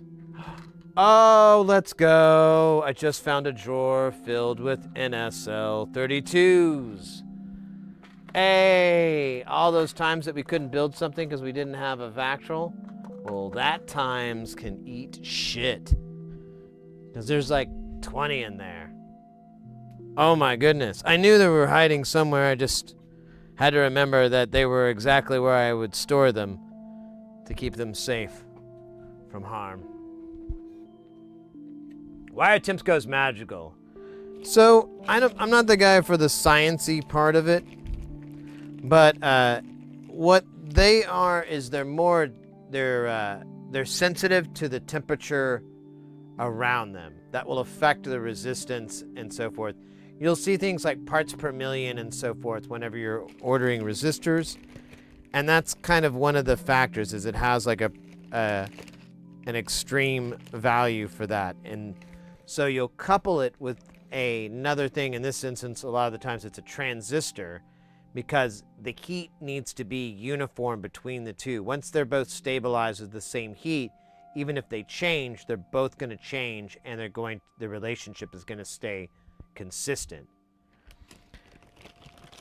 But like I said, that's not a very good explanation, because I'm not good at the science-y part of it, but that is the as I get it part of it. Speaking of as I get it, where the fuck is my Tempcos? Where'd my temp go? Alright, I'm just gonna make a little pile here until the answer becomes obvious to me. I'm so mad I didn't put them in their stupid spot where they stupid go. It's literally a drawer marked Tempco. I got a lot of crazy shit here. There's like a lot of stuff I'm like, oh yeah. That's wild. Okay. Oh, there it is. Alright. So from now on, I'm going to move these Tempcos and put them in their own little drawer so we never hurt anyone else again. That matters.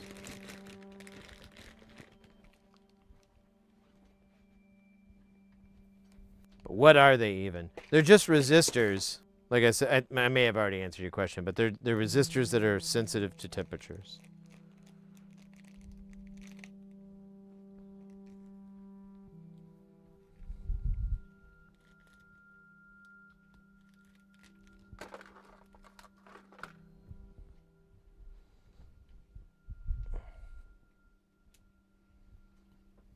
Now, the other question is, what is love? Baby, don't hurt me. No more. Dun, dun, dun, dun, dun, dun. All right, I'm going to use the old tree here. Here, let me give you a better shot of this because this is kind of wild shit here. So we've got this. The gap is kind of wide here. I want to get this to fit pretty evenly. Let me see if I can get away with this. There we go. So I think if I did it right on this first gap, right in the middle, did that middle it? It does look a little off. All right, let's see if this works.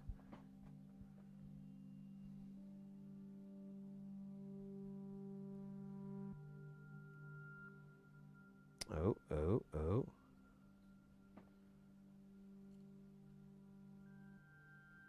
What am I supposed to... Actually, am I supposed to rest it on both of them? I didn't really look. Oh, fuck. The pictures. Yeah, it's across both of them. That's what I figured. So there we go. We're pretty evenly across both. It's touching on both about 50%. I'm gonna lock that one in. Oh, you know what? I could move it over just a teeny bit to the other guy. All right, let's lock this in and snodder it. I'm not even gonna do the magnification. We're just gonna make sure that that's all the way in. Could actually be pushed, so let me use my little nails here. There we go. Now it's nice and flush. Get the other guy real quick.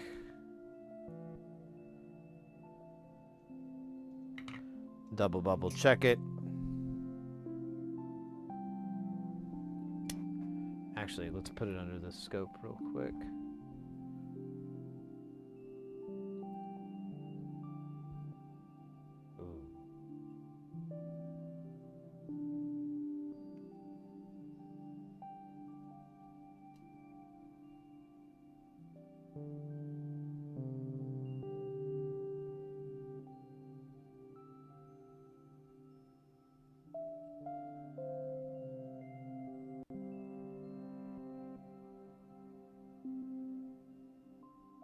Okay, that looks pretty good. I know it's not an exact science. It doesn't have to be like super, well, it kind of is an exact science actually, but it doesn't, whatever. We'll get over it. If I need to, I can apply some thermal paste or something and that'll help transmit the heat, but you know, who cares? Oh, hey, look at that. We got Eskazi1 coming in with that follow. And Tigrali? Oh, what am I doing there? Welcome in, mate. We're moments away from testing this module to see if we did everything right. I'll be honest, I'm kind of curious. Don't know. Never knew. Well, I mean, that's not true. I never knew, no nothing. First thing we're gonna check is just to plug it in. Make sure that the power connector is right. The way this will work is if this screen lights up, we're good. If it doesn't, we're in trouble. I'm gonna plug it in correctly enough. Oh yeah, that does have a lot of gap. I'm gonna turn all these knobs down. And let's power it up, see if the light's up. 1, 2, 3. All right, first things first. That's the worst. Now, is this... Oh. Ah, that hit the wrong thing. So let me plug in the... I forgot to plug in the audio there. Sorry. It's my first day. All right, now we'll put this guy in. There we go. Rock and roll. Now let's check the levels on this because this might be a little bit hot.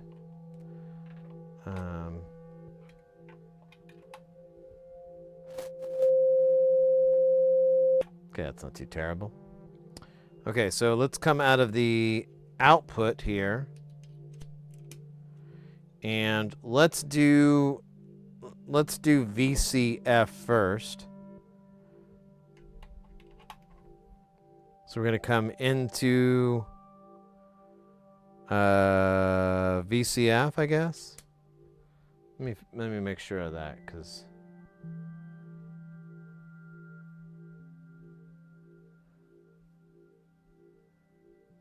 patch an audio signal into VCF. Okay. So we have VCF. We should be able to...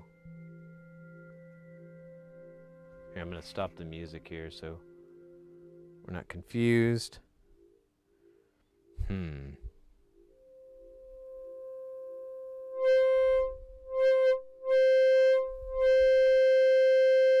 Let's make it a cooler sound. Oops.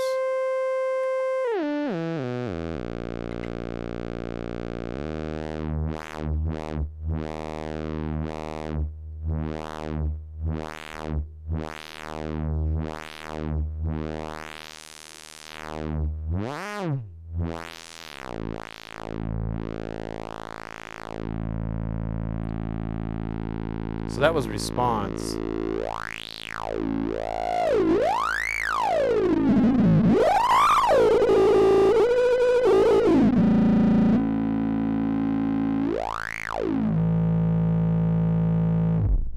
Okay. I like that. I like that a lot. That is a delicious filter. Let's try VCO mode. We're going to take nothing into the VC input, patch a gate into gate. So we'll need a gate signal.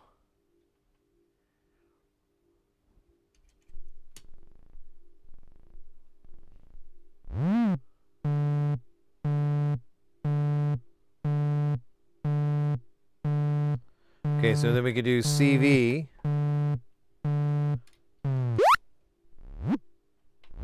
Let me do...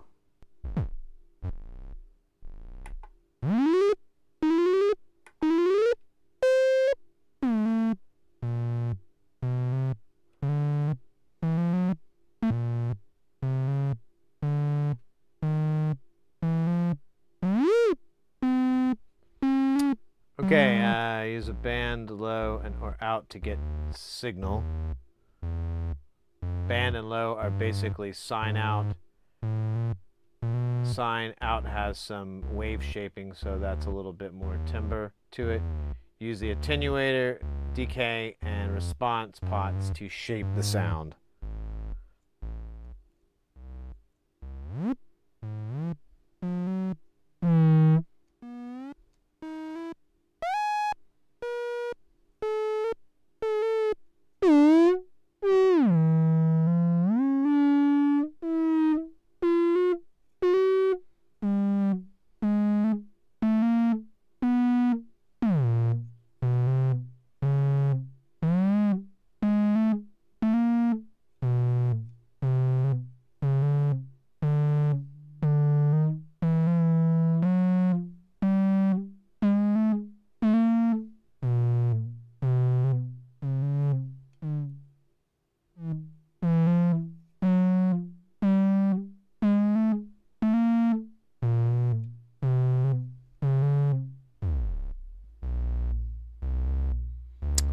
I believe it works.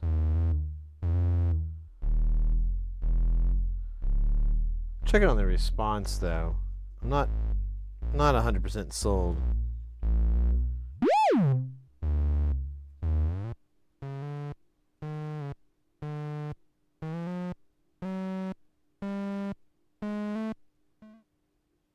Yeah, I'm not 100% on the response. Let's check it back to a filter. mode here.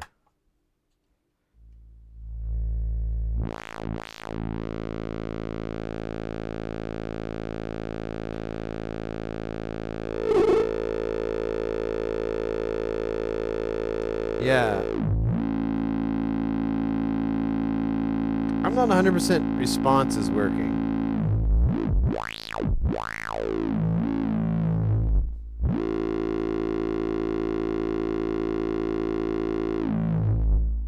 Let me think. So it says in the manual, response pod is also a switched out.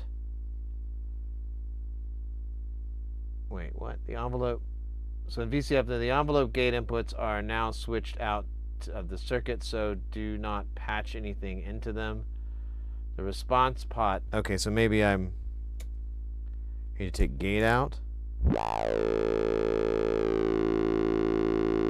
Yeah, response doesn't seem to be working. Okay. So we may have a little bit of yeah,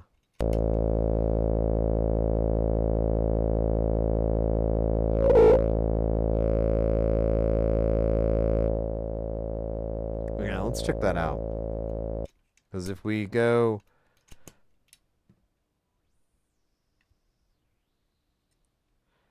oh yeah, we need a gate.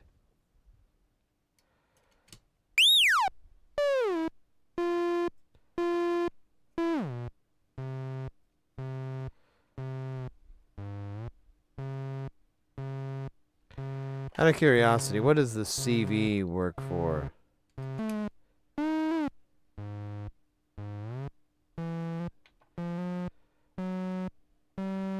Oh wait.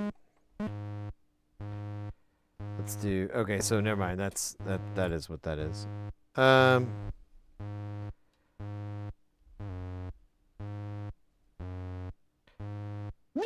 That's the only thing I'm noticing is that it changes the pitch. Oh, God, please, no! No! No! Tigrail, sorry. Het Tannis is awesome.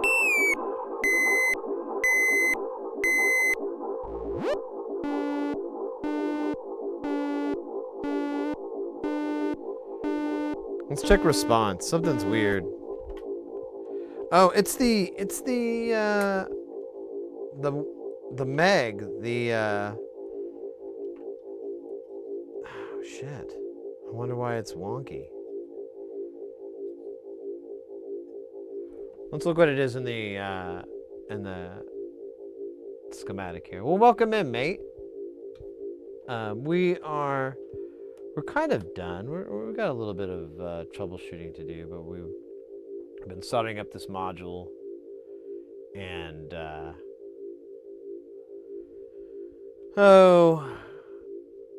we started it earlier. We kind of finished it, but I feel like the response isn't working correctly. Or if it is, it's kind of like, why does it not do that much? So I want to try to figure out what they. So it's right here.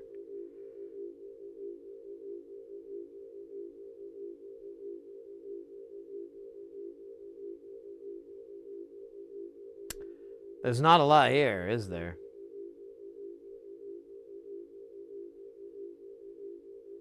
Wait a minute. Is this a... Oh, what if it's not a logarithmic? I didn't even look.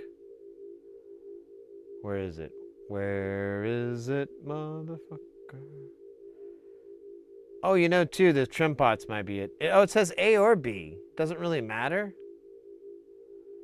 Huh. Okay, well, all I have is A's. Yeah, but it doesn't seem to work right. Is there a note or anything that I need to know on this one? I make it. Oh, well, that's very nice of them to say. I like the jams. We cut the rug. You know, we have a good time here. We're always building. We're always working on synthesizer stuff. We mix it up, but you know that's a lot of it. Let me see here.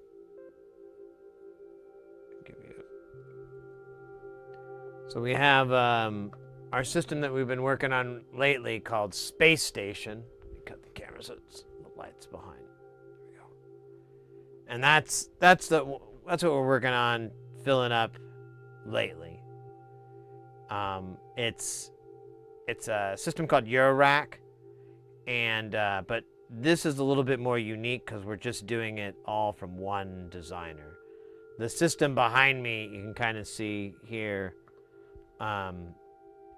That's Eurorack as well. There's actually two systems, but they effectively are Eurorack, we'll just say. And but that's like a mixture of all these different designs. This guy, oops, is one. And we have these white panels that are all the newer stuff. The black panels are the old ones from Space State or from Jamtown, which is the other modular that I borrowed or I had extras of. So it's not making the music though. Got to be clear. That's actually our buddy Jay Nothing doing the jams. We built this, and I'm just not showing a nice curve on response. Like, it just doesn't really do anything. So I just want to verify I didn't fub it up in any way. So let's run over it. I'm just going to unplug this and unplug this shit for now. It should, let's see. So response, you know, I almost wonder if it, well, no, we already put, there it is. I see it. So response is going to be a or whatever the fuck, not resonance, it's response. It's so confusing. It's going to be, I just was looking at it. There it is. It's at the top of this. Can't see it because it's out of focus. That's obvious though. So don't get mad at me. So there it is. And then it connects to, well, wait, we could look at the diagram here. So it connects to this 1K, and then so on and so forth. So on this schematic,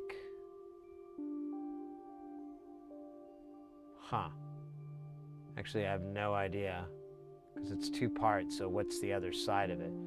Okay, wait a minute, never mind. So one side is this 1K, and then the other side is going to come out where this 1 microfarad is.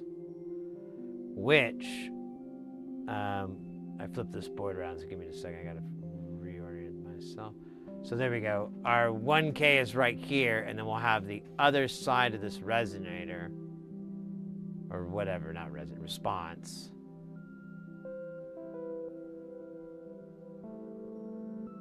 We might have to find the 1 microfarad first, because I think there's just a single one somewhere. I just want to make sure I did it right. And that it's supposed to be this way.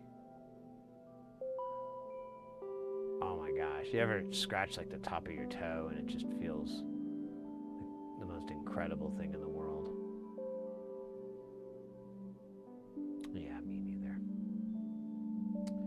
I forgot what I'm looking for. I'm looking for that 1 microfarad. Oh yeah, I remember now. It's right next to this stuff, and it was very hard to read. There it is. So there's the other part. So it does go to this 1 microfarad, and that connects to this guy. And then after that, yeah, it's a 1-to-1. So let's look here. Yeah. So there is a 47K here. I guess we could look at that. That might be wrong. Let's see. I actually don't see. Okay, here's the 47K. Oh, it grabs into here. That's kind of hard to see. Oh, and that's the one with the asterisk. Am I missing some notes?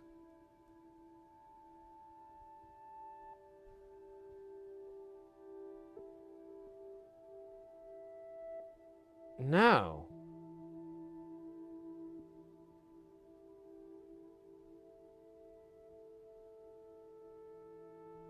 There's our 47K, but that's the one with the asterisk that we had.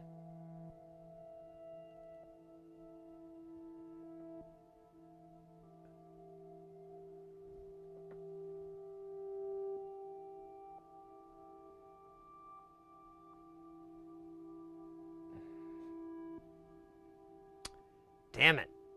It doesn't say anything about it. I'm just wondering if maybe that's it. Like you have to change the 47K to something else.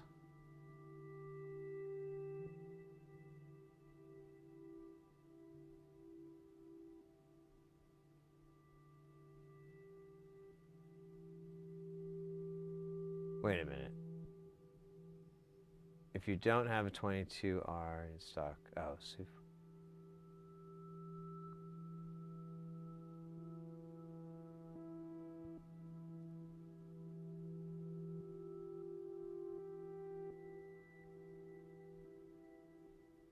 Yeah, there's no talk about this 47K, but it's right here, and it does have an asterisk on the board, and it does control this. So, I don't know, I'm kind of confused. I'm going to go ahead and put the rest of it together. It works. But I'm a bit confused why this doesn't have any room. It's a logarithmic pot. And he said you can use logarithmic or linear. But oh, wait a minute. No.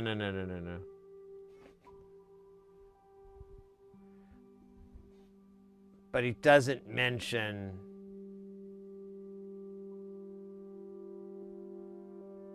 if you have to do anything special if you were to use an A.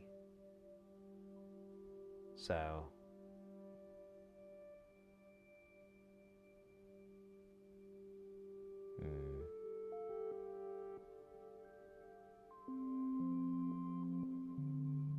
I think if I used a linear, it really wouldn't make that big of a difference. I don't think I have a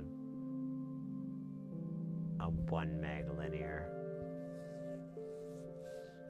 Let me triple check here. Make sure oops, here, I'll move you guys over to this.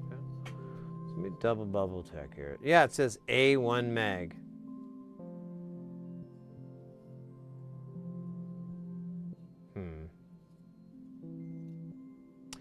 It could also be these, so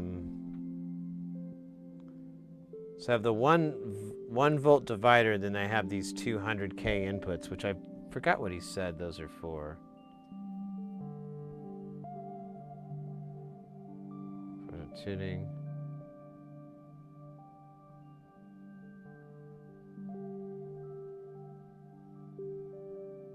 Oh, the 100Ks are biases. And then the other one is for that, so I don't know. I'm not sure why the response is weird, but let's just go ahead and put the pots on. We'll put the bow on it for now, and I can look into this more, see if I can figure out what's up. Maybe this is just the way it's made. Maybe I'm the Doomcoff. But let's put these guys on. Let's make it look hot. What am I looking for? I forgot my little screwdriver. There it is. Flatonomous, the flattest of the heads.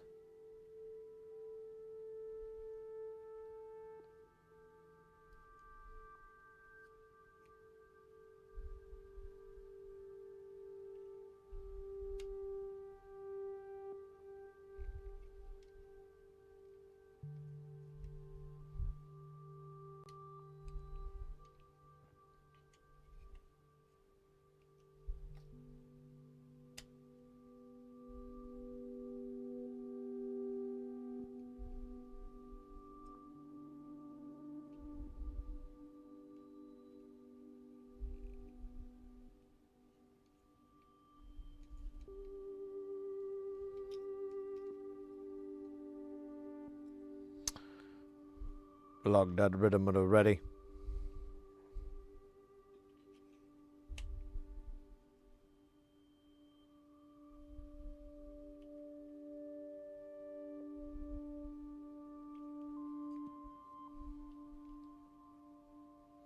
It feels like it needs to go further to the other side there.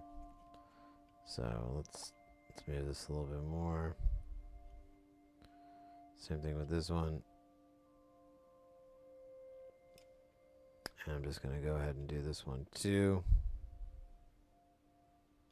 And now let's see. That actually looks okay. This one could still go a little bit more over.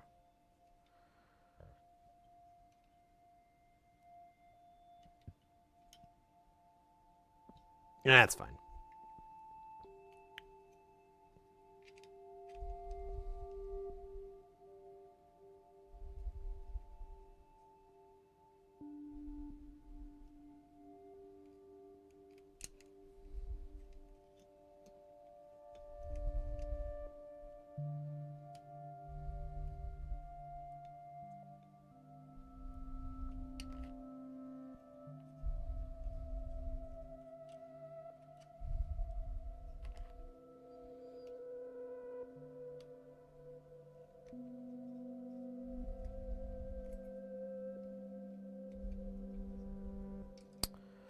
Alright.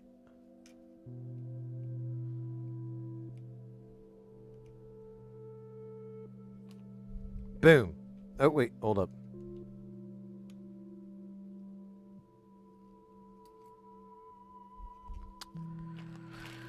Alright, let's pop it up here. We need one blue, one black. We'll do black for this. We need 3. I think this envelope is actually DC only. So let's do our DCs first. Because the other CV affects pitch, which is bipolar.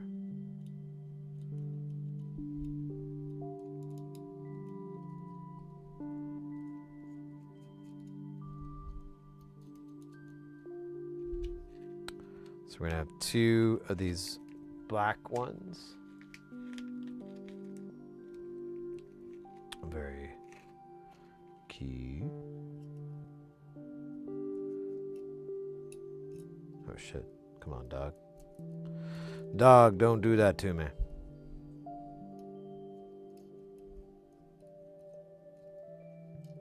Almost got my dog. I'm doing this right? Yeah. And then 1 red for the gate. Right. Yeah.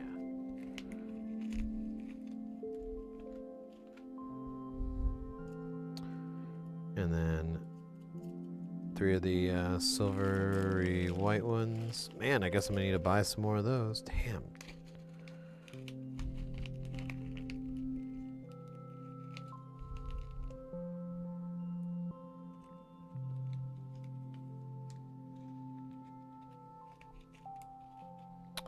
All right.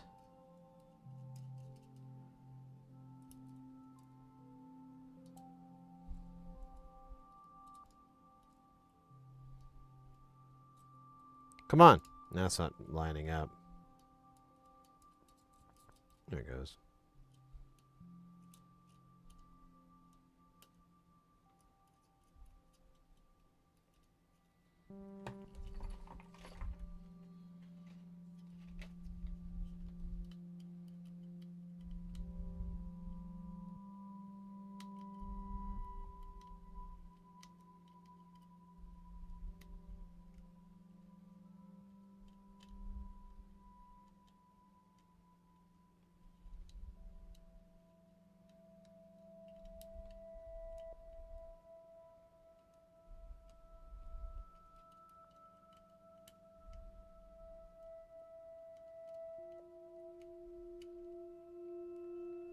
This is very relaxing, but also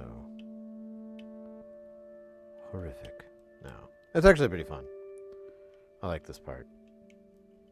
Ah, nice. Okay, so let's give this another whirl. Let's give this guy another listen. I really want to love the oscillator, but you know, sometimes you can't. Oh yeah, we gotta send it to gate. I keep forgetting that. Now we could send it. Let's try the CV actually, the envelope.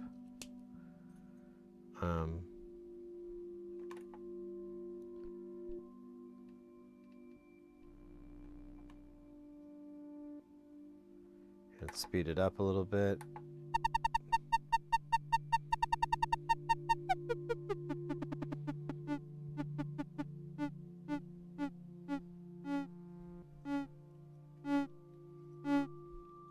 Now if I change the positive so it's just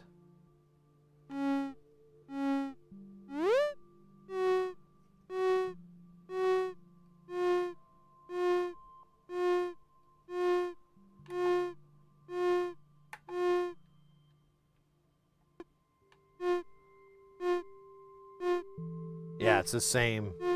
So if we change the period down to 1 or 2 seconds, it's going to have the same sound.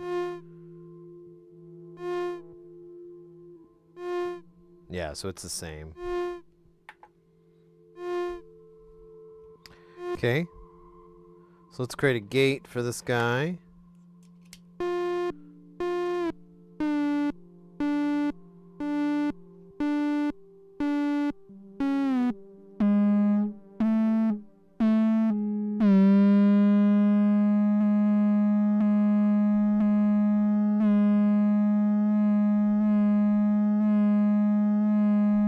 It may just need to be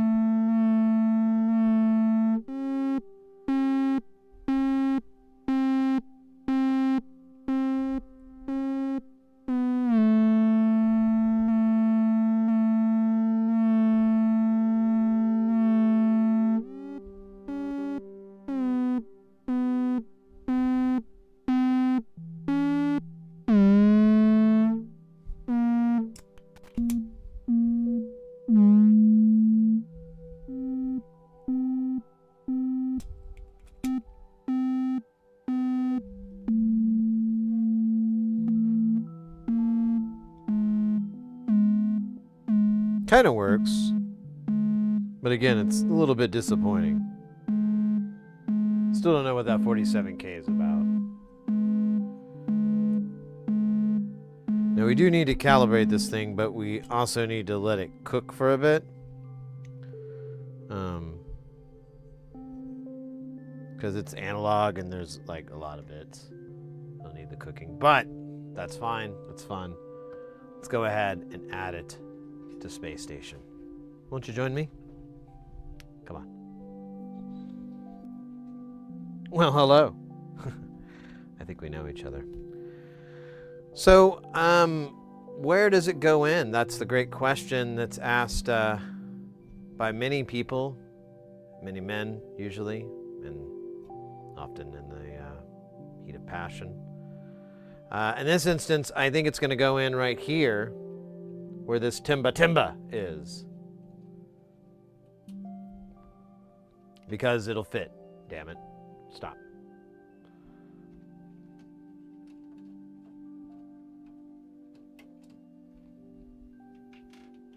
Oh, look at that guy. He just fell over. He's been drinking, hasn't he? Nah, I'm kidding. Can't drink. It's against his religion. All right, we're gonna put this in here.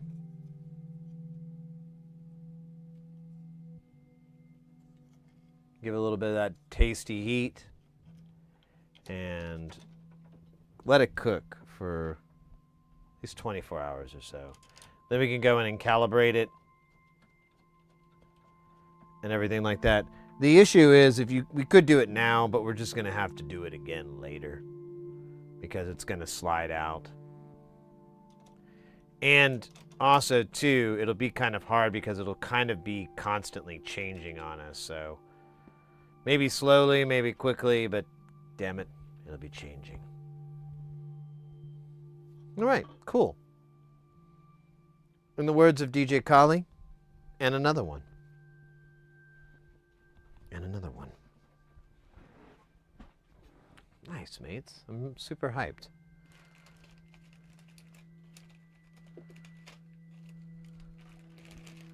Maybe it might be fun to give it a little listen, though, you know? I mean, that can't be too bad. That can't be too harmful, right? Right?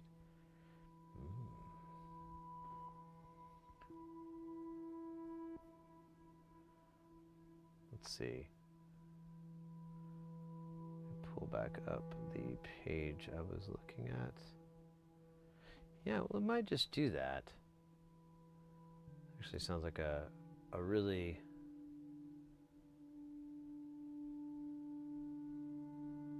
good idea.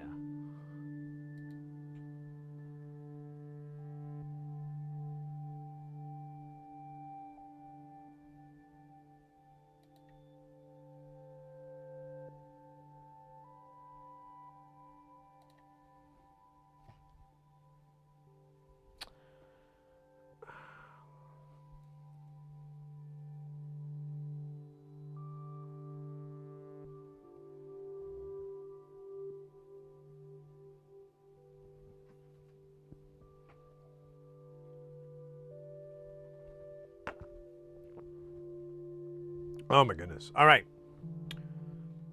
Let's do it. Give me a second here. I need to change some wires out. Here, I'm just going to, well, I actually don't want to look at that, so.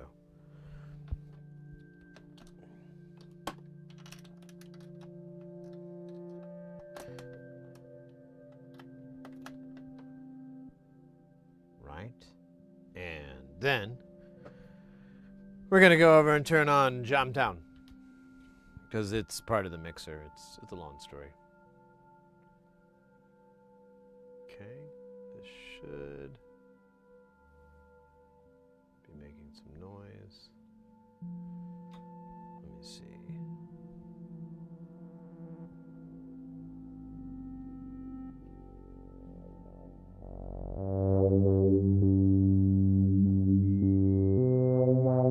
Yes, listen to its harmony.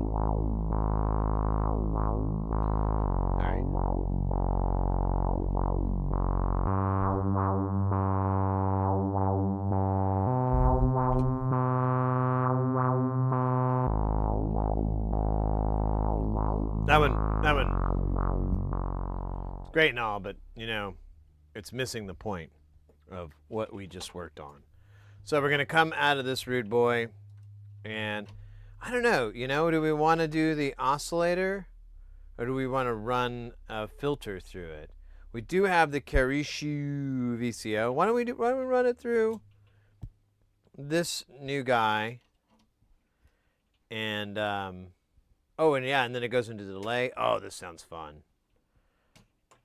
Game, set, match.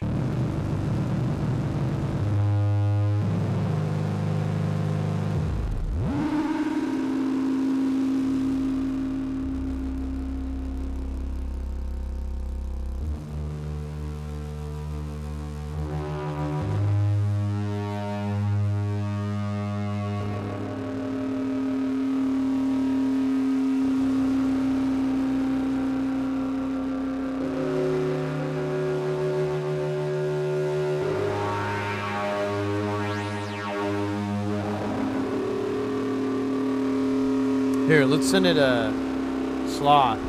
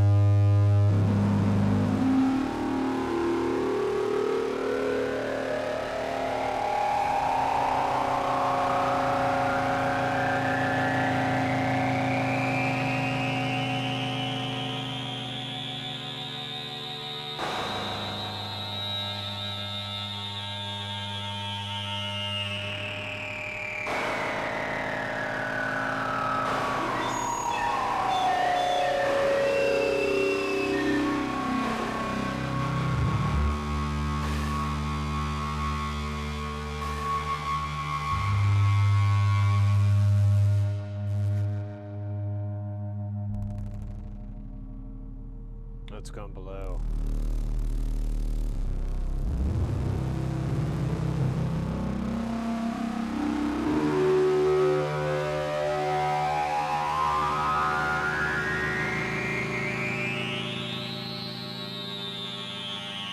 What would the gate do?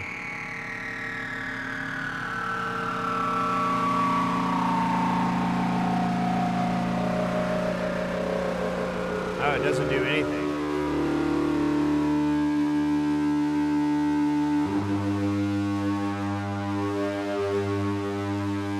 Okay.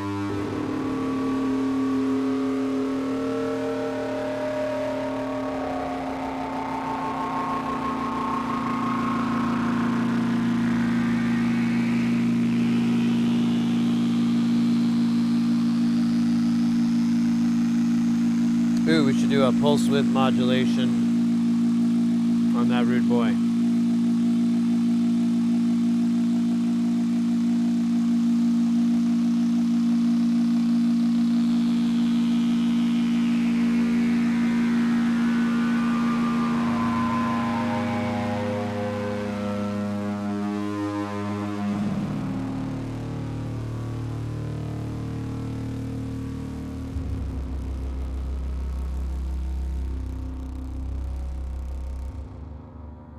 It's kind of filtering down below its.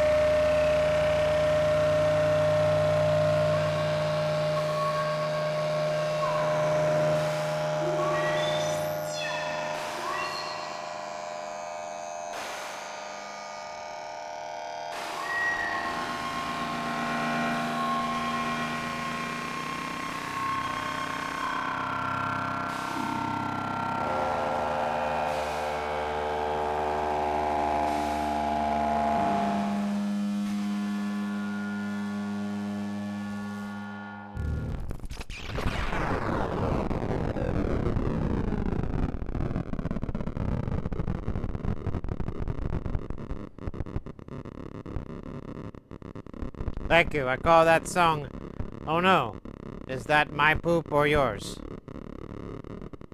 Parentheses, deep ambient house mix.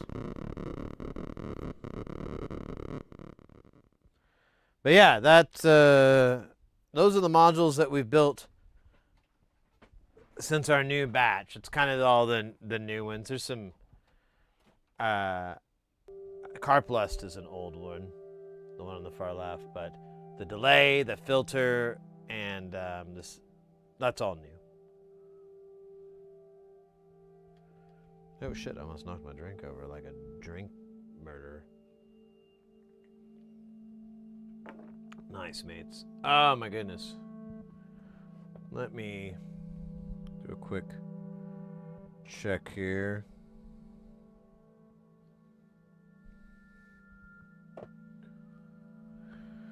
Oh my goodness. All right. Let's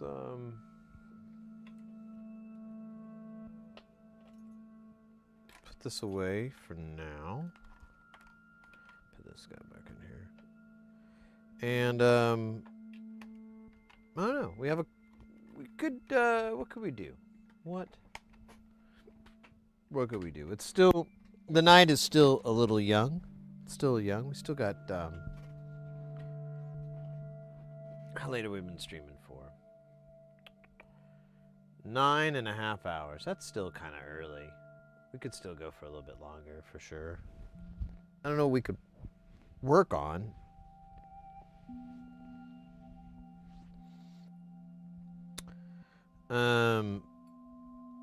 But I'm sure we could figure something out. You know, one thing I need to do is get a new tool organizer. I have this one, it's plastic and it's all broke and it's just fucking done, son. So I need to maybe think about getting something better. We don't necessarily have to do that. I can do that on my own time. Oh, you know, I never did that, did I? Dum. Oh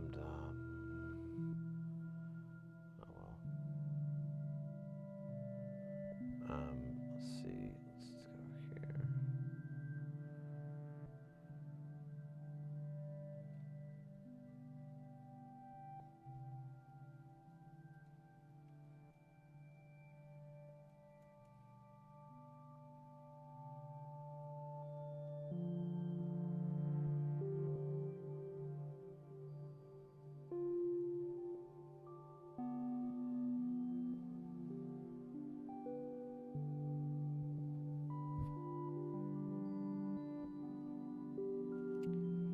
Alright.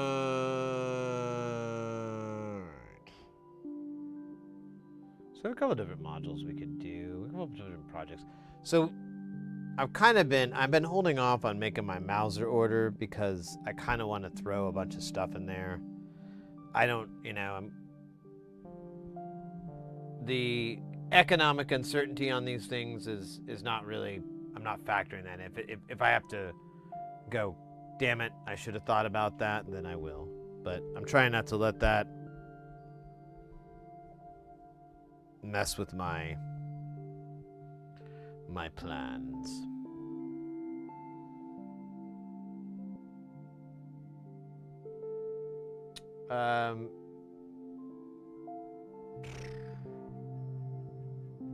Could just do another one, right?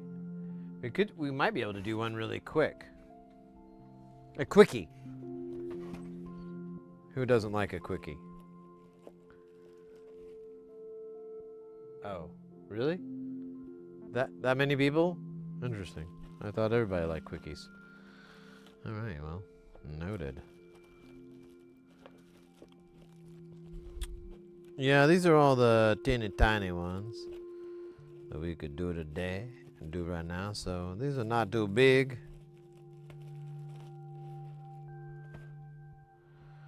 Let's see. Let's look this out. So we got, what is this guy here? We've got these 3 panels. We've got the razor, get on the razor rug, George, and Splish. Here's a razor. It's 2-parters. Here's the other part of the razor. Here's the Splish.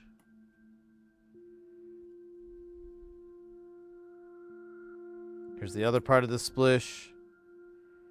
And then this is the George. So out of these 3, the one that looks the least time consuming to build, I don't know, I almost want to hold off on this razor. The razor would win. It's actually pretty easy, but I'm kind of tempted to hold on to this and maybe gift it or something. So let's take this one out of the race because I'm not for sure if I want to build it. I already have one. I don't know if I need to. It was a gift to me.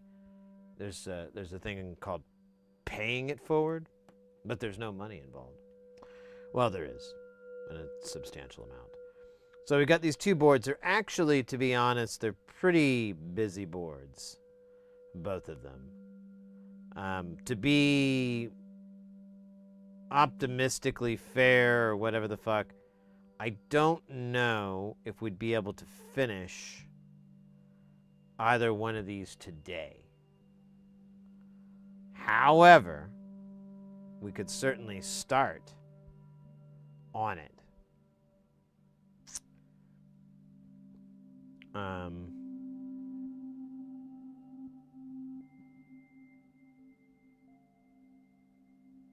don't know which one I want to do, though. Both of them are new to me. So the George is a logic function. That would actually be really nice to have, some logic. Good old Boolean. This one gives or, nor, and, nan, zor, and zornor, or xnor. So pretty useful. You just have the two inputs and it generates that. If anything, I'll probably need more than one George in my life. The splish is the smaller condensed version of the splosh, which I am kind of interested in. It's basically just op amps kind of feeding each other in this crazy matrix. And I'll probably have more than one of these.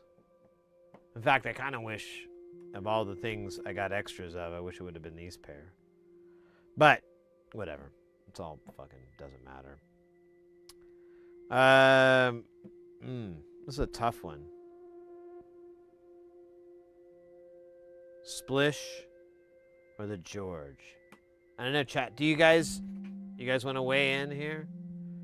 I don't know. I feel like I'm going to put a poll up and no one's going to vote. And it's going to be like my prom all over again. Start. Splish. George. All right, we'll start one. We'll let it roll. You guys are welcome to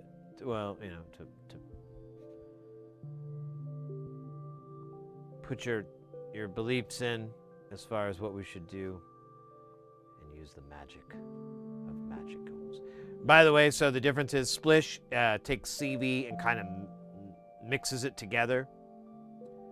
And then George is a Boolean thingy.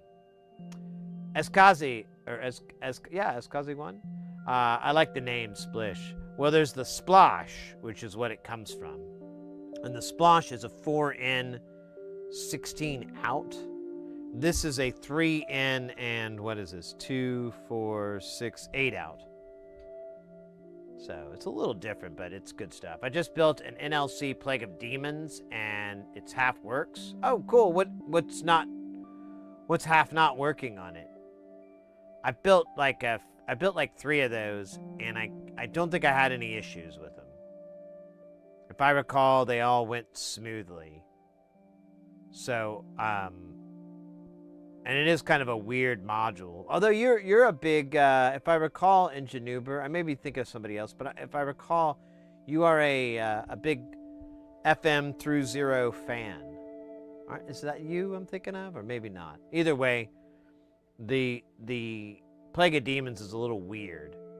So if you're not too familiar with it, it may seem like it's not working right. Okay, that's you. Okay, so you'll know what to look for. But yeah, if you need any help, or does yours do this kind of stuff, feel free to hit me up. I have one plugged in to Space Station right now. So if we needed to do any testing or listening or anything like that, we could. Yeah, it's one of the few that oscillators that's in there that does 1 volt per octave, so I kind of like it. Oh my god, these things are killing my ears.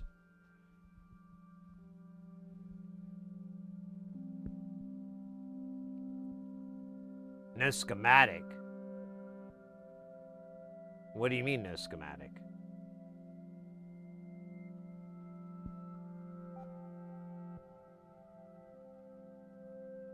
I don't know what that means.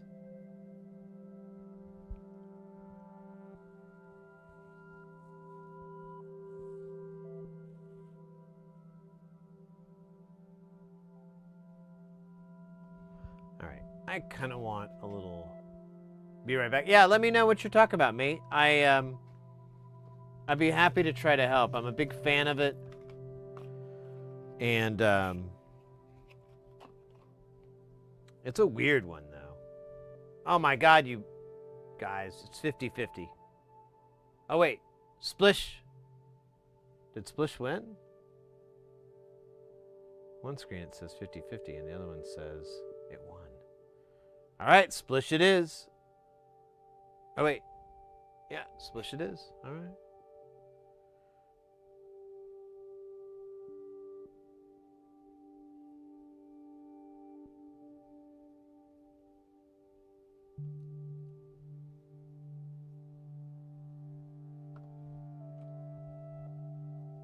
Splish is going to be at the top.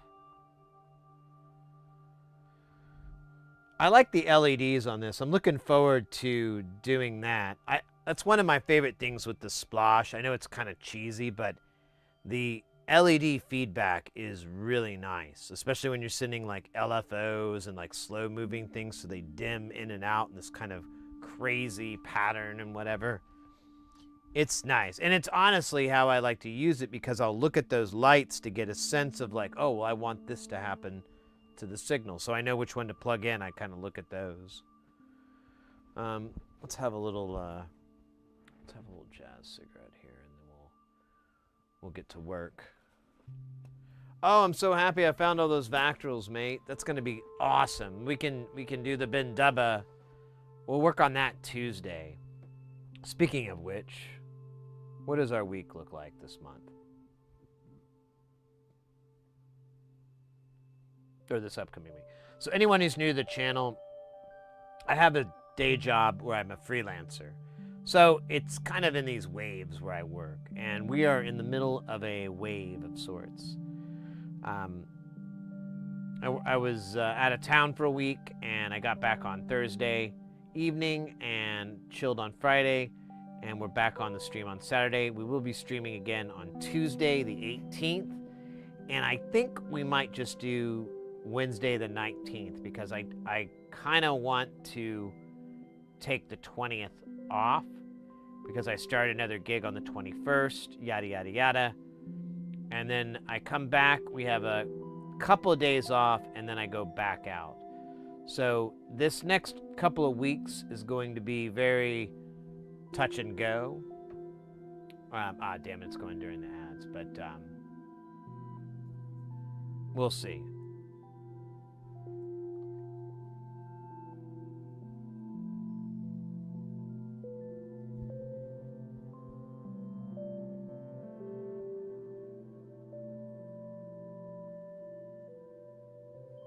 What's the channel about?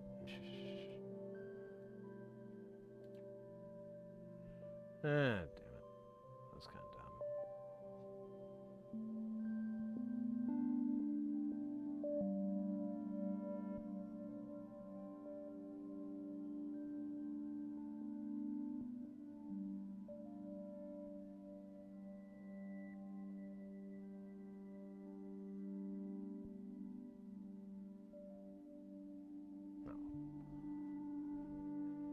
You work on air conditioners or refrigerators?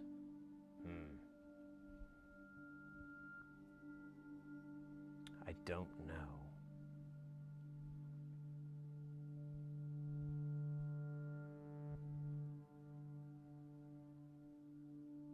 Magnetron? That'd be fun. Just like Magneto. He was a fun guy. All right. Let's go back to this. Let me pull this back up.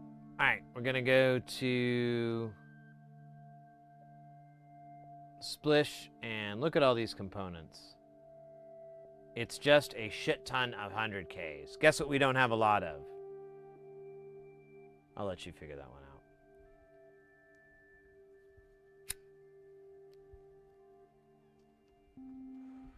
We have them in 603, so we could do that. I guess we're just gonna do it. Fuck it, I don't care. They'll work. It's not the end of the world. That's tomorrow.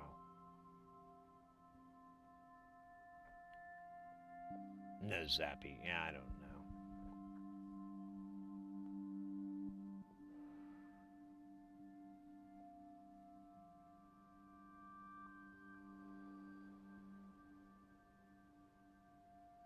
Yeah. Let's let's get our 603. Let's start wetting the board and getting that ready so that we can get this party started. You know, I really should. It would be smarter for me to extend the time it takes to build these and drag it out so that I have more content for y'all. But I have absolutely no sense. I'm really that's such a good idea, and I just refuse.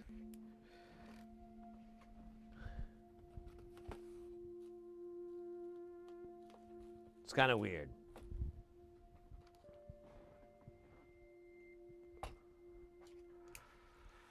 All right.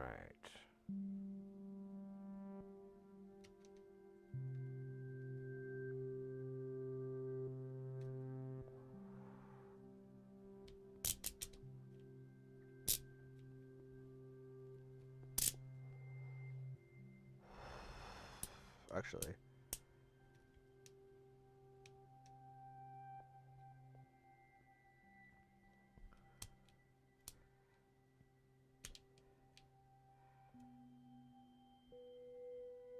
Yeah, whatever. It's not that big of a deal. I'm being stupid.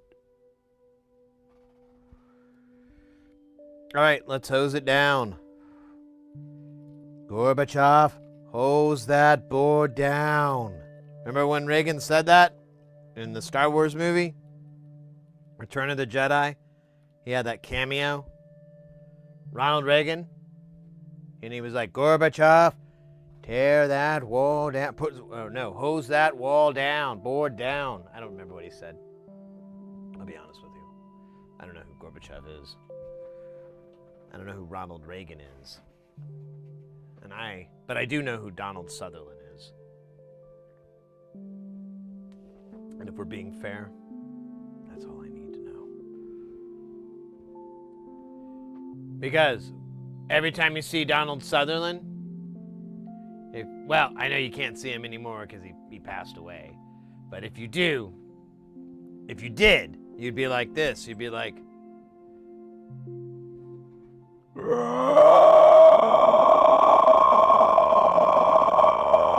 every time.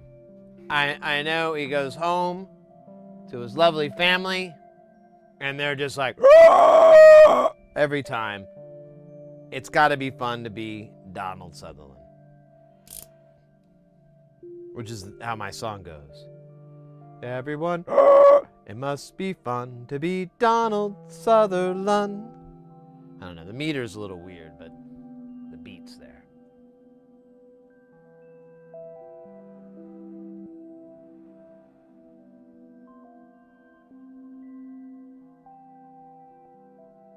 Sutherland family is tied to the origin of public health care in Canada? Of course. I mean, where would Canada's healthcare be without the magic of Kiefer Sutherland? Huh? From his portrayal in the movie Lost Boys, that directly went to Canada being able to lower prescription drug prices and affect more people in a positive way. Later on, he went on to do other films, smaller films, bigger films, all kinds of films, but just one thing, he always stayed working. Then his big break, second big break, 24.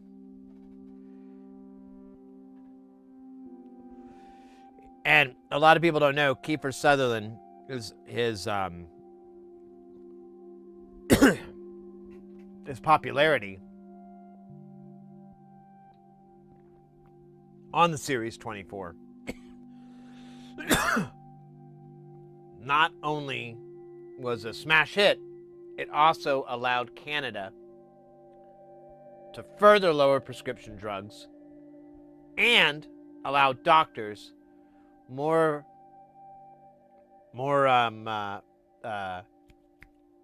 money. We'll just say that. Sure, why not? Who cares? I don't know. I can't think of the things. You know, healthcare seems like a really simple topic. But from what I understand, it's wildly more complicated than I will ever get. that I should shut my face hole. That's what a guy on Reddit told me. Well, I'm paraphrasing. He went on about my mother. Unnecessarily. Some of those things were true, though. I wasn't going to admit that, though. Not me. Maybe another man. An angrier man. Anyways. Let's see.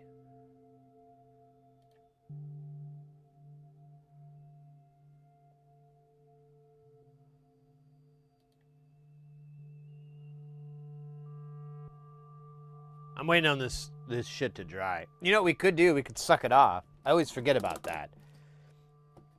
It's like the Taylor Swift song. You ever heard that one? Well, the hay is gonna hey, hey, hey, and I'm just gonna suck it off.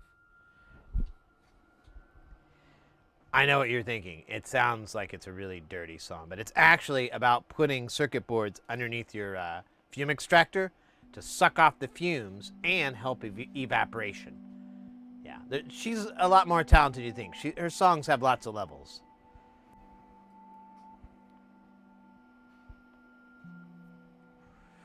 I'm just gonna suck it off. Remember, it's a fun song, you know. I don't really like all her stuff, but that one's a good one. It's like same thing with Adele. She had that song. How'd it go? It was like, we could have had a dog. We could have had some bees. We could have had a snake. Potato, potato, potato. We could have had a dog. Something like that. I don't really like Adele. I mean, I do and I don't, you know. She's kind of good.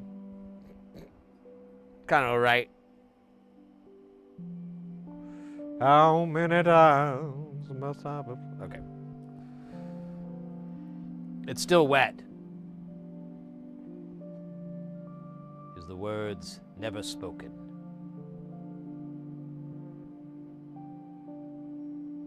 By... I don't know. A fedora.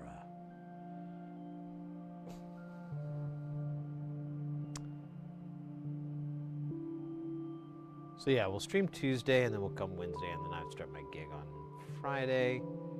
And then I'll be back for like a day, so we'll have like 1 day stream, and then I go back out. But then when I come back, I'll be all y'all's. Won't have to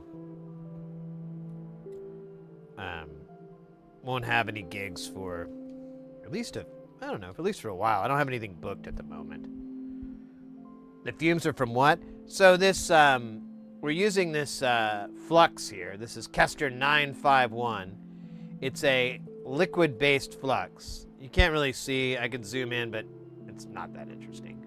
But you'll put the alcohol in there, and then let the alcohol evaporate. It leaves a flux powder behind. I don't know how many times you're supposed to do it, but I like to do it at least 3. 4 or 5 feels really good too. You know, it's whatever wets your whistle.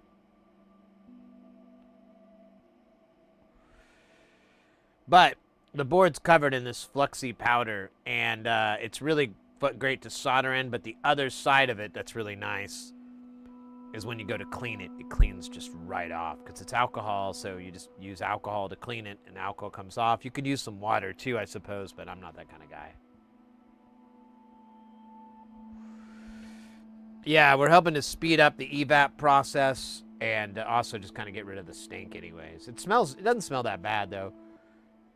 We were talking about it earlier, like as far as stinky fluxes go, this one's actually pretty doable.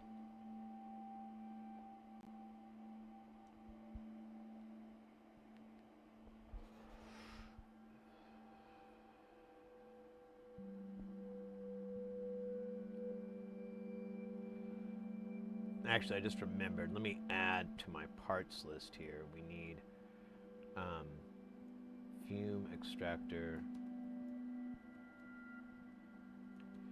I thought I had more filters. I can't find them, so I'm just going to bite the bullet and buy the ones. And if I find it's great, I'll have more. I'll be the filter king. Wait, I think that's a brand of cigarettes, isn't it?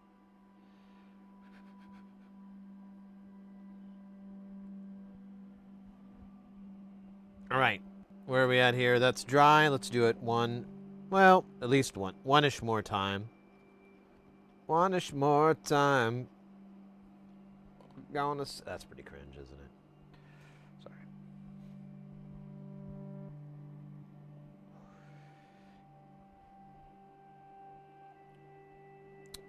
Let me get, while this is doing this, let me get the 60300Ks. This is going to be a fun and infuriating challenge, but I know I'll love every second of it.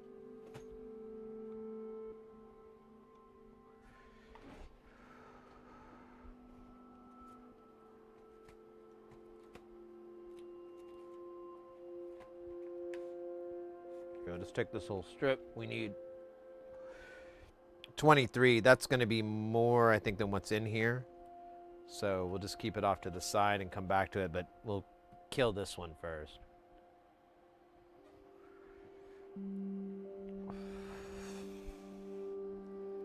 It's almost there. I'm going to do one more layer, and we'll get these guys prepped up. We'll count out what we have, and then we'll get rocking.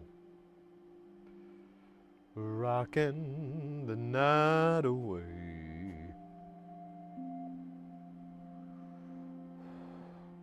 Try to kill this jazz cigarette.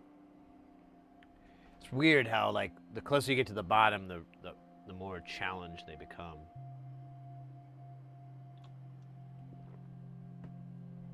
I don't know what that is with jazz cigarettes.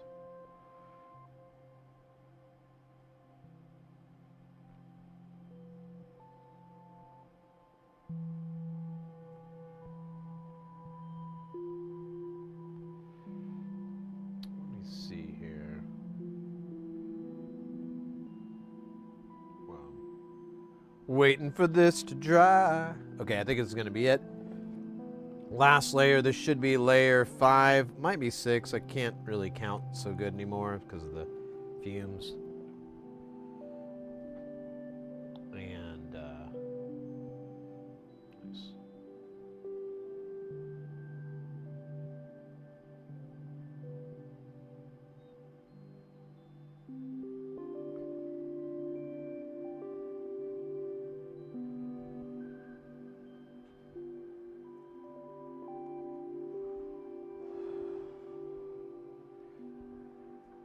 Let's count these guys out. It looks like I got a full deal, so we may actually get to 23.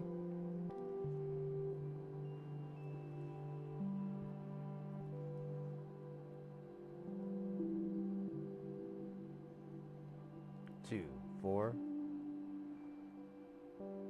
6, 8,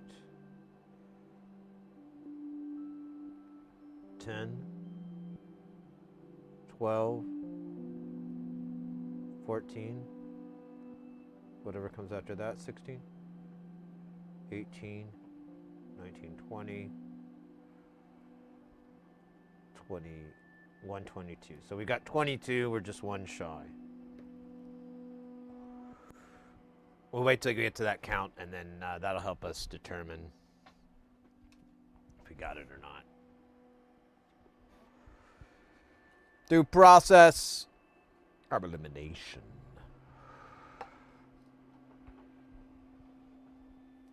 All right, we could probably stop this thing from sucking off.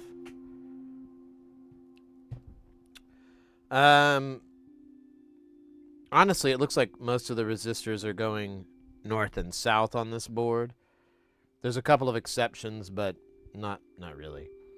I think it says it on here, the unmarked ones are going to be our 100Ks, which is a lot. Unmarked resistors are 100Ks. So there you go. Exactly what I said, because I kind of read it and then I just showed it. Anyways, let's not dilly-dally. Oh wait, you can't see me. That was terrifying. It was was dark. There was a woman. She had a hat. And she wouldn't let me wear it. It was messed up. All right, there's 100, whatever, you get it. Oh my God, get the... This is what hell's gonna be like.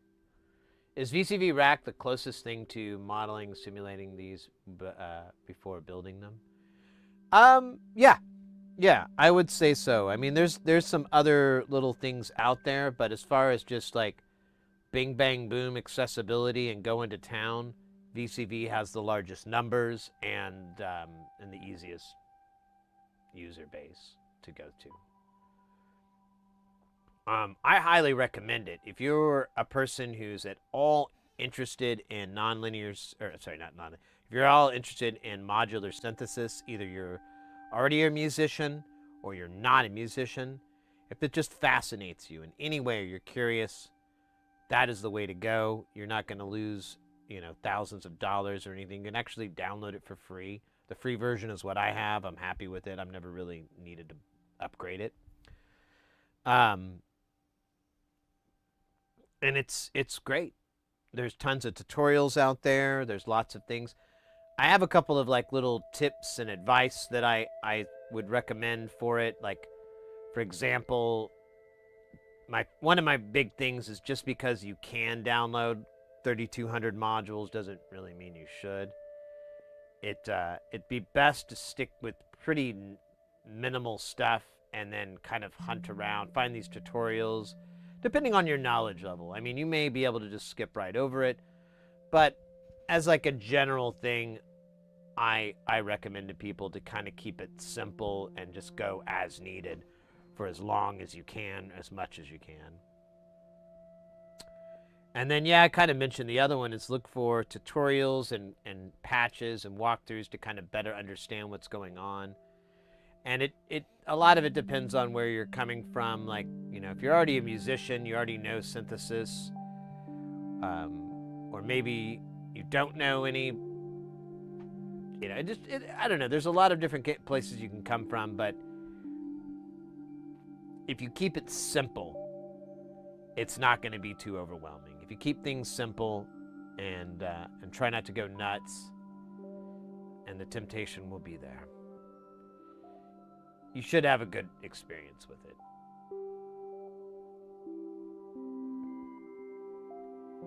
There's a lot of different things you can do. I mean, you could just do basic dance music with it, and it'll be fine. It'll be great. Where you're sequencing it with external DAWs and stuff like that. You can use it for sound design, where you make tones and so forth for other things. And then there's stuff like what we're listening to here, where it's generative patches, where they have a set of parameters and whatnot within the module, but they're, it's still kind of randomish. Man, this is not coming off. Oh, and then it does that, you son of a bitch. That's one of my personal ones I really like about it. It's one of the things that I find most fascinating with modulars, that you can get these generative patches, these really unique things that are, kind of lightning in a bottle. You can't get it to do it again. It's really fun. It gives you an interesting philosophy. And then there's just like what I call sound scientist kind of thing, where you're just kind of experimenting with audio. You're kind of taking it from more of a mathematic sort of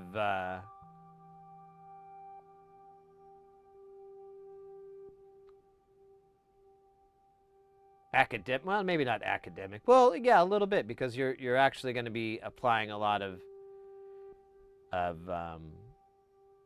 pre-existing knowledge and so forth to do your own experiment and get your own results and whatever. Well, it should be consistent, but you get an idea. Like you can do FM stuff where you have frequency modulation with these oscillators and these different instruments, and you can get some very, very interesting results that make it, I don't know, might be worthwhile. I guess it just depends on where you're coming from.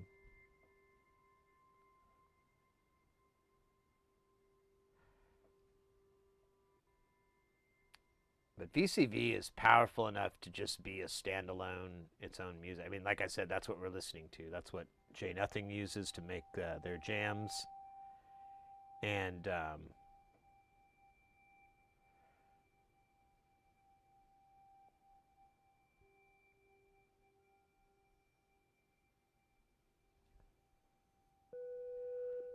I've seen a lot of people integrate the two. There's Eurorack modules that you can get that can send and receive different types of signal between the two. And I'm going to see if I can flip this off.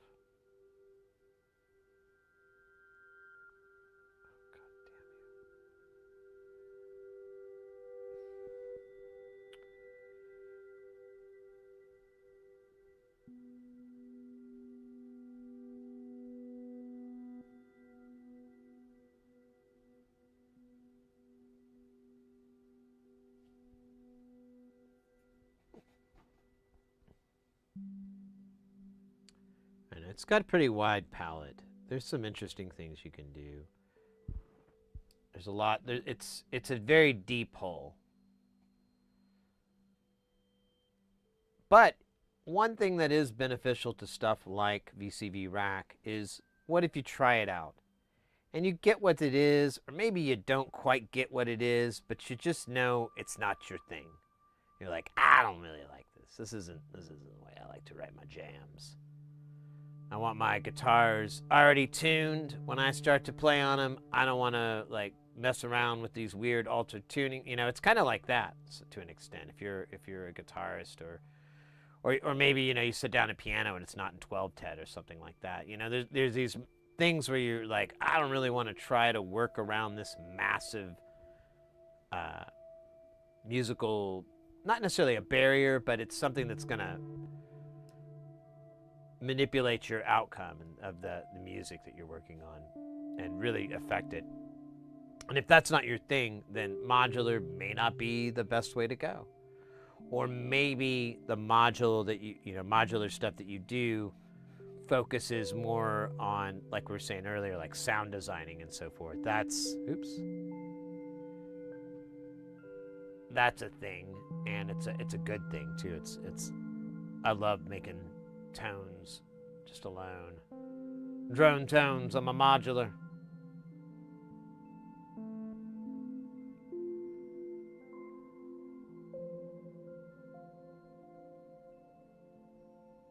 And also too, if you're familiar with software like Serum and so forth, then you're gonna, the gap isn't gonna be too bad. Same with other big synths and so forth. The gap isn't gonna be that big, the learning curve. But it will be there. But once you kind of get it, and once you find that other level, especially with the generative thing, that's where things really take off. It's really fun.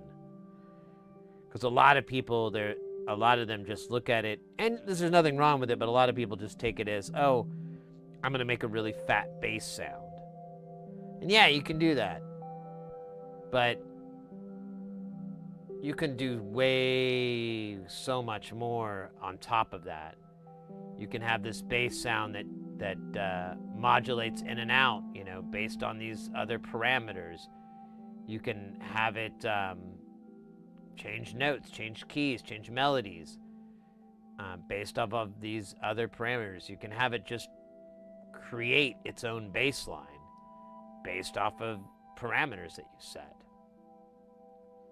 It's really just making that tone, it's like sound designing after a while, especially for myself, is really just so secondary. It's really trying to get something to come out of it that's like wild. Making the sound is very important. It's kind of what dictates what the melody or what the tone or whatever is going to be, you know, not tone, but maybe the musical tone, I guess. But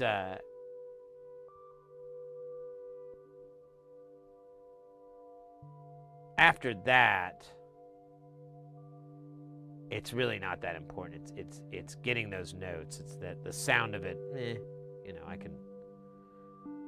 I can always change that a little bit if I need to. If I'm like, oh, you know, this is way too bassy, let me do these things. Oh my God. This is the only downside to the board being covered in so much flux. It is ridiculously sticky.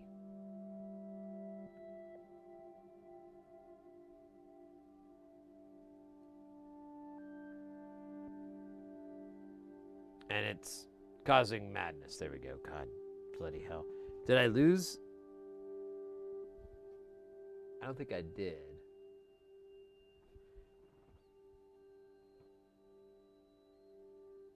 Yeah, I can pick them up. Oops. Oh, scheiße.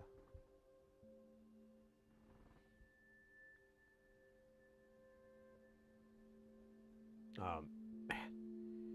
So my flight back, I couldn't find anything fun to watch, and I really just didn't want to spend any money or anything, you know, getting internet, because usually it doesn't work very well on the plane. It's kind of frustrating. You're spending money for garbage. And but they have like the airline I like to fly, they have stuff, and so I was like, oh well, I'll do that, and I'll watch one of the movies. And like on the way there, I saw a movie. I don't even want to talk about it. It's a newer film. It's the Beetlejuice sequel, and I really cannot stress how much I just did not like that at all. It was probably, anyways, I'm not going to get into it. I said I wasn't. Can't get angry. Not on Saturday. But on the way back, I was like, all right, I need to find something I know I like, or at least I used to. And so I popped in the first one, because it was a long flight, so I watched two. I watched The Bourne Identity, then followed by The Bourne Supremacy with Matt Davis. And you know what? It wasn't too bad. It's a little dated, that type of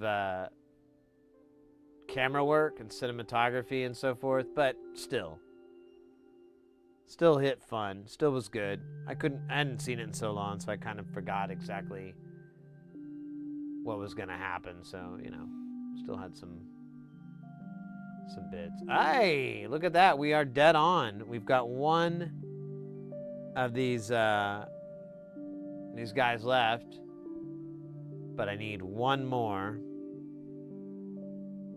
and that's going to come from here.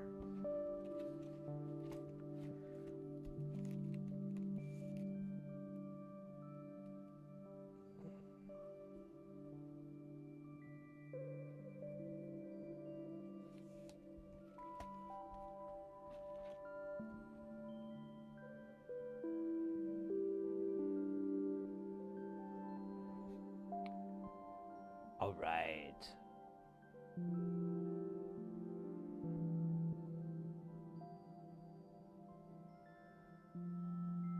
Oh my God, no.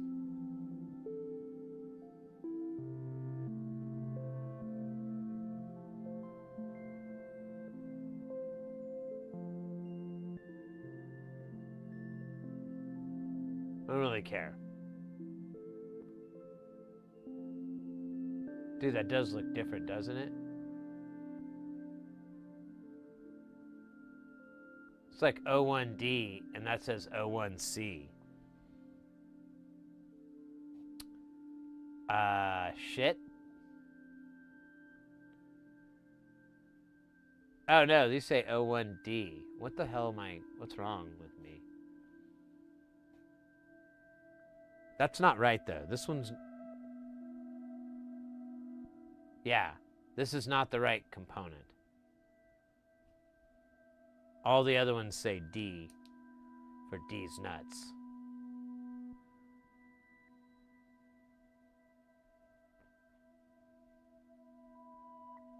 Yeah, so weird. We did have, I don't know how that happened, but it did. And then I lost it. And where did I put it? Oh, I put it over here. I'm just gonna swipe it away. We'll get we'll get it one more freshie here.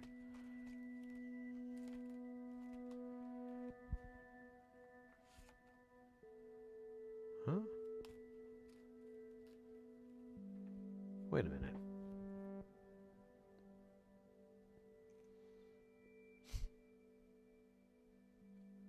I thought I got one. What the fuck does this say? I don't see the one I took from here. I didn't. I think I grabbed 10K. I think that's what happened. Because that, yeah, that's what happened. So just to be let me just double check here. I'm looking for 100K. All right, just totally got stupid there for a second, I guess. That's exactly what happened. I pulled from the wrong spot. Now I know what happened. And knowing's half the battle.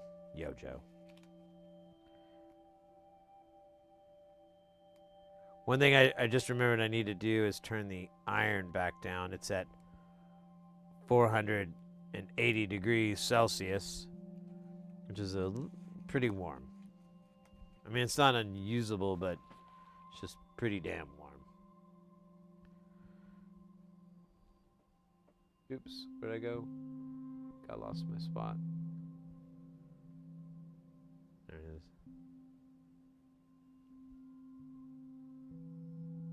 Yep, that's exactly what happened. There's crud on my tip. I said my tip.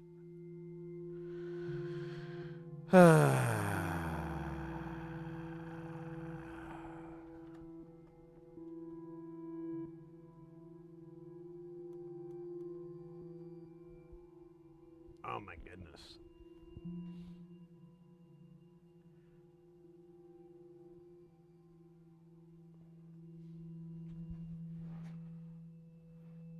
Okay.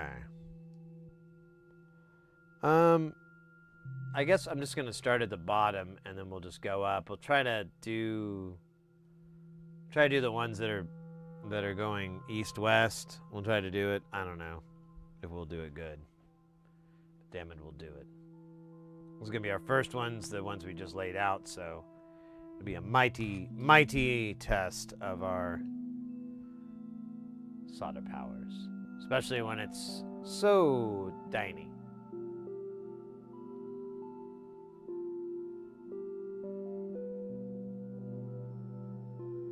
So tiny.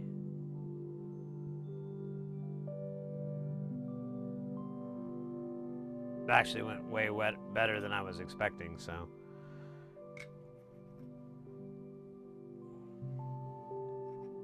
And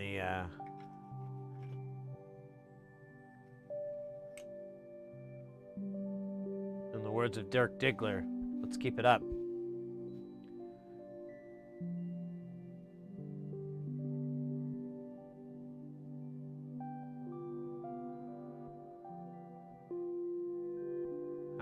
It's doing that bubble thing where it rises up. We can overcome it.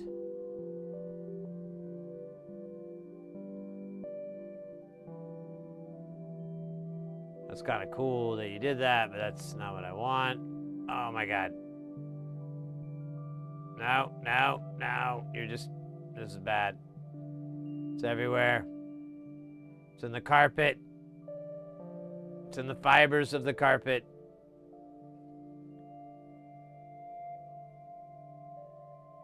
Come on, dude. Just do it. Just drop the hell in. Don't be a jerk. There we go. God damn, what a jerk.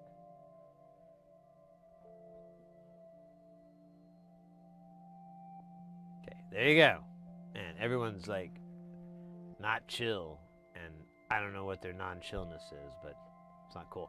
Okay, I don't know what changed, but the APOD, oh yeah, the Plague of Demons, all the knobs and inputs all do something, and its 6 outputs are live. So it is working. So it's working now. Maybe you had like a little loose spot or something, and it, just wiggling around, got it de-wiggled.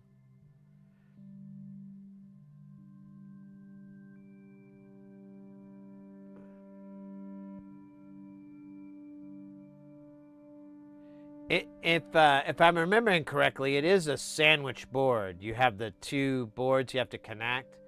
So it is very possible that there was an issue there. And, you know, you didn't notice it right away. I don't know. Just throwing suggestions out. No idea. Could be the Batman, too.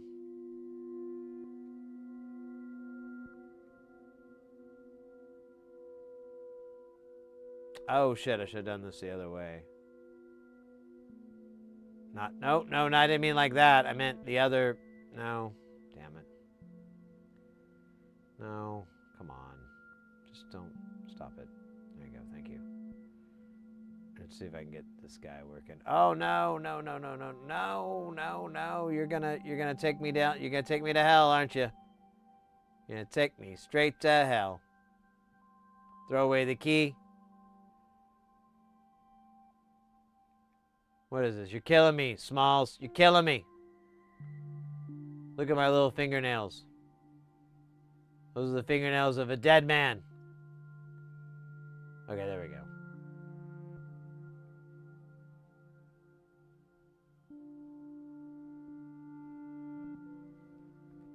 We're okay.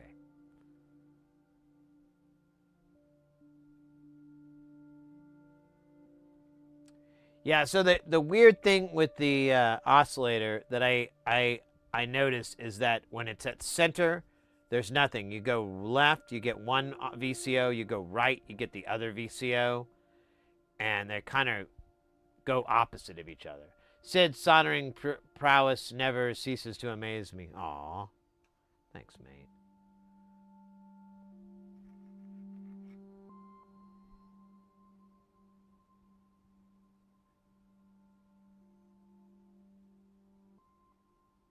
Okay, this is gonna go bad.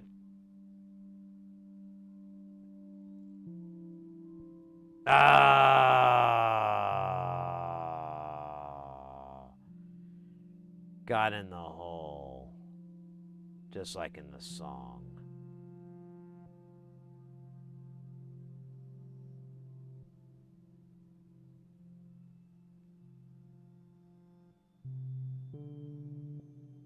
Nope. Come on, guys. Don't be a dicks. Don't be... Oh, that's a dick move, bro. Here. There you go. Now you're cooking with good looking. You too, bro. Let's see you. And this guy over here. There you go. All right, you guys are beautiful. We love you. Don't ever change. I could have certainly not dealt with this, though. But don't worry. We got that new Solder Vacuum 9000. It'll suck it right out. Off of it. It'll take it out. Oh, Jesus Christ. That was awful. And maybe you should clean the, my little brush thing, my little brass brush. Oh, no. Why? Why are you doing this to me? What'd I do to you? Was it the joke about your mom? Hey, I didn't mean anything by it. All right? I didn't, and I mean, just to be clear, I didn't say anything that we weren't already thinking. I just said that part out loud. So, I mean, it's not me. It's just me observing your mom and the lady that she is.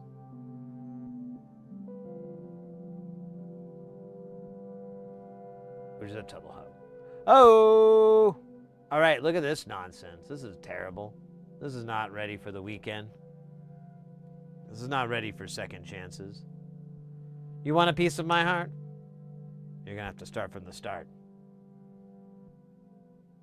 You want to be in the show? Come on. Let it go.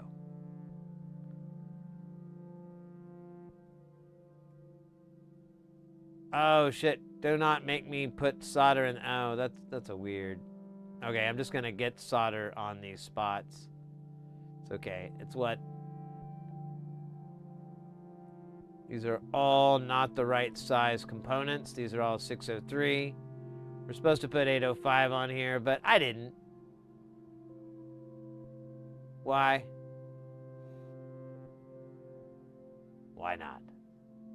Oh, actually, there's a good reason. I don't have it. So there you go. Thought it was going to be something really cool and amazing. You're at the wrong channel. No, I just didn't have it, and this will work just fine.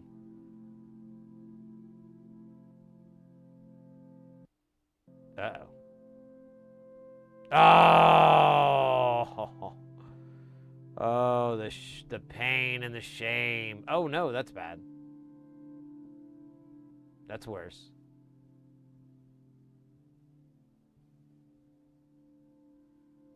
Okay, that's gonna do. That's gonna do. Now, so we'll have to slurp that out later. Stay tuned. But I think that's all of the 100Ks. That was a good amount. Now we move on to the next component of non-trip. Oh, look at that right over there. We got strike 9. Isn't that right? Strychnine. Strychnine. Well, I don't know if the Y is long or short. But either way, welcome into the channel. Thank you for that follow. And I hope you are staying quite guile. All right, we got to go back to a regular 805 size because that's what the government wants us to do. And damn it, if there's one thing I like to do, it's make the government happy by doing exactly what they want me to do. Oh, shit. So I got to poop out those other guys? I don't think I did. Okay. You got it. All right. Well, welcome in, mate. We are working on a Eurorack module. I don't know if you've been lurking all this time. We're working on a Eurorack module. We already finished one, and we've got a few more hours, a little bit more time to stream. And I figured, why don't we follow the wise words of DJ Kali and do another one. And although I don't know if we're gonna have enough time to finish the whole thing, I'd like to get a bunch of it done, and then when we come back on Tuesday, we can just zip zip. It'll be great. So the thing that we're making, it's a Eurorack module. This particular module is called Splish. It's kind of a weird blender of control voltages. Let me know if none of that makes sense to you. If you know what none of that is, I'll be happy to elaborate. But on the top level, that's what this is. That's what we're working on. We already did one that was an oscillator / filter, and that was pretty good.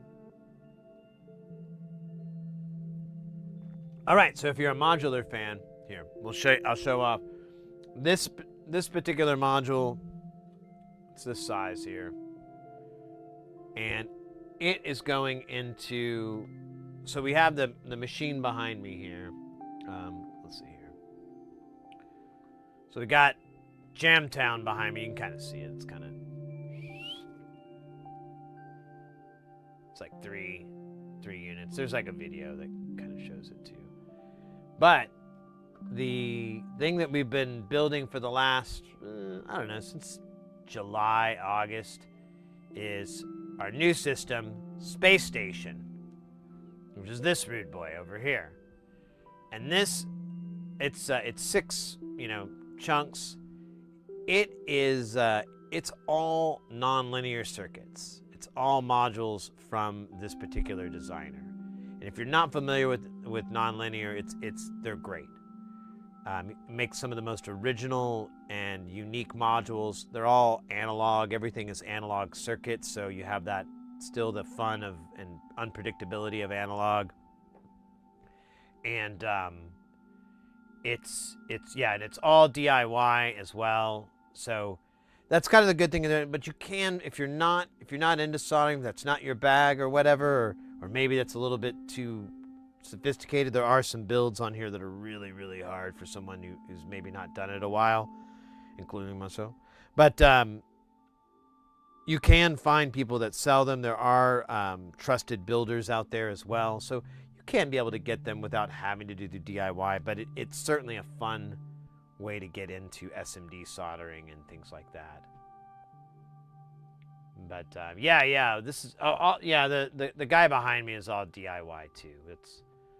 That's our bag here, is DIY all the time. I don't buy, I just DIY. I think that's the slogan we're working on. But we just finished a module a minute ago. Here, I'll give you a quick little demo sound. Let me clue out the jams we're listening to right now. And oh shit, almost. Oh wait, I have to untangle myself from my chair here. Stand by. It's gonna be easier if I just pull this thing out from underneath it. There we go. Uh-oh, that's not good. All right, stand by. I gotta put this shit away. Okay, so we'll turn the volume up.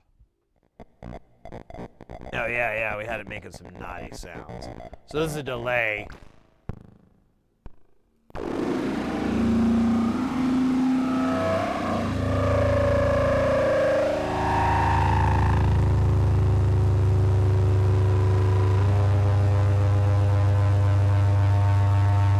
This is a filter.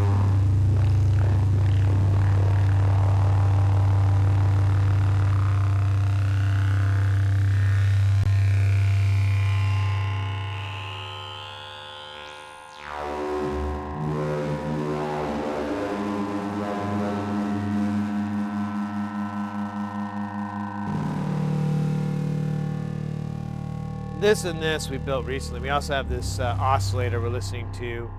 It kind of has this crazy feedback effect, and it gives it this wave folding that it does. It's pretty nice. Now we got a little bit of...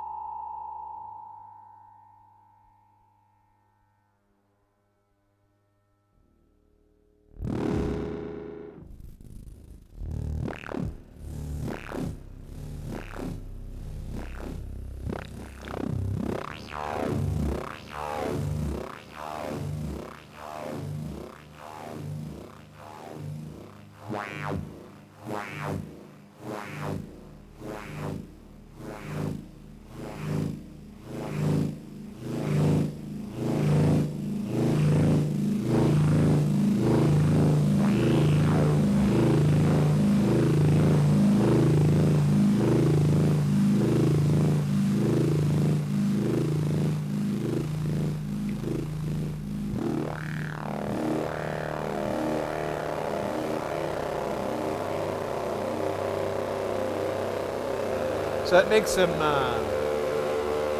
very yummy sounds.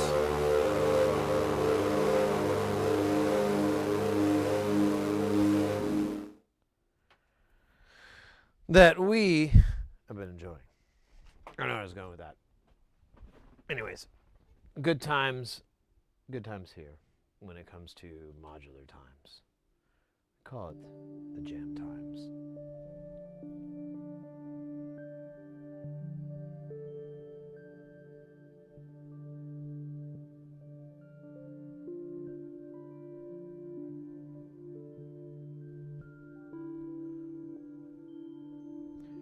Yeah, so this particular module, I'll elaborate a little bit. It's based off another module called the Splosh. The Splosh has 4 CVNs, and then it has, technically, it has 8, well, it has 16 outs. The 8 of those outputs are going to be positive, and the other 8 are going to be negative. But they're not necessarily the inverse of each other, which is kind of interesting. Like, there's 8 groups of output, but the positive doesn't necessarily only go up when the negative does, you know, or inverted or anything like that. So you actually get some very complex waveforms with it that are either positive or negative, so it's useful for modulating different things. You can even stick audio in it. It makes the audio sound weird as hell. This is a tinier version of it where you just have 3 ins and then I believe, what was that, 2, 4, 6, 8 outs that you can get different mixtures of it. And it's basically just different mathematical versions of it, like of the 4 inputs. It'll be like inputs, there's 4, so A, B, C, D. So inputs A and B multiplied, inputs C and D multiplied, their sum of those 2 divided. So you basically have stuff like that where it's AB divided by CD, things like that. And then, and it'll do, and that's just one output. The other one will be the inverse of that. And then there'll be ABC divided by D. And then so on and so forth. So it's a very, like, out of the nonlinear circuits modules, I highly recommend, there's a couple I really recommend checking out. One is the sloths. Any of the sloths are really cool. And if you're a DIY electronics, there's the 4 HP one that you can customize and build however you like, and I think it's all through hole. But there's other sloths too that we have one here that we're going to work on later, not today, but later in the month or so. And it is it's got 3 different speeds, and you can customize that as well if you want to. And but the sloths are really good. The splosh is really cool, very unique one. There's one module over here. Where is it? The one that's kind of just above the balloons there. That one, here, I'll point the camera down a little bit. That one's called Cellular Automata. It's at the bottom. It's the second one over. That one generates gates. And it's, I don't know, we could get into it, but honestly, I love the patterns that it creates, kind of these pseudo patterns. You can create randomish ones. You can get some that actually have structure. Sometimes the structure is so long that you can't really notice it because it's like 64 bars or something crazy. But sometimes you can lock it in to get something very consistent that's more like 32 or whatever. But that one's a really, really amazing module. There's some other cool ones, but that one's like really unique. Like I don't know what else to compare it to. We've been building this system to kind of just build everything that he has. Nonlinear circuits. He puts out a new module about every month. He's been doing it for quite a few years. So he's got, I think, somewhere around 120 modules, 130 modules. We've built like 60 or 70. So we're doing pretty good, but we still got a long ways to go. A lot of more modules to go. But yeah, and our channel is all about soldering, getting people into soldering, into making, into building. So if you're at all curious about that, feel free to ask any questions, or if you're curious about anything that we're doing here, feel free to ask for an elaboration. I'm more than happy to speak at length about any of this stuff. I love it. It's fun. Makes time and space blend into a beautiful mosaic, to which I am the artist.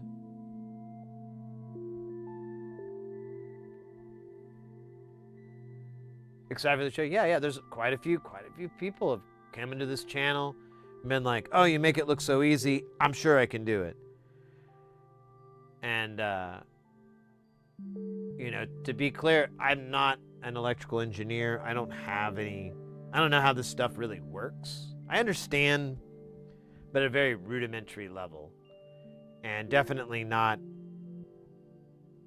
at a way I'm like, oh, well, see, this resistor does this. I don't really know that. I can kind of get stuff, but no.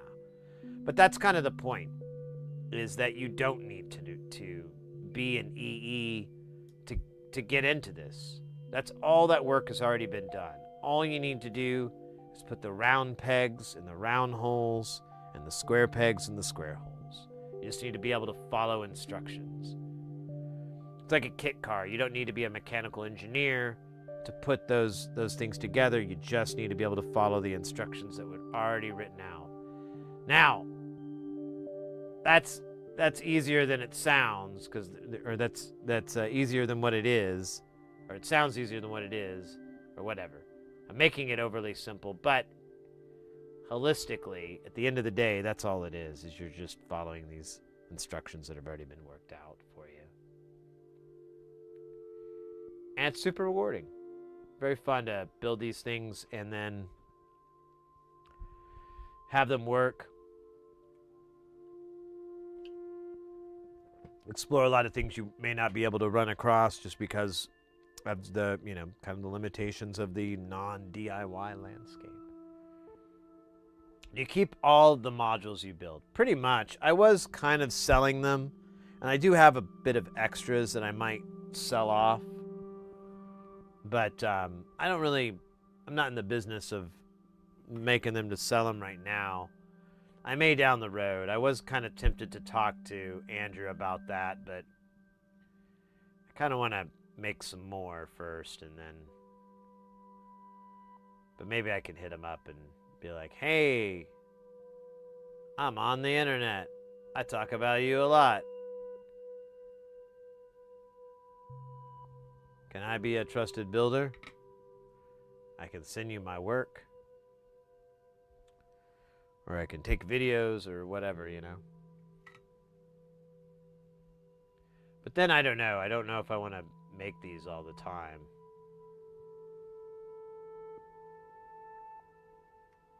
But I would have a lot of boards. I'd probably just be like, a guy getting high on his own supply. This would actually be like, I have a certain drug. We won't say which one it is, but we'll know what we're talking about. And I get like a kilo of it. And then I'm like, oh man, this is really good. And I sell like enough to where I basically just break even from the amount that I took initially. Now, we could be in that kind of situation. And let me tell you something. As a person that's been there many times, it's okay. It's okay. Sometimes you just need to sell enough just to supply your own habit.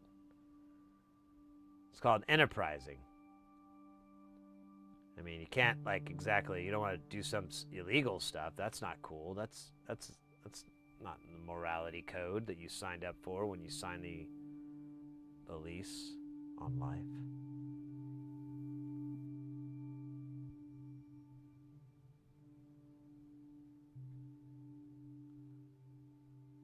All right. That, ladies and gentlemen, was all the 1Ks. Let's give a big hand out to them. Right. Fuck them all. Next up is 4.7K. Now, this one's a secret one. Some of you may not even notice it. It's going to go into all those RLs that we might have spotted earlier that were laughing at us. We're laughing at you. I mean, I don't know if they were laughing at us. They may have not been anybody. But they are the LED power level resistors. I don't know. They're the LED brightness resistors. They will control the brightness of the LED. This value is 4.7. Should be a good place to start. I think I usually just do that. It's the brightest. Like, you could go lower, but this is pretty damn bright. It's going to be good.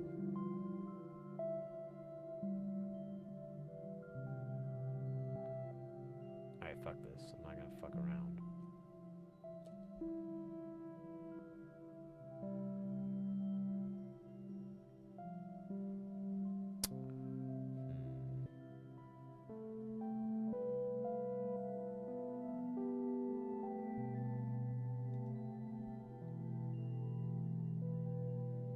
That it's funny you ask about do I sell these, and I was like, I've kind of gotten into just kind of giving these things away sometimes too.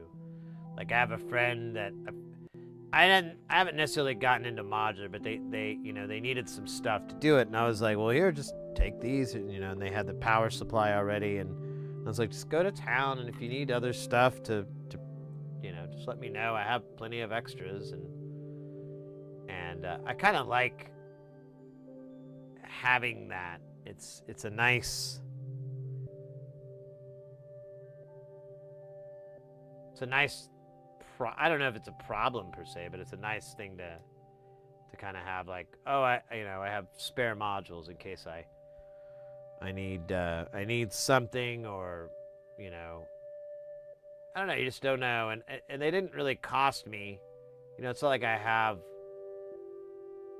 hundreds and hundreds of dollars tied up in these things. It's pretty nominal. It's not cheap. It's probably close to maybe $100 per one of those modules, but it's still not that big of a deal.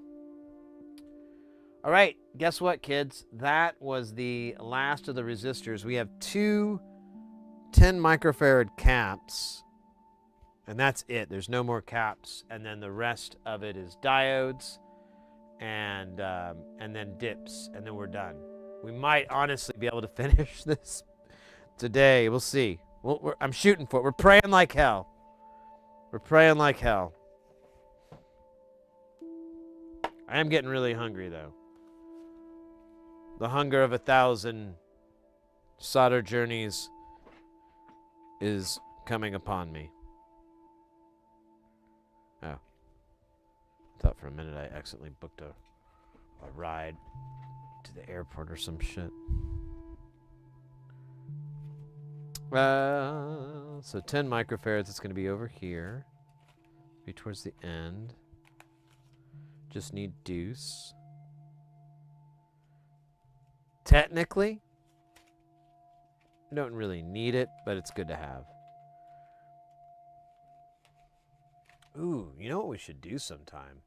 Scope that space station. Scope the rails, the power rails, see what they look like now. We've got so much shit going on.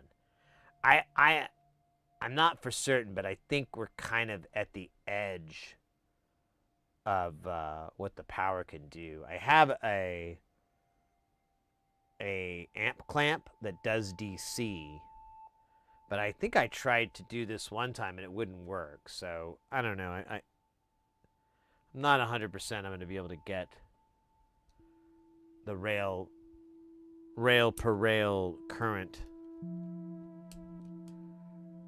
draw. I'd like to, though, because I know it's got to be high. One day it didn't boot up. That's how I know it's got to be high. Because I know from experience, one day I couldn't boot up. Ooh, Kelton.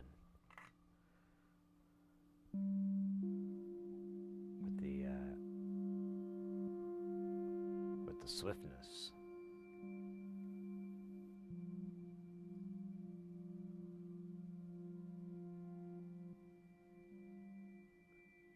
Oh shit, come on, dude.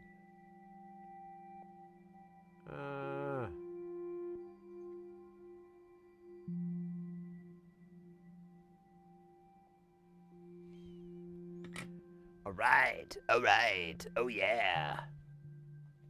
You gotta be high, so high, that I can touch the sky. 6 million ways to die.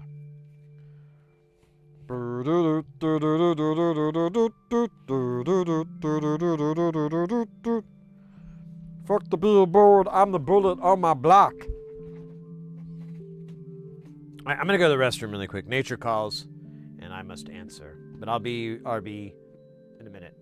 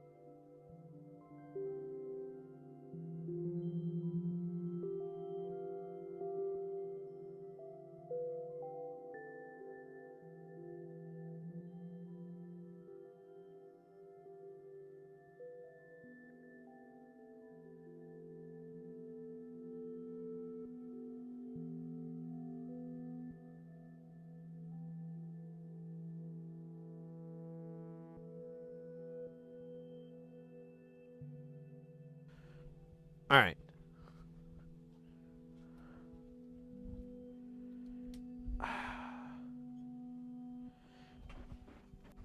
Oh my goodness. Dab and a Carl. There you go. Man, hold on. Actually, I have a craving for a pickle real quick. Let me grab one real quick. I'll be right back.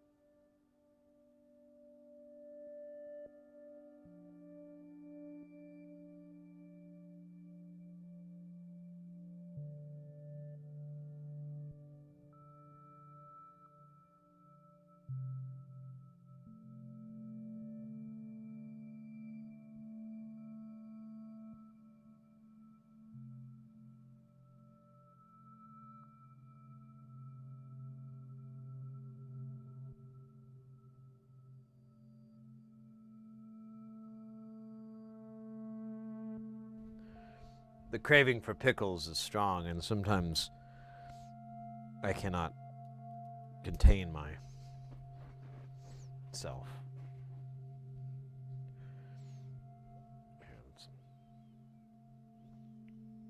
Let's go to the pickle cam.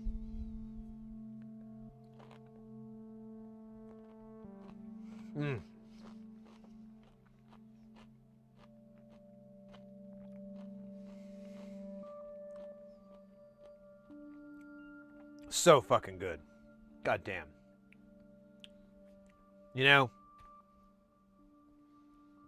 humankind has made some incredible technological leaps.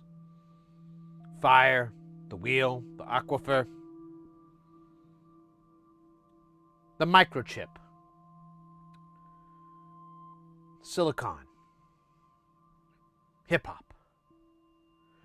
But I'm going to tell you, none of those things match when humanity invented the pickle.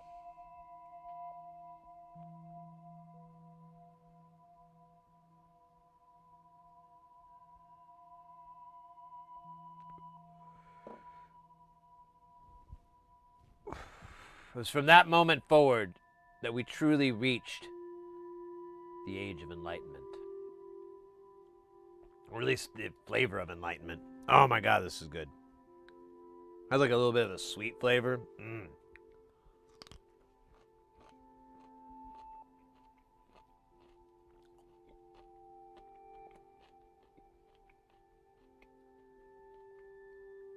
Oh, now we got Carl for 5. The greatest challenge, not doing Bill Burr.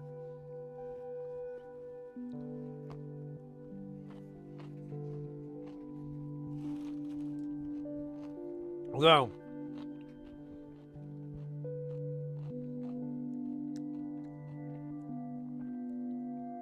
that'd be really hard. But what if you had Carl and Bill Burr talking to each other? And I did. You know, I did like the voices and stuff. Yeah. And then, you know what, I fucking hate this shit. Yeah, my Bill Burr isn't as good. It's very easy. If you channel a little bit of Carl in there, you can get it. But we're going to try to stay focused here and give you, the viewers, 100% Carl with next to no Bill Burr. Okay, set the timer for 5 minutes. Okay, you don't have to freaking talk to me like that, okay? I'm not a simpleton. I can clearly read it. You don't need to read it back, okay? I passed the 3rd grade. It took a couple of tries, but I got through. I'm telling you, working at the glue factory really cut into my education time when I was a kid.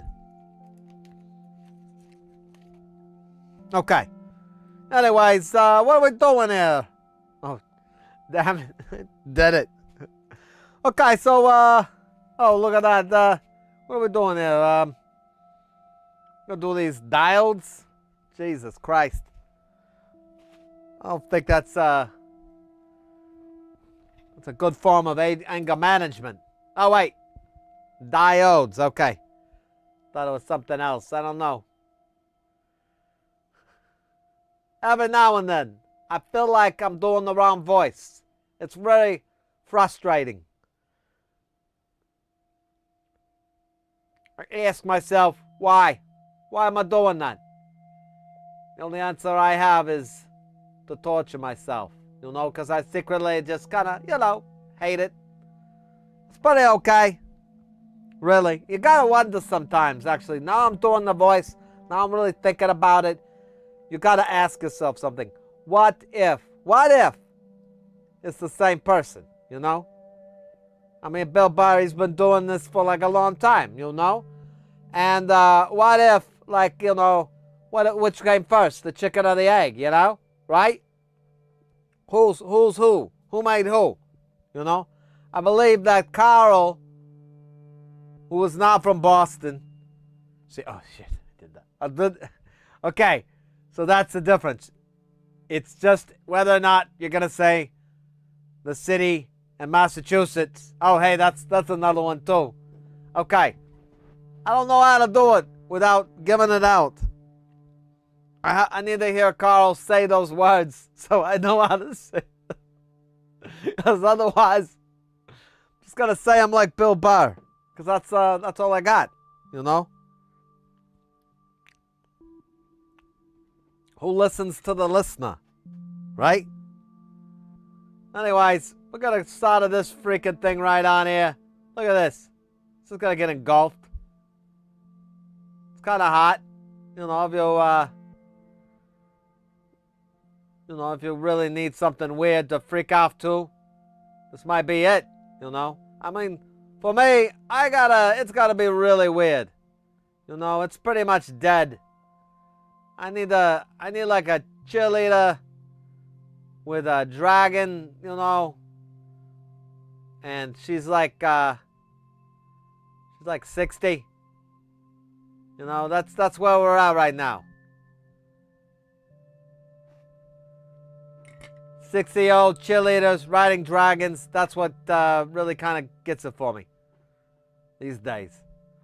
Okay, so look at that. We're done with the whatever the hell that was. Oh, Jesus Christ.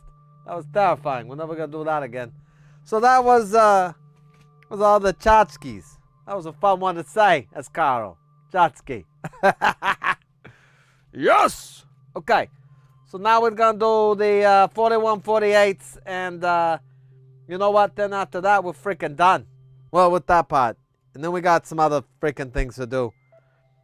Sucks. So how many? I said 8.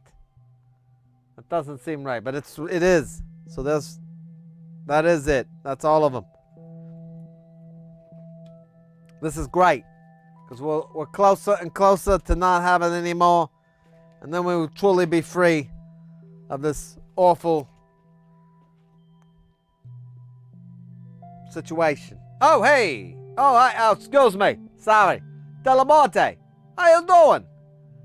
You may or may not be aware, we're doing the Carl for 5 minutes. You know, it's Carl from Aqua Teen. He's kind of really one of the more attractive people on the show. I mean, if we break it down to it, you know, you look at it, there ain't really a lot to choose from. Okay, you got the meat freaks over there. Now, I don't know about you, but if you are in any way attracted to that, you've got bigger problems, okay? You got bigger problems. But, you know, if you're not like a freaking weirdo, you know, you could turn it on and be like, hey, that Carl guy, he looks in shape.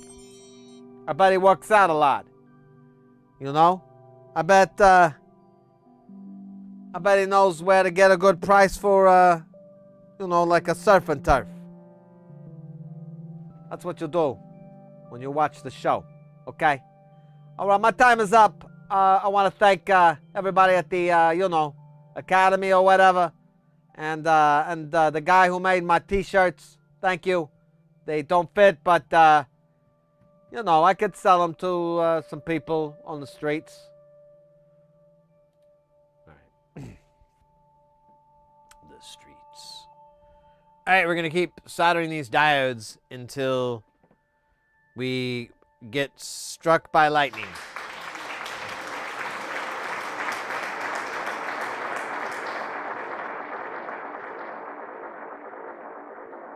Overheating at 35C today, and it feels every bit. Oh yeah, it's some summertime. 35C. Ugh. It gets that hot sometimes here, but this is the desert, and it's dry. You know, we're the absence of moisture really kind of makes it not so bad. But Australia, y'all are pretty much always by the coast. So there's always a body of water. Now, I don't know if that produces humidity every time, but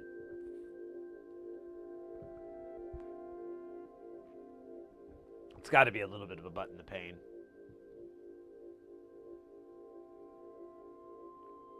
Well, welcome in, mate. We're kind of I've been working out of town and came back and oh,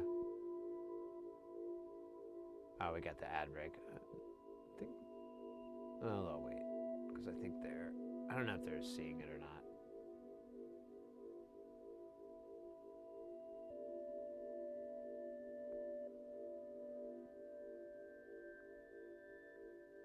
There we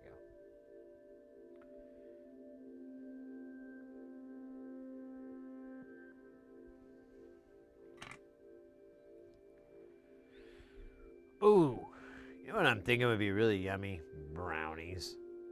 I could eat the fuck out of some brownies right now. And they wouldn't even have to have weed in them. They'd just be like regular brownies. I wonder if I could get that for myself tonight. That would make me very happy. No ads for me today. All right, so anyways, the 75%. Oh, so it is nasty. It is pretty wet. I guess it's not, it could be worse, for sure. But still, ugh.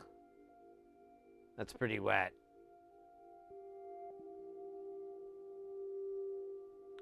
Well,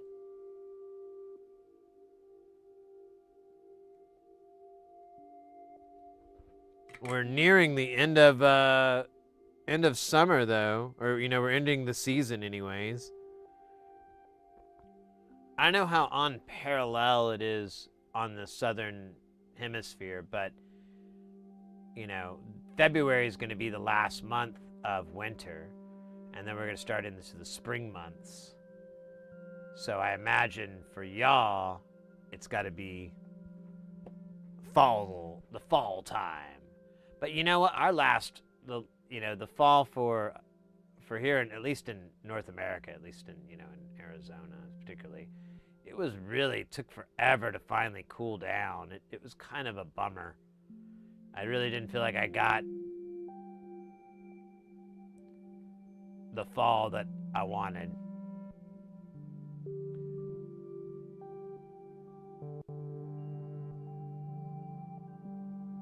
But, you know.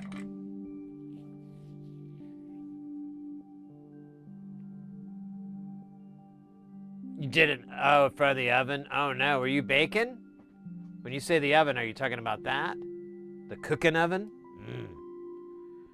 You know, I swear, if I can find a way to retire, I think I want to get into, like, making pastries and stuff. I saw some videos where it really turned into this very cool kind of mixture of chemistry and alchemy and whatnot. And I was kind of like, you know, maybe baking is something I need to. Oh shit! Let's just do it this way. Fuck them all. Okay, that's not what I meant, but let's fine. I'm gonna do that. Let's go. Oh my God! What the hell is going on here? Make up your mind. This is like a Benny Hill thing.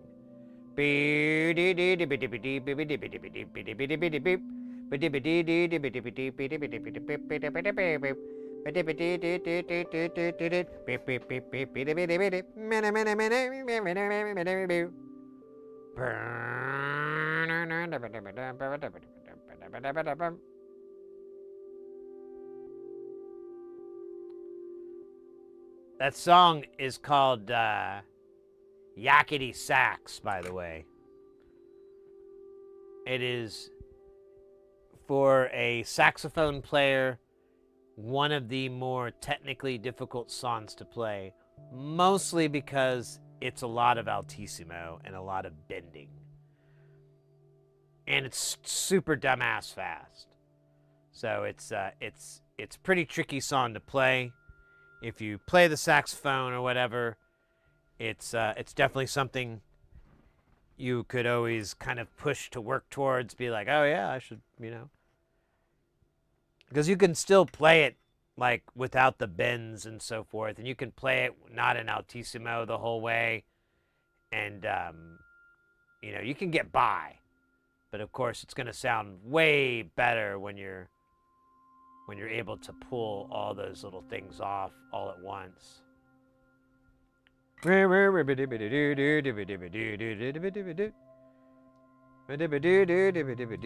like stuff like that. That's fun. Anyways, I'm sorry. I'm really getting into yakety sax. Yeah, baking pies all day. It's a rewarding job is one of the most technical of all the cooking trades.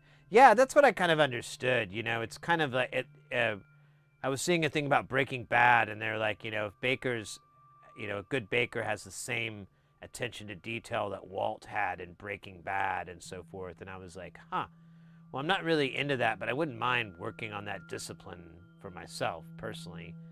And I would get to eat it. So that would be really fun too.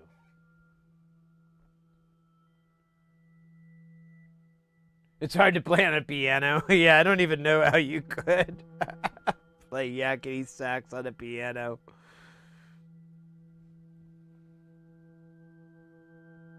I can't even imagine it.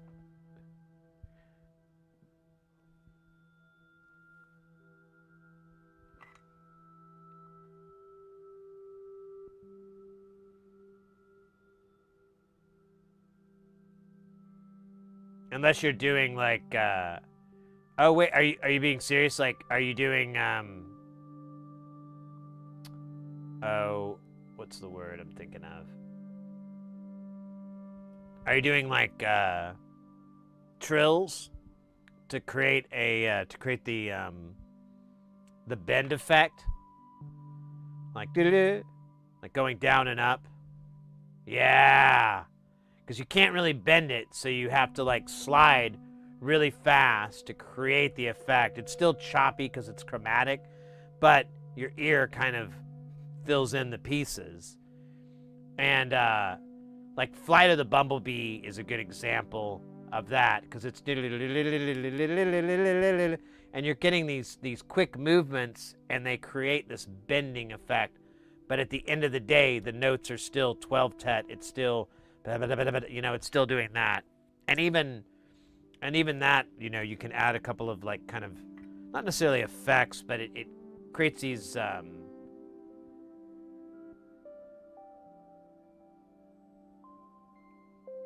don't know, maybe not auditory. I don't know what to call it. Hold on. Let me ruin this. I feel like one's crooked and the other is not.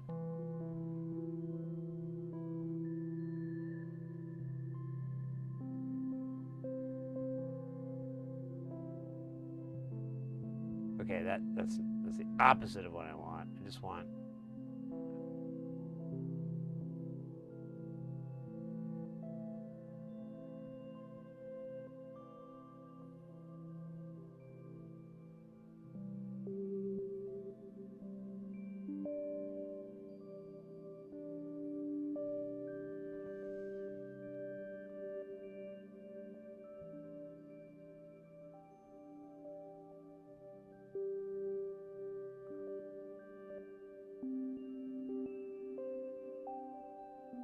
All right, I'm gonna leave that alone. Looks good enough. Let's not F with it.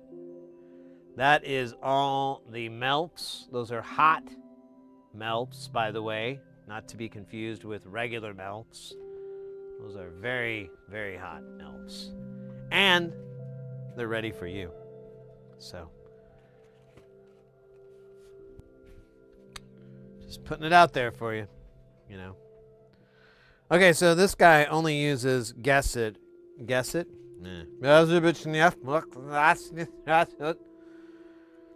This one only uses two chips. Oh shit. I keep hitting the button. It's so weird.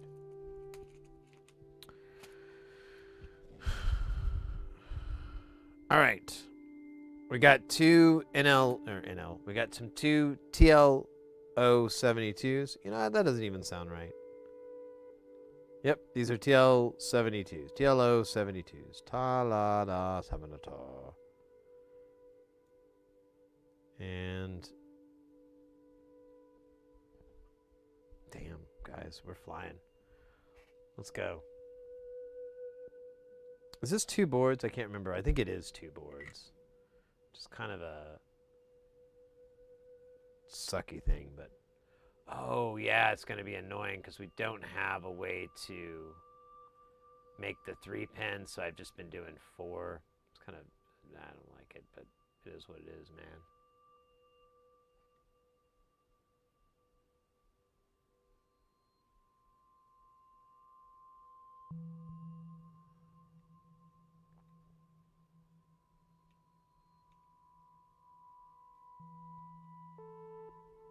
Blop.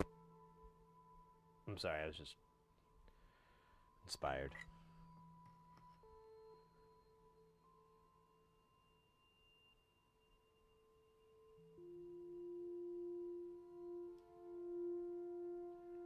Did you have a really good record haul? I was messing with one of my 486 computers the other day, doing tests instead of using one of my cheap graphics cards I was using.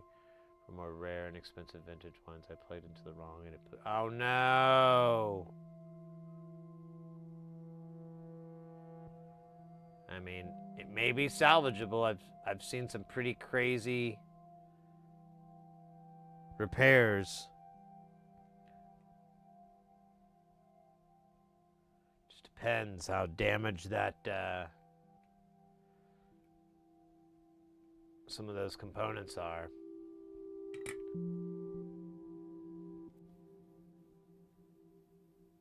Yeah, so hopefully it's just a regulator and it didn't pass, you know, high voltage or anything like that, and you're okay.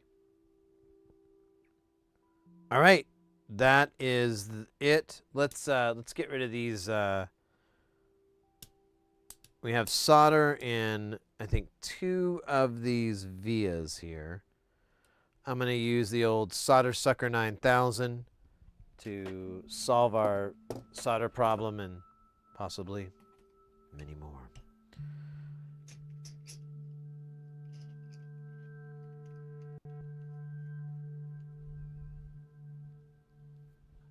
I got this from Northridge Fix. I've had other ones. I've never been happy. This one actually isn't too bad, so I'm going to keep trying it until I change my mind. And I am doing it kind of a dumbass way, so maybe that's half the reason it's working. Because I'm just heating up the pad and then... No. I don't think that was the right spot.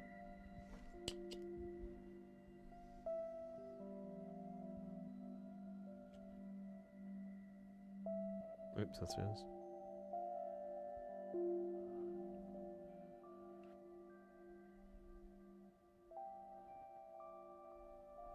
Oh, shit.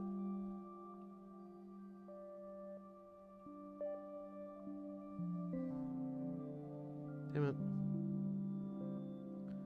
I know this isn't the way you're supposed to do it, but I don't... This works really well for me, so... I know you can't even see it very well, so it's kind of... Oh shit, I forgot to... No, I did! Damn it. It was set. just can't push it with my tiny fingers.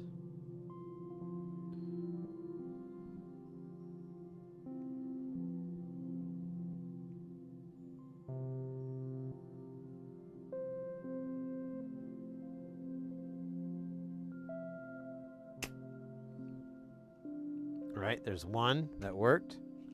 Let's do the one next to it because it's got shit on it too.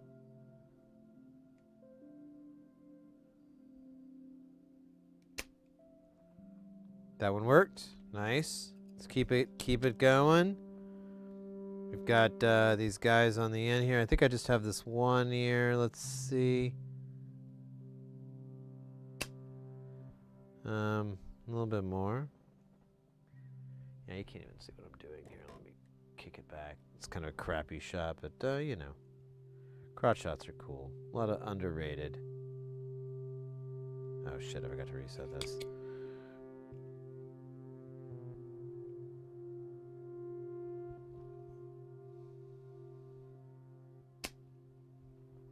That one's clear, and then we got one more left, folks. Then we are truly one. Oh shit, I keep forgetting to reset this thing. Like press the button and nothing happens. I'm like, oh shit. Yo. I actually could kind of see that happening, so that was kind of cool. I saw the solder just suck away and disappear into the solder realm. All right, so that's that. Let's clean this board up. I don't think we need to. Yeah, we're good on that. Let's give it a little cleansing.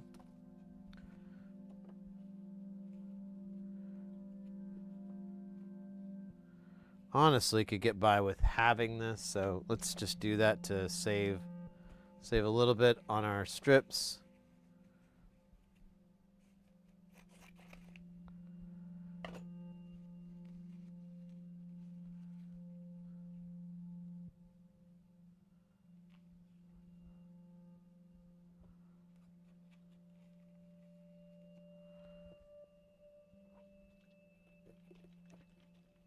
All right. I'm gonna get this out of my way so I don't.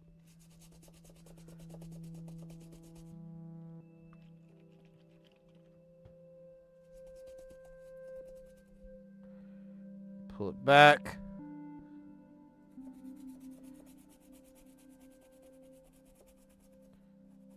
This really shouldn't be very bad, but you know, it's good to clean.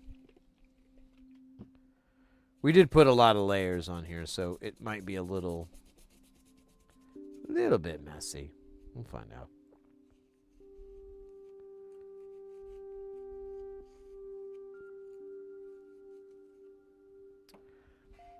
Let's do another one. This time we're just gonna do a bit of a rinsing, cleansing.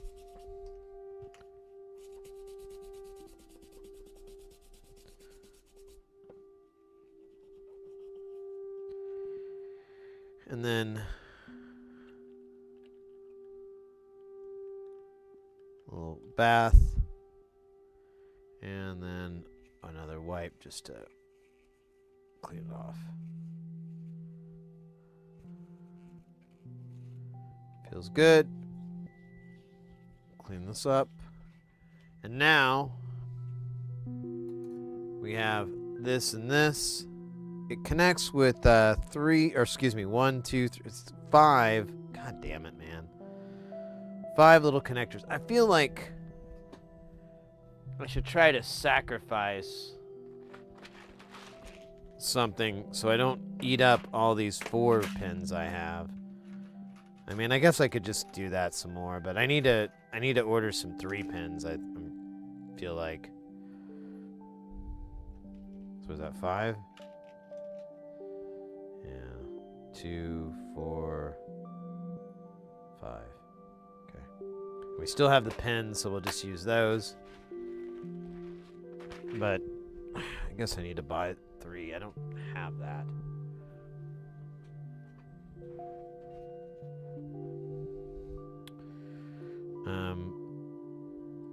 So I'm just gonna cut one of these pins off for each one of these. So I'm not confused like I normally am. Like I usually am.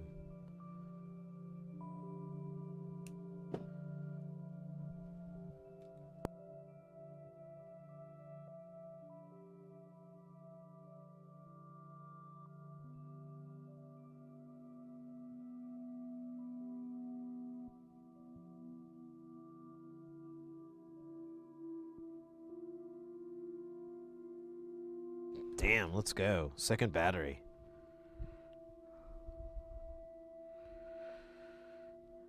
We're at 11 hours and 30 minutes. Let's see if we can get this done in half an hour. I know, it's kind of a tall order.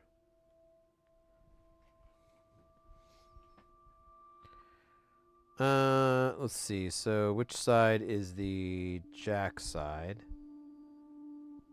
Jacks go on this side. Okay, thank you.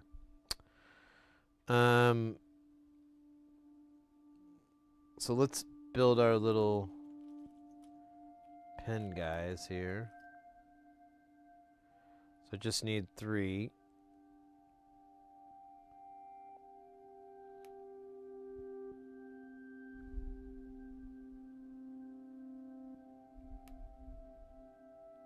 So wild.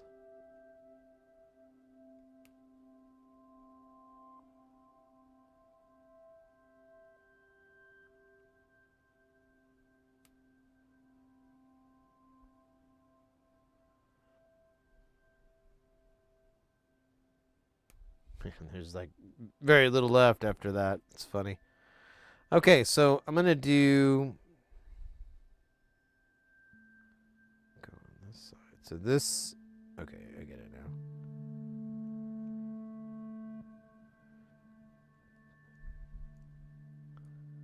Here, I'm gonna give you guys a little bit better of a shot so you can kind of.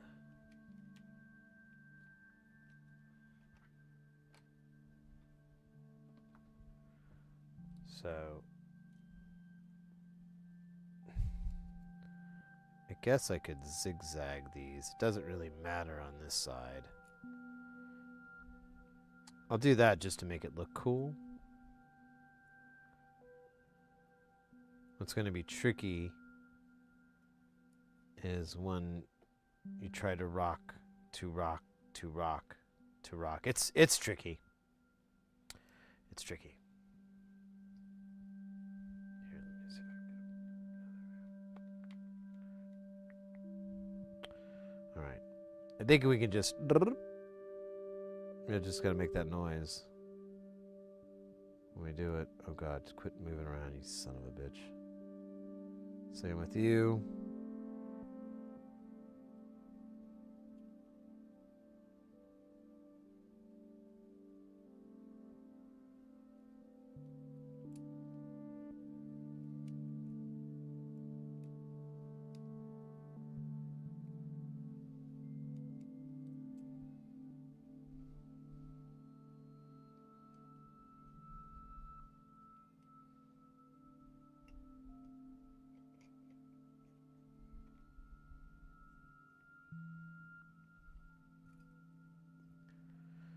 Okay, and then we'll throw this guy on here too, just to even it out. So no one thinks there's favorites. And then we'll do these, and then we'll do the rest. You know what? I could honestly here. Let's just hand solder them from overhead because it doesn't really need to be.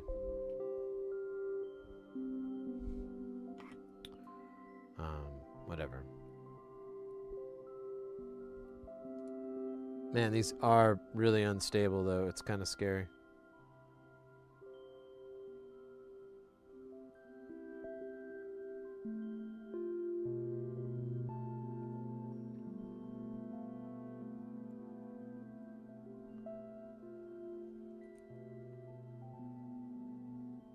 Here, I'm going to turn the iron up. We're at 380. We need to go to 480.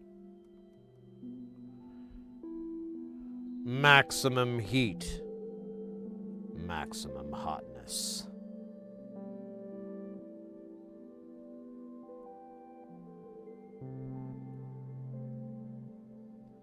Yes, much better.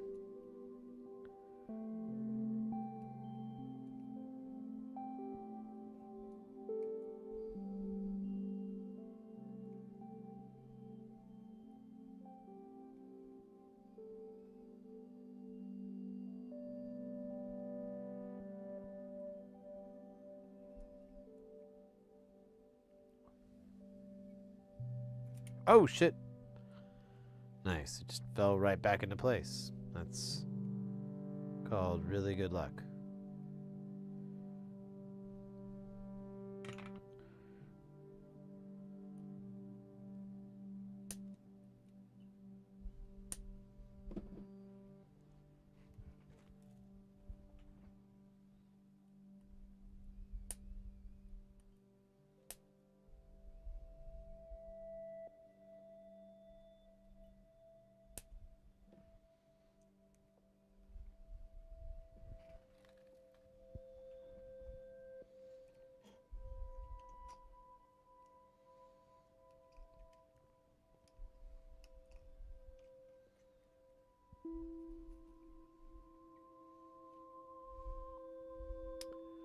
Right. Same thing again, but tinier. Not big, long pick points like the other one.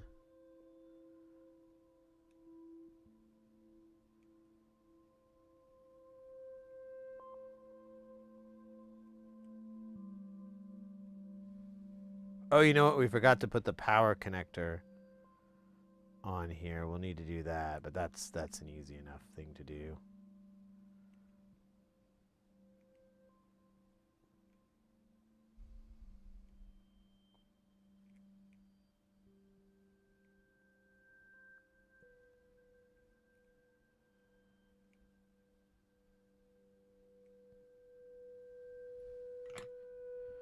All right. Now we are one. Let's do the power connector really quick.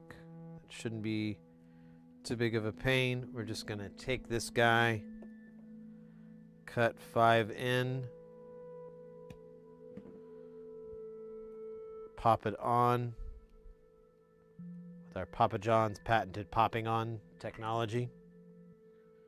Ooh, maybe we could eat some Papa John's after the stream.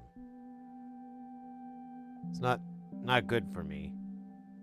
It's not good for the Papa or the John.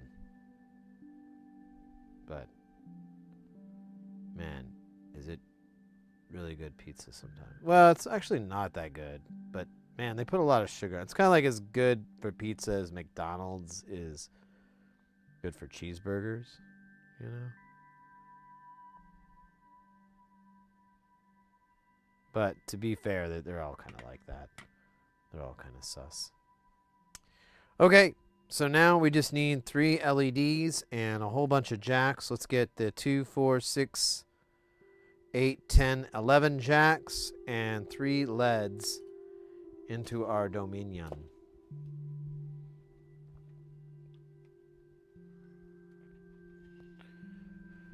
Oh, scheisse. What are we doing again? I forgot. Oh, yeah. I just said all that stuff. Let me grab these LEDs first. What size LEDs do they want?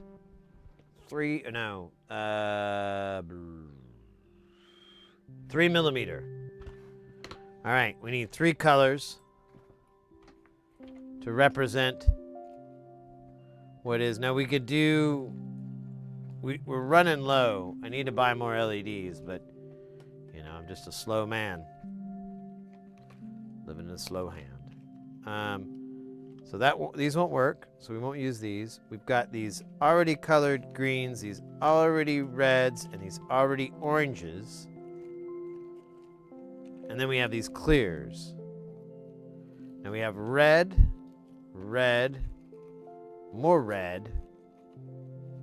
We have white, which isn't going to count. We have some blue left, We do have some orange. And then that's kind of it.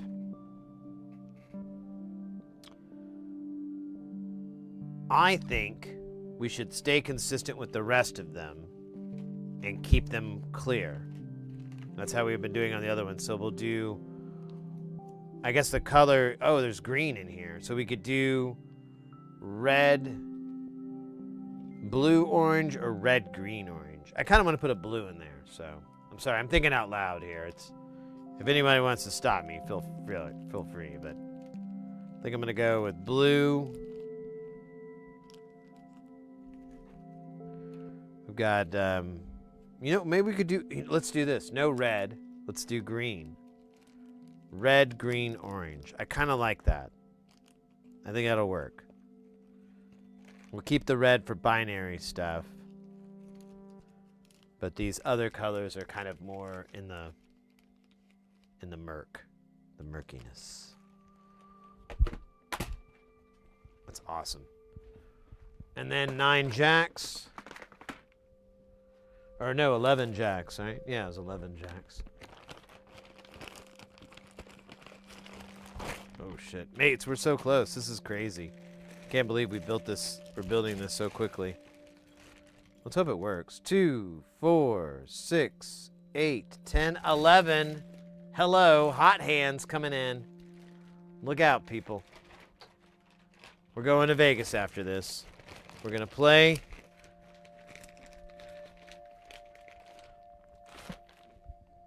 Bingo. It's a big game. When your hands are hot, you got to play bingo. That's the old saying that they said to me. Okay, so this is the bottom. This is the top. All right, I get it now. You don't need to make fun of me. Let's find the edge of this. This is, longer one in the square.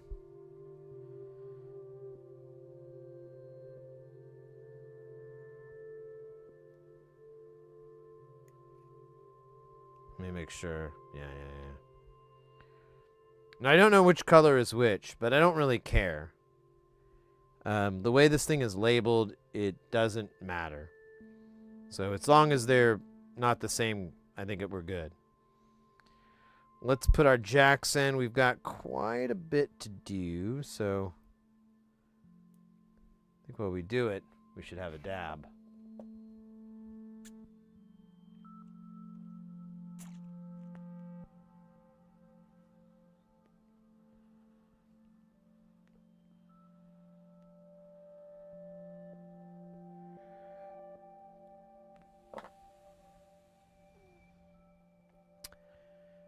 That was a good idea. Sometimes I have them. Not often.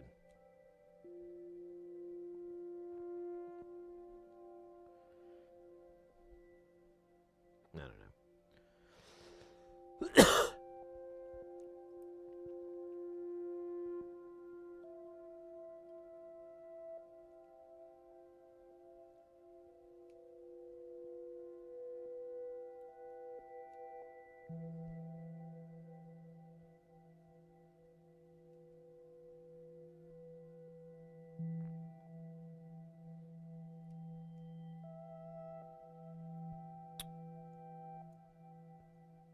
Oh, hell yeah. All right, I forgot where the top was. Oh, wait, it doesn't matter. You can just count the jacks. Okay, so we need to... Oops. We need to get some nuts on this. Pardon me. I'll just put these on for temporary. Oh, wait. Maybe not. They don't want to go on. They fear. But they do not understand.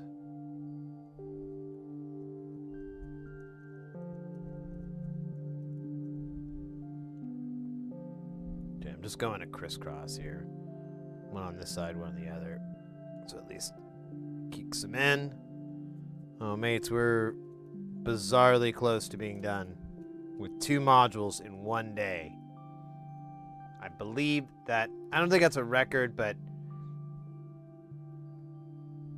It sure as hell should be.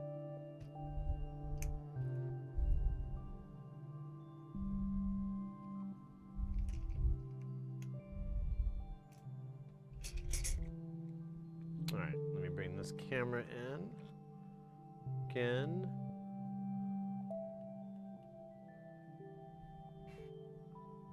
Right. Let's G to the double O. 2 modules at the same. You know what I'd do with a million DIY modules? What would you do? 2 modules at the same time. Really? How do you figure? I figure 2 modules would double up on me if I had enough solder. You know what's crazy is watching this on the camera.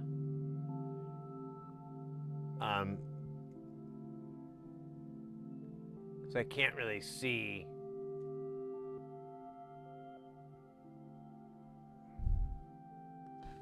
That part anyways. I could see the rest of these, but I couldn't really see that one. I could probably rotate the board to fix that, but oh my god. Can you imagine having to do that? Alright, let me do a quick check on these LEDs, make sure that they are correct. Yeah, they're all good, they're all flush, they're all doing the same thing. Let's take a page from the incredible synth band Devo. If you remember that, you guys remember Devo? Remember they had that song, Snippet? Do do do do do. Snip that lead. Do do do do do. Take your snippers out. Something like that. Actually, I don't remember. I just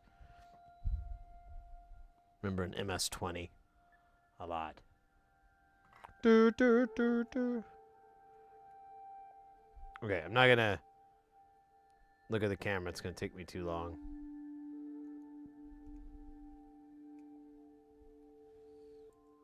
Although I will say it probably would be way easier for me to, well, actually it won't, because even 90ing this kind of sucks. So this might have been a good one for the rotisserie. Although I don't know exactly how it would handle this either any better. I guess I could grab it on the sides and tilt it so that it's angled up at me a little bit. But also I don't know.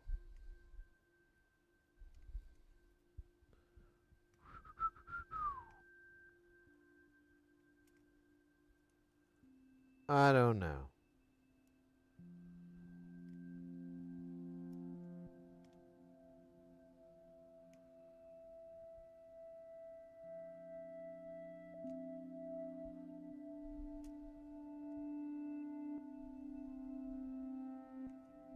All I know is we're almost done, so I don't really care too much.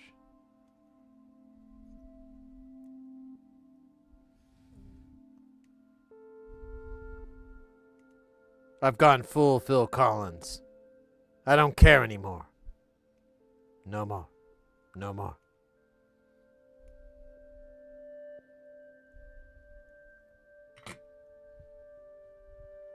It's done. It is ready for the testing. The testing will begin. The trial by fire begins. Top, top.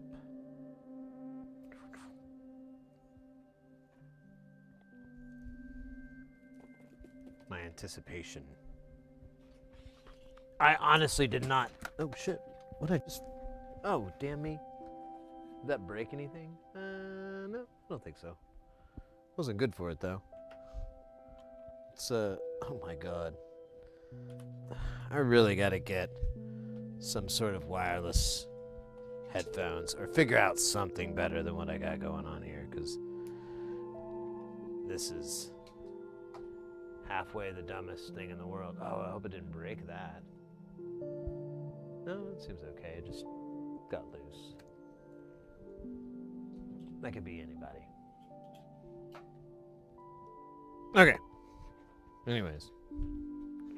Back to this. Can't believe that we're on a second module in one day. All right, first off, we're going to do the old power test. If it lights up, it means that that this lights up. It means that we're good on power. If not, it means I got something backwards. Most of the time, that's what it means. Hey, Helmer, or am I saying that right? Helmer. Is that an I? It's an I. Heimer. Heimer 1. Hey, look at that. It lights up. That means we did not make that critically hilarious mistake. Now, this thing is kind of weird. Our outputs we'll have to look at on a meter because it's not going to really show up on here. This doesn't have any type of voltage meter, but we do. We picked one up at the hardware store. But we will be able to see it in these LEDs. Now, you have to send it at least 1 or 2 or 3 or more CV sources. We're going to be kind of limited, so we'll start with this guy. And right out of the bat, here, let me do the zoom in cam again, because that guy's a champion sometimes. I swear. Well, he'll keep on fighting till the end. So yeah, we plug it in and we're getting. And you can't, the orange is lighting up too, but it's not really showing up on the camera. Yeah, you can kind of see it reflect. So let's try input 2. Excellent, excellent. Let's do input 3. Oh, we're in an ad on Twitch. Didn't realize that. So there you go. So as far as I can tell, out of the gate, this is working correctly. Now, if we mix it up, it'll get a little naughty. So we're going to take a gate out signal. I'm going to change the timing on it so that it's, yeah, there we go. And then I could also send it a low frequency audio signal. You can take this down to like 10 hertz or something. Yeah, you can go down to 10 hertz.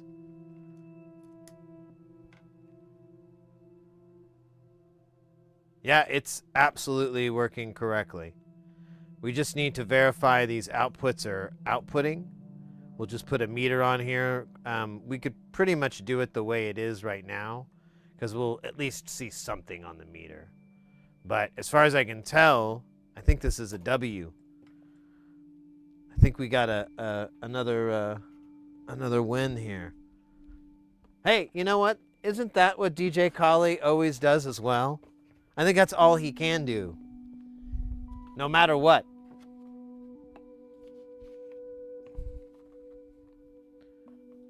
And then they take it up, and then they do it again. I can't remember actually what he says. DJ Collie is a mysterious man. A poet.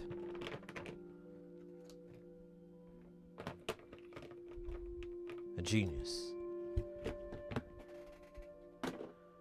Possibly one of the greatest artists of our time. I need a cable. I had one, but I don't see it anymore. I think it fell out. It could have gotten sold for drugs. I don't condone it, but I do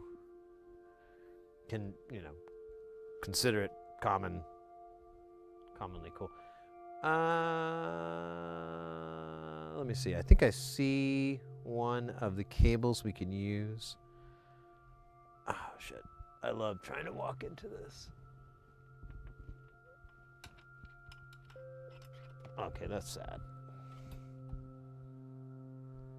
So I want to use these homemade cables I have. I don't know where the other ones went, but I don't really want to mess with it. They're just a little bit easier to deal with. Okay, so we're going to come. Let's build our little patch here. We're going to have our negative grab here. Well, maybe not. It's not really grabbing that well. I can grab right here. And then our positive. I guess I'll just grab here. We'll see how well that works. we've got our meter. Let me scooch this over a little bit so you guys can see. We'll zoom up. And we're going to put it on voltage. And like I said, we're really just looking... Let me see if I can just do it this way and it'll work. We're really just looking for this to change. We should do it in DC mode, so we'll start at the we'll start down here and we'll just go through. There we go. We're getting... Oops, can't really see. There you go. We're getting other voltages. Same here. These should be the positive ones. Look at that. Oh, there is a little bit of negative. So these are all AC outs. I think we figured this out before. Yeah, like this one's all positive, but we could probably get it to go negative because some of these signals, they don't have a negative swing. They only go positive. Did you build this tester? Oh, yeah. This tester is pretty cool. I recommend it. There's some cool ones that are coming out, but this is from originally it was designed by Emily Gillette. She created the module tester, and then it later turned into the name the noodle tester, or noodle toaster. I'm sorry. And that's what's available now. You can pick those up fairly easily. It's pretty simple. You have clock out, you have gate out, you have CV out, you have audio out, then you have an audio in and a gate in. And you click on whichever page, and then you have the different parameters that you can go through. The clock has a bunch of different parameters. I mean, you can do different divisions and times. Gate out, you can change the pulse and all this kind of stuff. CV, you have a lot of different things. Audio out has different sounds.